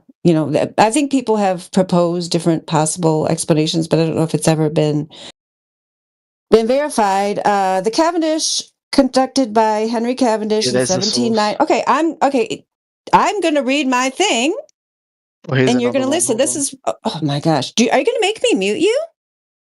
Because you read your little thing. A bunch of things have been posted here. I think Rayleigh Criterion posted this one.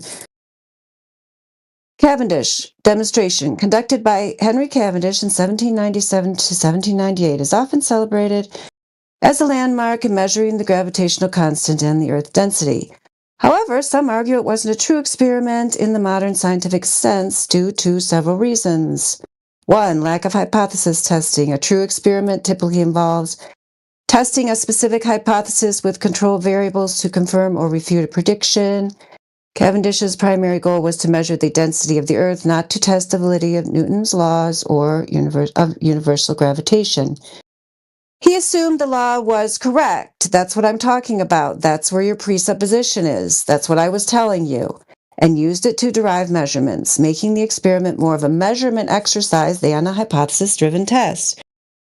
I mean, I could read the rest of this. The other headings are exploratory nature, limited control of variable, single instance measurement, philosophical context. So, yeah, that's it. Was the cause was not verified, and there were presuppositions in it, so it was not a true experiment isolating those variables and Wait, testing cause and effect relationship.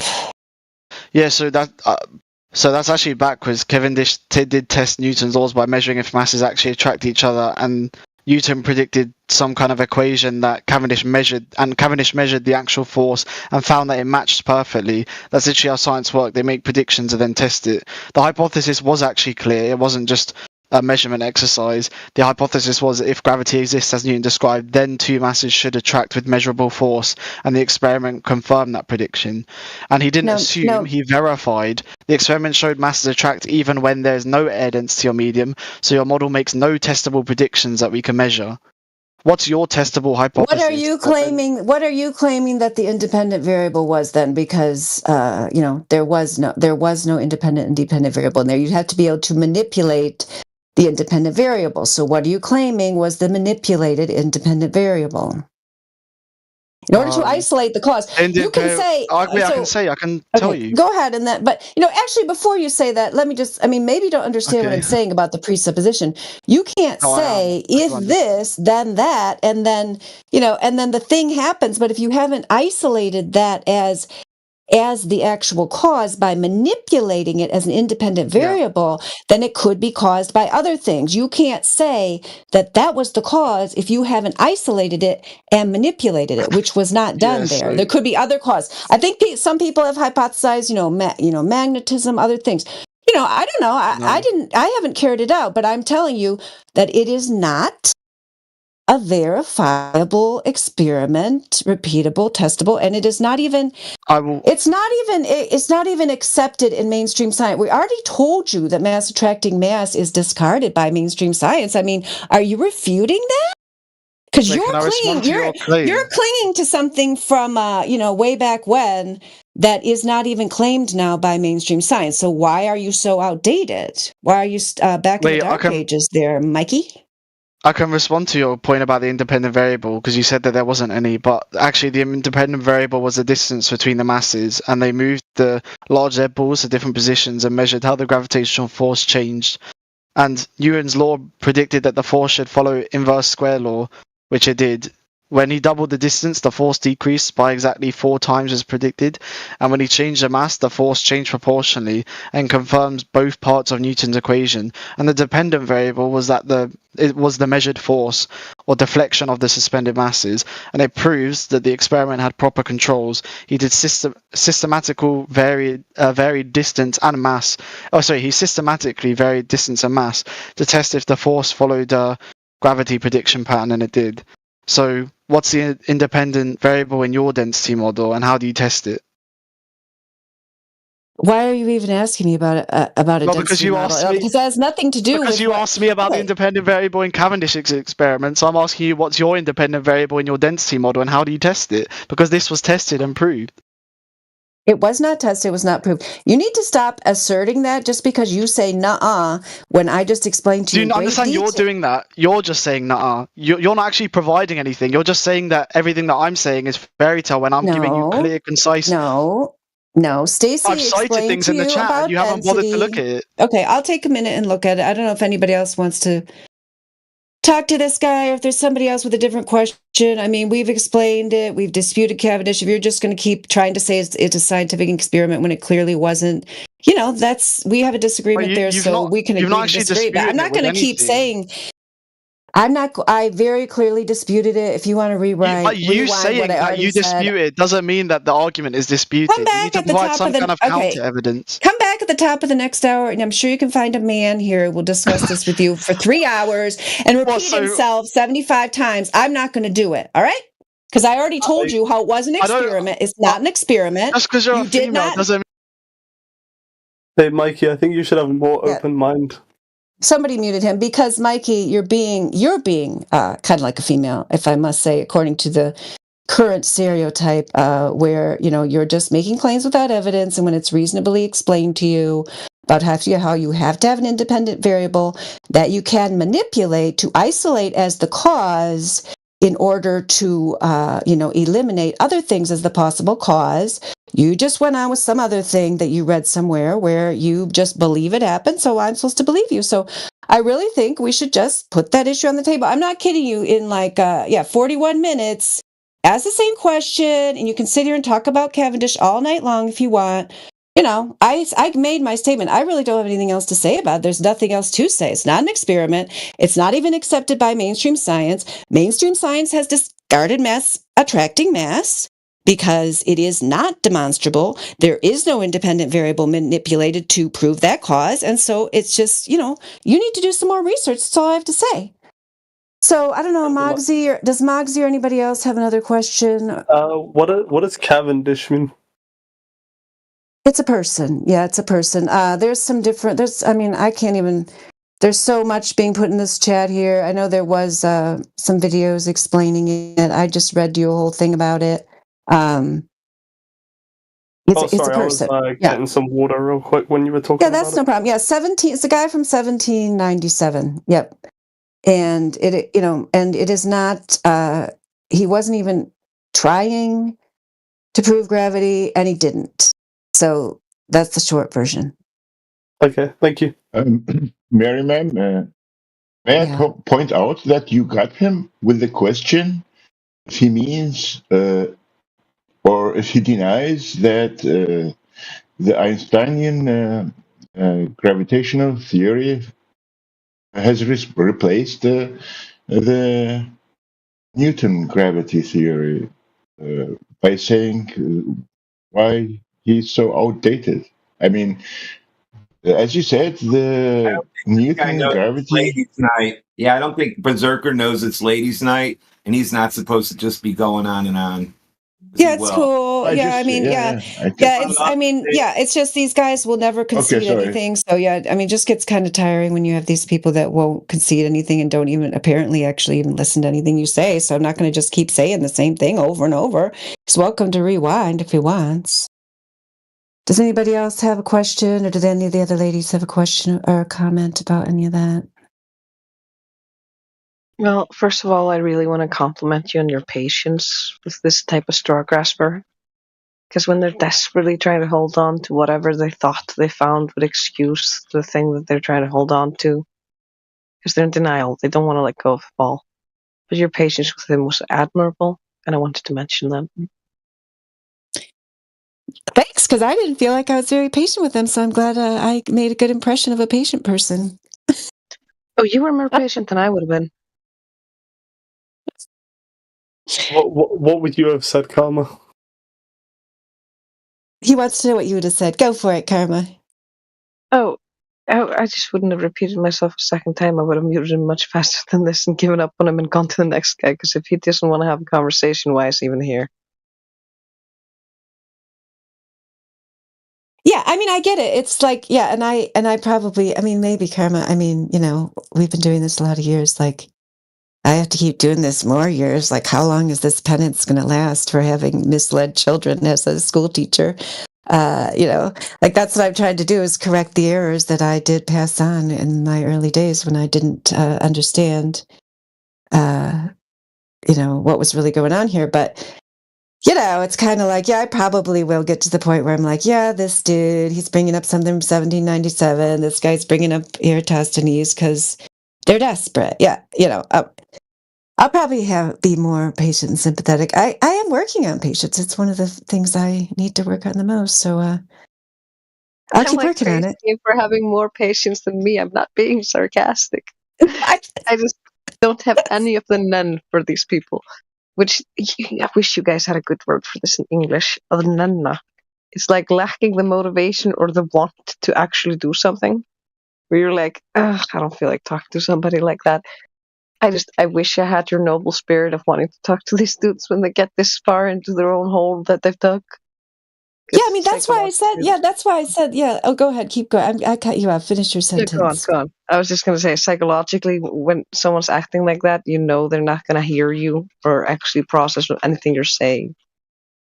Yeah, that's why I don't want to waste my breath anymore. Yeah, exactly. Yeah, but that's why I said, like, I mean, I'm serious when I tell them to talk about it at the top of the hour. I wasn't saying like as criticism. It's like some people don't mind like going into the details of this stuff and like going over it again and again and again. Like to me, like I don't know. I probably never told you this before, but you'd probably be interested since you teach young people. Like that's totally what I wanted to be an elementary teacher. I started out like in elementary education, and I used to. When I was in Ann Arbor, we went out to the projects and tutored the kids there after school, and I just loved doing that. But everybody kept like pushing me. They're like, "Oh, you were so good at math and science. Like, why are you going to waste your time talking to children?" And also like the job market at that time was like, "Oh yeah, you can get a job in math and science like any day of the week." Whereas elementary was very competitive at the time, which it's even not anymore. Like nobody wants to be a teacher. But anyway, yeah, they kind of like pushed me into it, and I'm kind of like, yeah, I mean, I can do it. It's like I'm interested in it, but not to the point where. Like this, it's like, ugh, gross. Like you're not even gonna like accept the just obvious facts here. Like you're gonna emotionally. I guess that's the problem I have. That's when people like emotionally argue about stuff that they know nothing about and that they clearly haven't researched. And then they're just like reading stuff off, like he clearly was when he had his little so-called rebuttal when I explained to him about the independent variable. It's like, oh, and the 4 times square and the this and that. I mean, some of these guys would definitely like be like, oh, the 4 times square, then this thing, that thing. Like Indio would have been all over that guy, I know, because he's really good about just picking out their little things and then knowing every single detail about it. And I'm just think that is not really my strength. Like I just, I don't know. It's just not something I'm interested in doing. Once they just deny the obvious truth, I'm just like, it's kind of like, well, why should I keep saying it when they're not even listening? Yep, that's pretty much how I feel about it. But, I'm glad there's other people who are strong in other areas so that we don't all have to do everything by ourselves. I totally agree with you because this is the same thing you see when you work with kids. You have so many different personality types that you have to deal with. And certain employees or certain staff will fit better with certain children, certain personalities. And even in some cases, a female will work better with certain kids, and a male will work better with certain kids. And I do agree with you in this case that this sounds like a guy that the boys would love having.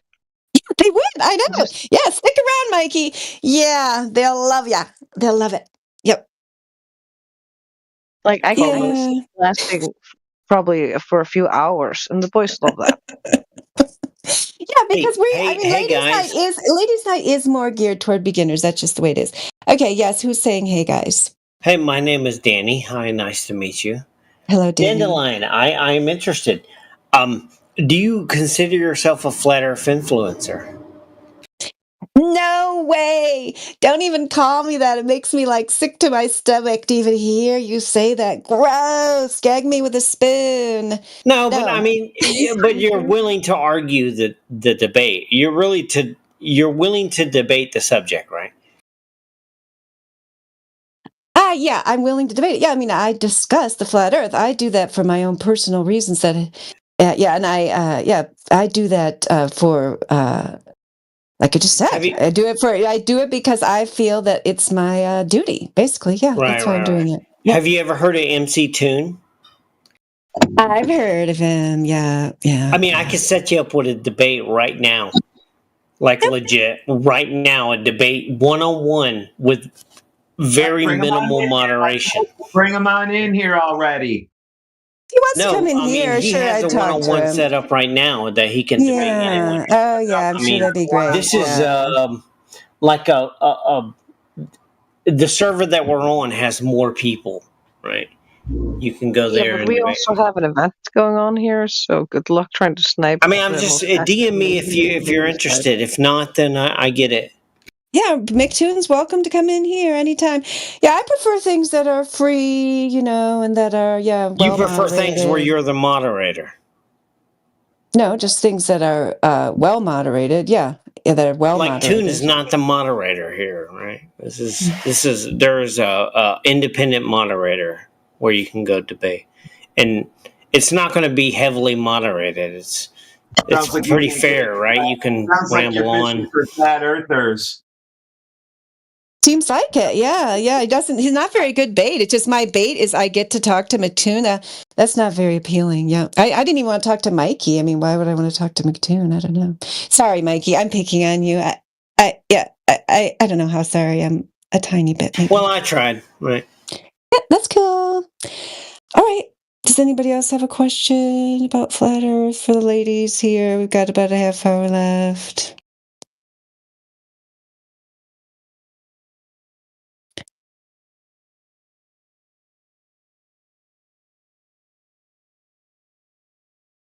Why does anyone want to talk to McToon? I don't know. Who does talk to him? I don't even know. I don't think I've ever actually watched his show. I just see your screenshots and I try to scroll up whenever anybody puts them in there. Isn't that the guy with those horrible, disgusting screenshots they show and the GIFs? Isn't that guy, Karma? Oh, does I he come here actually never actually watched him. I don't know what he looks like. The only reason I know the sound of his voice is because of AI McAloon.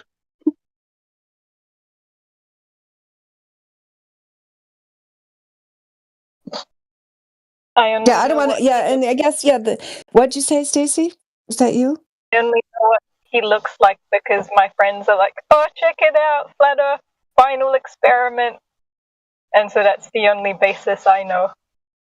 But I've only watched a few minutes of him. Yeah.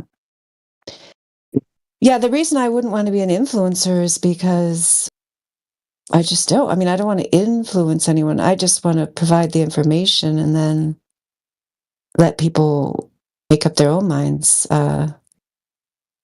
It's the same reason we've been talking about it all night. It's kind of the theme of the night. Like, we don't want to influence people to leave the globe because, that's why I told those guys earlier, just, stay on there or whatever, because then that makes them vulnerable to the crowd mentality. If they've been influenced by something to go off the globe and then follow something else, then, that's not good. I'd rather have them just critically examine the evidence using their logical mind, decide if they can find any measurable curvature, and then make up their own mind.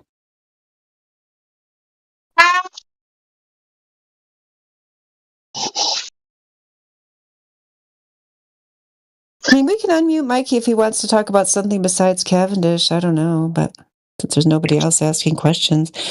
Did you have any questions about anything besides Cavendish, Mikey? I don't know if you're going to mute me again. Oh, we're going to talk about muting people. I didn't mute you to start with, so So, do you have you talk about whatever you want? Okay, well, have you seen the long distance observations and the laser tests that demonstrate there's no curvature? Some of them. Okay, so you understand that in these situations you're seeing them I'm just responding to Joyce. Yeah, that's totally fine. I mean, I felt like when you did mute him, it was totally the right time. I mean, I'm not arguing about it. I'm just correcting the record there that it wasn't me that did it. But yeah, it was our conversation was devolving. I would agree with that. Yeah, I mean, Joyce could have muted both of us if he wanted. But anyway, wait, I think what Joyce is saying in the side chat is like kind of correct. Like, it's not defined as a force because of Einstein's like relativity stuff, where like it was more defined as not a force. I understand that. I went through that with some other guy in here, but like the effect it has can be, good.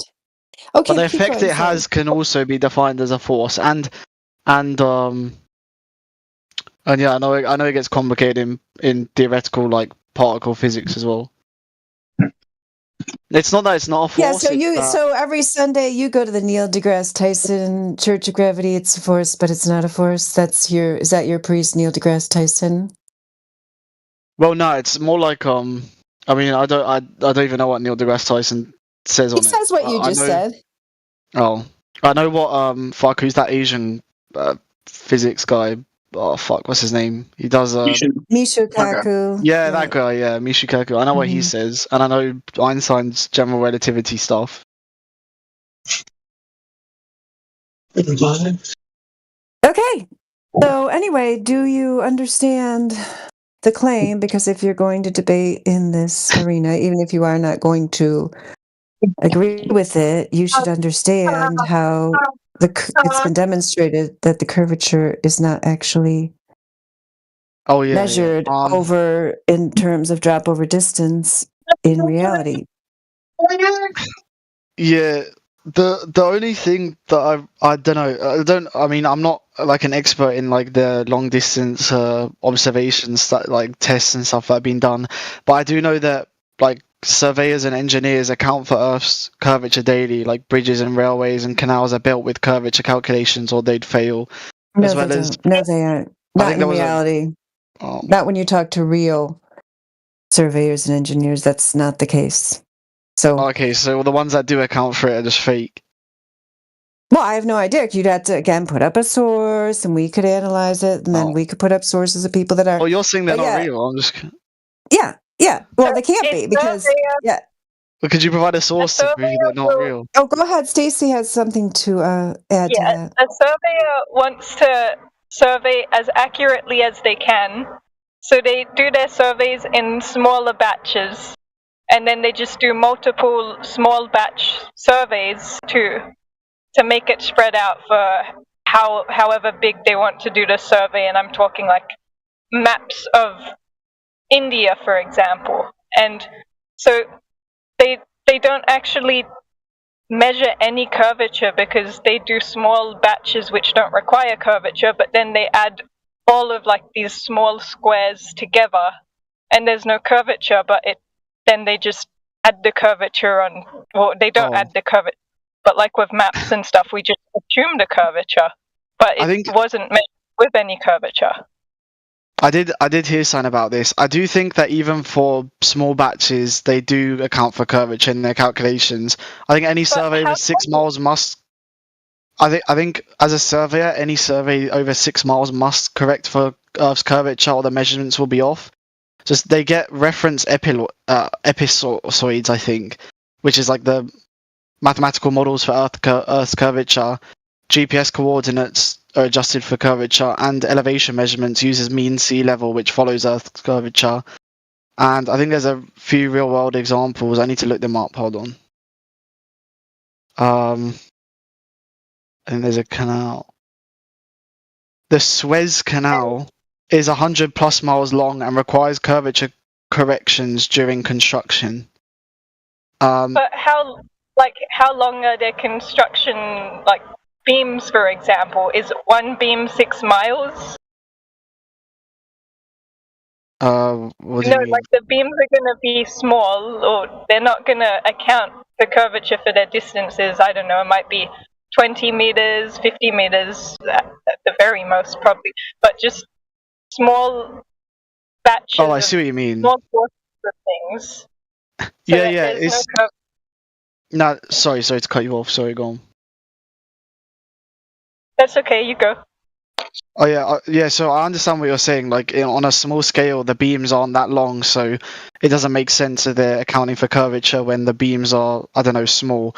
I understand what you're saying, but the individual measurements don't need to be like 6 miles. But when you combine multiple shorter measurements across long distances, you have to account for curvature, or your final map will be wrong. So, for example, each individual measurement might be 100. Sorry. Yeah?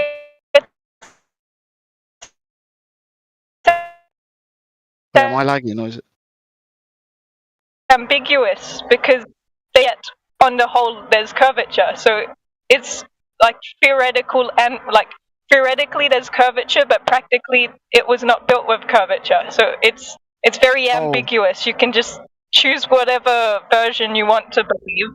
Yeah, no, I see what you mean, but no, it actually is built in practicality with curvature. Like they do the calculations before and they build it in a way that factors in that curvature. So each individual measurement might be 100 or 500 feet, but wait, hold on one sec. each individual measurement might be Then like how do you 100. add the curvature if it's so minuscule? Yeah, I'll explain. Like it would be guesswork to guess the tiniest angle which isn't actually there but adds to a curve in the whole. It's just imaginary. No, so what happens is each individual measurement might be like 100 to 500 feet, but when you chain dozens together across miles, the cumulative error from ignoring curvature becomes large, and that's why surveyors use datum points and reference episodes. So, for example, building a straight highway across 50 miles using only short measurements, if you ignore the curvature, your quote-unquote straight road will actually arc upwards and miss its target by hundreds of feet. And even short survey legs use coordinates. Yeah, sure, I can. But the Go on. I think. Yeah, if you're gonna keep reading off all these sources, you need to start putting them there in the chat. Yeah, I'll do that. But I did that. I did that last time with the Cavendish experiment, and you just muted me and ignored it. So I'm a bit scared to do it now. Yeah, don't be scared. You could tag one of us. That'd be cool. Okay, I'll do it. I'll do it now. But for the record, it's not I think your point was that if you add the curvature, it's so minuscule, like the angles, right? If you add the smaller sections together, like adding the tiniest angles. But when you add it up, even the tiny angles compound massively over distance, and it's exactly why surveyors use precise instruments and computers. As a builder, if I'm just adding, like, connecting beams to beams, and there's no angle there's no curvature drop in the portion I'm doing if it's like a 5-meter beam, then I'm not going to add any angle to it, so there's not going to be any curvature by the end of the bridge I've built. But you're saying there will be, like, it's just imaginary. No, they actually do factor this in, and there's some real world examples of failure. So early railway builders learned this the hard way. The straight tracks over long distances wouldn't connect properly, and they had to account for that in like future measurements. As well, long bridges used to sag in the middle. Hold on. Yeah, which thing are you gonna? Where's these sources you said you were gonna put up here? Because this all sounds like a bunch of stories to me. But can I not interact like in a conversation and also? You're saying early railroad people who laid early railroads had to account for the curvature of the earth. Yeah, you're going to have to get a citation for that. We can't let you just make wild claims here in our channel on the live stream. We're actually trying to get across like factual, logical information here. So yeah, you can't just careen from one wild claim to another without backing up. So just pause there. Take your time. You could mute yourself. Go find your source for where these early railroad tracks were laid, taking the curvature. Okay, we're ready for them. Just, do you need me to mute you, or can you mute yourself while you look for them? No, I have them. I can just put them now. Like one is... You've been saying that. Do you want me to get the URLs, or can I just put the references? URLs, yep. I need them. Okay.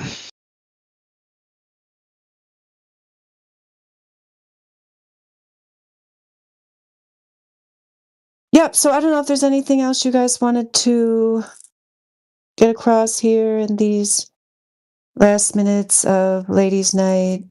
I'm glad you can make it, Stacey. Does this turn out to be a better time for you? Yeah, it's good. And in 20 minutes I start work, so it gets me available all before work, and I even woke up early enough to make some good sandwiches. Nice. What kind did you make? Well, I added a lot of cheese and some roast beef cold cuts.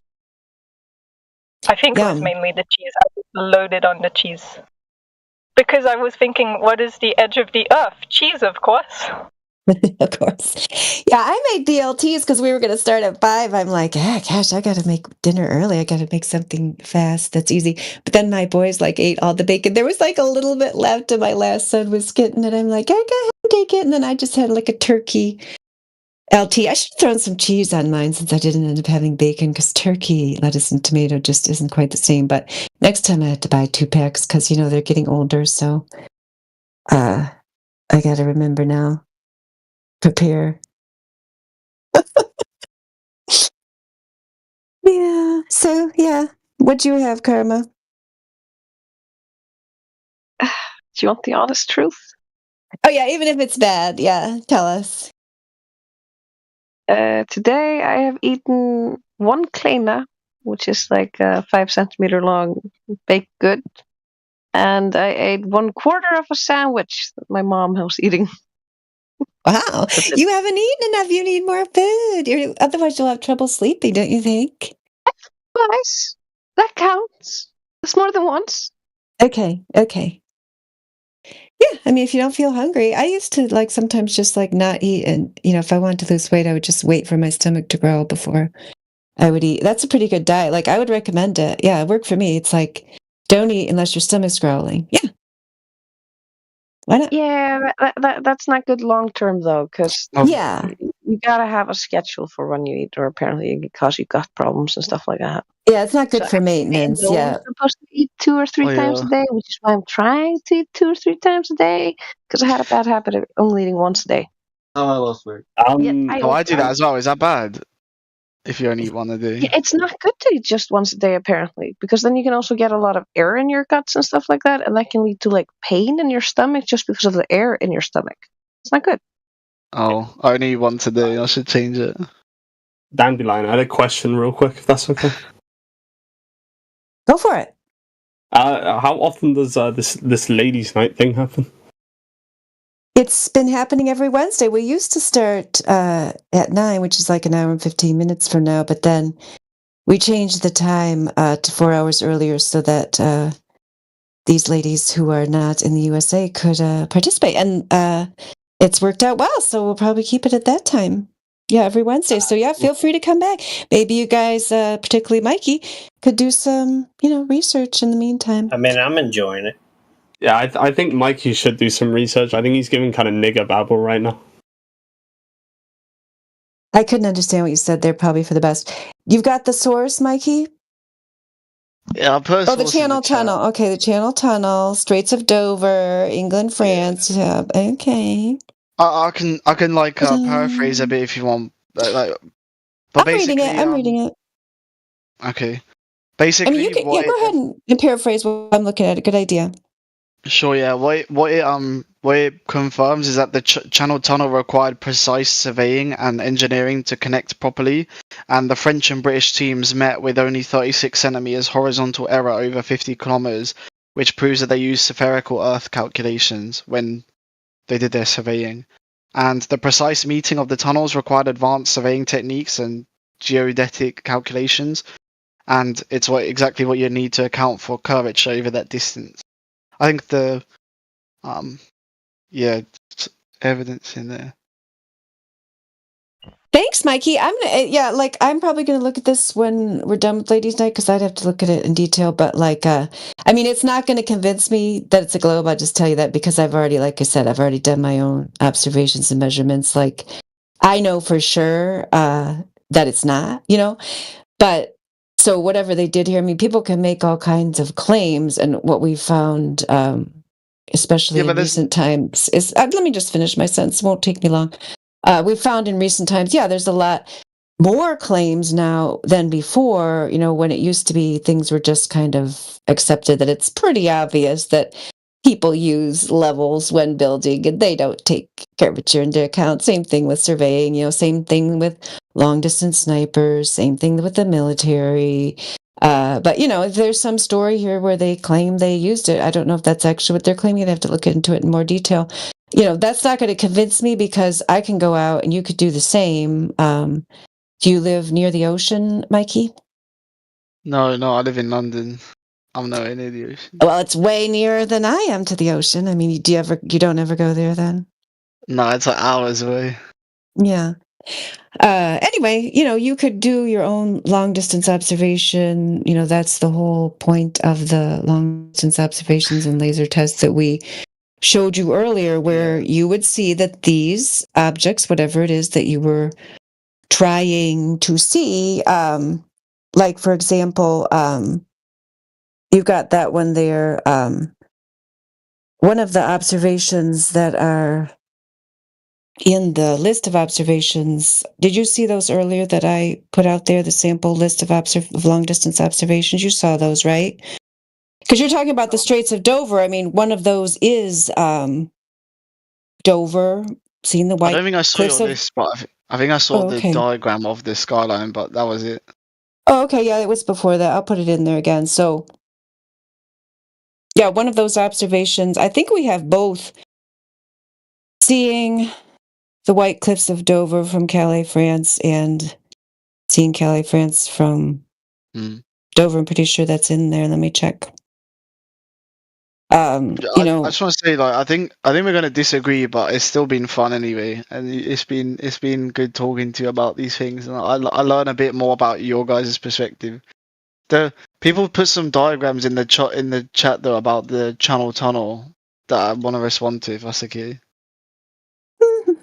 Let's go back up there. Where are those? Oh, back. Okay, so yeah, Flat Lloyd's saying there's not a curve even in the cartoon. Yeah, I mean, I just scrolled through. I didn't see anything about curvature or spheres or anything. So yeah, that's why I was wondering where it was coming from. So I'm glad these guys had time to look at it. So who are you responding to? Flat Lloyd at 47 minutes or Cyclone? Yeah, I mean, About I think they're talking about the chat. The source I cited. I think they're posting that as like a rebuttal. But I had a look at the diagram. I'm pretty sure it supports Earth's curvature because if you look at the cross section, it shows the tunnel following the natural curve of the seafloor geology, which itself follows Earth's curvature. I mean, the key observations that I can see. I'm so glad you pointed that out, Mikey. Now I can actually address it because I was going to have to like search through there. No, I mean, we don't like, there's a rocky bottom to the ocean. Like nobody's disputing that. We're not like saying that, that the Earth is that there's no topography on the Earth. Yeah, they're not showing any Earth curvature there. Yeah, they're just showing you the topography of the Earth, and then it shows you sea level totally level. We haven't even talked about that. I mean, if water lies flat in any container, and the Earth is covered by holy shit. Oh my gosh, Wait, but I just want to say, you guys hit that guy? The only thing is though, there's a few things. In terms of the horizontal sea level, it's not horizontal. It's a compressed vertical scale diagram. The horizontal distance is 50 kilometers, but the vertical scale is only showing about 400 meters. So if drawn to true scale, you'd barely see any vertical features. Also, the tunnel isn't perfectly straight, follows a curved path through the geology layers. The sea level itself curves with the Earth, that's why it's called mean sea level. And the geology strata shows No, I'm sorry. When you make like blatantly false claims, I have to stop. You can't. You mean just write down on a sticky note what your next wild claim was going to be. Yeah, sea level is level because water is level. Over 70% of the Earth is covered with water. We observe that water lies flat in a container. Water has never been shown to bend or curve anywhere. All the things you're talking about are entirely theoretical. I understand that you want them to be true, but they've never been demonstrated in reality. I mean, water is in a small container is level because Earth's curvature is negligible at that scale, but across oceans, water absolutely follows Earth's curvature. That's why it's called sea level and not sea flat. It does not. It does not follow Earth curvature. There's no evidence of that. But yeah, the guys want to know if if you think the curve down is showing curvature. If you're a concave Earther, if you think the Earth is curving inward, yeah. So I'm really glad that you pointed out that what they pointed out there, because I thought you were actually saying that source was claiming curvature, and it's not at all. Oh no, yeah, it 100% supports curvature, and the reasons why is because. But you're so confident. Like, you know what? Like, maybe you should. Like, I really would recommend you. Moxie wants to ask one more question before we end, but you know what, Mikey? Like, what is the topic that you really are good at or enjoy talking about? Like, if you were to pick like any topic you could talk about, like, what's the topic you're the best at talking about, that you know the most about? I'm okay-ish with like gravity and the buoyancy. Oh density no, layer stuff. no! I was really The- hoping you were gonna say like I'm video okay with games that, from the but it's a 1980s or the gravity stuff is very theoretical, so I don't know. I thought you were talking about the what flat you've been Earth stuff. demonstrating tonight is your best. No, if I was going to say like, if somebody was going to hire you to speak about something, in front of a Nah. group, like I'm what used to. topic do you know the most about? Nah. Oh, okay. I thought you were talking about like flat Earth stuff. Any topic in the entire world. Like, what are you really I don't into know. that you've studied a lot and looked into a lot? I don't know. Like, Software did you- engineering, probably. Okay, Or, there you like, go. did Software you engineering. study Okay, slavery or yes. some shit? Yeah, I think you should stick to software engineering because you are very good at like selling stuff. In fact, you could probably sell the software. You'd be like, "Oh yeah, absolutely, water curves, guy, and I got some software right here that'll curve that water for you." I mean, you're so good at selling stuff that is complete nonsense that I really think. But if you were like dealing with something that had to do with reality, like software engineering or software, I think you could do really well. Because you're telling me that water curves, and that's just silly. Well, it finds level, but level means perpendicular to gravity at each point. So on a sphere that creates a curved surface, water levels to the local gravitational vertical everywhere. You can hardly get through that. You were almost laughing with that. I'm sorry, but you totally No, it's were. true. Like you were, yeah, you so were. For example, if you hold a level in New York, bubble centers, and if you hold the same level in London, bubble centers, but those two level surfaces aren't parallel. They're angled because Earth is curved. In 5 minutes, you can test out all your theories or speculations or wild claims, whatever you want to call them, with the men of Flat Earth. But we're going to wrap this up here. Moxie has one more question, then we're going to wrap up Ladies' Night. But my recommendation to you, Mikey, would be for you to stick to software engineering. Moxie, what was...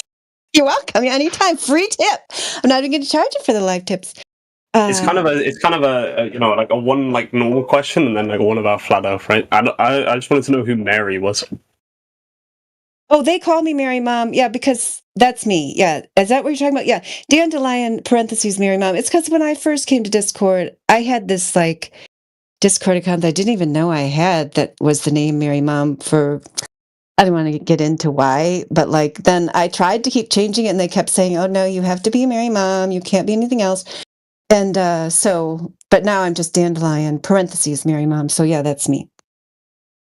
Okay, cool, thank you. Yeah, I also had to ask, have you ever read the children's poem 10 Little Nigger Boys? Oh, come on, guy. Come on. You're going to make... You were doing so well. It's, 10 Little Indians is an Agatha Christie novel. They had to change all of those, because for obvious reasons. Yeah, that is no longer acceptable in civilized society. My God, like, why would you even think that was worth bringing up? But 10 Little, now they call it, do they call it something? Oh, now they call it And Then They Were None. That's poor Agatha Christie. She had her book changed like so many times. But anyway, yeah. And Then They Were None is an excellent Agatha Christie novel. It's one of her best. Not all of her books are good. I'd recommend And Then They Were None is one of the good ones. They also made a movie out of it. Murder of Roger Ackroyd. Of course, Murder on the Orient Express, especially if you don't know the end. Nobody spoiled it for you, which I will not. Probably the 3 top ones. There's probably one more I'm missing that's really good, but those 3 are really good. Okay, so did any other ladies have any closing comments before we round out Ladies' Night? I'm going to spoil it. There was a murder on the Orient Express. Yeah, there totally was. You ruined the book for me. I was saving it. They made a movie about And Then There Were None. Or a show, I think. It was a series. There's 2 there. Yeah, there's an old one. Yeah, and then they made a new one. That new one was pretty good. I watched that, a while back. But I've never seen it, but I read the first book, and I don't know. Agatha Christie just didn't capture me. Yeah, maybe it's an acquired taste. I don't know. I've read all of her books, but yeah, some of them are really not that good. That's why I'm saying, like, start with some of the good ones. Especially her, like, weird, like, World War I, World War II, where she was trying to make some kind of weird political statement, but you never really know what she's trying to say. I don't know. She should have just stuck to, like, what she was good at. And plus, Sad your favorite authors decided to go off. I was more of a John Grisham. Oh, sorry. Exactly, Karma. Oh yeah, No, totally. John I was Grisham. Yeah. more of a John Grisham fan, and you know what? Which is totally underrated. I was a huge Dean Koontz fan.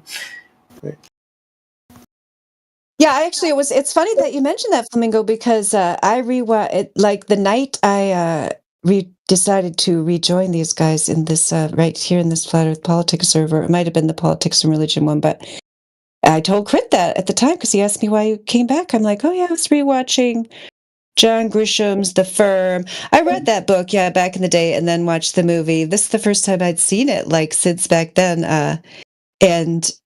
There was, It was a good it was movie. just, yeah, the message of it I really liked. That was one of the reasons that inspired me to come back to Flat Earth. It's like you got the mafia and you got the government, and they were like trying to play him off against each other. Like each one of them wanted to use him to bring the other one down or to get away from the other one. And he found a solution where he's just going to live his independent life with his woman, enjoy his life. And he's said F you to all of them, the mafia, the government, and the firm. That was great. I'm like, yeah, that's what we're going to do. That was one of the rare instances where the movie was really good and the book was okay. But the movie really captured the essence of the book, right? See you later, everyone. I've got to go edit a nice chat with you all. Good. Hopefully we'll see you again, soon. But she's gone. Yeah, okay. Yes, we had Stacy, we had Karma, we had Jenna in here. I don't know. Oh, yeah, Jenna's still here. Yeah, she was being silent, but it was a nice group of ladies, and we'll do it again next week, right, Karma? Yeah, I'll try to show. You do your best. Yep. Sounds good. Also, before you go away from this book topic, I just wanted to mention Trace dragged me into reading the Chinese Sanxias, and some of those actually have a flat worldview, and that has been very interesting. Can you repeat what it was? I couldn't. The Chinese something? What? Sanxia. I'll write it in text. It's basically Chinese cultivation novels, reading them translated into English. But, Trace has it in that. Oh, good. Yeah, because I would never have known how to spell that. Yeah, they have some really interesting things because they draw a lot from the really, really old Chinese stories and stuff like that. And a few of the really good ones have had, like I say, a flat world and that kind of stuff. So it's been really interesting. Well, I mean, that would be the case where before you was able to send rockets up, you would maybe think the Earth's flat, right? Oh, these novels are being written, there are chapters coming out every week. These are new books, but a lot of the methodology and a lot of the stuff that they use and a lot of the resources that the authors probably read are a lot of them based in some old interesting stuff. And another note was the fact that a lot of them have flat Earth. Yeah, I also have to add to this because this author that she's talking about, I've read 4 novels that he's made, and they're really long novels. First novel, he had globe cosmology.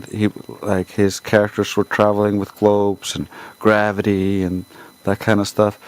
And then next one, he didn't mention the globes as much, but they were in the sky.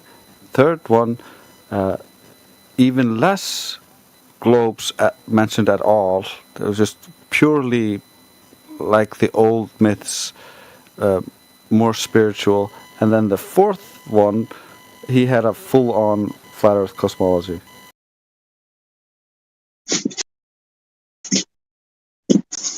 Nice. Thank you for the recommendation. Yeah, I will have to look into those. I'm reading something right now that I like this book, but in the summer I'm going to have more time to read, so I got to finish this one first, but I just haven't had a lot of time. But yeah, that's cool.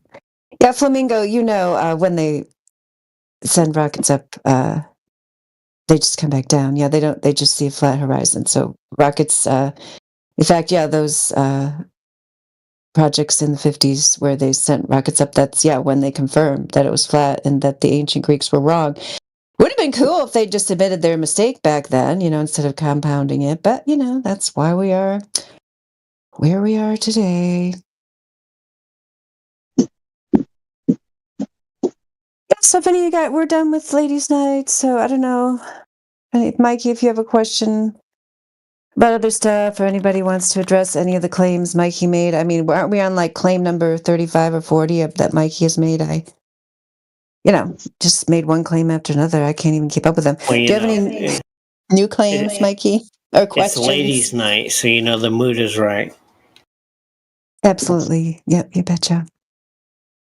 I just have one thing to say, if I might. Go for it. Thank you. In regards to the gentleman asking why it goes down, why everything goes down. Well, if everything went right or left, then that would essentially be down. I don't know. I would push back against that. Sorry? I said I would push back against that, because if it went to the right of me, then maybe I might start considering a different shape. But to the right of me is not the same as like down. Right? Everything goes down. Everything. Yeah, so if everything went, say, right, no, orientation that would be down. Gases Because don't go down. Gases don't go down. They go in all directions. What's wrong with you? Oh yeah, of course. I mean, from your point of view, right? Like your peripheral vision. From what you sure, something can go off to the right, but you can just look to the right and still see it. Gases.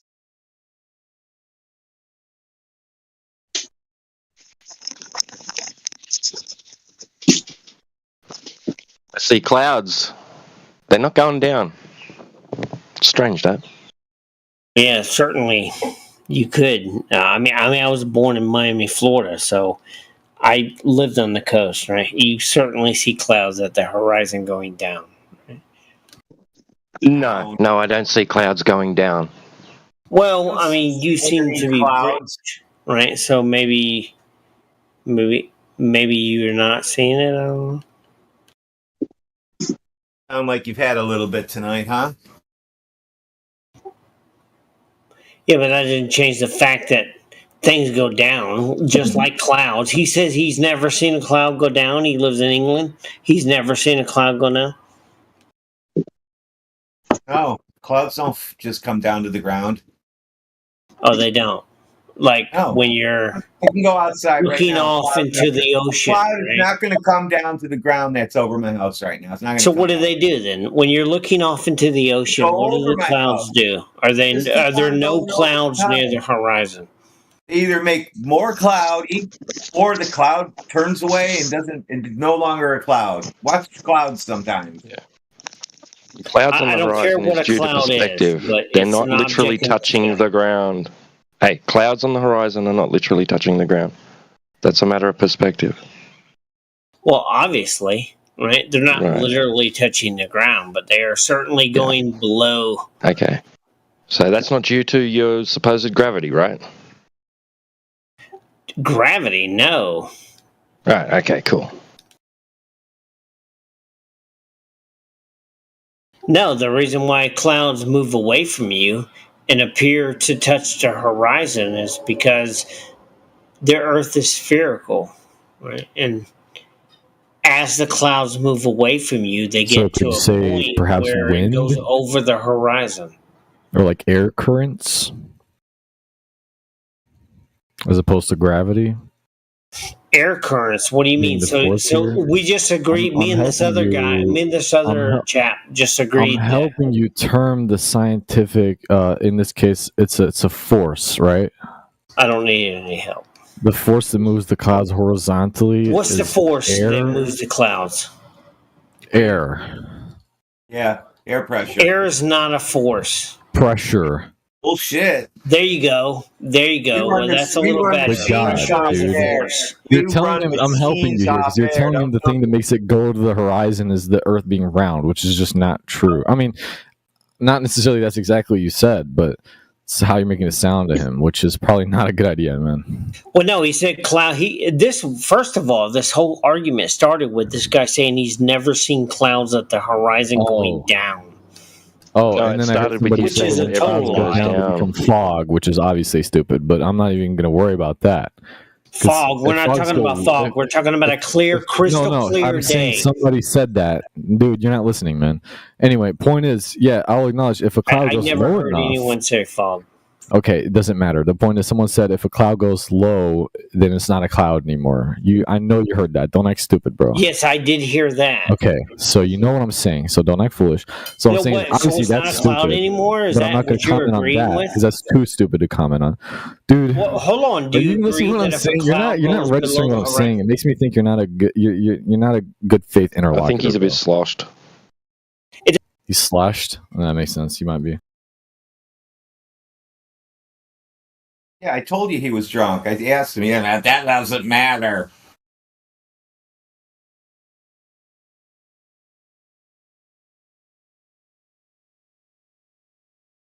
Well, I'm going to drop out of VC for now. Thanks for a great ladies' night and all that. I'll listen in on Dre's side for a bit, but I'll see you guys next week probably. Cheers, Yeah, it was so great to see you, hear you. As I'm not always. going to talk much. I'm Thanks, always ladies, into the chat for the like Dre's. entertainment. We love it all.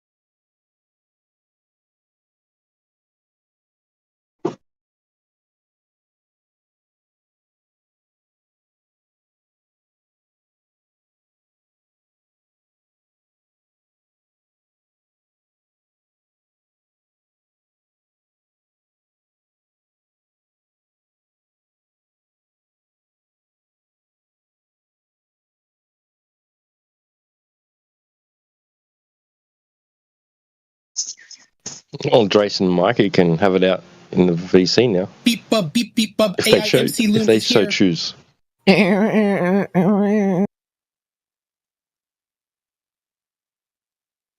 I don't think Mikey ever gave me the source for the claim about the railroads.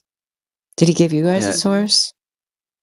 Well, he gave us a couple of documents. One of them from Geodetic Survey, and the other one for the tunnel, which goes underneath the water in a curve, curves downwards, away from the water level, and underneath the water and up on the other side. Yeah, that curve down is not Earth curve.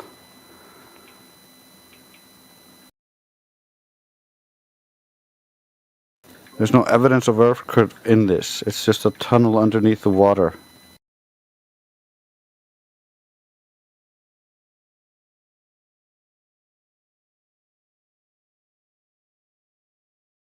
And then the other one was claiming that perspective showed Earth curve in it, but it's linear perspective. It's not curvilinear perspective because there's no curve in it.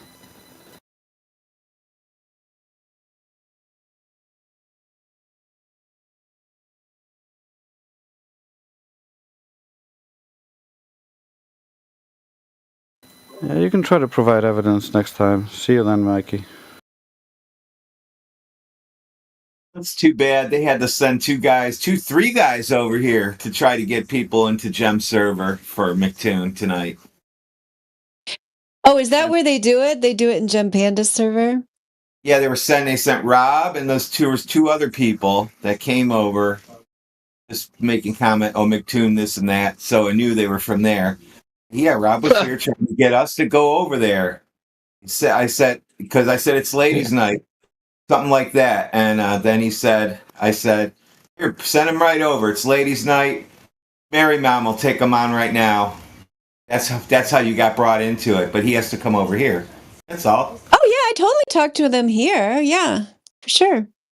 Yeah, I mean, I think I've told them that before. I mean, it's not that we could have an independent moderator. I mean, we used to do stuff like that in the old server, and I'd be into it. I'm just not gonna make money for people, from their YouTube channels who are pushing the globe. That would be like totally unethical for me to do. You know what I mean? Yeah. Right. Yeah, otherwise they're not that important. No, McToon's in Gem Pandas? Oh, I've Yeah, got to get over you there. guys Hurry, are quick, all let's Jewish. Get out of here. You're fucking Jewish, boy. So that shows how desperate they are. They actually need people to make their content.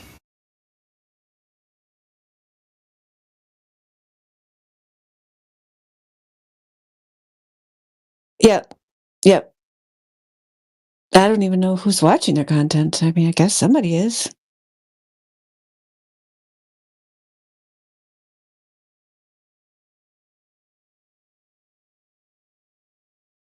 Isn't there anyone paying attention to what these Glovers come in here and say? Like, I would, I would try to get control of them. Like, who? Like, someone needs to take control of the Glovers coming in here. They're so ridiculous. You know about clouds? Why they're in the horizon is because of globe Earth. Like, oh, really? Is that the reason why the light poles are getting shorter too? I like it when they try to help each other, though. Like, we had Carter in here trying to coach somebody yesterday, I think it was. At least they're making an effort, I guess. I mean, I won't say I like it. Like, I think they're right, obviously, but it's like they're trying to tell them not to make, like, the dumbest old arguments, like ships over the horizon and stuff. And they're trying to get them to be, I guess, Yeah. I mean, I guess you could say they're trying to get them to be more deceptive. So maybe I shouldn't like it, but it's just kind of cute when you see like somebody like Carter come in and like coach the new kid. It's just funny. Yeah, but then he stuffed up by telling that other guy that, oh, here's their map, here's what they think, right, in the side chat. Yeah, that was bad. Yeah, that part was bad. Yeah. I like it when they tell them, like he was disputing some of his arguments, saying, yeah, that doesn't prove the globe. I can't remember what they were, but yeah, when they do that, I think that's good. Yeah, that doesn't prove the globe. You're right. But,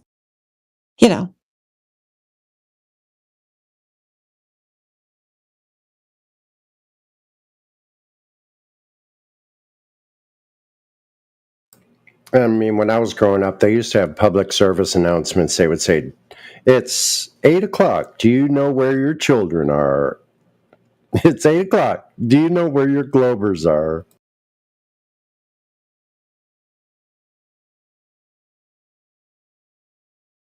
Yeah, that's funny.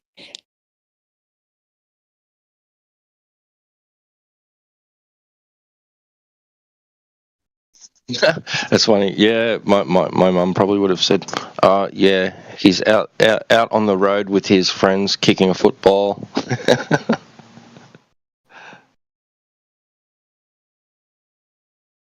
Or riding his bike, whatever, Yeah, that was just the days. norm. Yeah, that was just the norm. You were out from dawn to dusk. Yep. Everybody was. Yeah, we had to be in range of my father's whistle. Oh, we didn't have to. I think about what we used to do. We used to go to this golf course that was like not even anywhere close to our house. We had to like travel through the neighborhood to get to the golf course. And then we'd made up all kinds of stories about the golf course. We saw this like fancy neighborhood across the golf course, and we were like, yeah, that's the Emerald City, we're traveling, and we do Wizard of Oz stories or whatever, and like, but we were just like playing on this golf course, and all the golfers were there, and we kind of knew to like hide and like get out of their way when they were golfing, but nobody like said anything to us. And like nowadays, like, you're gonna let your kid go and just like play on a random golf course all day? I don't think so. And then probably the golf course wouldn't either. I just think people used to be more laid back about stuff, you know what I mean? They weren't all Right. hung up. We used to, my cousins and I used to go and find all the lost golf balls, go and wash them in, they got the washer with the winder on it. Yeah, we put them through that and then walk around the golf course selling them back to the players. That's good. That's good. We would find them. I don't remember what we would do with them, just play with them or keep them or something. But yeah, selling them back. We were always hiding from them because we were girls. We were probably hiding from the scary men. Wait, but hide from what? I just joined the VC. Like, hiding for what? Hiding from used to do that too. golfers. That's funny. That's funny that you Yeah, said you that know about what's really selling them funny? back to the people. Yeah, we used to do that. And there was always Yeah. crawfish in the ponds too. Like there was always be like crawfish. Yeah, I used to do something like that when I was growing up. Like on my curving earth, right? I would go, pick up the golf balls, just throw them in the lake, right? On the curving earth, of course, right? No curve nowhere. Oh yeah, it looks like you need some glasses. Oh, I'm a national drug. E is going to tell us about the curve. Yeah, where'd you measure it there? I measured it with my eyes. How'd you do that? I have not seen any curvature anywhere. Where did you see it? Okay. Do you have a house? Do you have an apartment? Like a driveway? Yes, I do. Okay, so go on the driveway and walk up it, walk back down, and then walk up and tell me that it doesn't have any curves. That's topography. We're not. When we talk about curvature, we're not talking about topography or hills or mountains. Oh, so now you're trying to, correct yourself. Okay, so you're changing, the standards of what you call curvature now. Okay. Well, I wasn't trying to change. I mean, we can agree on terms. I don't have any problem with that. Yeah, I'm just telling you what I meant by it. Yeah, and you're telling me you mean hills, and I'm agreeing with you that hills exist, but we're saying there's no globe. We don't live on a globe. Oh, there's no globe. Okay, so on a completely flat Earth, there's mountains, no curving, obviously, right? Okay. So, okay, so how about this, right? I'm gonna show you the equation of which you can determine that the Earth is curving. In fact, right? So, how about this? Yeah, give me 2 seconds. I'm gonna find a photo for you. I'm gonna put it in chat. Photos are equations? No. Well, no. I'm gonna show you the equation with the photo. Okay. Oh yeah, I see that Crit put the ladies' night there, but I should message Heretic and tell him he could. I don't think he actually ended the event because we did it like a totally different time. I don't know if he can change the time of the event because it still says like it's starting at 9, but we did it for 2 hours from 6 to 8 my time, and then I think most of the ladies left. Me and Jenna are still here, but we ended the official event. Okay, so did he put something in there? No, I'm trying to find. I guess it's working. Okay, that's fine. Take your time. Take your time. Yeah, I'm scrolling all the way down my gallery. Give me a second. Is this one? No, it isn't. He's trying to find his globe. He's trying to find the globe proof he knew about. Yeah, I'm going to show you the globe proof. Yeah, of course. That's one of the globe proofs. I'm also going to, put that alongside the equation, to totally destroy your argument. It's like very dumb argument, right? So. Yeah. So hold on, let me scroll down. Okay, I'm getting close. Okay.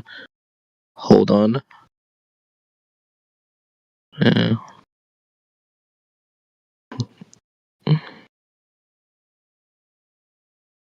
Closer.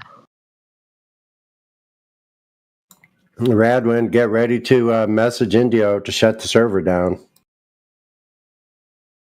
I'm excited, guys. We got the first person who's going to give us globe proof. Yeah, I'm waiting. not I am waiting, baby.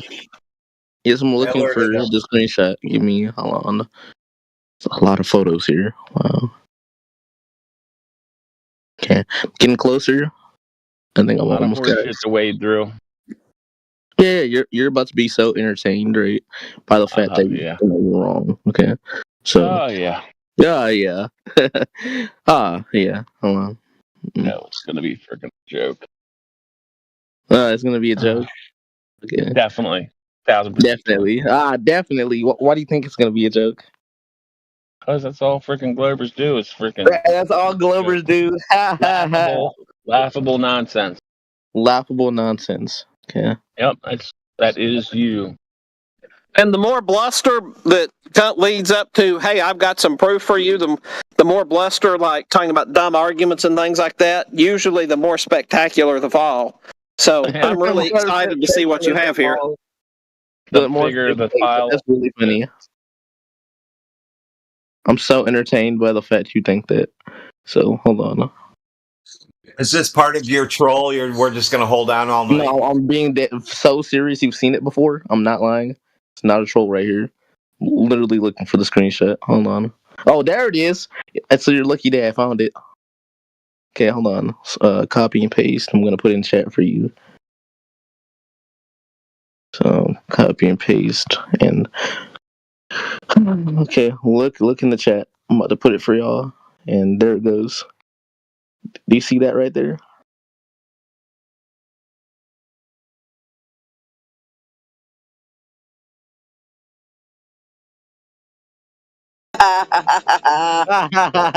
yeah, a live stream of the global.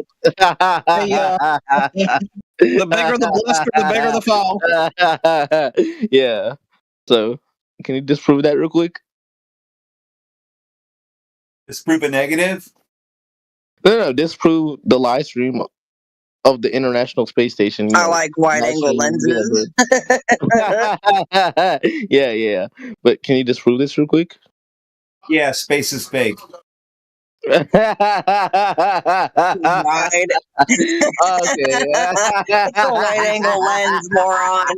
Oh my god, I love this. They always have to cut the live streams. They're called simulated lives.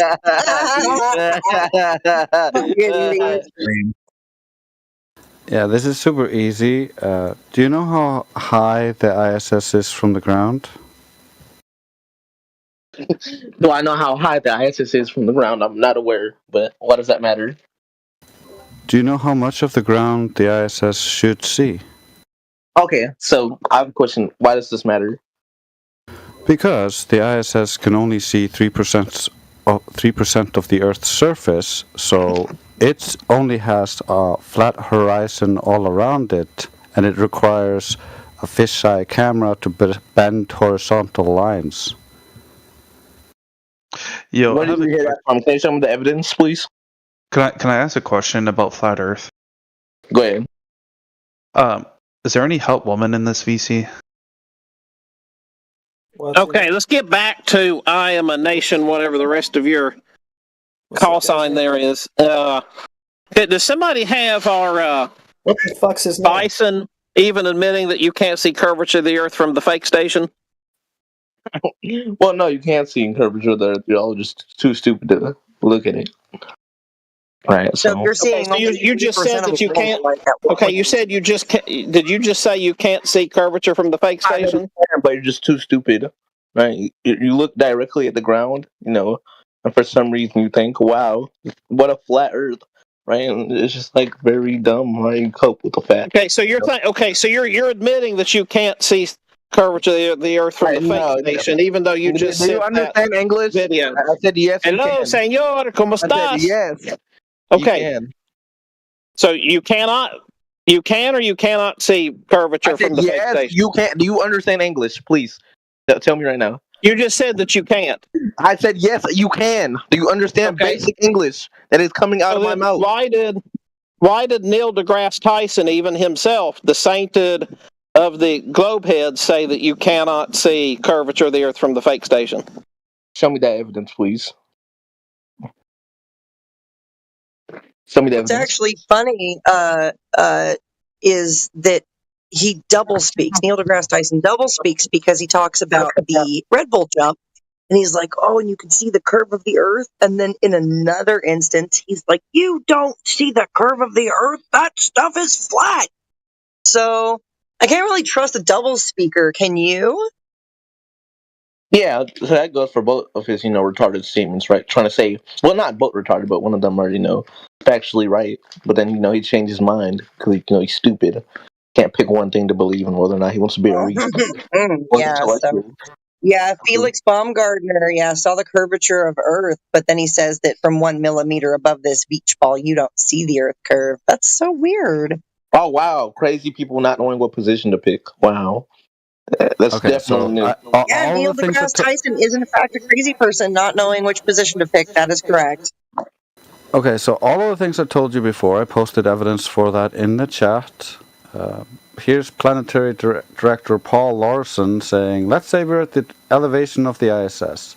They're about 250 miles above the Earth. So if you calculate the horizon line for the ISS, it's about 1,400 miles. If you're sitting at that point looking 360 degrees, what would the horizon look like? It would look flat. And then I also have for you Neil deGrasse, and here he is. Oh, by the way, you didn't ask, but I'm going to tell you. Do you know how high up above the Earth he was? No. So if you take a 63 miles. Well, yeah, say right. So take a schoolroom globe, and that's how high above it is he? So he's about 2 millimeters above the surface of a schoolroom globe. So nobody has seen the curvature of the Earth from that height. I just want to make that clear. Yeah, that's him talking about Jeff Bezos and his rockets, and then even lower, he talks about the Red Bull jump. It doesn't go as high as the Wow, rocket. but didn't he also claim that the Earth was around the globe before? It doesn't matter. We're not appealing to Neil deGrasse Tyson. Hey, we're not appealing to. Hey, we're not appealing.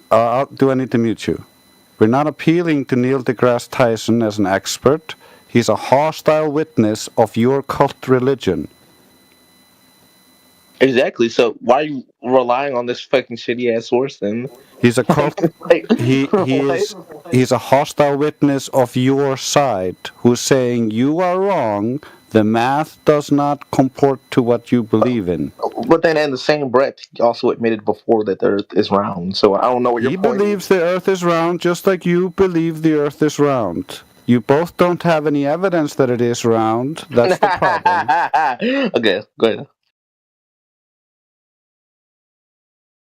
You done having a fit? Go ahead.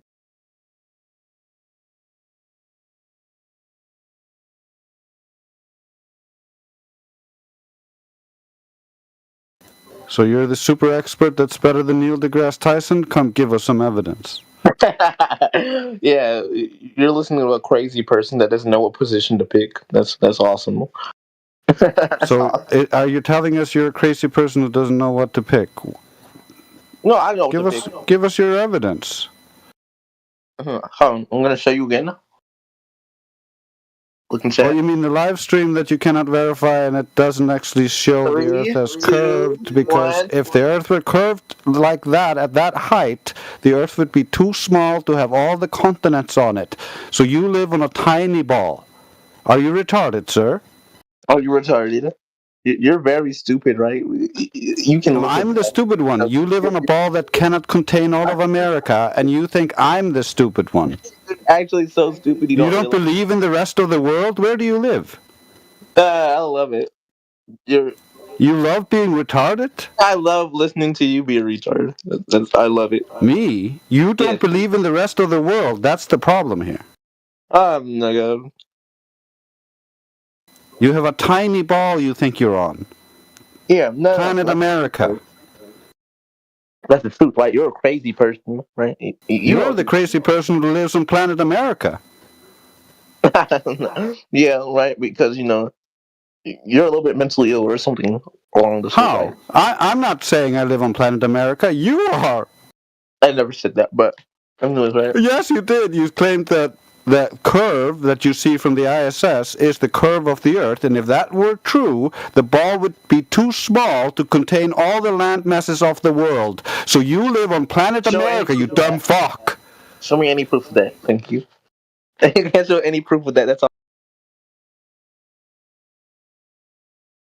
So next time, bring some kind of evidence. I don't want to see your appeals to a live stream where you see a ball and you think you live on planet America. Give me evidence that the Earth is curving. If you cannot, you can try to give an argument for why you think the Earth is curving, and we'll destroy that. So, guys, did you concede the debate already?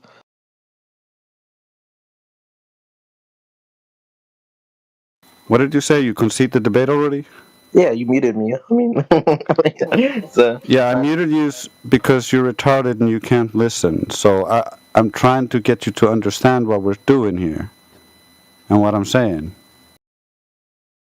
You trying to prove that I'm retarded? What? Show me any proof I'm retarded.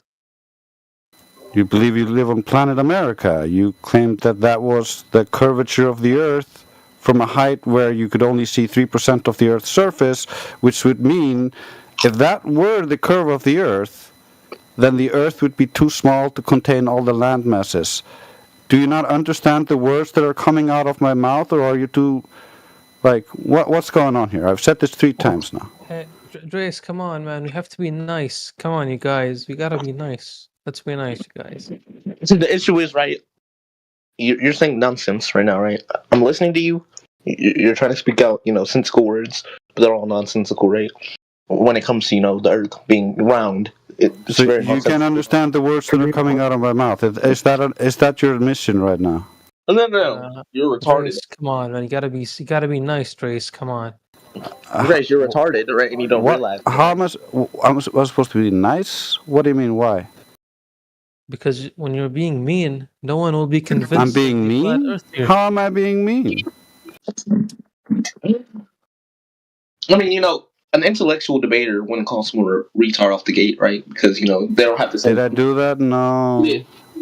Now you're lying. No. I said maybe. your claim that was the Earth curve was retarded. Why? Do you remember? Can you repeat it? I told you 3 You're times. retarded, right? You're very stupid, unintelligent. I'm very stupid, but you cannot repeat my argument even though I said it 3 times and you don't understand it. No, I'm telling you. I'm the stupid one. I'm telling you, your argument is unintelligible, right? Said nothing of substance to my argument, to counteract my argument, anything, right? So, how about this? Go back to the drawing board, let me know when you can debate me. Thank you. Oh, I ran away.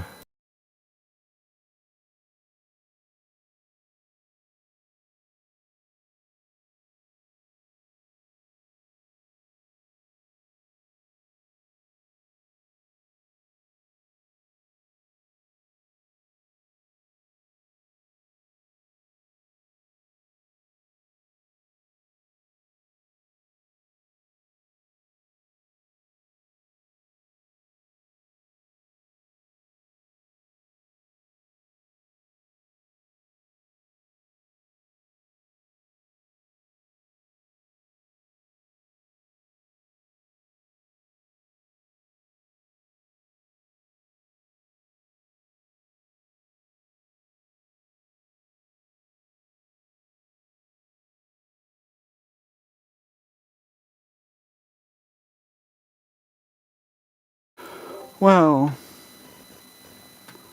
he didn't last long. I got distracted with the boys there at the last bit.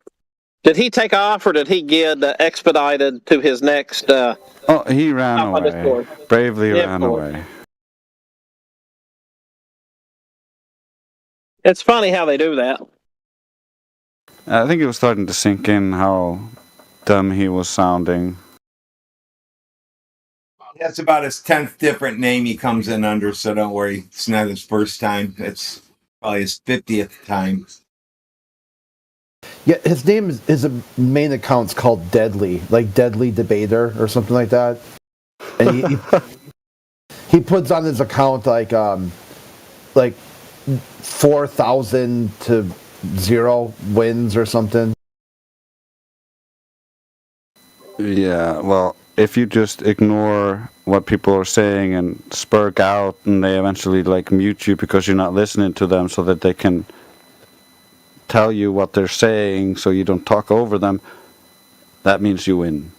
So I see no problem with him racking up that many wins if that is how you define wins.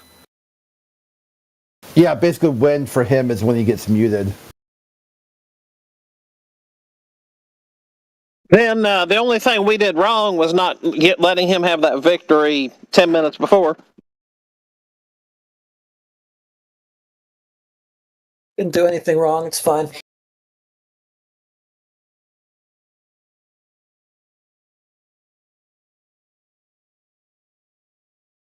I see flaming U-boot.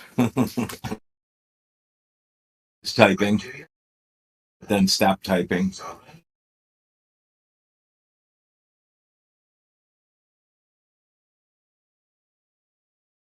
Oh, thank you. Legit. Thank you. I'm not here to ruffle feathers. I'm just here to throw a wrench in.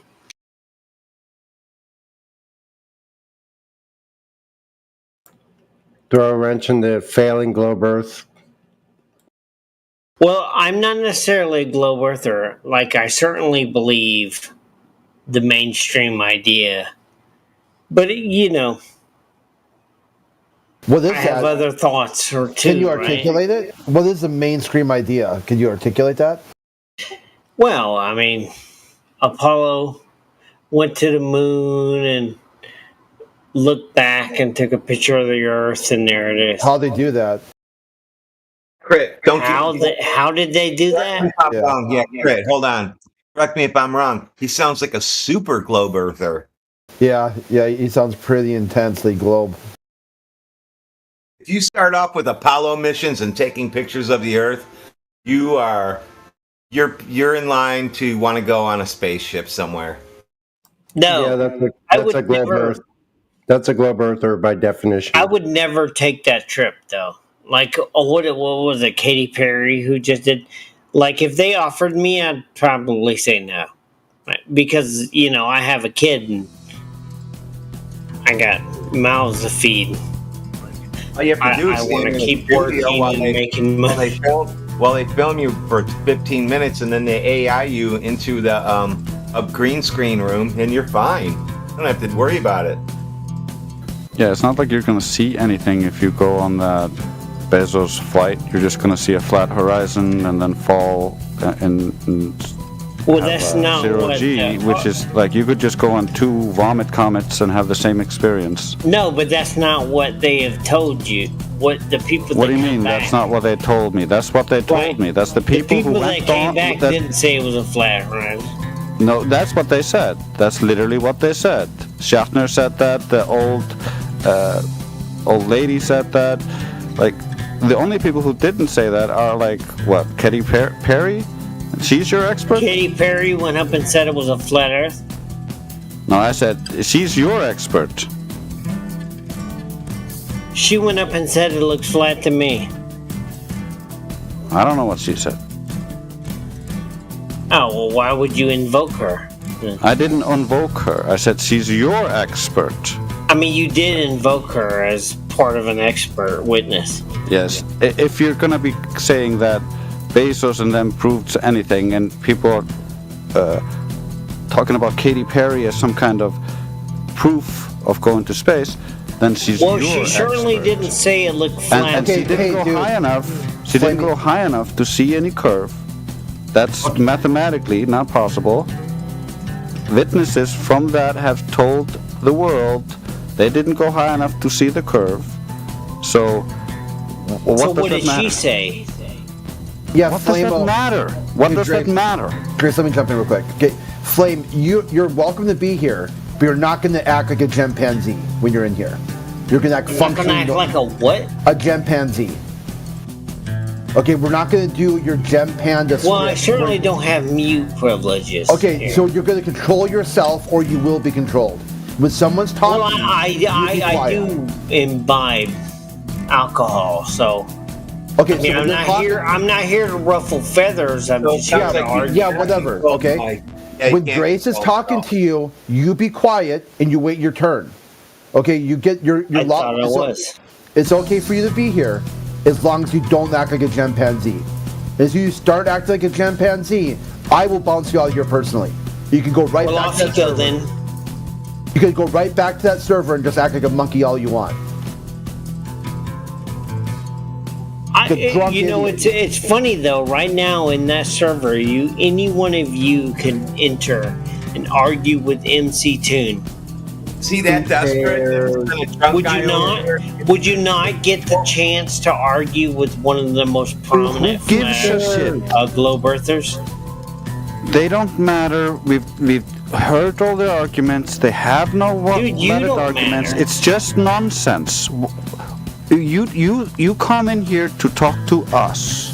We don't come to talk to you because you guys are obsessed with us. We don't give a shit about your little Well, clique obviously they don't and how come in here butthurt you guys get when you all get trashed.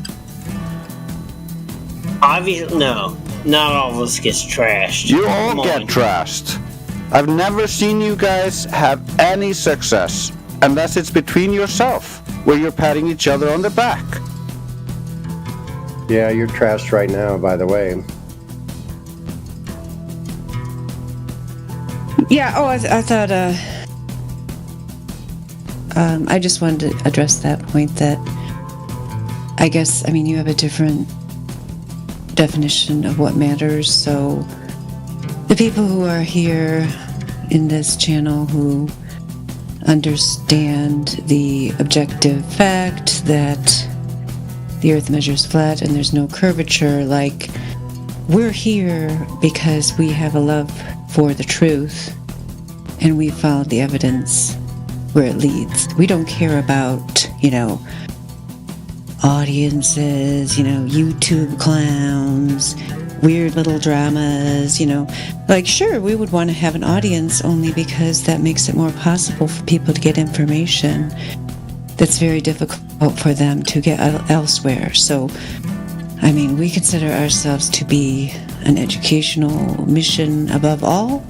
So, who is popular in the day is not really of value to us.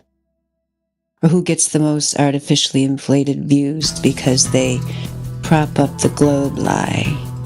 That's really not. I don't think you're in here looking for measurements, because when people have shown you measurements, you just sort of like ignore them and say, it looks flat. Yeah, Flamingo, sorry. Yeah, you can't make a claim or characterization of that unless you actually have some measurements you would like us to analyze. So we're not interested in your retelling of what we're doing unless you actually have some measurements to Well, I know you're not interested. present. Yeah, do you have any measurements to present of curvature? Because I don't know what measurements you're referring to. Because when people bring evidence, we discuss it, just like we did tonight. When that guy brought his tunnel claim, and he actually, give him some credit, he actually did finally find a source after making like 100 claims with no citations. He finally found something, which was great, because then we were able to look at it and we were able to show him, no, this does not back your curvature No, you claim. didn't. No, you did. Yeah, we did. I listened to that I guess you weren't paying conversation. No, you attention then. Okay, so you think the tunnel there proves curvature?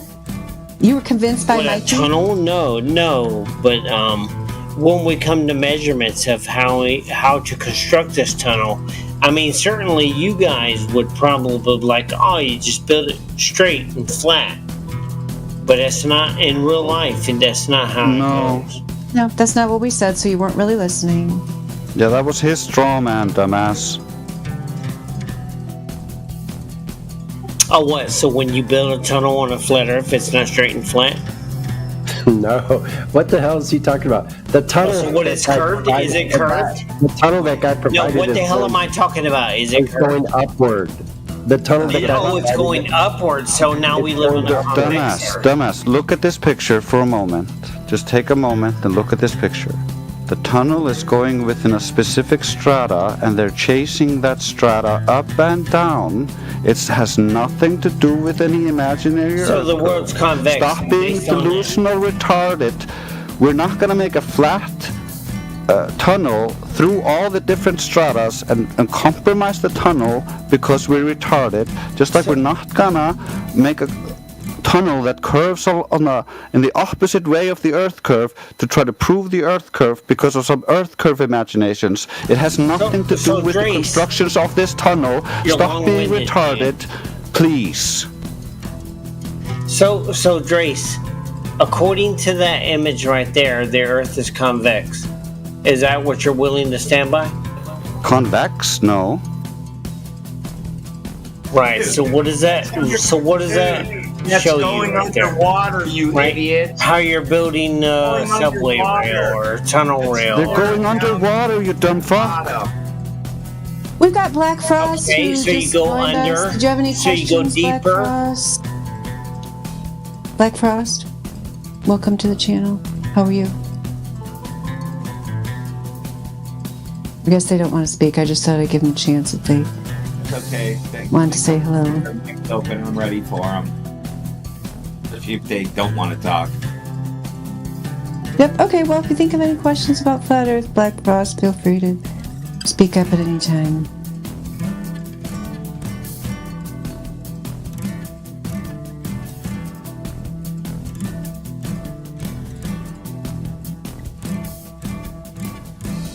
Flamingo Boot, why don't you put the measurements you're talking about in the text chat and we'll take a look at it. What measurements? Or we can address the fact that that's going underwater, a leveled water. Yeah, he lost that little battle, so. I want to know what globe Earth measurements he was speaking of previously. Yeah, he did make that claim that people come with curvature measurements and we dismiss them. He said that. So yeah, we need to see what measurements he's talking about. Put those in the chat, Flamingo.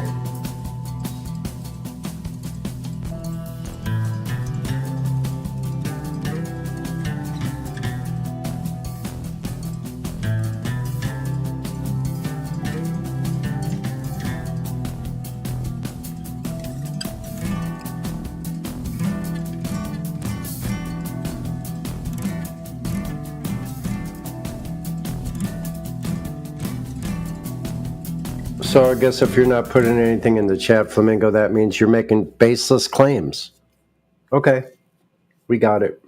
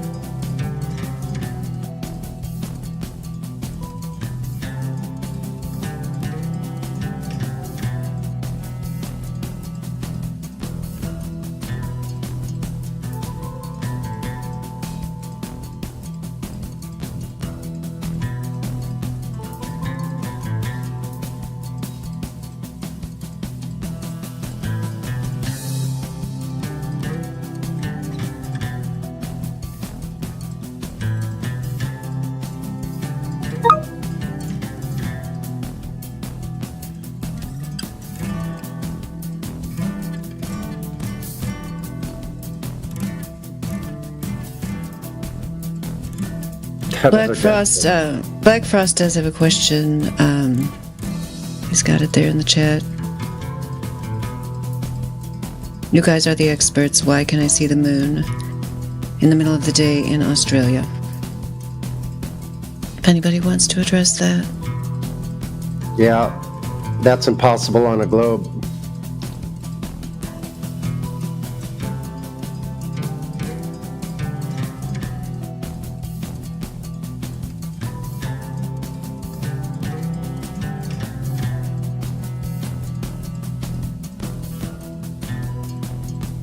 Is it a sliver moon? A half moon? What phase of the moon is it?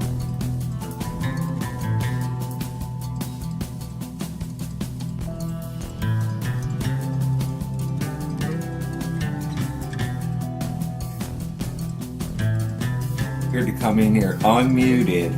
Don't say a word, it's only text chat.